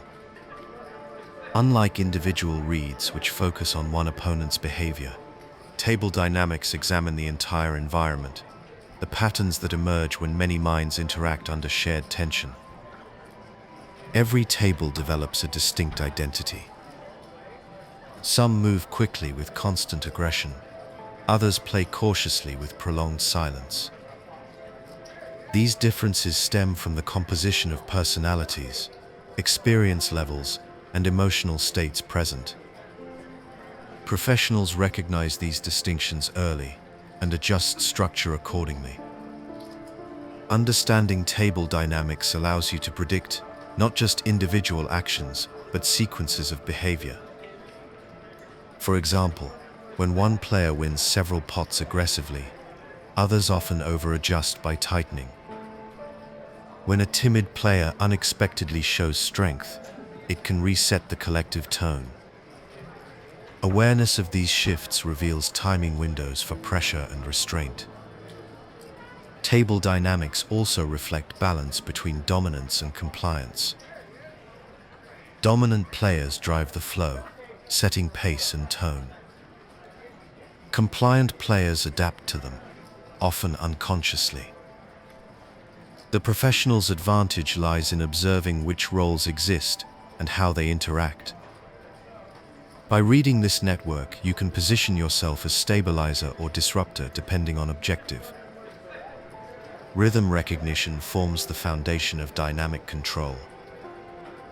Once you perceive the invisible current that connects decisions around the table, you can influence it subtly. Small actions, consistent pacing, measured betting, or quiet observation can shift the group's psychological state. Table dynamics transform poker from isolated encounters into systems thinking. Each decision carries ripple effects beyond the pot. Mastery begins when you stop reacting to single events and start managing the tempo of the entire table. Chapter 2. The table as a living system. A poker table functions as a living organism. Each player is a cell contributing to its overall rhythm and stability. Energy moves through conversation, betting tempo, and posture. When one part changes through tilt, confidence, or fatigue, the entire structure responds. Professionals learn to read this system holistically, noticing not only actions but their echoes. The table breathes through pace. Quick, decisive sessions create momentum that rewards initiative. Slow, cautious tables encourage patience and long-term pressure. Recognizing which rhythm dominates determines whether you drive action or allow it to come to you. Feedback loops govern this living system. A bold bluff increases tension, prompting defensive play in others. A quiet orbit without conflict relaxes the group, encouraging light opens and calls. These loops perpetuate themselves until interrupted. Skilled players identify when the loop benefits them and when it must be broken. Observation extends beyond cards. Breathing patterns, chip handling, and eye contact provide indicators of energy distribution. A table leaning forward collectively signals engagement. Reclined postures reveal fatigue. Subtle shifts in body language often predict how aggressively players will respond to future bets. Harmony and disruption alternate naturally. The best players do not fight this flow. They steer it. When momentum favors them, they extend it through consistent pacing and assertive action. When it turns against them, they slow rhythm deliberately to regain footing. This control is invisible yet constant, like maintaining steady breathing during turbulence. Treating the table as a living system changes perception. You stop searching for isolated tells and start recognizing patterns of interaction. Poker becomes less about confrontation and more about navigation, guiding the emotional current rather than resisting it. The calm player thrives because they move with the rhythm, not against it. Chapter 3: Identifying Player Clusters. Every poker table contains groups of players who share similar tendencies. These clusters form naturally as individuals mirror each other's pace, emotional tone, and level of risk tolerance. Identifying these clusters early allows you to predict interactions before they happen and to target areas of weakness with quiet precision. Cluster formation often follows comfort zones. Passive players reinforce each other by calling frequently and avoiding confrontation. Aggressive players fuel tension through frequent raises and re-raises. Between these extremes exist adaptable players who shift gears depending on the group's overall energy. The composition of these clusters defines table identity. Observation begins pre-flop. Track who opens wide, who calls too often, and who hesitates. Over time, patterns emerge. One section of the table drives action, while another avoids it. Professionals recognize that playing into aggression directly often creates volatility, while targeting passive clusters produces steady growth through controlled pressure. Communication between clusters defines dynamic balance. When loose players sit adjacent, chaos spreads, hands resolve faster, and pots grow large. When disciplined players dominate a table, pace slows, requiring patience and selective engagement. Each environment rewards a different mindset. Understanding cluster behavior lets you adapt your own image. Against passive clusters, you can represent strength frequently without resistance.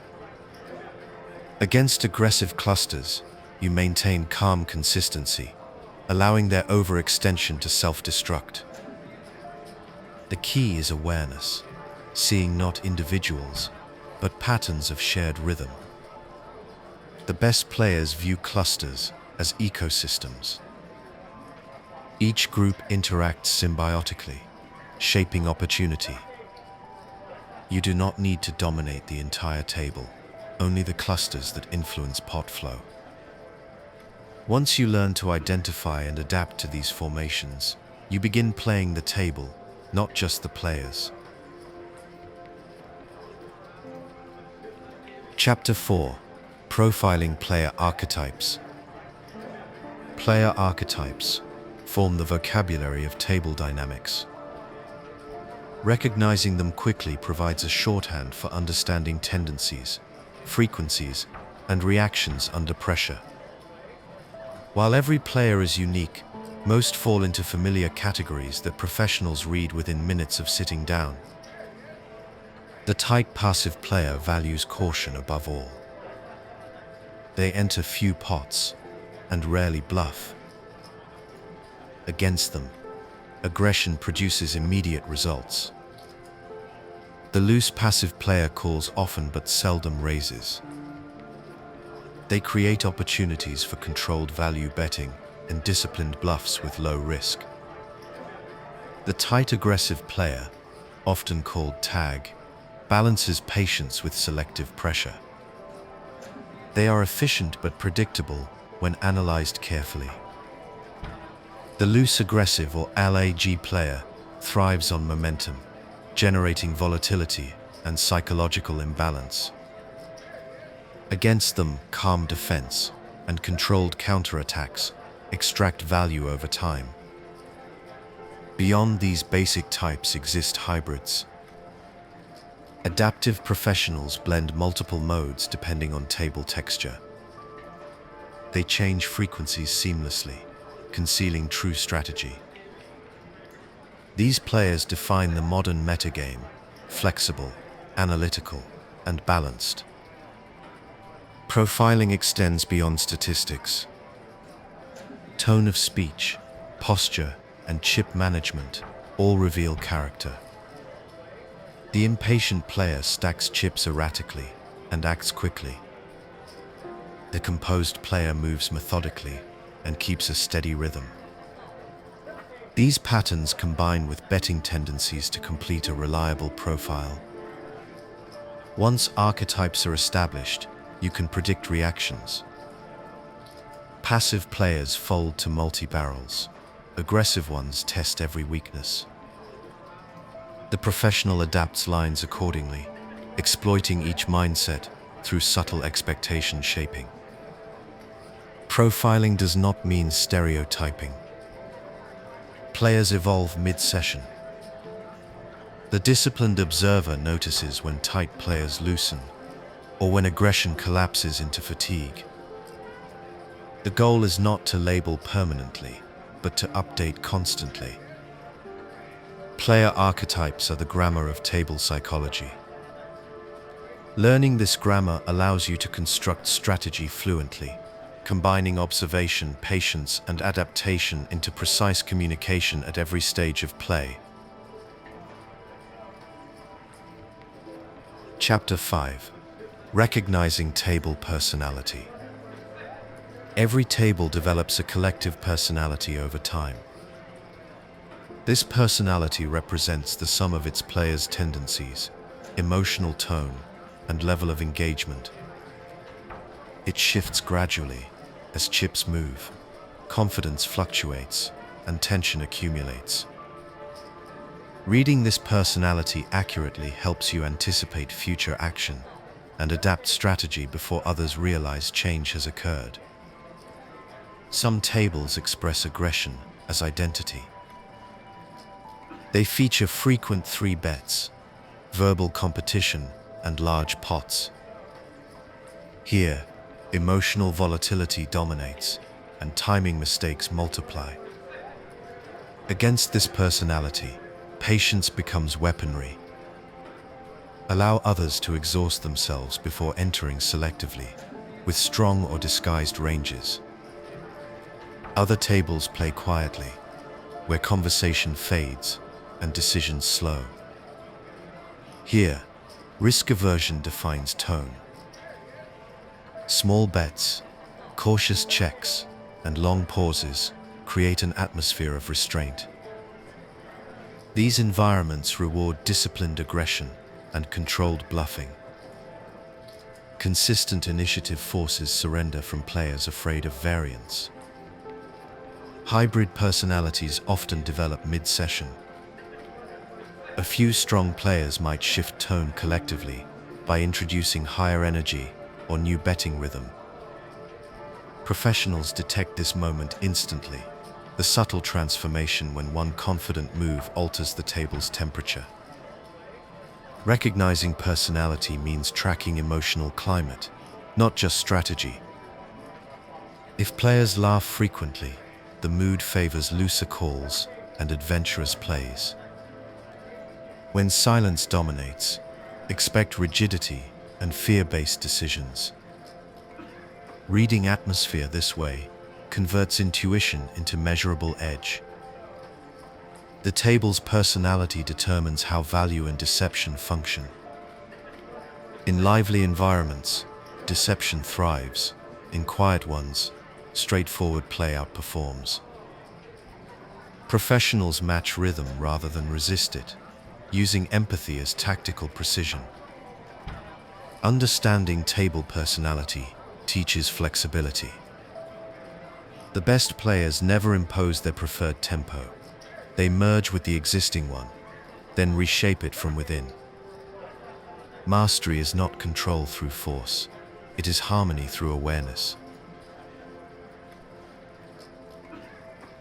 Chapter 6: Flow and Momentum. Flow represents the invisible current that connects decisions across the table. Momentum describes its direction, whether aggression builds or retreats.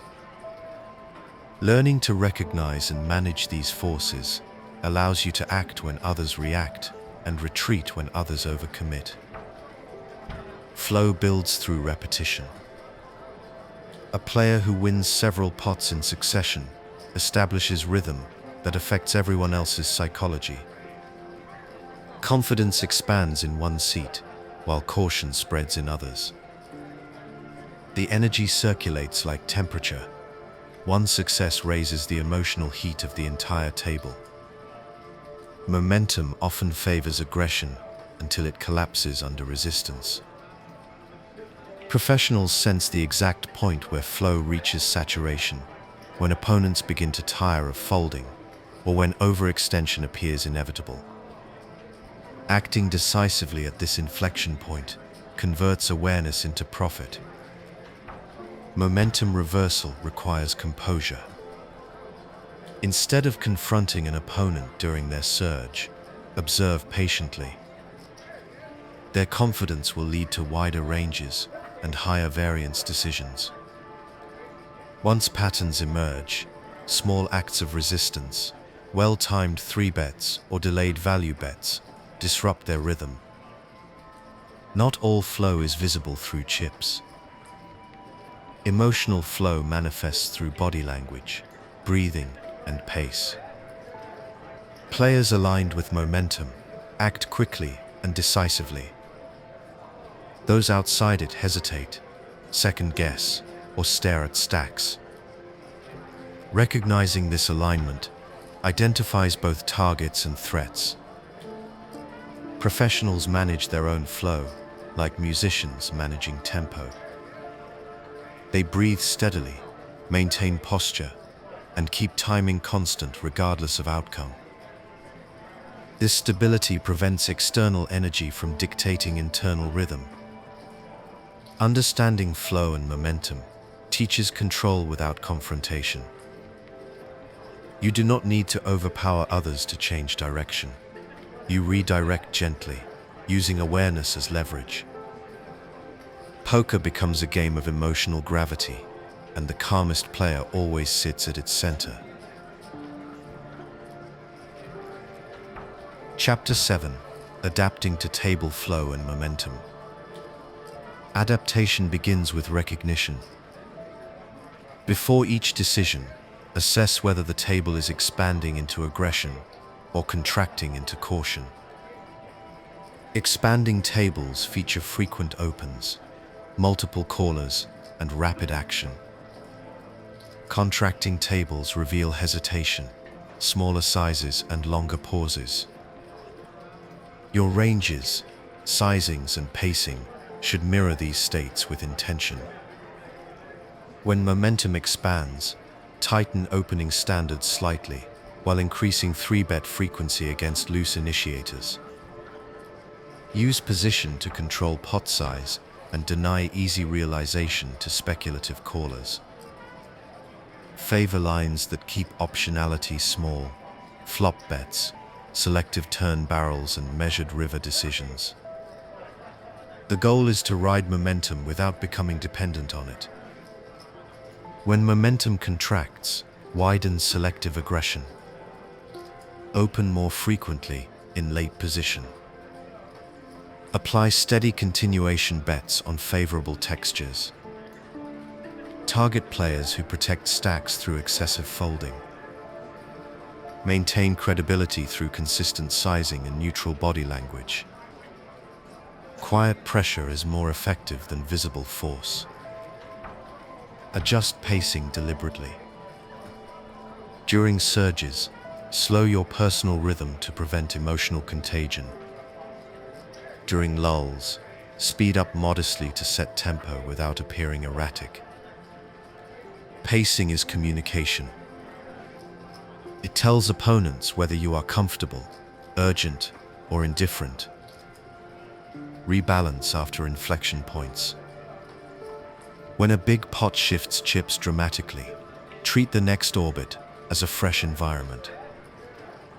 Reassess who is confident, who is wounded, and who now controls position. Professionals reset quickly, letting new information replace stale assumptions. Adaptation is a process, not a reaction. You observe flow, adjust ranges, refine sizing, and manage pace. You do not chase heat or flee pressure. You move one step ahead of the table's rhythm, never several. That measured proximity creates durable edges without exposure. Chapter 8: Positioning and Leverage. Seat placement converts awareness into control. Position amplifies information and compresses risk. By choosing where to engage and whom to keep on your right or left, you turn table dynamics into predictable decision trees. Leverage begins with anchors. Aggressive players to your right provide profitable isolation opportunities. You can flat wider, 3-bet selectively, and act last post-flop. Dangerous players to your left reduce freedom. Tighten opens, trim marginal flats, and prefer value-heavy 4-bets to avoid multi-way traps. Construct pods of control. Identify 2 adjacent seats you can pressure consistently. Aim to play more pots against these seats, while minimizing entanglement with the table's best defender. Control does not require dominance everywhere. It requires repeatable advantage somewhere. Exploit positional asymmetry.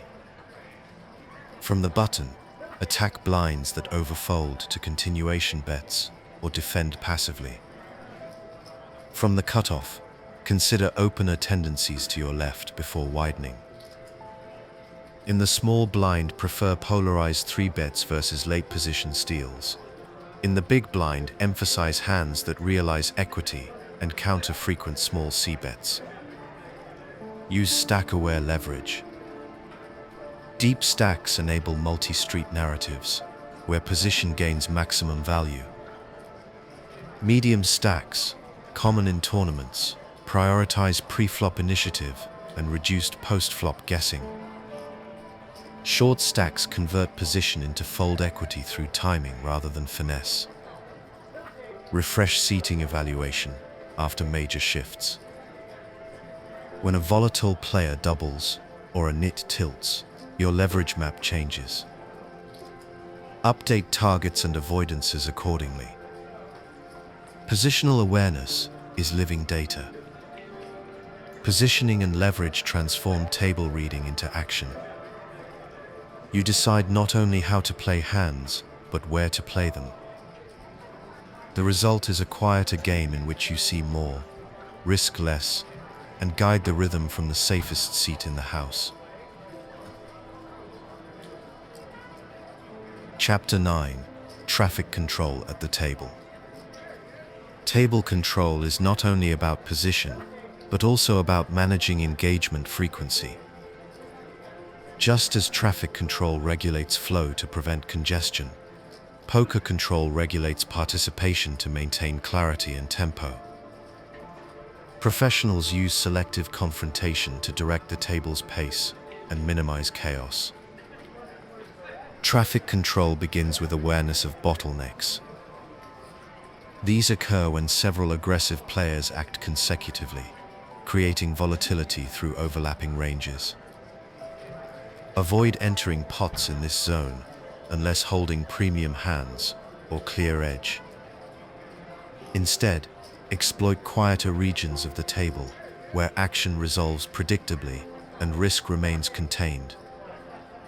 Identify safe lanes, players whose tendencies allow steady accumulation. Loose passive players form soft traffic, giving way under consistent pressure. Tight players provide reliable folds, but demand patience. Rotate focus between these lanes to maintain forward momentum without overexposure. Controlling tempo requires rhythm discipline. Avoid back-to-back speculative entries that blur table perception of your range. Each hand should serve a purpose, either information gathering, exploitation, or image reinforcement. Strategic spacing between engagements preserves credibility and reduces variance. Observation supports timing. After large pots or emotional confrontations, tables momentarily destabilize. Allow others to settle before re-engaging. When players display frustration or distraction, reintroduce pressure smoothly, as though directing traffic lights through rhythm rather than noise. Professionals treat table control as resource management. Every decision either adds order or contributes to congestion. By choosing your moments and opponents carefully, you maintain structure while others drift into reaction. Traffic control turns chaos into coordination, an invisible advantage, visible only through stability. Chapter 10: Managing Image Within Dynamics. Table image is fluid. It evolves through action, speech, and timing. Managing it within table dynamics means guiding how others perceive your style as the environment changes. The best players update image deliberately, ensuring that perception always supports purpose. Image control begins with recognition. Ask what others currently believe about you. Are you seen as tight, aggressive, passive, or balanced? Awareness defines starting point. Once identified, determine whether this perception benefits your current goal. If not, begin subtle correction. Behavior builds image faster than results. Frequency of action, bet sizing, and response to pressure create lasting impressions. A player who acts quickly after folding several hands appears confident. One who hesitates inconsistently invites testing.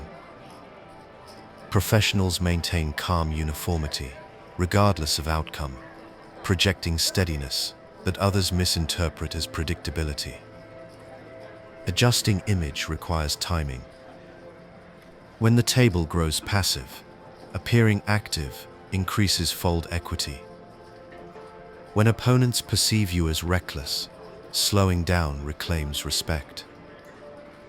These transitions must feel organic. Shift gears gradually, so opponents rationalize change rather than detect it. Silence reinforces mystery.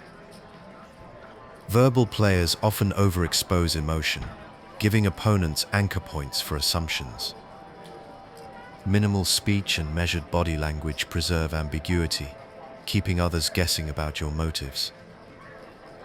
Image also interacts with flow. When the table runs hot, amplifying calm creates contrast that unsettles others. When the table quiets, small bursts of aggression reawaken tension in your favor. The image you project influences not only how opponents play against you, but also how the table feels collectively. The professional uses image as narrative control. Each adjustment shapes expectation, and expectation drives reaction. Mastering image within dynamics transforms perception into leverage. Proof that what others believe about you often matters more than what you actually hold. Chapter 11. Identifying table tipping points. Every table reaches moments where its rhythm shifts irreversibly. These are tipping points, critical junctures, when momentum, emotion, or chip distribution changes the character of play. Recognizing them early allows professionals to reposition strategy before volatility unfolds. Tipping points usually occur after major confrontations. A large pot, an exposed bluff, or a visible display of frustration alters the balance of confidence across seats. Even players uninvolved in the hand absorb this change subconsciously. The table becomes temporarily unstable as new behavioral norms emerge. Observation reveals warning signs. Aggressive players slow down suddenly, or quiet players begin engaging more frequently. Conversation increases or stops altogether. Timing patterns shift subtly as uncertainty spreads. Professionals recognize these signals and adjust posture, pacing, and range before the environment redefines itself. During a tipping point, aggression amplifies risk because the emotional equilibrium is fragile. Instead of forcing action, allow the table to reveal its new direction. Once the new rhythm stabilizes, resume structured initiative. Acting too soon inside chaos invites unnecessary variance. Tipping points also arise from fatigue or prolonged monotony. Long sessions dull perception and erode discipline. A sudden burst of aggression from an otherwise patient player often marks a hidden tipping point, an impulsive act, signaling emotional depletion. Calm awareness converts these outbursts into quiet profit. The best players maintain perspective through transition. They see the table as a system recalibrating itself, rather than a battlefield changing sides. While others overreact to temporary noise, they remain centered, letting probability and structure rebuild order. Identifying tipping points transforms chaos into opportunity. Poker is not won through constant motion, but through precision in stillness, knowing when to pause, when to adapt, and when to quietly resume control. Chapter 12. Balancing risk and rhythm. Risk and rhythm exist in constant dialogue. Every decision affects both financial exposure and emotional stability.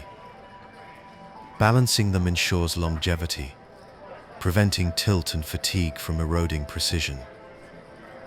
Professionals treat rhythm as a stabilizing metric, a reminder that control of pace equals control of risk. Each player carries a personal comfort threshold for variance. Exceeding this limit distorts perception. Too much aggression too quickly disrupts rhythm, producing erratic decision-making. Conversely, overcaution reduces opportunity and tightens mental flow. Balance lies between these extremes, where calculated risk supports steady tempo. Financial risk begins with pot management. Avoid stacking off impulsively or chasing marginal edges during volatility. Instead, anchor decisions in expected value and structure. Rhythmically, this means acting with consistency, identical timing for bets, folds and checks, to prevent emotion from contaminating logic. Table rhythm influences individual psychology. A fast-paced environment can push risk tolerance beyond safe limits, while slow tables induce boredom that tempts reckless openings. Professionals use breath, posture, and timing to regulate internal rhythm, regardless of external pace. Control of self restores equilibrium. Balancing risk also includes emotional reset. After large wins or losses, pause briefly before the next hand. Let rhythm settle. Continue only when breathing and decision flow feel even. The calm moment between hands prevents momentum from hijacking judgment. Ultimately, balance defines professional temperament. You do not control variance, only your rhythm within it. Consistency builds confidence, and confidence supports structured risk-taking. By synchronizing pace and patience, you transform uncertainty into order. Proof that composure is the truest form of protection in poker. Chapter 13. Shifting gears, strategically. Shifting gears means altering play style intentionally to adapt to the table's evolving environment. It is not random aggression or sudden passivity. It is a planned transition in frequency, range, and pacing based on observed conditions. Professionals use gear shifts to control perception, manipulate momentum, and maintain long-term unpredictability. Every gear shift begins with awareness. You must first sense when your current rhythm has lost efficiency. If continuation bets stop working, if opponents begin defending lighter, or if your image has grown too tight, it is time to change speed. The decision must come from logic, not emotion. The first gear, tight and disciplined, builds image and stability. It allows observation and credibility. The second gear, moderate pressure, extracts steady value through consistent initiative. The third gear, loose and aggressive, disrupts balance and exploits fear. Mastery lies in knowing when to shift among them, without revealing intention. Transitioning requires subtlety. Abrupt changes draw suspicion and reduce effectiveness. Instead, adjust one variable at a time. Widen pre-flop openings before altering post-flop aggression. Introduce small overbets before full-blown polarization. Smooth progression keeps opponents uncertain whether your strategy changed or variance shifted. Timing defines success. Gear shifts work best during lulls, when the table becomes predictable. Introducing movement into stagnation refreshes rhythm and redirects focus. Conversely, shifting during volatility compounds risk, as opponents respond erratically. Professionals wait for stability before introducing controlled disruption. Gear shifting is self-regulation through structure. You manage perception without abandoning discipline. Opponents chase rhythm, you compose it. Strategic transitions maintain freshness, ensuring that your range and image evolve with the table's heartbeat rather than against it. Chapter 14. Emotional contagion. Emotion spreads invisibly across a poker table.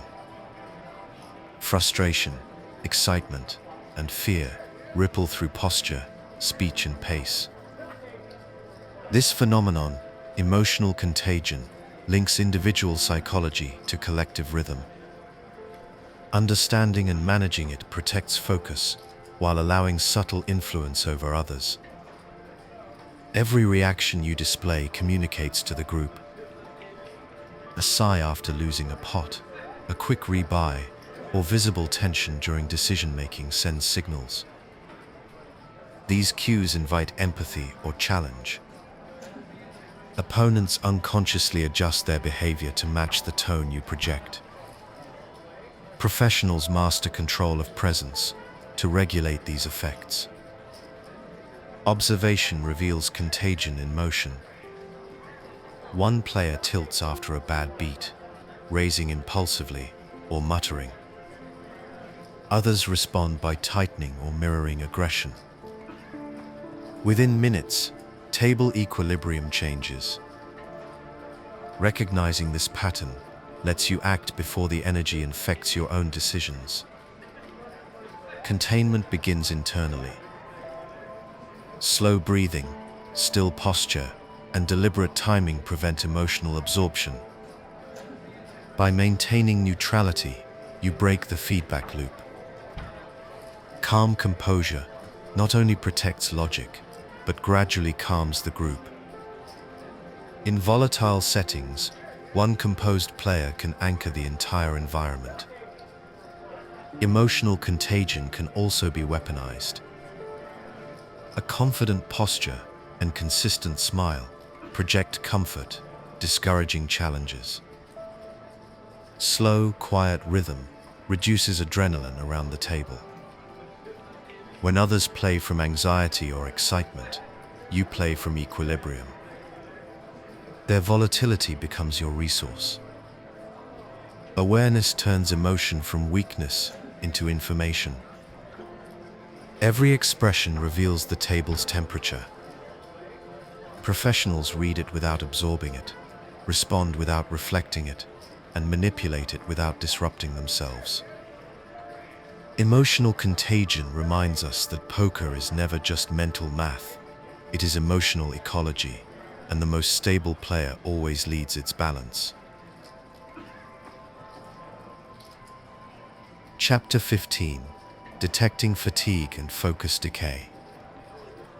Fatigue shapes table dynamics as powerfully as emotion. Over time, focus erodes, reaction slows, and judgment loses precision. Professionals recognize these gradual shifts in themselves and others, turning awareness into quiet advantage. Fatigue reveals itself physically before strategically. Players recline deeper in their chairs, handle chips less frequently, and take longer to act. Breathing slows, and their eyes drift from the felt. These cues mark reduced engagement. During these moments, range accuracy collapses, tight players loosen, aggressive ones become passive. Focus decay transforms probability into risk. When mental endurance fades, players misjudge pot size, miss texture details, or act from habit rather than logic. Professionals observe these micro errors, noting delayed checks or mismatched sizing. Small leaks multiply across hours, creating opportunity through stability.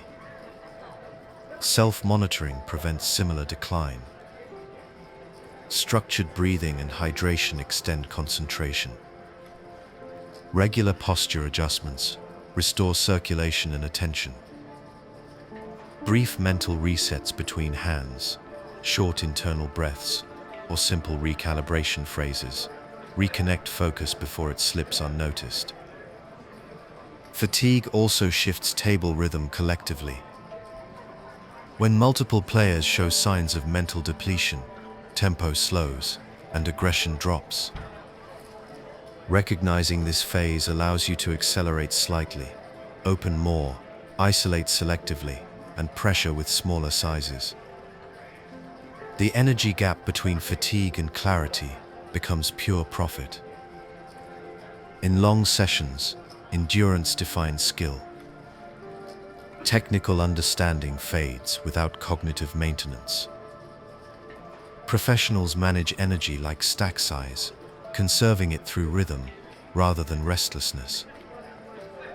Awareness of fatigue transforms weariness into structure, a signpost guiding patience and pace.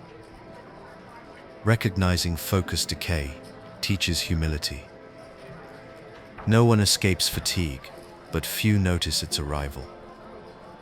Awareness separates those who drift from those who stay sharp long enough to finish strong. Chapter 16: Population Tendencies in Live Play. Table dynamics extend beyond a single group. They mirror patterns found across entire player populations. Understanding these tendencies refines instinct and prepares you for predictable behaviors in unfamiliar settings. At lower stakes, fear governs decisions. Most players call too often and bluff too little. Pot control and straightforward value betting dominate profitability. Professionals exploit this passivity with measured aggression, avoiding elaborate traps or high-variance bluffs. At mid-stakes, ambition replaces fear. Players begin balancing ranges, but often over-apply solver logic inconsistently. They bluff in poor spots and misread context. Against this population, focus on disciplined fundamentals, folding appropriately, value betting thinly, and allowing overconfident opponents to misfire. High stakes introduce precision. Regulars study deeply, control emotion, and shift between balance and exploitation seamlessly. Against them, predictability becomes fatal. Range balance, frequency discipline, and subtle meta adjustments replace brute force aggression. Cultural and regional factors shape further nuance. Live American games often feature social looseness and conversational tempo, while European games maintain stoic restraint and lower volatility. Understanding local rhythm helps synchronize behavior without revealing adaptation. Population tendencies also evolve. As strategy content spreads globally, common leaks diminish while new patterns emerge. Excessive solver mimicry, rigid, mechanical play now defines many mid-level professionals. Exploiting this predictability requires fluidity and human observation. Professionals catalog population traits subconsciously. Each experience refines probability mapping, estimating how any new opponent likely behaves. This synthesis of data and intuition forms the foundation of advanced table awareness. Population study teaches perspective. While individuals vary endlessly, the structure of human behavior remains constant. Poker becomes not a battle against unknowns, but a conversation with recurring patterns. The better you understand the population, the less the table ever truly surprises you. Chapter 17: Observing Nonverbal Synchrony. Nonverbal synchrony describes how players unconsciously mirror each other's physical and rhythmic behavior during shared tension. This alignment reveals emotion, connection, and dominance at a table. Professionals observe synchrony to gauge momentum, detect comfort, and recognize when group dynamics begin to shift. Mirroring occurs naturally. Players who are relaxed tend to match posture with others they respect or fear. When one leans forward, others follow. When one exhales sharply after folding, nearby players echo subtle movements of release. This synchrony creates micro-patterns that signal comfort or anxiety. Observation begins with stillness. The less you move, the easier it becomes to notice motion in others. Small reactions, tilted heads, synchronized chip handling, or simultaneous sighs mark emotional alignment. These indicators reveal which players feel connected and which remain detached. The detached often make the most rational decisions. The aligned often chase momentum or validation. Synchrony also predicts aggression. When players act in rhythm, pots grow quickly. Shared timing reflects shared comfort. A disruption, a deliberate pause, or unexpected sizing breaks the pattern and resets tension. Professionals manipulate tempo to interrupt collective alignment, reclaiming control of table flow. Physical mirroring connects to psychological contagion. A confident player influences posture across seats. Nervous energy does the same. The calmest participant naturally stabilizes others.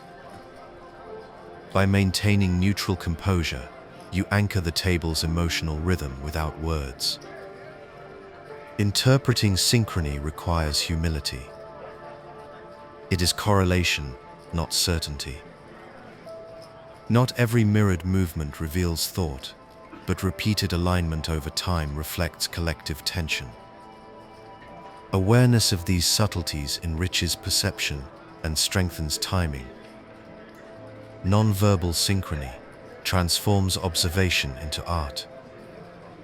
You see emotion ripple invisibly across the table, and by staying still within that current, you control it. Chapter 18: Control through consistency. Consistency forms the quiet backbone of influence. Players trust rhythm they can recognize, even subconsciously. By maintaining steady pace, posture, and demeanor, you project composure that others instinctively follow. Control through consistency replaces domination through force. Every action should appear deliberate and even-tempered. Whether winning or losing, maintain identical handling of chips, timing of bets, and breathing rhythm. Inconsistent behavior draws attention and weakens credibility. Stability, by contrast, commands quiet respect. Consistency extends to strategy. Balanced ranges, repeatable bet sizings, and predictable timing reduce exploitable variance. Opponents facing steady tempo often adjust defensively, mistaking calm regularity for invulnerability. This misconception builds fold equity naturally. The discipline of uniform response prevents emotional contagion. When a bad beat occurs, returning immediately to baseline behavior signals psychological control. It interrupts the table's expectation of reaction, calming group rhythm and re-establishing focus. Control through consistency also influences perception. When your rhythm never wavers, opponents begin to project their emotions onto you. They interpret silence as confidence, restraint as strength, and stillness as intent. You become the fixed point in a fluctuating environment. Professionals cultivate this consistency through repetition. They rehearse calmness until it becomes reflex, independent of variance or fatigue. Each decision follows a structured pattern: pause, breathe, act. Over time, this rhythm becomes second nature, forming an unshakable internal metronome. Control is rarely loud. It is the quiet dominance of unwavering pace. The player who remains steady turns the chaos of chance into predictable movement, leading not through speech but through silence that never breaks. Chapter 19: Flow disruption as strategy. While rhythm and flow create comfort, disruption generates uncertainty. Professionals use flow disruption sparingly and purposefully to reset dynamics, reassert control, or neutralize an opponent's momentum. The key lies in breaking rhythm without breaking structure. Flow disruption begins with timing. A well-placed pause before action alters collective expectation. Delaying slightly after a sequence of fast hands signals recalibration, forcing others to reconsider your intent. Similarly, acting instantly after a long pattern of hesitation can jolt the table's tempo, reclaiming initiative through contrast. Bet sizing also disrupts. Consistent small bets followed by a sudden large one introduce doubt, compelling reassessment of your range. The disruption must align with narrative plausibility. Random deviations cause confusion but also risk. Strategic disruption uses timing and size shifts with incredible logic. Speech and silence control social rhythm. Verbal players who suddenly quiet create tension, while calm players who interject unexpectedly redirect attention. Professionals manipulate communication subtly, balancing unpredictability with composure. Each word or pause should serve purpose, never emotion. Flow disruption is not rebellion, it is redirection. Too much chaos undermines your own rhythm. The objective is to interrupt others just enough to regain control without destabilizing yourself. Observation determines when disruption benefits you. Against comfortable opponents, introduce subtle breaks in sequence. Against unstable ones, maintain steady rhythm to encourage errors. Professionals see flow not as fixed tempo, but as flexible resource, shaped by choice. Used with precision, disruption becomes rhythm's twin rather than its enemy. You do not destroy the table's flow, you guide it through contrast, reminding others that stillness and surprise belong to the same discipline. Chapter 20. Recognizing fear and overconfidence. Fear and overconfidence are the two extremes that shape human decision-making. Every player oscillates between them, often without awareness. Recognizing these emotional states in others and maintaining neutrality in yourself creates lasting control. Fear appears as hesitation, extended thought, or unnecessary explanation. Players afraid of losing act slower and verbalize more. They check frequently, underbet for safety, and avoid confrontation. Professionals sense this energy immediately and apply incremental pressure, never aggression. Quiet consistency encourages surrender. Overconfidence manifests through speed and excess. Winning players expand ranges and shorten timing. They talk more, bet larger, and ignore detail. Against them, restraint and discipline exploit predictability. Allow them to lead with inflated self-assurance, then counter when their narrative collapses under overreach. Both emotions distort perception of variance. Fear exaggerates risk, and overconfidence minimizes it. The professional understands variance as neutral, neither enemy nor ally. Emotional equilibrium converts uncertainty into normal rhythm rather than crisis. Awareness of your own extremes prevents bias. After large wins, pause before resuming play. After losses, breathe and observe before acting. Each reset protects logic from momentum's pull. Professionals remain steady because they detach outcome from process. Recognizing emotion in others requires patient observation. Subtle indicators, rapid breathing, restless hands, or changes in voice betray hidden tension. The quiet player may tighten defensively. The talkative one may disguise fear behind sound. Pattern shifts reveal truth more than volume ever could. Mastery means standing at the midpoint between fear and arrogance. From there, decisions emerge from clarity, not reaction. Professionals thrive within that balance, unaffected by emotion, reading others who cannot find it. Chapter 21: Leadership without visibility. True table leadership is often invisible. It is the ability to influence rhythm, pace, and psychology without overt displays of dominance. Professionals lead through presence, consistency, and control, rather than volume or aggression. Leadership begins with composure.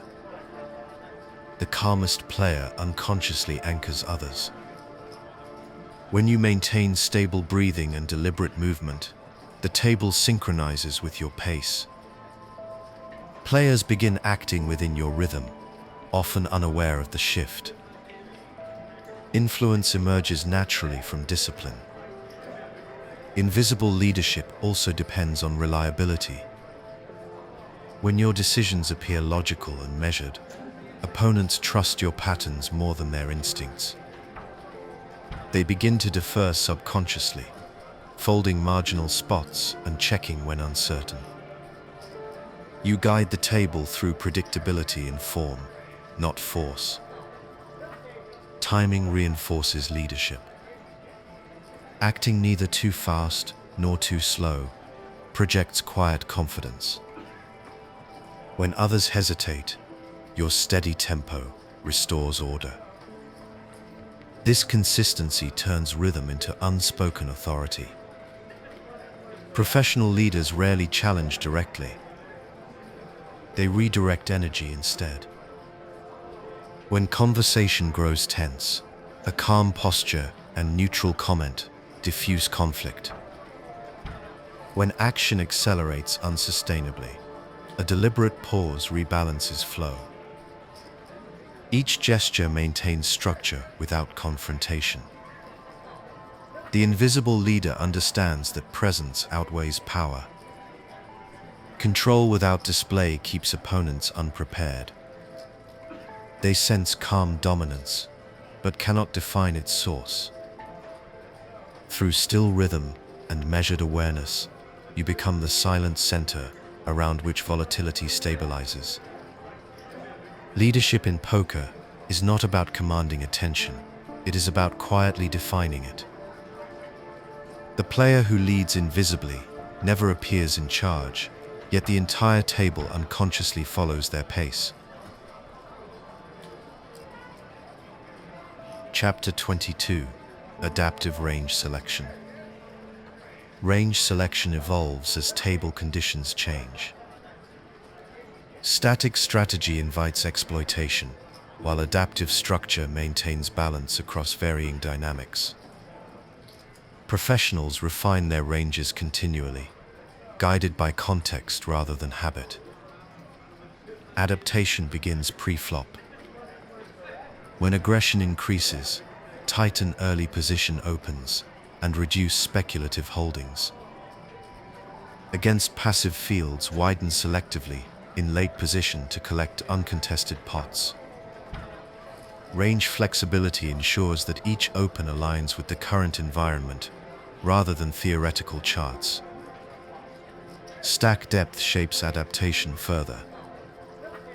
Deep stacks reward suited connectors and implied odds hands.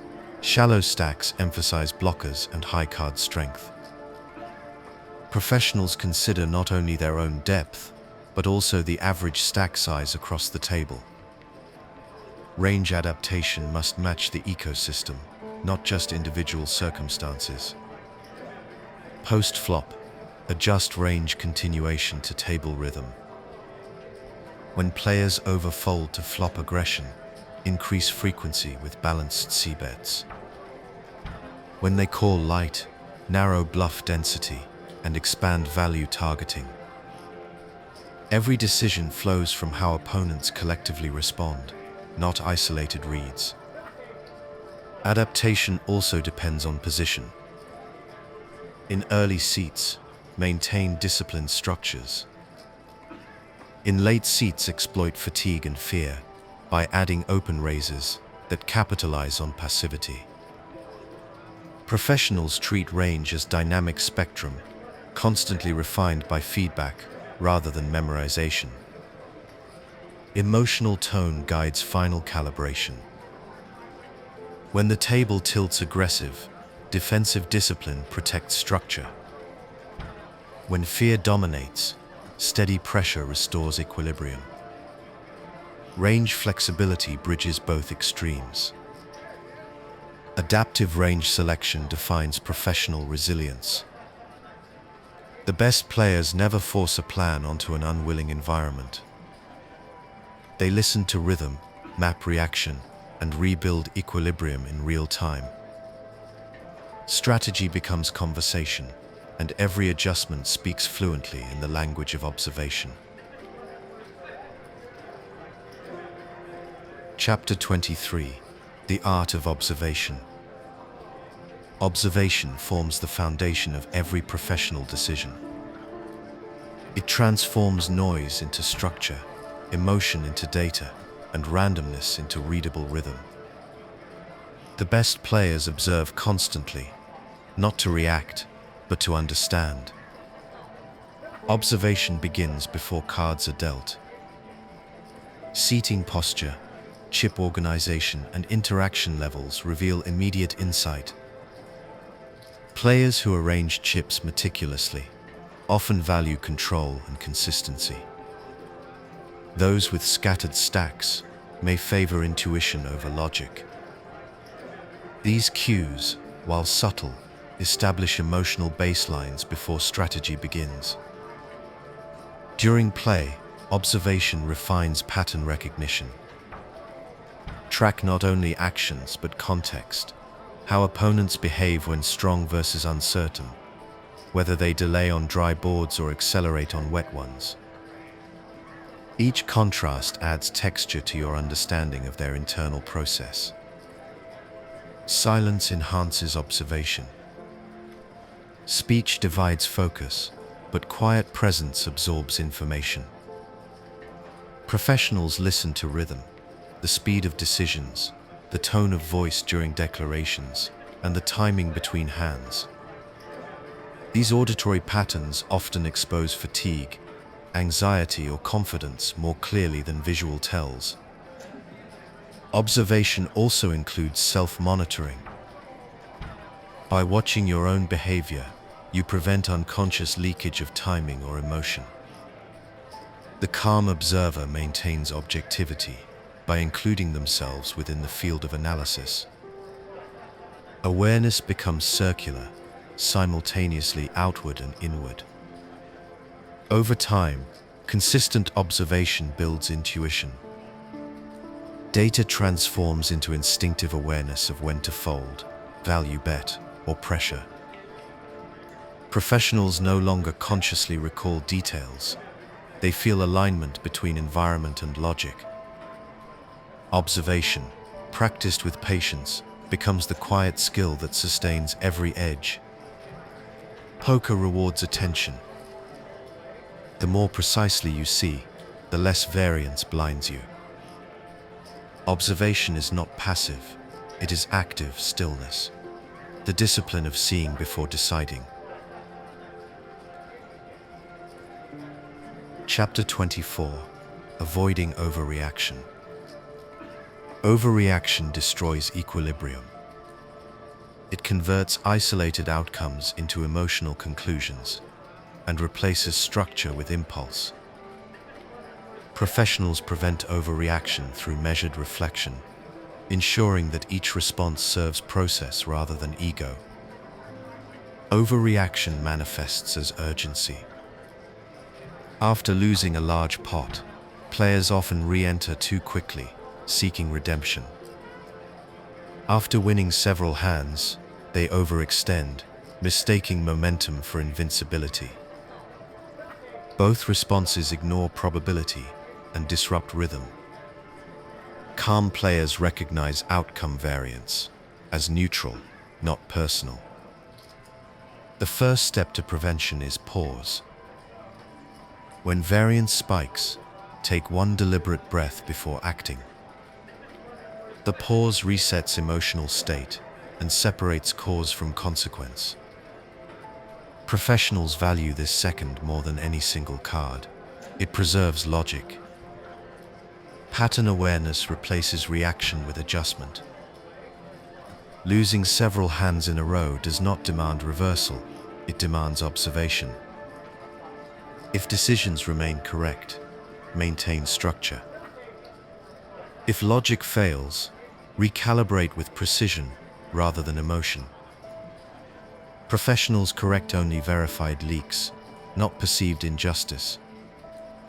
Confidence management matters equally after success. Extended runs of favorable variance create illusion of control. Resist expanding ranges or chasing marginal edges purely because recent results suggest invulnerability. Sustainable play relies on process, not outcome. Tables amplify overreaction through collective energy. When one player tilts, others unconsciously adjust, accelerating tempo and risk. Professionals slow rhythm deliberately, creating contrast that calms environment and protects mental clarity. Avoiding overreaction preserves internal order. Each hand remains an isolated equation, not a continuation of the last. Professionals thrive through sequence neutrality, treating every decision as new, every situation as clean. By refusing to overreact, you become the fixed point that variance cannot move. Chapter 25. Maintaining composure through swings. Composure defines endurance. In poker, swings are inevitable, and the ability to remain centered while variance oscillates separates mastery from mediocrity. Composure does not eliminate emotion, it regulates it into quiet structure. Swings test rhythm and patience. After several losing hands, frustration tempts deviation from process. After rapid success, confidence invites recklessness. Both responses break equilibrium. Professionals sustain stability through perspective. Each hand becomes data, not destiny. Preparation begins before the session. Set realistic expectations for fluctuation. Understanding variance statistically reduces its emotional impact. Professionals anticipate losing stretches as part of the game's mathematics. When downswings arrive, the mind remains calm because they were already accepted as inevitable. During sessions, composure depends on rhythm maintenance. Keep timing consistent across outcomes. Avoid speeding up after losses or delaying decisions after wins. Uniform pacing preserves emotional neutrality and communicates confidence to others. Recovery from major losses demands structured reset. Pause between hands. Breathe slowly. Recall process fundamentals: position, range, and texture. Shifting attention from outcome to routine re-establishes mental footing. Composure also protects perception. A calm demeanor discourages exploitation. Visible frustration invites attack. The player who never reacts controls both image and environment. Opponents sense neutrality and interpret it as strength, giving you subtle command over tempo. True composure is not detachment, it is disciplined awareness. Professionals feel variance without absorbing it. Each swing becomes noise around a steady frequency.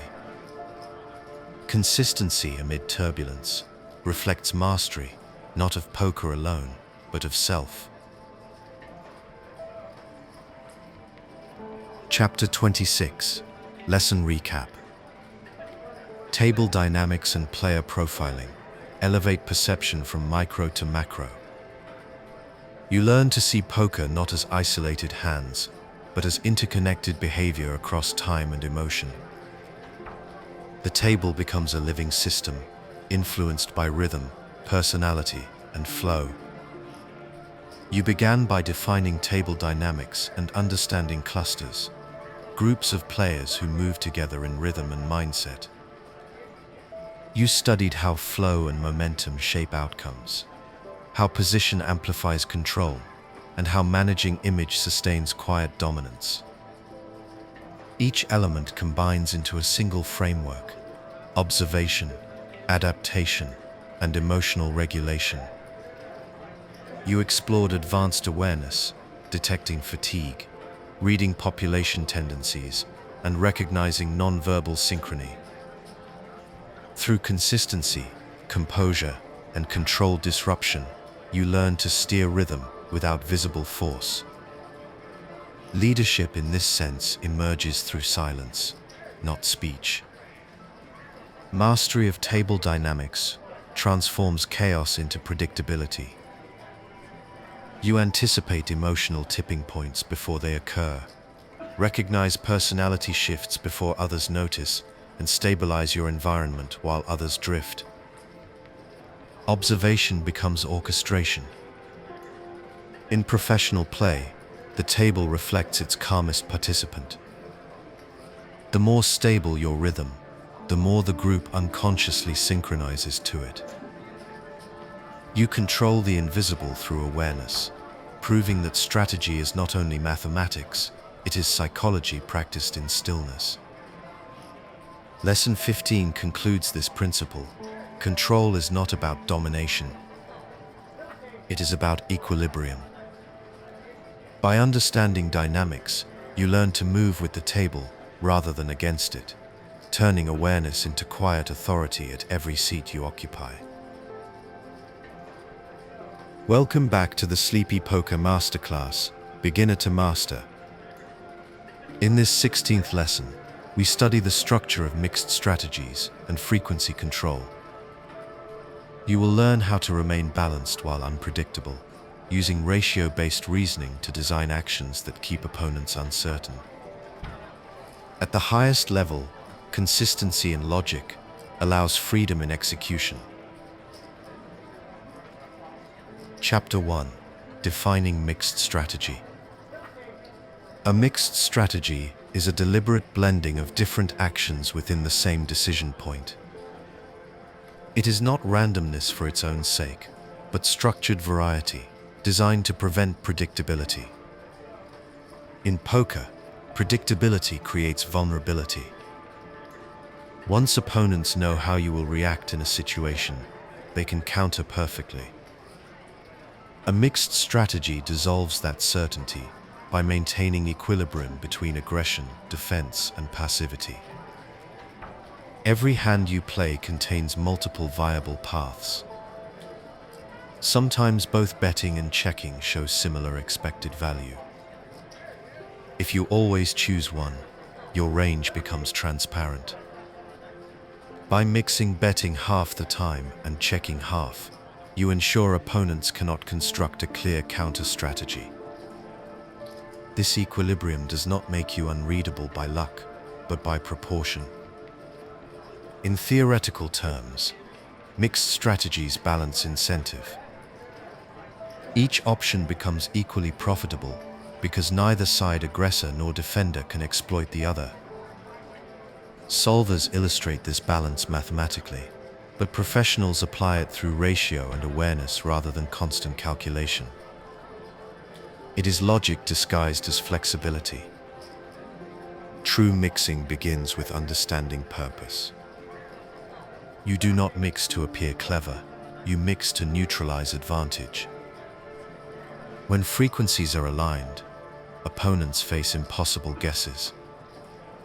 They can only react based on probability, not certainty. Every choice you make preserves this tension between visibility and ambiguity. Mixed strategy also functions psychologically. It resets assumptions and forces observation. Opponents accustomed to pattern recognition lose footing when patterns dissolve. You become unclassifiable, neither loose nor tight, neither aggressive nor cautious. Your behavior stops belonging to category and starts existing within controlled variance. Balance, however, demands discipline. Overuse of mixing without structure leads to confusion. Professionals mix actions selectively, not universally. They identify nodes in decision trees, where both options carry similar value, then assign proportion. For example, continuation betting 70% and checking 30% creates unpredictability without chaos. The foundation of a mixed strategy is equilibrium, each choice reinforcing stability through unpredictability. It transforms your play from reactive to systemic, allowing freedom without exposure. Professionals see this not as improvisation, but as mathematics in motion, a living balance between logic and deception. A mixed strategy is the language of uncertainty, spoken fluently. It communicates confidence through ambiguity and strength through variety. In mastering it, you begin to understand that balance is not silence. It is rhythm, measured precisely and repeated calmly, until unpredictability itself becomes structure. Chapter 2: The Logic of Frequency Control. Frequency control is the framework that keeps mixed strategy coherent. It determines how often you choose each action, ensuring that unpredictability remains mathematically grounded rather than emotional. In poker, balance is not achieved through feeling random, it is achieved through ratio discipline. Every decision point in a hand carries a set of potential actions. Bet, check, fold, call, or raise, each with measurable expected value. Frequency control assigns proportional weight to these options, so that over time your behavior cannot be exploited. The goal is to create indifference for your opponent, where no single response yields consistent profit. Imagine continuation betting on the flop. If you bet too frequently, opponents can counter by check-raising lightly or floating wide. If you check too often, they can steal initiative, uncontested. The balance point lies between extremes, perhaps a 60-40 split. That equilibrium protects you both theoretically and psychologically, because no one can assume your choice. Controlling frequency begins with awareness. You must know which combinations of hands belong to which categories. Premium value hands require one ratio, semi-bluffs another, and air a smaller share. The more precisely these weights reflect equity distribution, the more efficient your strategy becomes. Professionals build these patterns intuitively over years of structured observation. Emotion interferes most with frequency discipline. Frustration makes players overbluff. Fear makes them underbluff. Overconfidence inflates aggression. Fatigue erodes precision. Professionals combat this drift by maintaining tempo, a deliberate cadence of decision-making that resists emotional variance. Calm rhythm sustains mathematical balance. Frequency also extends beyond single decisions. Each action connects to future streets. A flop check influences turn aggression, which affects river density. Maintaining consistent ratios across these transitions preserves structural integrity. Professionals think in sequences, not snapshots. In practical terms, you will never achieve perfect ratios hand by hand. Precision emerges over volume, not moments. What matters is that your overall tendencies remain anchored near equilibrium. Poker rewards the player whose average behavior remains consistent across uncertainty. Frequency control represents logic under pressure. It is the art of measuring impulse, the science of balance applied to human rhythm. By mastering it, you stop reacting to hands individually and begin managing probabilities collectively. That calm proportionality is the invisible advantage separating structured players from instinctual ones. Frequency control is not mechanical, it is musical. Every bet and check carries rhythm, and your frequencies form the tempo of your entire game. When played with discipline, the song becomes unreadable and perfectly balanced. Chapter 3: Randomization as Structure. Randomization in poker is often misunderstood as chaos. In truth, it is a form of structure, a mathematical method for ensuring that no single decision becomes predictable. When used properly, randomization is not guessing, it is controlled uncertainty. Every consistent player eventually becomes readable. Patterns emerge through repetition, even among disciplined professionals. Randomization dissolves those patterns by introducing controlled variation within fixed boundaries. You still operate inside logic and expected value, but the order of execution shifts. This subtle variation keeps your range balanced and your actions untraceable. Professionals randomize for one reason: protection. Perfectly balanced play requires that certain hands mix between multiple actions. For example, a suited ace might continuation bet 60% of the time and check 40%. A low-frequency action, like bluffing with a weak blocker, might occur only 20%. Randomization determines when those percentages occur, ensuring that the distribution remains statistically sound. The process can be external or internal. Some players use discrete cues, watch glances, chip colors, or mental countdowns to decide when to act differently.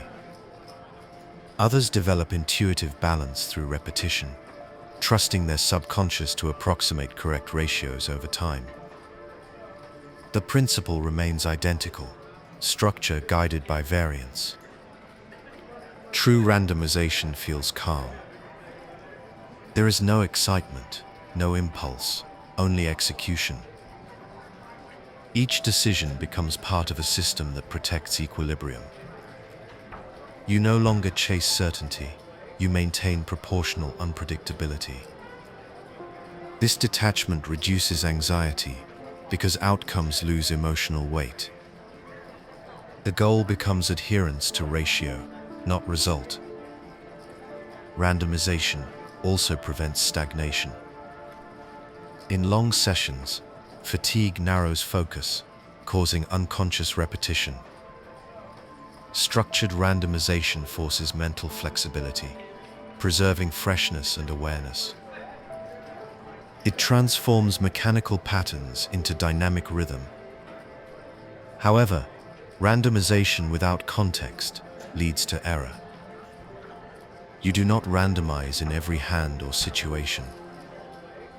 Apply it only when multiple options have comparable expected value.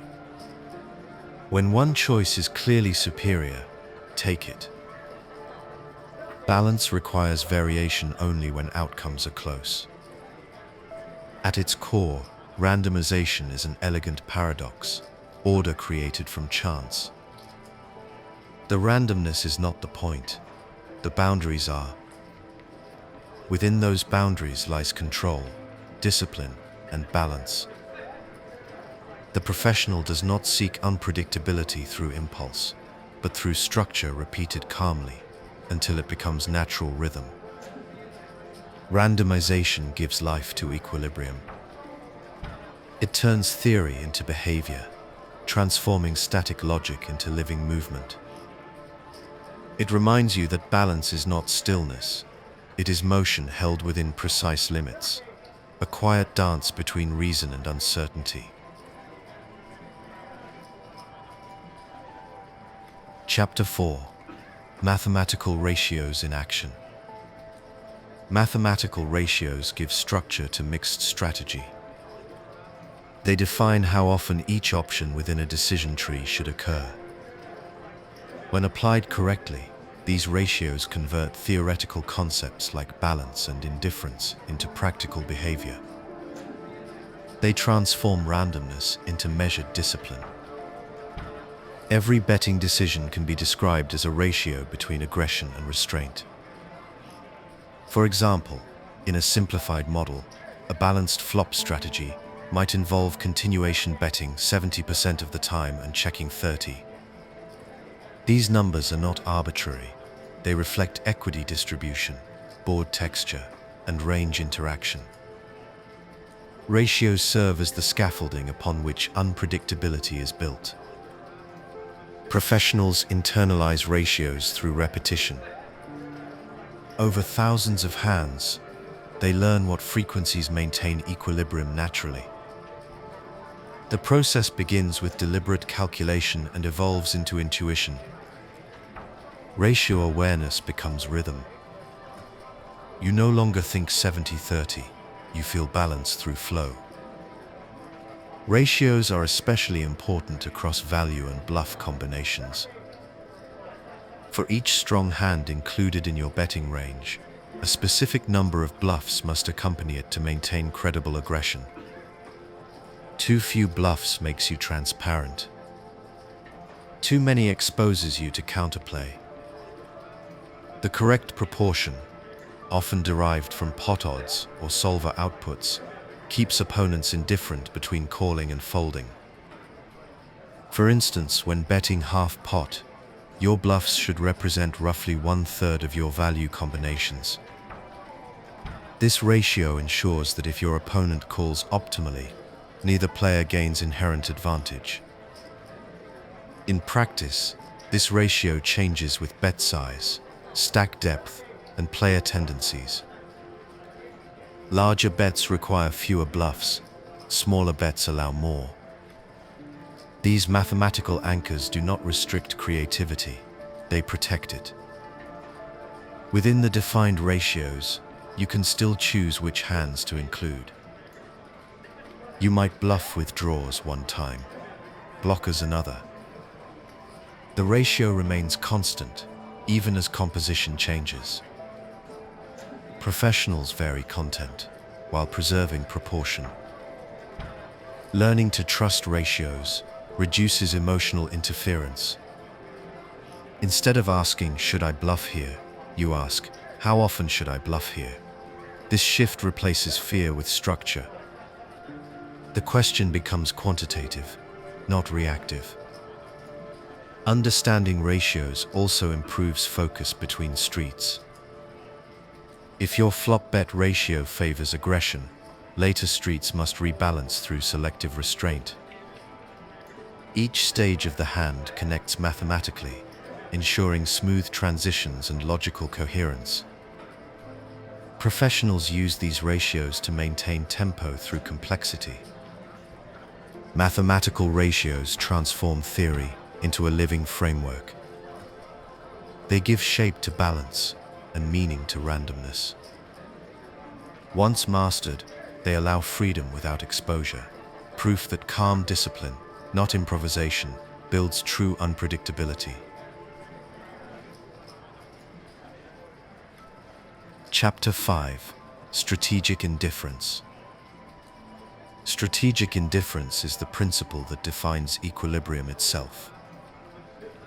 It means constructing your actions so that opponents gain no advantage regardless of their response. When perfectly balanced, your strategy makes them indifferent between calling, folding, or raising. Every option yields equal expected value. In theory, indifference is achieved when your range composition and bet sizing align precisely. For example, if your bluffs and value hands appear in the correct ratio, an opponent's best response becomes neutral. They cannot profit by deviating. Their decision-making becomes paralyzed, not by confusion, but by logic. You have forced equality between their choices.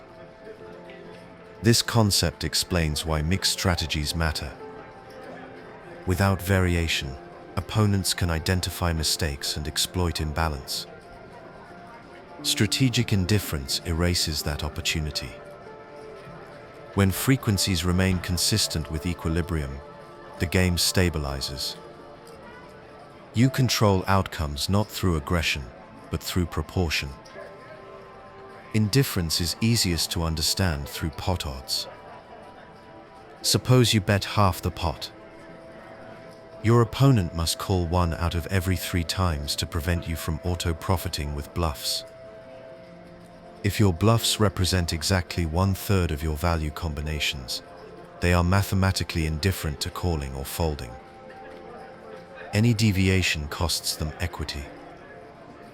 This balance is the engine of game theory. Professionals internalize indifference intuitively. They sense when their ranges reach stability, when the mix between aggression and caution feels even. This awareness comes from experience, not constant computation. The numbers form habits, and the habits form instinct. Indifference also extends to defense. Minimum defense frequency ensures that you do not fold too often against aggression. By defending the correct percentage of your range, you deny opponents risk-free bluffs. This discipline forces them to earn profit through genuine advantage rather than imbalance. Emotion disrupts indifference more than miscalculation. Fear skews frequencies toward folding. Pride skews them toward calling. Professionals neutralize these distortions through rhythm, acting at consistent pace regardless of pot size or outcome. Tempo reinforces equilibrium. Hesitation breaks it. Strategic indifference teaches humility. It reminds you that poker is not about always winning individual hands, but about denying opponents structural profit over time. The calm player embraces neutrality as success, understanding that every stable decision compounds into long-term dominance. When mastered, indifference feels effortless. You are no longer fighting opponents. You are balancing equations in real time. Each decision contributes to harmony between logic and uncertainty. This equilibrium, invisible yet constant, defines true professionalism. Chapter 6: The Role of Solver Logic. Solver logic provides the mathematical foundation for modern poker. It demonstrates what perfect equilibrium looks like in theory, showing how frequencies and actions align to create balance. While human intuition can approach this logic, solvers reveal its structure explicitly, turning abstract principles into measurable form. A solver works by assigning every hand, board, and decision point a range of possible actions, then calculating the frequencies that make each player's strategy unexploitable. It discovers the exact mix of bets, checks, and folds that keeps both sides indifferent to deviation. In other words, it models perfect strategic balance. Studying solver output does not mean memorizing answers. Professionals use solvers as reference maps, not as instructions. The goal is understanding why equilibrium behaves as it does, not merely what it prescribes. For example, you learn that certain hands bluff more often because they block strong opponent holdings, or that smaller bets occur on dry boards because they efficiently pressure wide ranges. Each discovery refines intuition. Solvers expose logical symmetry. Every action has counterweight. and every frequency maintains equilibrium. Seeing this mathematically reinforces confidence during play. When you understand how balance functions in theory, you recognize when your decisions align with it, even under pressure. However, solvers assume perfect opponents. Real poker rarely behaves that way. Players miscalculate, tilt, and adapt inconsistently. Professionals integrate solver principles as a baseline, then adjust frequencies according to opponent tendencies. This balance between theoretical structure and practical exploitation defines mastery. Solver analysis also improves discipline. Reviewing output reveals where intuition drifts, perhaps bluffing too often in marginal spots, or failing to defend wide enough versus small bets. Identifying these deviations through data sharpens future consistency. The process converts vague feeling into measurable correction. Yet equilibrium study must remain calm. Chasing precision beyond reason creates paralysis. You cannot compute ratios mid-hand. You must feel them. The solver's purpose is to train awareness, not dictate live behavior. Over-reliance on perfect solutions leads to mechanical play detached from rhythm and emotion. The best players merge solver logic with self-awareness. They respect equilibrium while adapting fluidly to imperfection. They think in frequencies, not absolutes, in balance, not memorization. Solvers reveal truth, but wisdom comes from using that truth flexibly. Ultimately, solver logic is not about playing like a machine, it is about learning from one. It shows how harmony between mathematics and intuition produces consistency. When applied calmly, it teaches that structure and freedom are not opposites, but partners within perfect balance. Chapter 7. Controlled Deviation. Controlled deviation is the art of intentionally stepping away from equilibrium when conditions justify it. It separates rigid theory from living strategy. A perfect balance may be unexploitable, but it is not always optimal in real games. Human opponents make consistent mistakes, and deviation is the structured way to capitalize on them. The word controlled is essential. Random deviation invites chaos. Controlled deviation applies logic and observation. Before changing frequency or action, a professional identifies a pattern. Perhaps opponents overfold to aggression, underbluff rivers, or react emotionally to pressure.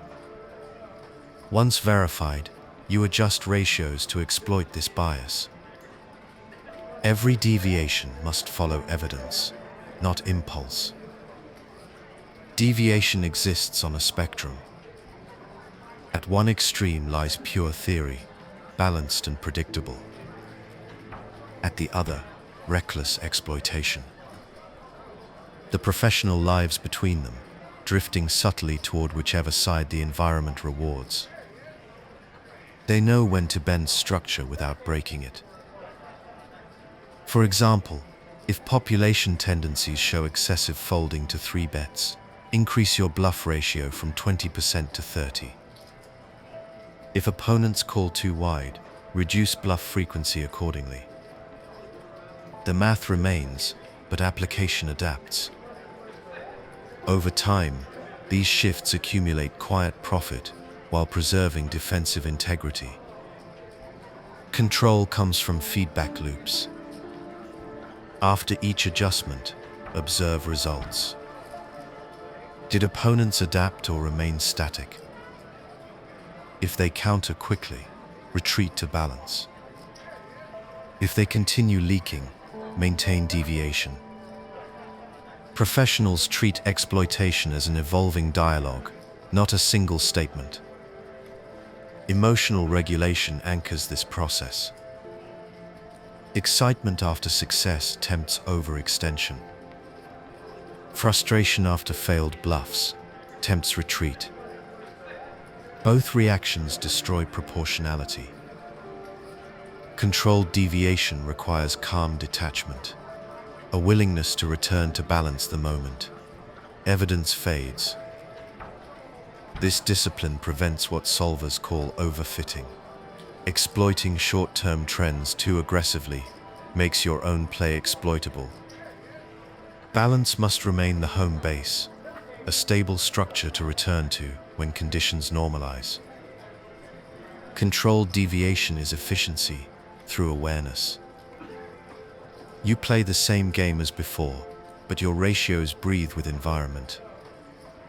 You remain structured, yet fluid, logical, yet human. It is proof that flexibility within order, not rebellion against it, is the hallmark of mastery.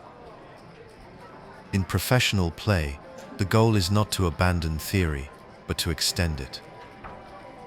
Controlled deviation translates knowledge into edge. By understanding equilibrium deeply, you gain the freedom to step away from it, carefully, intentionally, and always with reason. Chapter 8: Implementing frequency in live play. Applying frequency control in live settings requires subtlety. Without digital tools or visible aids, you must simulate randomization naturally, through timing, observation, and discipline. The goal is to preserve balance and unpredictability in real time without mechanical calculation. In live play, decisions happen under emotional and social pressure. Maintaining frequency discipline demands calm awareness. Before each hand, recall your approximate target ratios, how often you plan to open, continuation bet, or check. These mental baselines serve as quiet anchors amid constant variance. The simplest randomization methods rely on small, discrete cues. Some players glance at the second hand of a watch, acting differently depending on whether it lands in the upper or lower half. Others assign meaning to unseen details, such as card suits or chip colors. A spade might represent betting, a heart might represent checking. Over time, these systems fade into instinct, eliminating conscious distraction. However, physical cues are only tools. True balance arises from mental rhythm. Professionals train through repetition until approximate frequencies feel natural. With experience, intuition replaces counting. The hand itself, board texture, and opponent behavior provide internal weighting that mirrors theoretical mix without overt thought. In live environments, consistency of demeanor reinforces frequency integrity.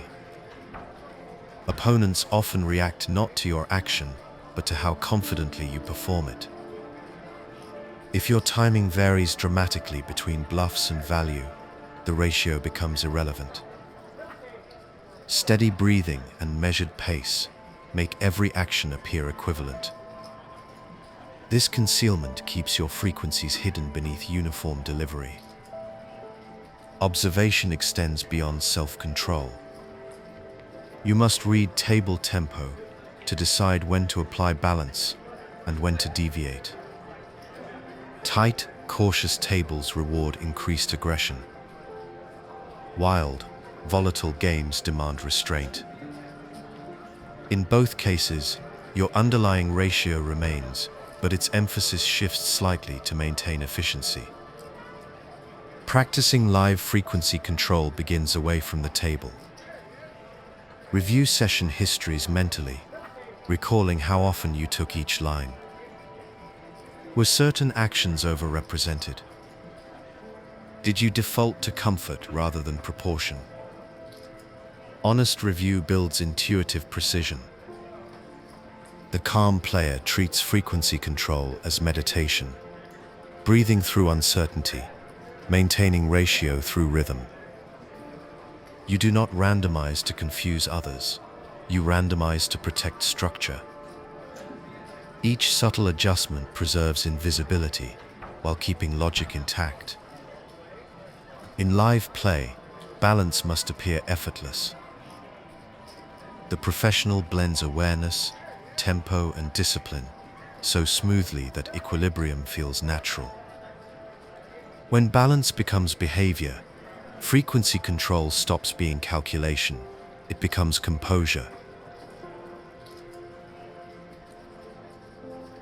Chapter 9. Maintaining balance across streets.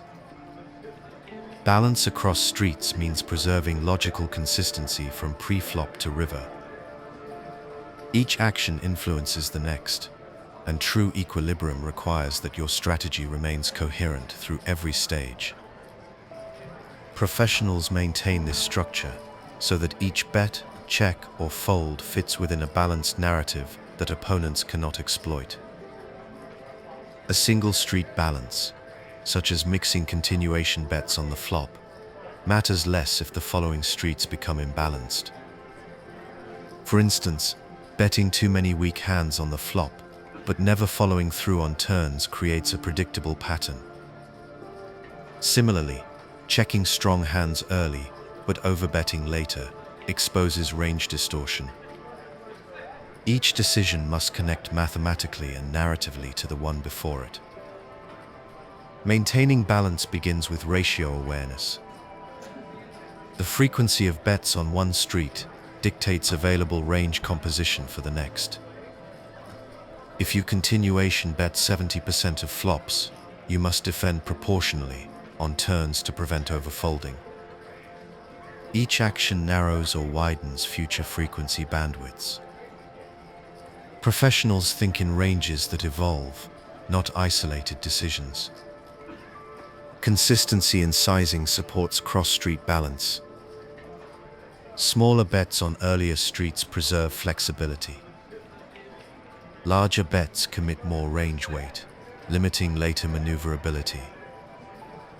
Professionals match frequency to geometry, balancing aggression with pot structure to ensure future stability.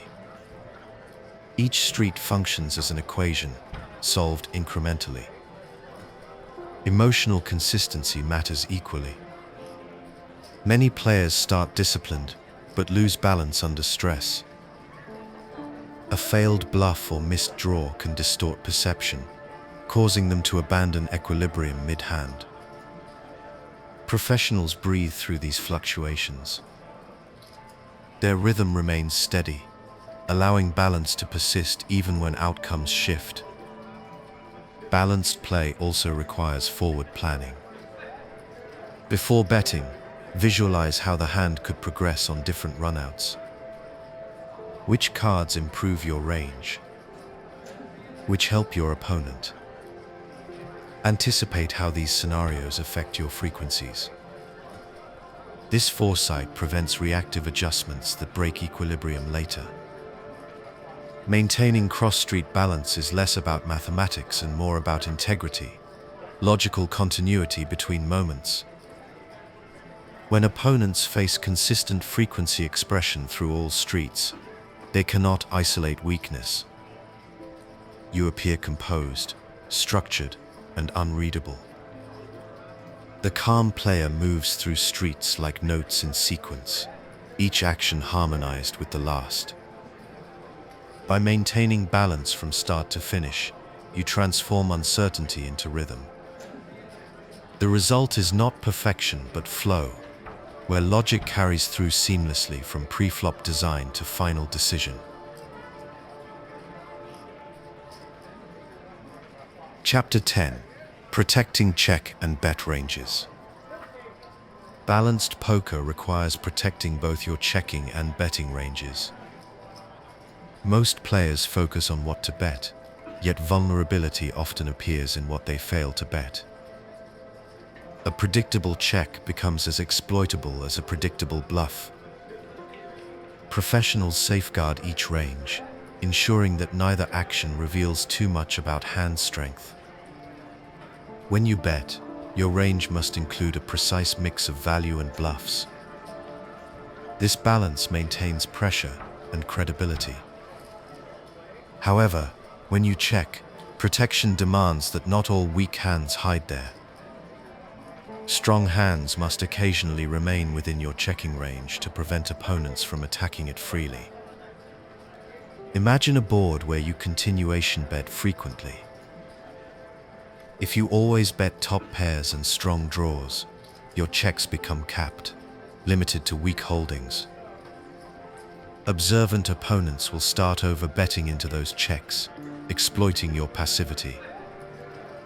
To counter this, include some premium combinations within your checks. The act of restraint becomes strength, forcing opponents to hesitate. The same principle applies in reverse. If your betting range lacks weaker holdings or semi-bluffs, it becomes too narrow. Opponents can fold confidently against aggression, knowing it represents pure value. Protecting the betting range means occasionally betting marginal pairs or speculative draws that maintain uncertainty. Protection extends across streets. A flop check with a strong hand often sets up turn traps, while a balanced betting range maintains credibility on later barrels. The relationship between checks and bets functions as dual armor, each defending the other's integrity.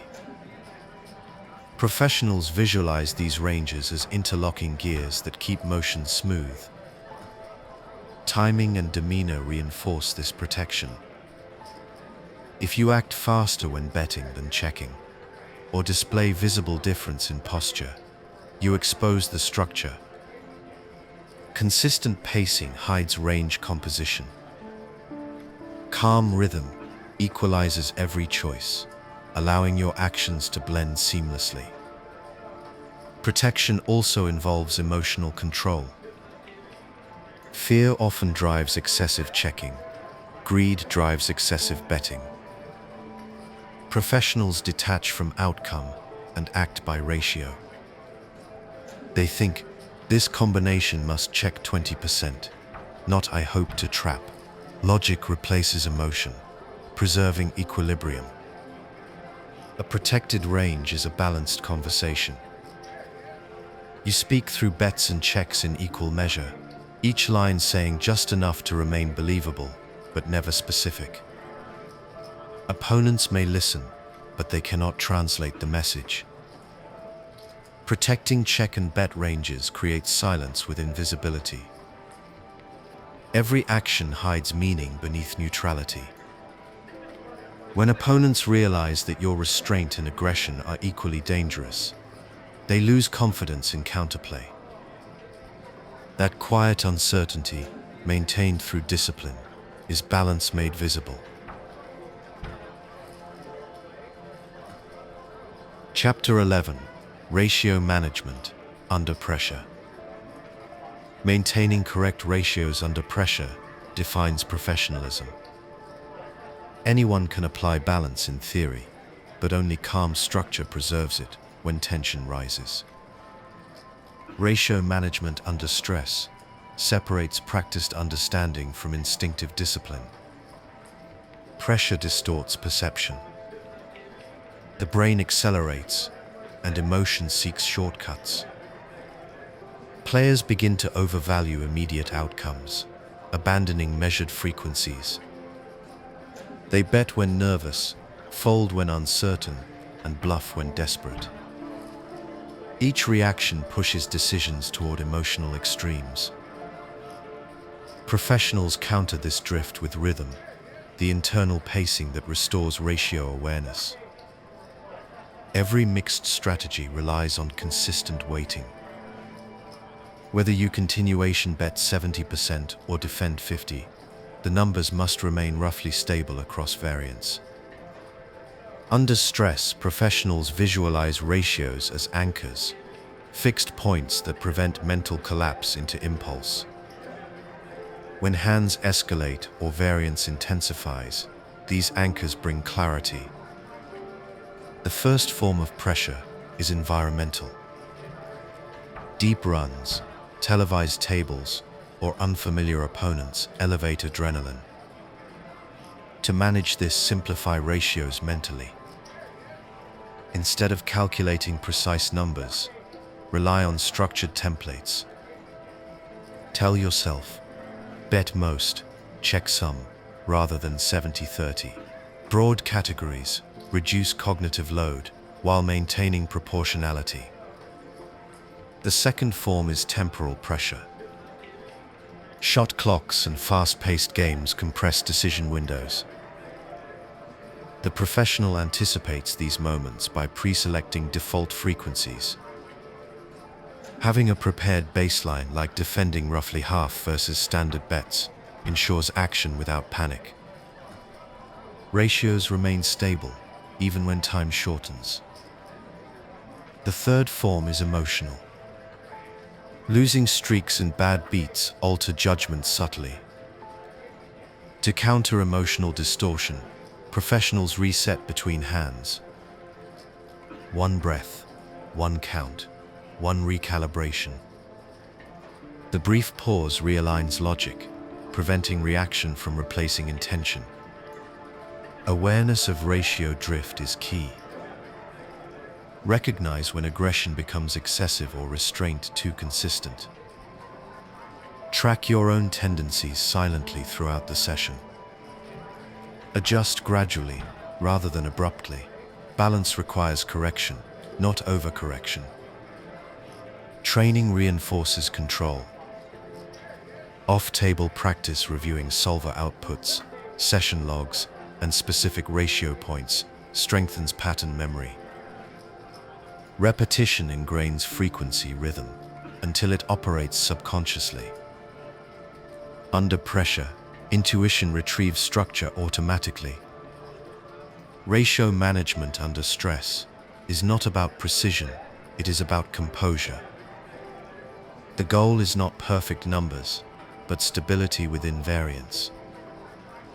Professionals maintain balance through rhythm rather than calculation.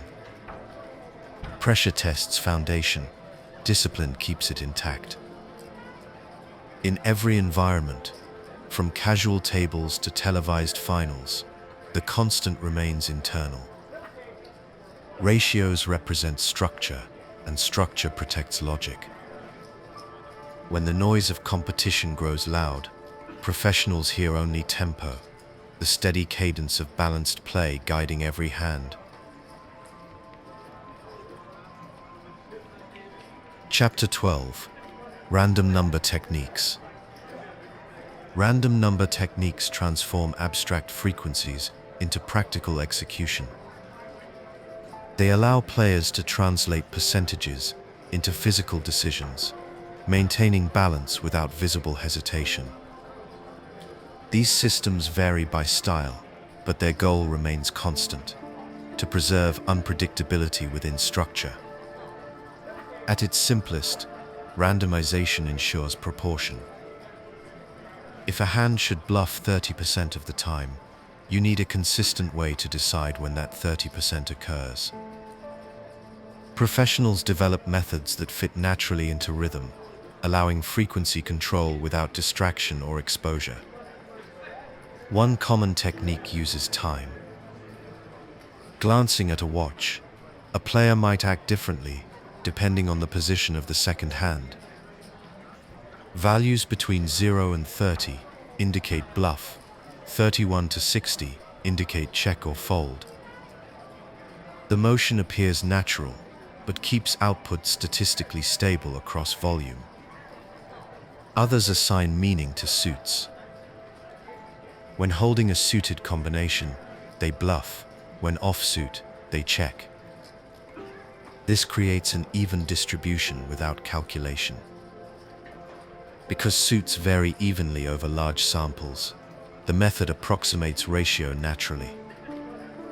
Chip methods achieve the same goal. Before a session, decide that red chips represent aggression and blue represent caution. When reaching for a stack, whichever color emerges first dictates action. The process builds consistency, through physical cues. Mental techniques rely on visualization. Imagine a number between 1 and 10 before acting. If it feels even, you bet. If odd, you check. While subjective, repeated use trains the subconscious to approximate ratio through internal rhythm, rather than chance alone. Professionals often combine such habits with breathing to maintain calm focus. The purpose of random number systems is not to remove judgment, but to protect balance. When two choices hold similar expected value, randomization ensures you do not favor one subconsciously. Over thousands of repetitions, these micro-decisions reinforce unexploitable frequency patterns. Discretion matters. Randomization must never be visible. Obvious glances, mechanical rituals, or timing breaks reveal process to observant opponents. The method should blend seamlessly into natural behavior. Calm continuity hides structure beneath apparent instinct. Over time, you may outgrow formal systems. Experience and intuition replace manual randomness as ratio awareness becomes internalized. What began as external cue evolves into instinctive timing. Professionals maintain natural variation that still respects mathematical balance. Random number techniques prove that discipline can disguise itself as chance. Beneath the illusion of spontaneity lies precise structure. You are not flipping coins, you are sculpting balance, measured, calm, and invisible.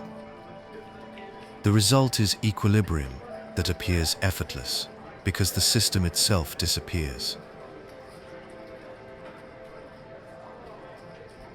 Chapter 13. Avoiding overmixing. Balance does not mean constant variety.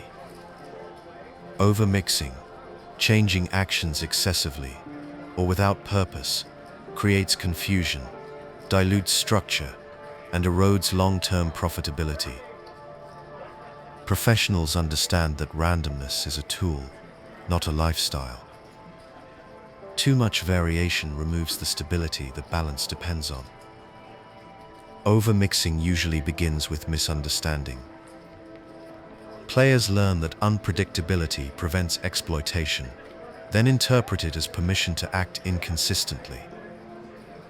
They bet in one spot, check in another, and raise in a third, all with the same hand strength but without defined reason.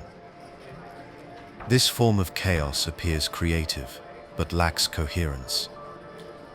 True balance comes from disciplined ratios, not constant change. A player who continuation bets 70% and checks 30 maintains equilibrium through ratio, not variety. Those numbers stay roughly consistent over time, regardless of streaks or emotion. Overmixing destroys ratio integrity by replacing proportion with impulse. Emotion often drives excess variation. When losing, players overbluff to rebalance. When winning, they tighten unnecessarily to protect gains. These deviations feel adaptive, but represent reactive noise. Professionals anchor to baseline frequencies, even during volatility, ensuring long-term clarity through repetition. Overmixing also disrupts mental efficiency. Each random action increases decision fatigue. The brain tires faster when logic fragments and consistency disappears. Fatigue invites error, an overbet made from impatience, or a fold made from self-doubt. Simplification restores precision. Preventing overmixing requires pre-planned structure. Before each session, define which situations require mixing and which do not. Some nodes in the decision tree, like marginal continuation bets or river bluffs, benefit from randomization. Others, like folding clear trash hands or betting clear value. Do not. Limiting randomness to relevant spots preserves energy and coherence.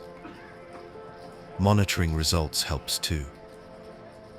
If outcomes feel unpredictable even to you, balance has likely drifted. Review hand histories to identify where frequencies spread too wide. Recenter ratios with deliberate consistency.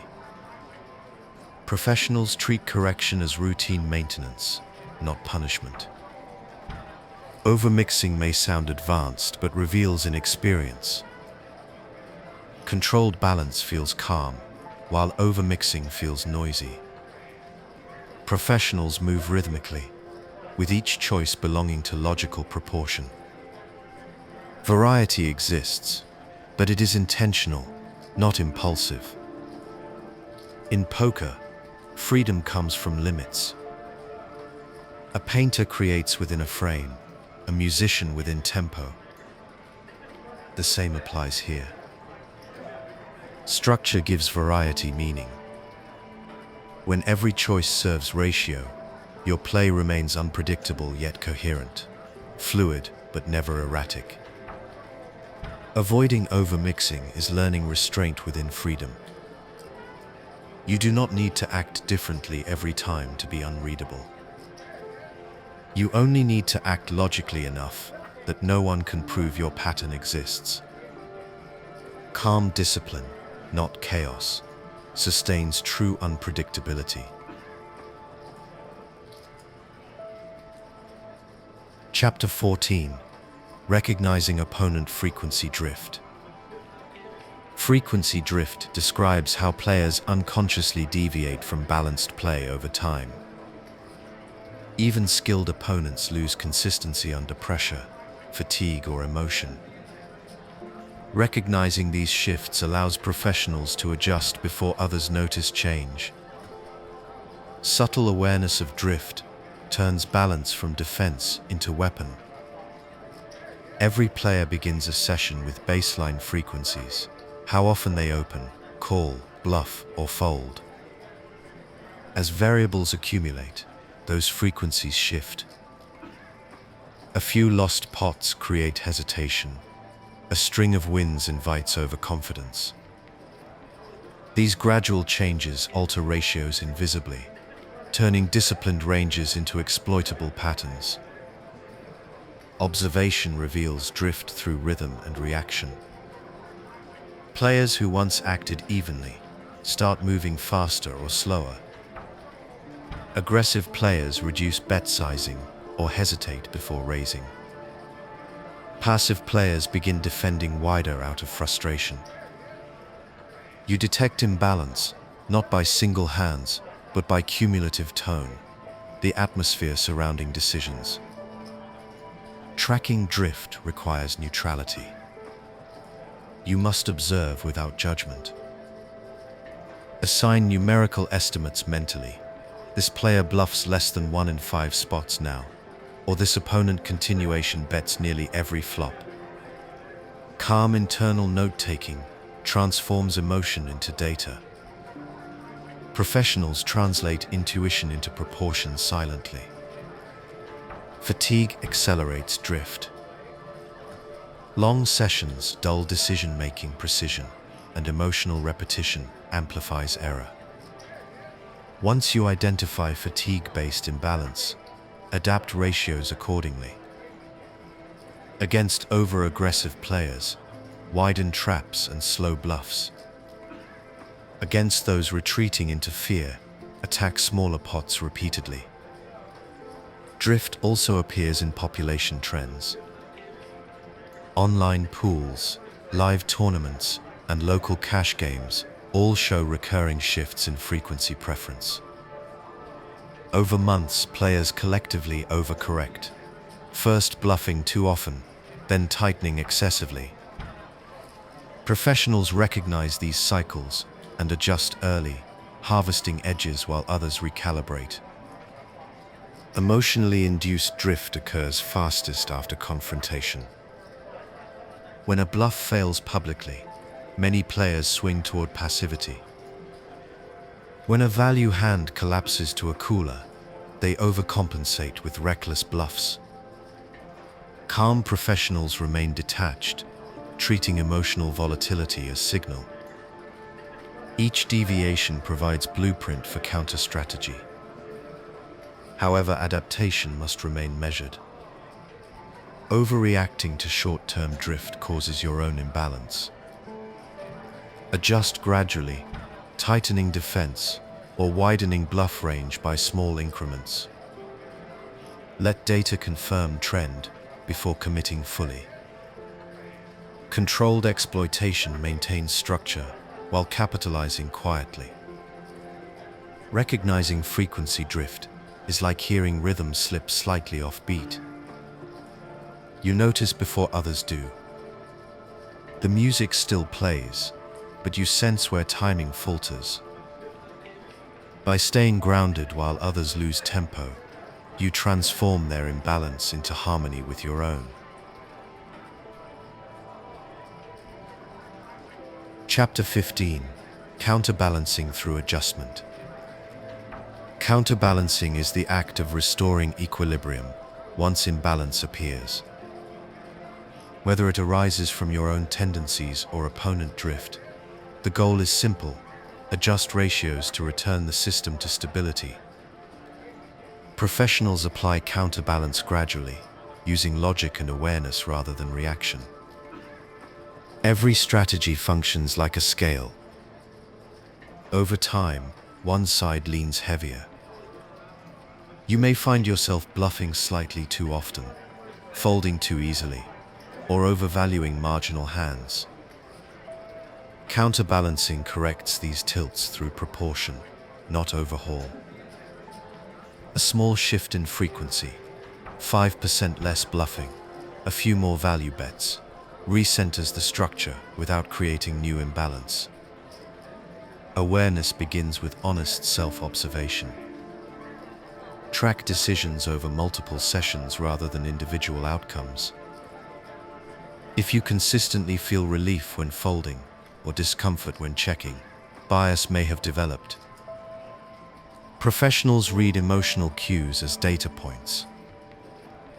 Discomfort signals imbalance, and balance restores calm. Opponents also require counterbalancing. When they overfold, increase bluff frequency incrementally.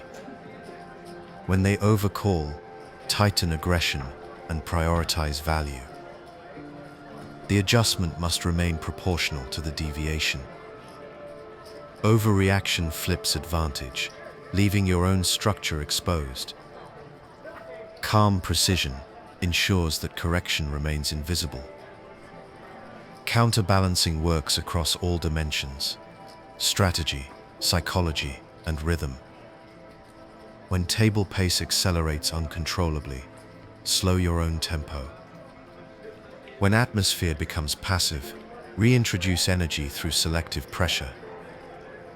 Every environment seeks balance, and professionals learn to guide it naturally. Mathematically, counterbalancing often follows expected value observation. If a specific line underperforms across volume, frequency has drifted. Adjust the ratio slightly and monitor results. Treat poker as system feedback rather than moral test. Logic replaces blame, restoring proportion through data instead of emotion. Internal rhythm anchors the process. Professionals breathe evenly during recalibration, preventing urgency from dictating speed. They allow structure to settle through repetition rather than force. Balance returns not from reaction, but from rhythm, the slow resynchronization of logic and emotion. Counterbalancing also maintains psychological integrity. Recognizing drift without judgment prevents tilt and preserves focus. You correct quietly, act calmly, and remain grounded in principle. Over time, this stability compounds, building resilience that others lack. Poker's balance is never permanent. It drifts subtly, reflecting human nature itself. Counterbalancing is the discipline of constant correction, the silent act of steering chaos back into rhythm. Professionals do not chase perfection, they maintain proximity to it, adjusting calmly whenever imbalance appears. By mastering counterbalance, you learn to manage both the mathematics of equilibrium and the humanity that disturbs it. The result is serenity in motion, an unbroken cycle of awareness, adjustment, and renewal. Chapter 16: Frequency in Multi-Way Pots. Multi-way pots require narrower, more disciplined frequencies than heads-up situations. With multiple opponents, each action must account for overlapping ranges and reduced fold equity. Professionals adjust their mix ratios downward, valuing caution and precision over raw aggression. In heads-up play, equilibrium balances directly between two players. But in multi-way settings, equilibrium fragments. Every additional opponent adds new layers of range interaction, shifting incentives toward defense. Bluffing frequencies decline naturally because success demands that all opponents fold, not just one. Even small adjustments in field size transform optimal ratios dramatically. Pre-flop, this shift begins immediately. Opening ranges narrow slightly, emphasizing equity strength and playability.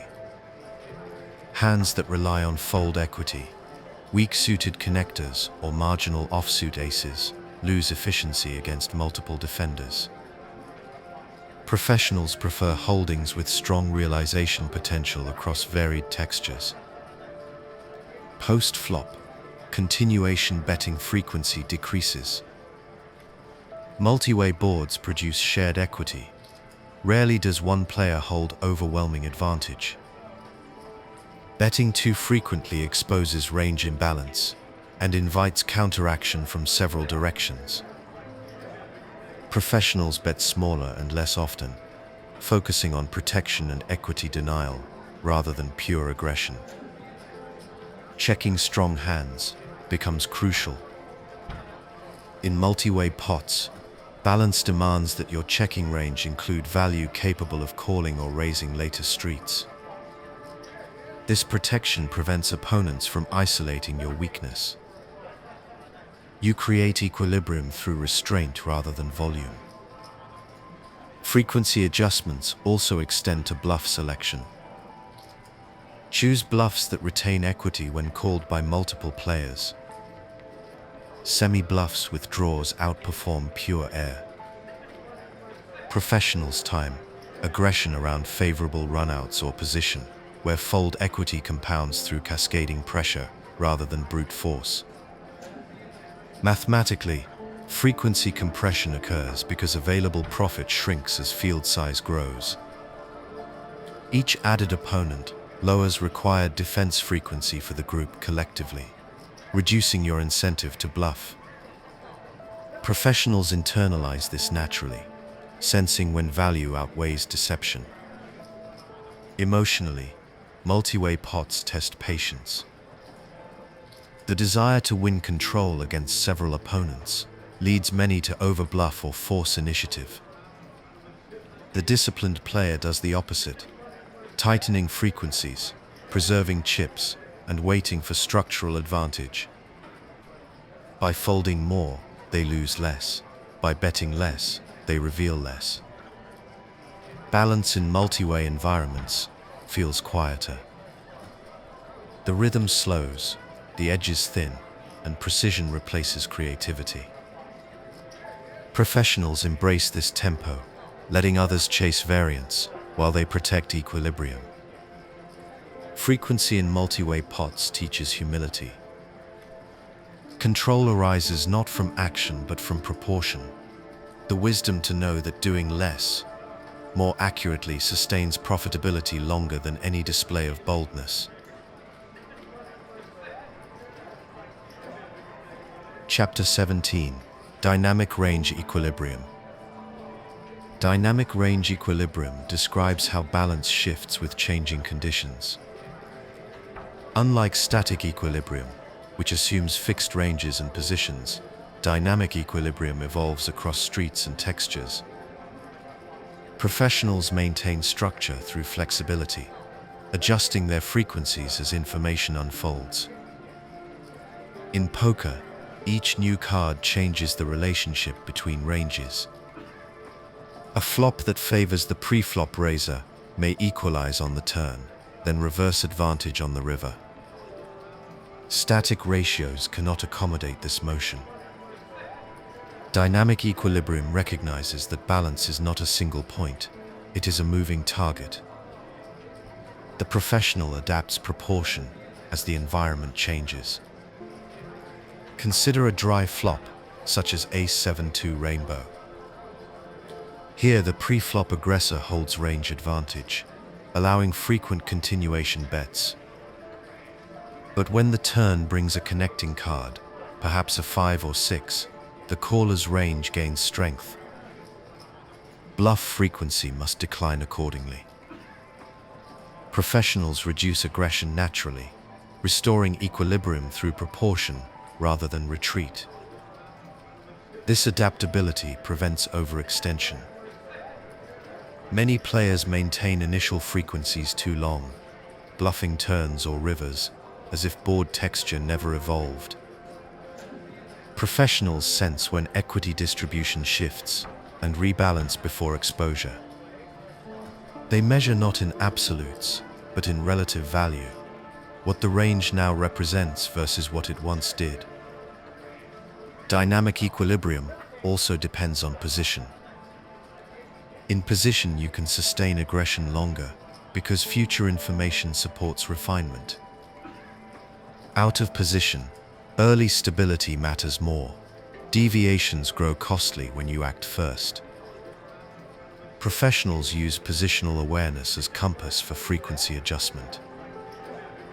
Mathematically, equilibrium flows through conditional probability. Each street filters the range further, altering ratios automatically. The disciplined player follows these natural reductions without resistance. They allow structure to breathe with the game rather than forcing static control. Emotionally, dynamic equilibrium requires acceptance of change. Players who cling to initial plans lose balance when the environment evolves. Professionals remain fluid, neither committed to past decisions, nor detached from logic. They treat adaptation as process, not reaction. The rhythm of balance mirrors breathing, expanding, and contracting with new information. Professionals inhale on favorable boards, exhale on dangerous ones, maintaining steady composure regardless of direction. This rhythm ensures that balance survives motion. Dynamic range equilibrium transforms poker into a living system. It teaches that stability is not the absence of change, but harmony within it. The professional remains centered as variables shift, adjusting ratios with quiet precision until every fluctuation returns naturally to balance. Chapter 18. Merging Value and Bluff. At high levels of play, value and bluff converge into one continuous spectrum. Merging these categories rather than treating them as opposites creates balanced aggression that conceals intention. The professional merges by design, ensuring that every bet, whether for profit or deception, fits logically within the same frequency framework. In traditional thinking, bluffs and value hands are separate. You bet strong holdings to get called and weak ones to make opponents fold. But this separation invites exploitation. Observant players detect emotional contrast between confidence and hesitation, identifying which side of the spectrum you occupy. Merging dissolves this divide through consistency of logic, sizing, and timing. A merged range includes hands of moderate strength, second pair, top pair, with weak kicker, or medium pocket pairs. These hands bet not because they dominate, but because they balance. By mixing them with both bluffs and strong value, you create continuity. Opponents cannot isolate strength from weakness when all actions share similar rhythm. Mathematically, merging smooths the distribution of equity. Instead of betting only polarized hands, either very strong or very weak, you occupy the middle. This reduces frequency spikes that reveal range boundaries. Professionals choose merge strategies on textures where both players hold medium equity, ensuring neither gains clarity. Merged aggression thrives in environments of uncertainty. On boards like 10-9-8, with mixed suits, value and bluff hands overlap. Betting a middle strength hand both protects equity and maintains pressure. Your opponent faces dilemma: fold and concede, or call and risk marginal showdown. Either way, they operate under doubt. Psychologically, merging eliminates emotional variance. Betting no longer depends on confidence or fear, but on structure. You act because ratio dictates, not because feeling demands. Each merged action sustains neutrality, keeping opponents guessing and your mindset steady. Balance across streets reinforces this effect.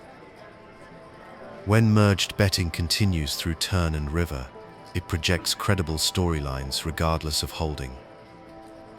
Even if the hand transitions from value to bluff or bluff to value, your narrative remains believable because frequencies align.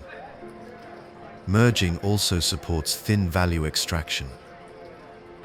Medium hands generate small but consistent profit when opponents misread aggression as bluff-heavy.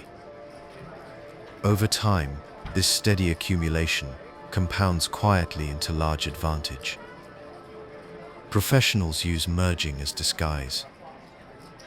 It blurs boundaries between categories, replacing contrast with continuity. Opponents searching for polarization find none. They see rhythm instead. When value and bluff merge seamlessly, your actions form a single balanced voice. It speaks softly, without extremes, yet communicates authority through coherence. That voice is equilibrium expressed through motion, the calm sound of logic replacing noise. Chapter 19: Frequency and Bluff Catching. Bluff catching is the defensive counterpart to balanced aggression. It requires calling with the correct proportion of hands, so that opponents cannot profit by bluffing too often. The concept revolves around minimum defense frequency, the mathematical threshold that keeps your range protected from automatic exploitation.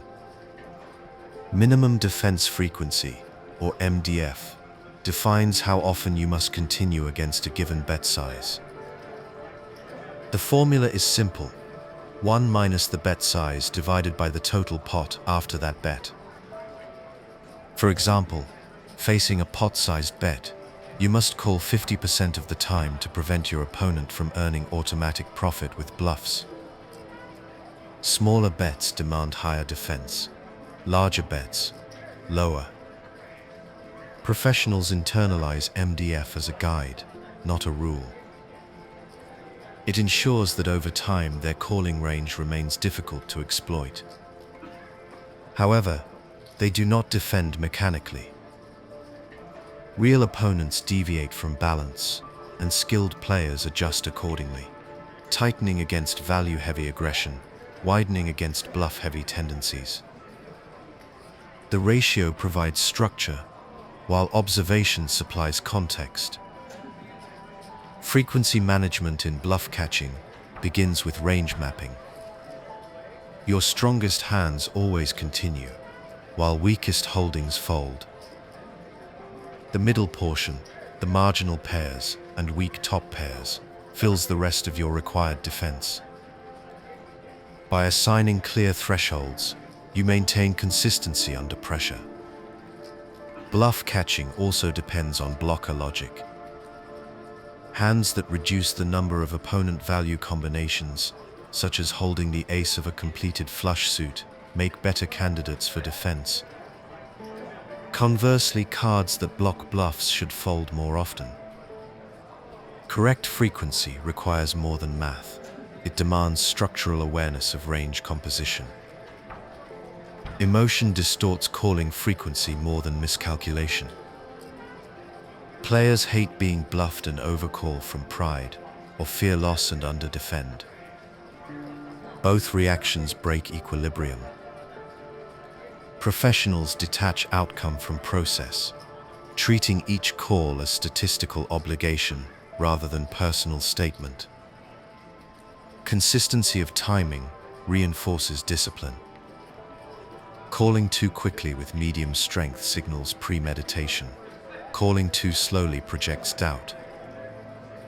Professionals maintain uniform rhythm, whether calling or folding, ensuring their frequencies remain invisible.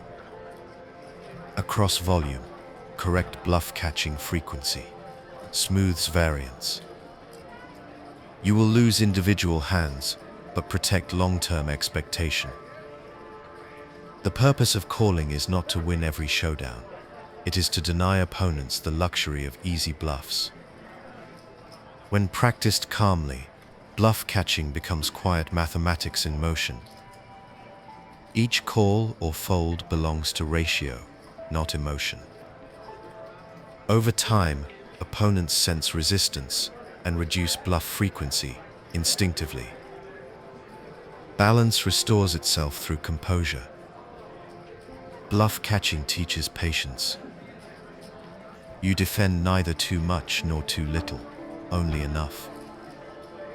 By maintaining proportion, you transform defense into stability, proving that silence and discipline can be as profitable as aggression. Chapter 20. Frequency and bet sizing. Bet sizing and frequency exist in constant relationship. Each affects the other's efficiency, and together they determine the shape of your range. Professionals use sizing not as arbitrary expression of confidence, but as mathematical communication, controlling frequencies through geometry. When you choose a bet size, you simultaneously define how often you can bluff. Larger bets risk more, and therefore require fewer bluffs. Smaller bets risk less, and require more. The ratio between value and bluff follows directly from risk to reward. At half pot size, your bluff to value ratio approaches 1 to 2. At pot size, it narrows to 1 to 1. Understanding these proportions preserves equilibrium automatically. Sizing also governs opponent response. Smaller bets invite wider defense and longer streets. Larger bets narrow calling ranges, but amplify pressure. Professionals select sizing that aligns with intended frequency. On boards favoring their range, they bet smaller and more often. On dynamic or polarized boards, they bet larger and less. Mathematically, frequency adapts to geometry. Each bet changes the pot size, altering future stack-to-pot ratios. Consistent sizing keeps ratios manageable. Erratic sizing distorts structure. Professionals treat pot geometry as rhythm, flowing through streets with proportional tempo. Psychologically, sizing communicates emotional balance. Predictable bet sizes make your strategy readable, while inconsistent ones expose imbalance. Professionals avoid emotional reaction. No oversized revenge bets. No timid half measures after losses. Every size fits purpose.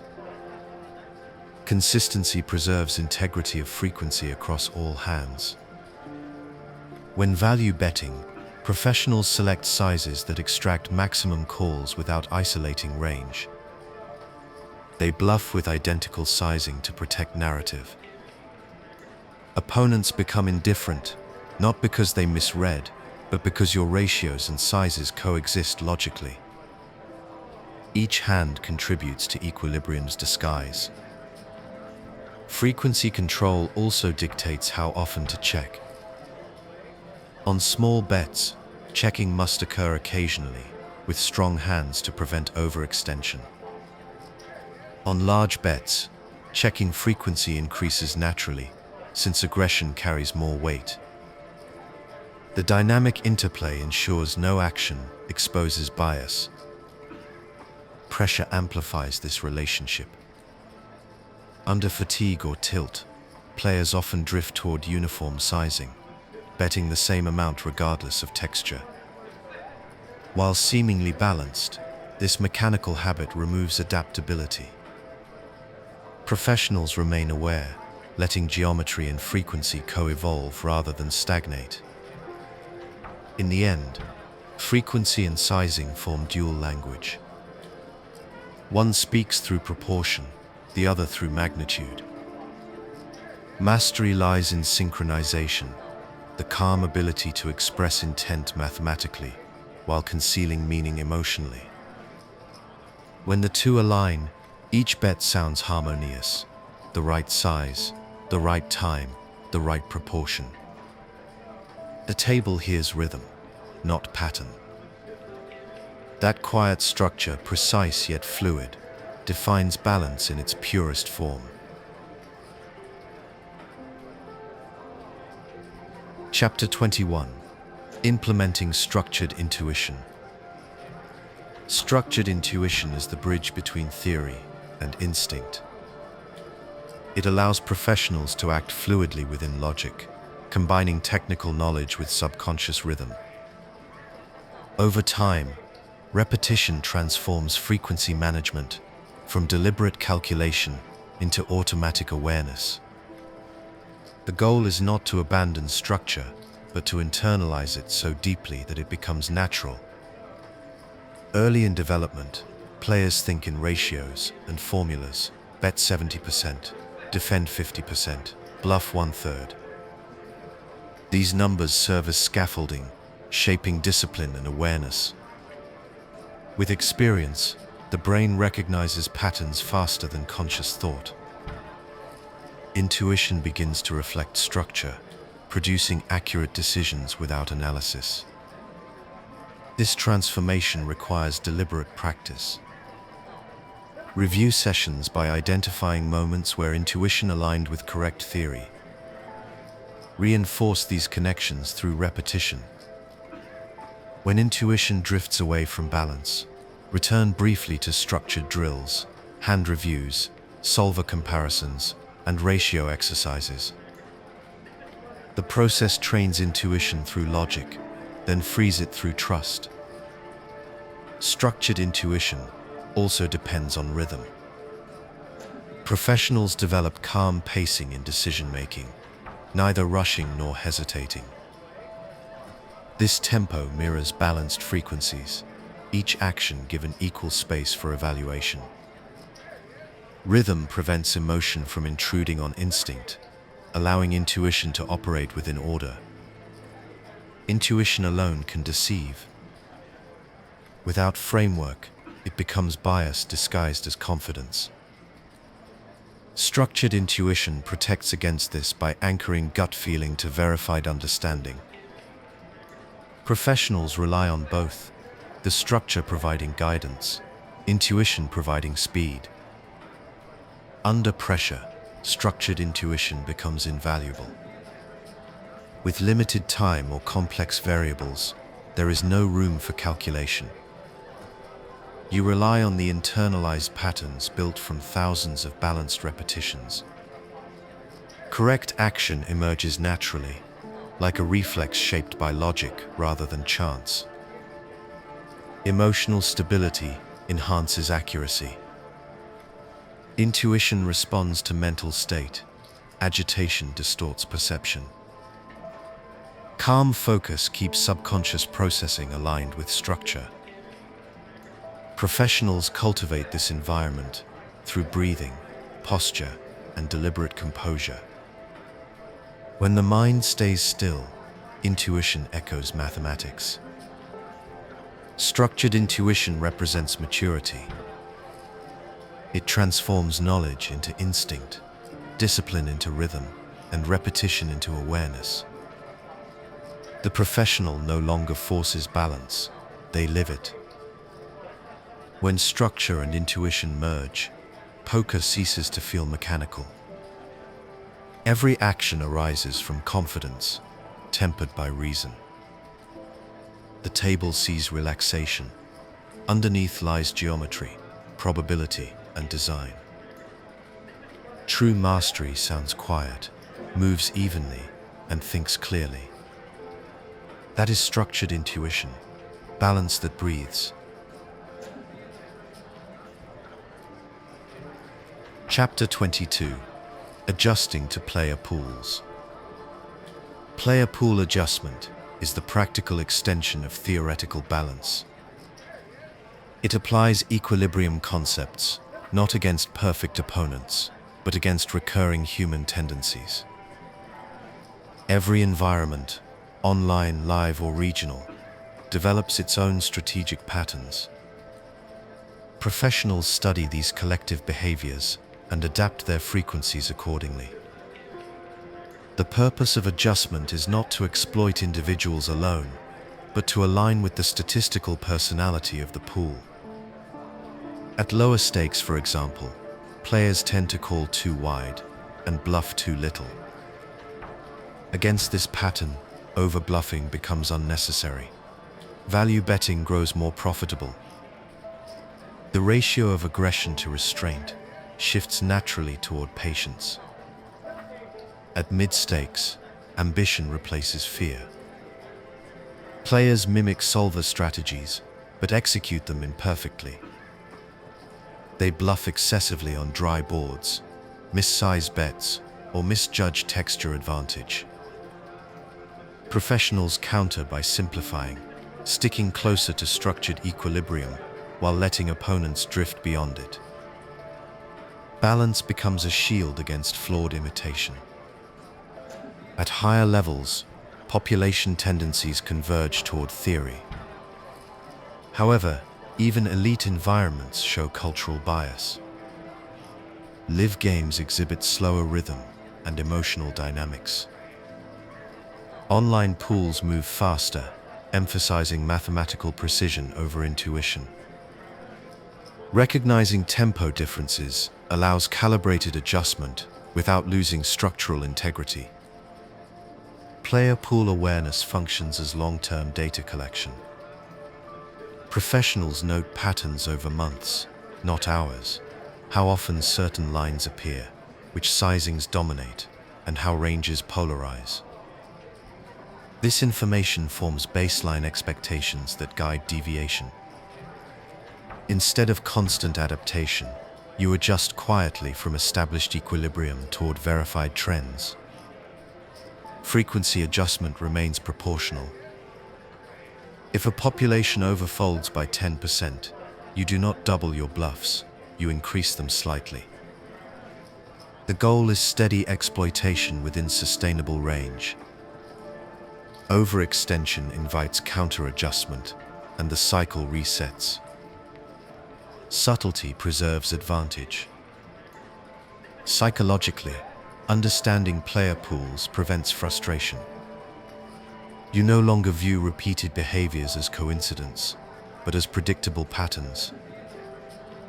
This perspective transforms variance into familiarity, replacing reaction with reasoning.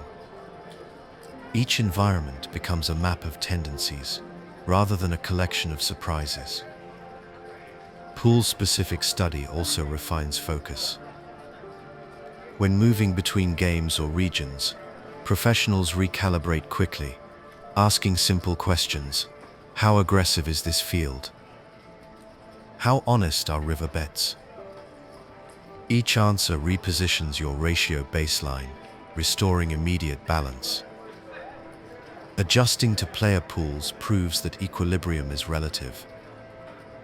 Theory provides the center. Observation defines direction. The professional adapts constantly, but never abandons structure. They understand that true mastery lies not in perfection, but in proportion, staying balanced within imperfection itself. Chapter 23: Maintaining clarity during randomization. Randomization preserves balance, but it also introduces cognitive strain. Without structure, frequent mixing can cloud judgment and slow reaction. Professionals maintain clarity by separating what must be randomized from what must remain fixed, ensuring that every decision stays both deliberate and calm. The first step toward clarity is organization. Not all hands require mixing. Strong value and clear folds demand no variation. Only the middle layers, the borderline hands, need randomization. By limiting its scope, you reduce mental clutter while keeping balance intact.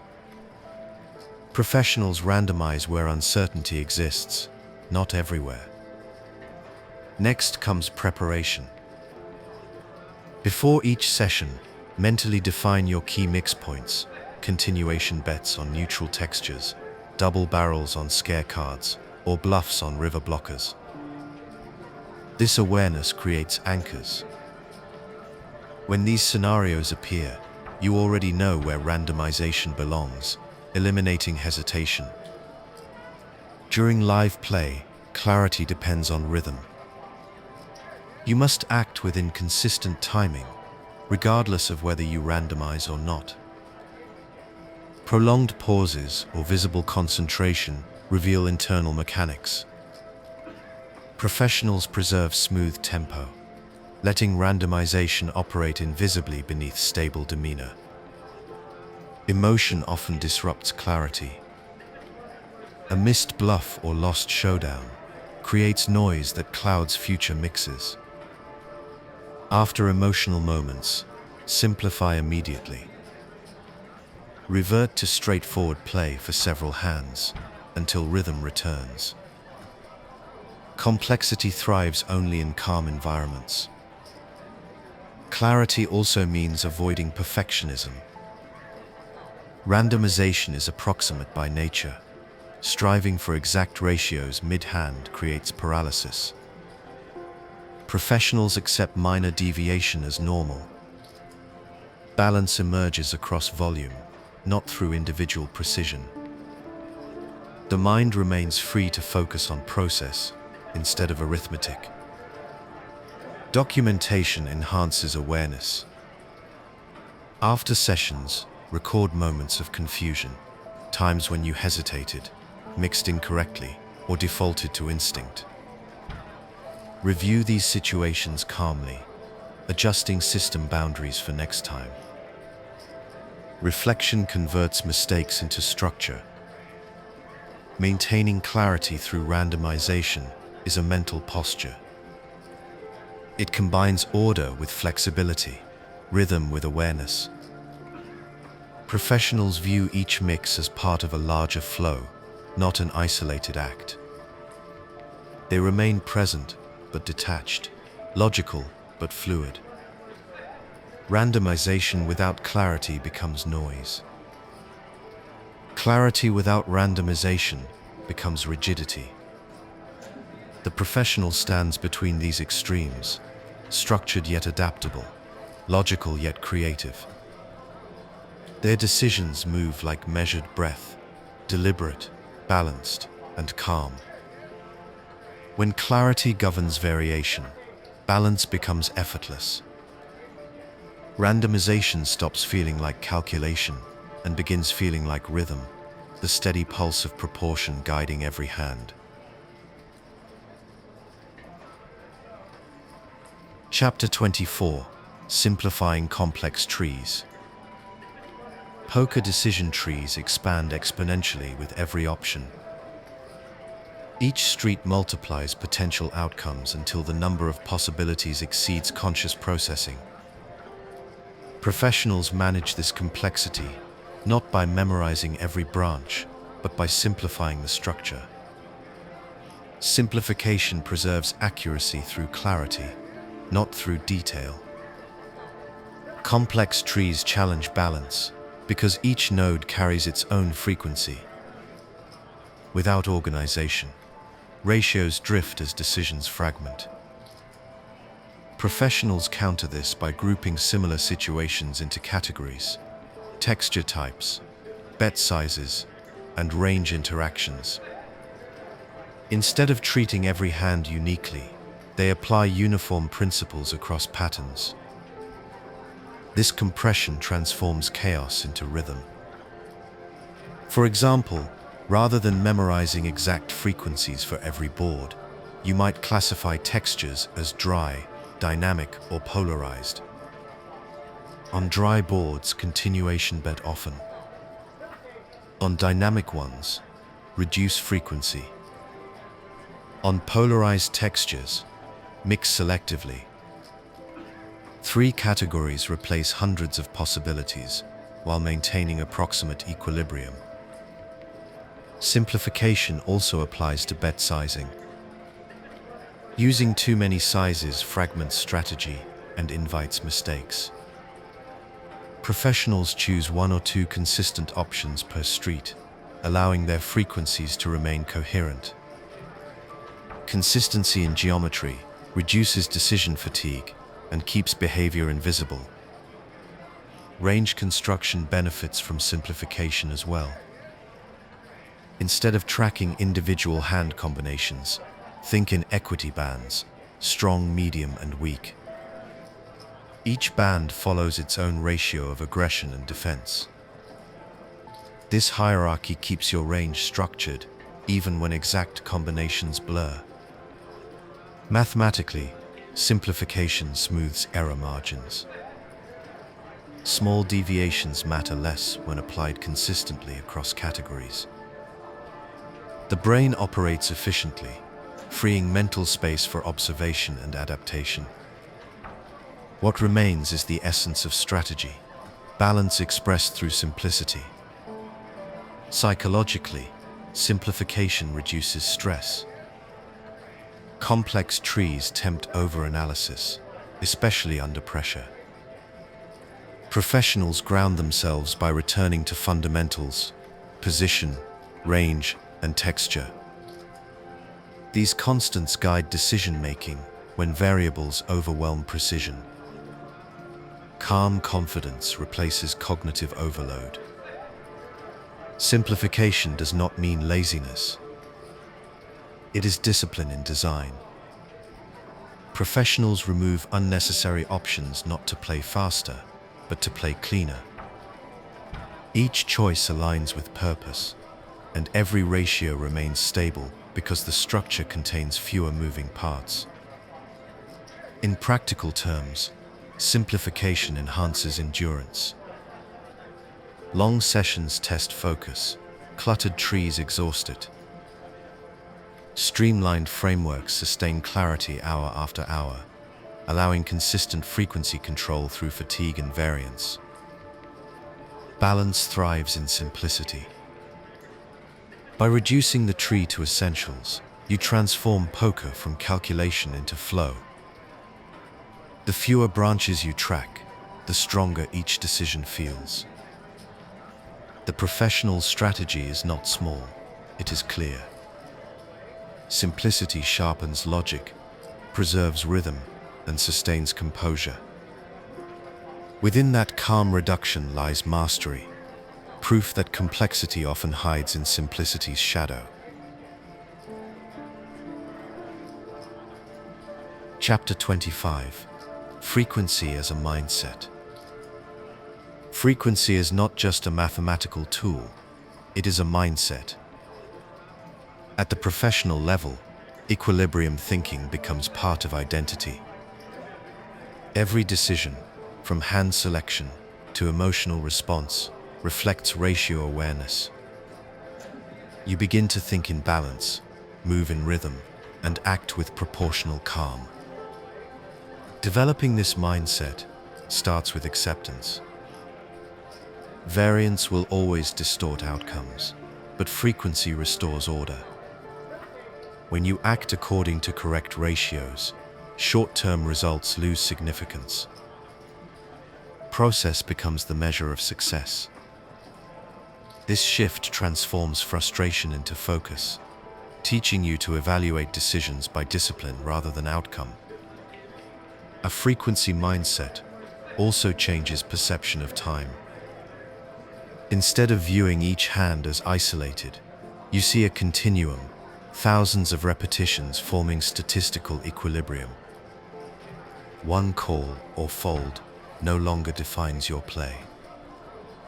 Every moment contributes to a long arc of consistency. Professionals live within this arc, detached from noise and grounded in rhythm. Emotional neutrality supports the mindset.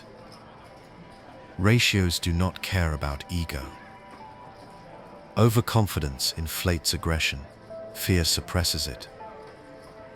Both distort proportion. Professionals center themselves through awareness, keeping emotions within balanced range. Calmness becomes strategic precision, expressed through posture and tone. Frequency thinking extends beyond mechanics.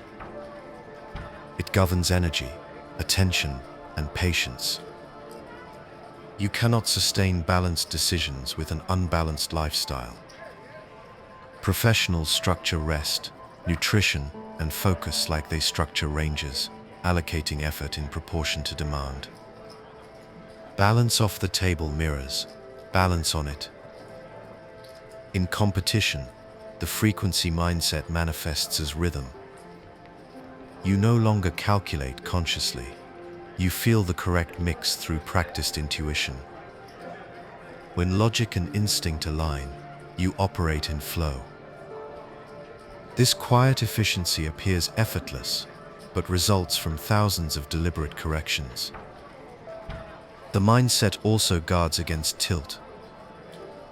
When a session unfolds unfavorably, you remind yourself that deviation belongs to the short term, not to structure. You continue acting within correct frequencies, preserving integrity even as variance fluctuates. Over time, results converge toward expectation. Professionals who adopt this mindset display composure that others notice but cannot define. Their timing feels natural, their choices unpredictable yet consistent. They seem unaffected by swings because their focus rests on ratios, not luck. Frequency as mindset is not theory, it is temperament. It teaches patience through logic and calm through proportion. Every balanced act reinforces identity until discipline feels instinctive. When balance becomes habit, poker becomes quieter. You no longer fight the game, you accompany it. Each hand joins the rhythm of thousands before it. Within that rhythm lies mastery, where math and mind move as one. Chapter 26. Lesson Recap. Mixed strategies and frequency control form the backbone of modern poker theory. They transform randomness into discipline and balance into invisibility. This lesson has shown how structure, proportion, and awareness merge to create calm unpredictability, an equilibrium that protects your range, mind, and rhythm. You began by learning what a mixed strategy is, the deliberate use of multiple actions to prevent exploitation. You discovered that randomness is not chaos but design. a calculated blend of frequencies guided by logic. From there, you explored the mathematics of ratios, strategic indifference, and the theoretical foundation revealed through solver logic. Each concept built the framework of balance. Then came application. You learned how to deviate intentionally, implement frequencies in live play, and maintain coherence across streets. You studied how to protect betting and checking ranges, manage ratios under pressure, and randomize through natural, invisible methods. Each practice reinforced the same principle: control through proportion. As the lesson deepened, focus turned outward. You observed how opponents drift from equilibrium and how to counterbalance through adjustment. You examined how frequencies shift in multi-way pots, how equilibrium evolves dynamically, and how value merges with bluff through harmony rather than contrast. These patterns revealed that balance is not static, it breathes, adapts, and renews itself continuously. The later chapters connected strategy to mindset. You saw that intuition becomes structured through repetition, that balance applies to player pools as much as individuals, and that simplicity protects precision. By maintaining clarity during randomization and reducing complexity in decision trees, you sustain composure through motion. Ultimately, mixed strategy is more than a tactic, it is perspective. It replaces ego with rhythm, reaction with awareness, and chaos with calm. Professionals who master frequency control do not seek to dominate the game, they flow within it, guiding balance through proportion and patience. This lesson concludes with one enduring principle: balance is not the absence of extremes, but their coexistence in harmony. By applying mixed strategies deliberately and maintaining frequency discipline, you become unreadable, not through secrecy, but through structure. Equilibrium, once practiced long enough, no longer feels mechanical. It becomes instinct, your quiet advantage in every session, every hand, and every decision.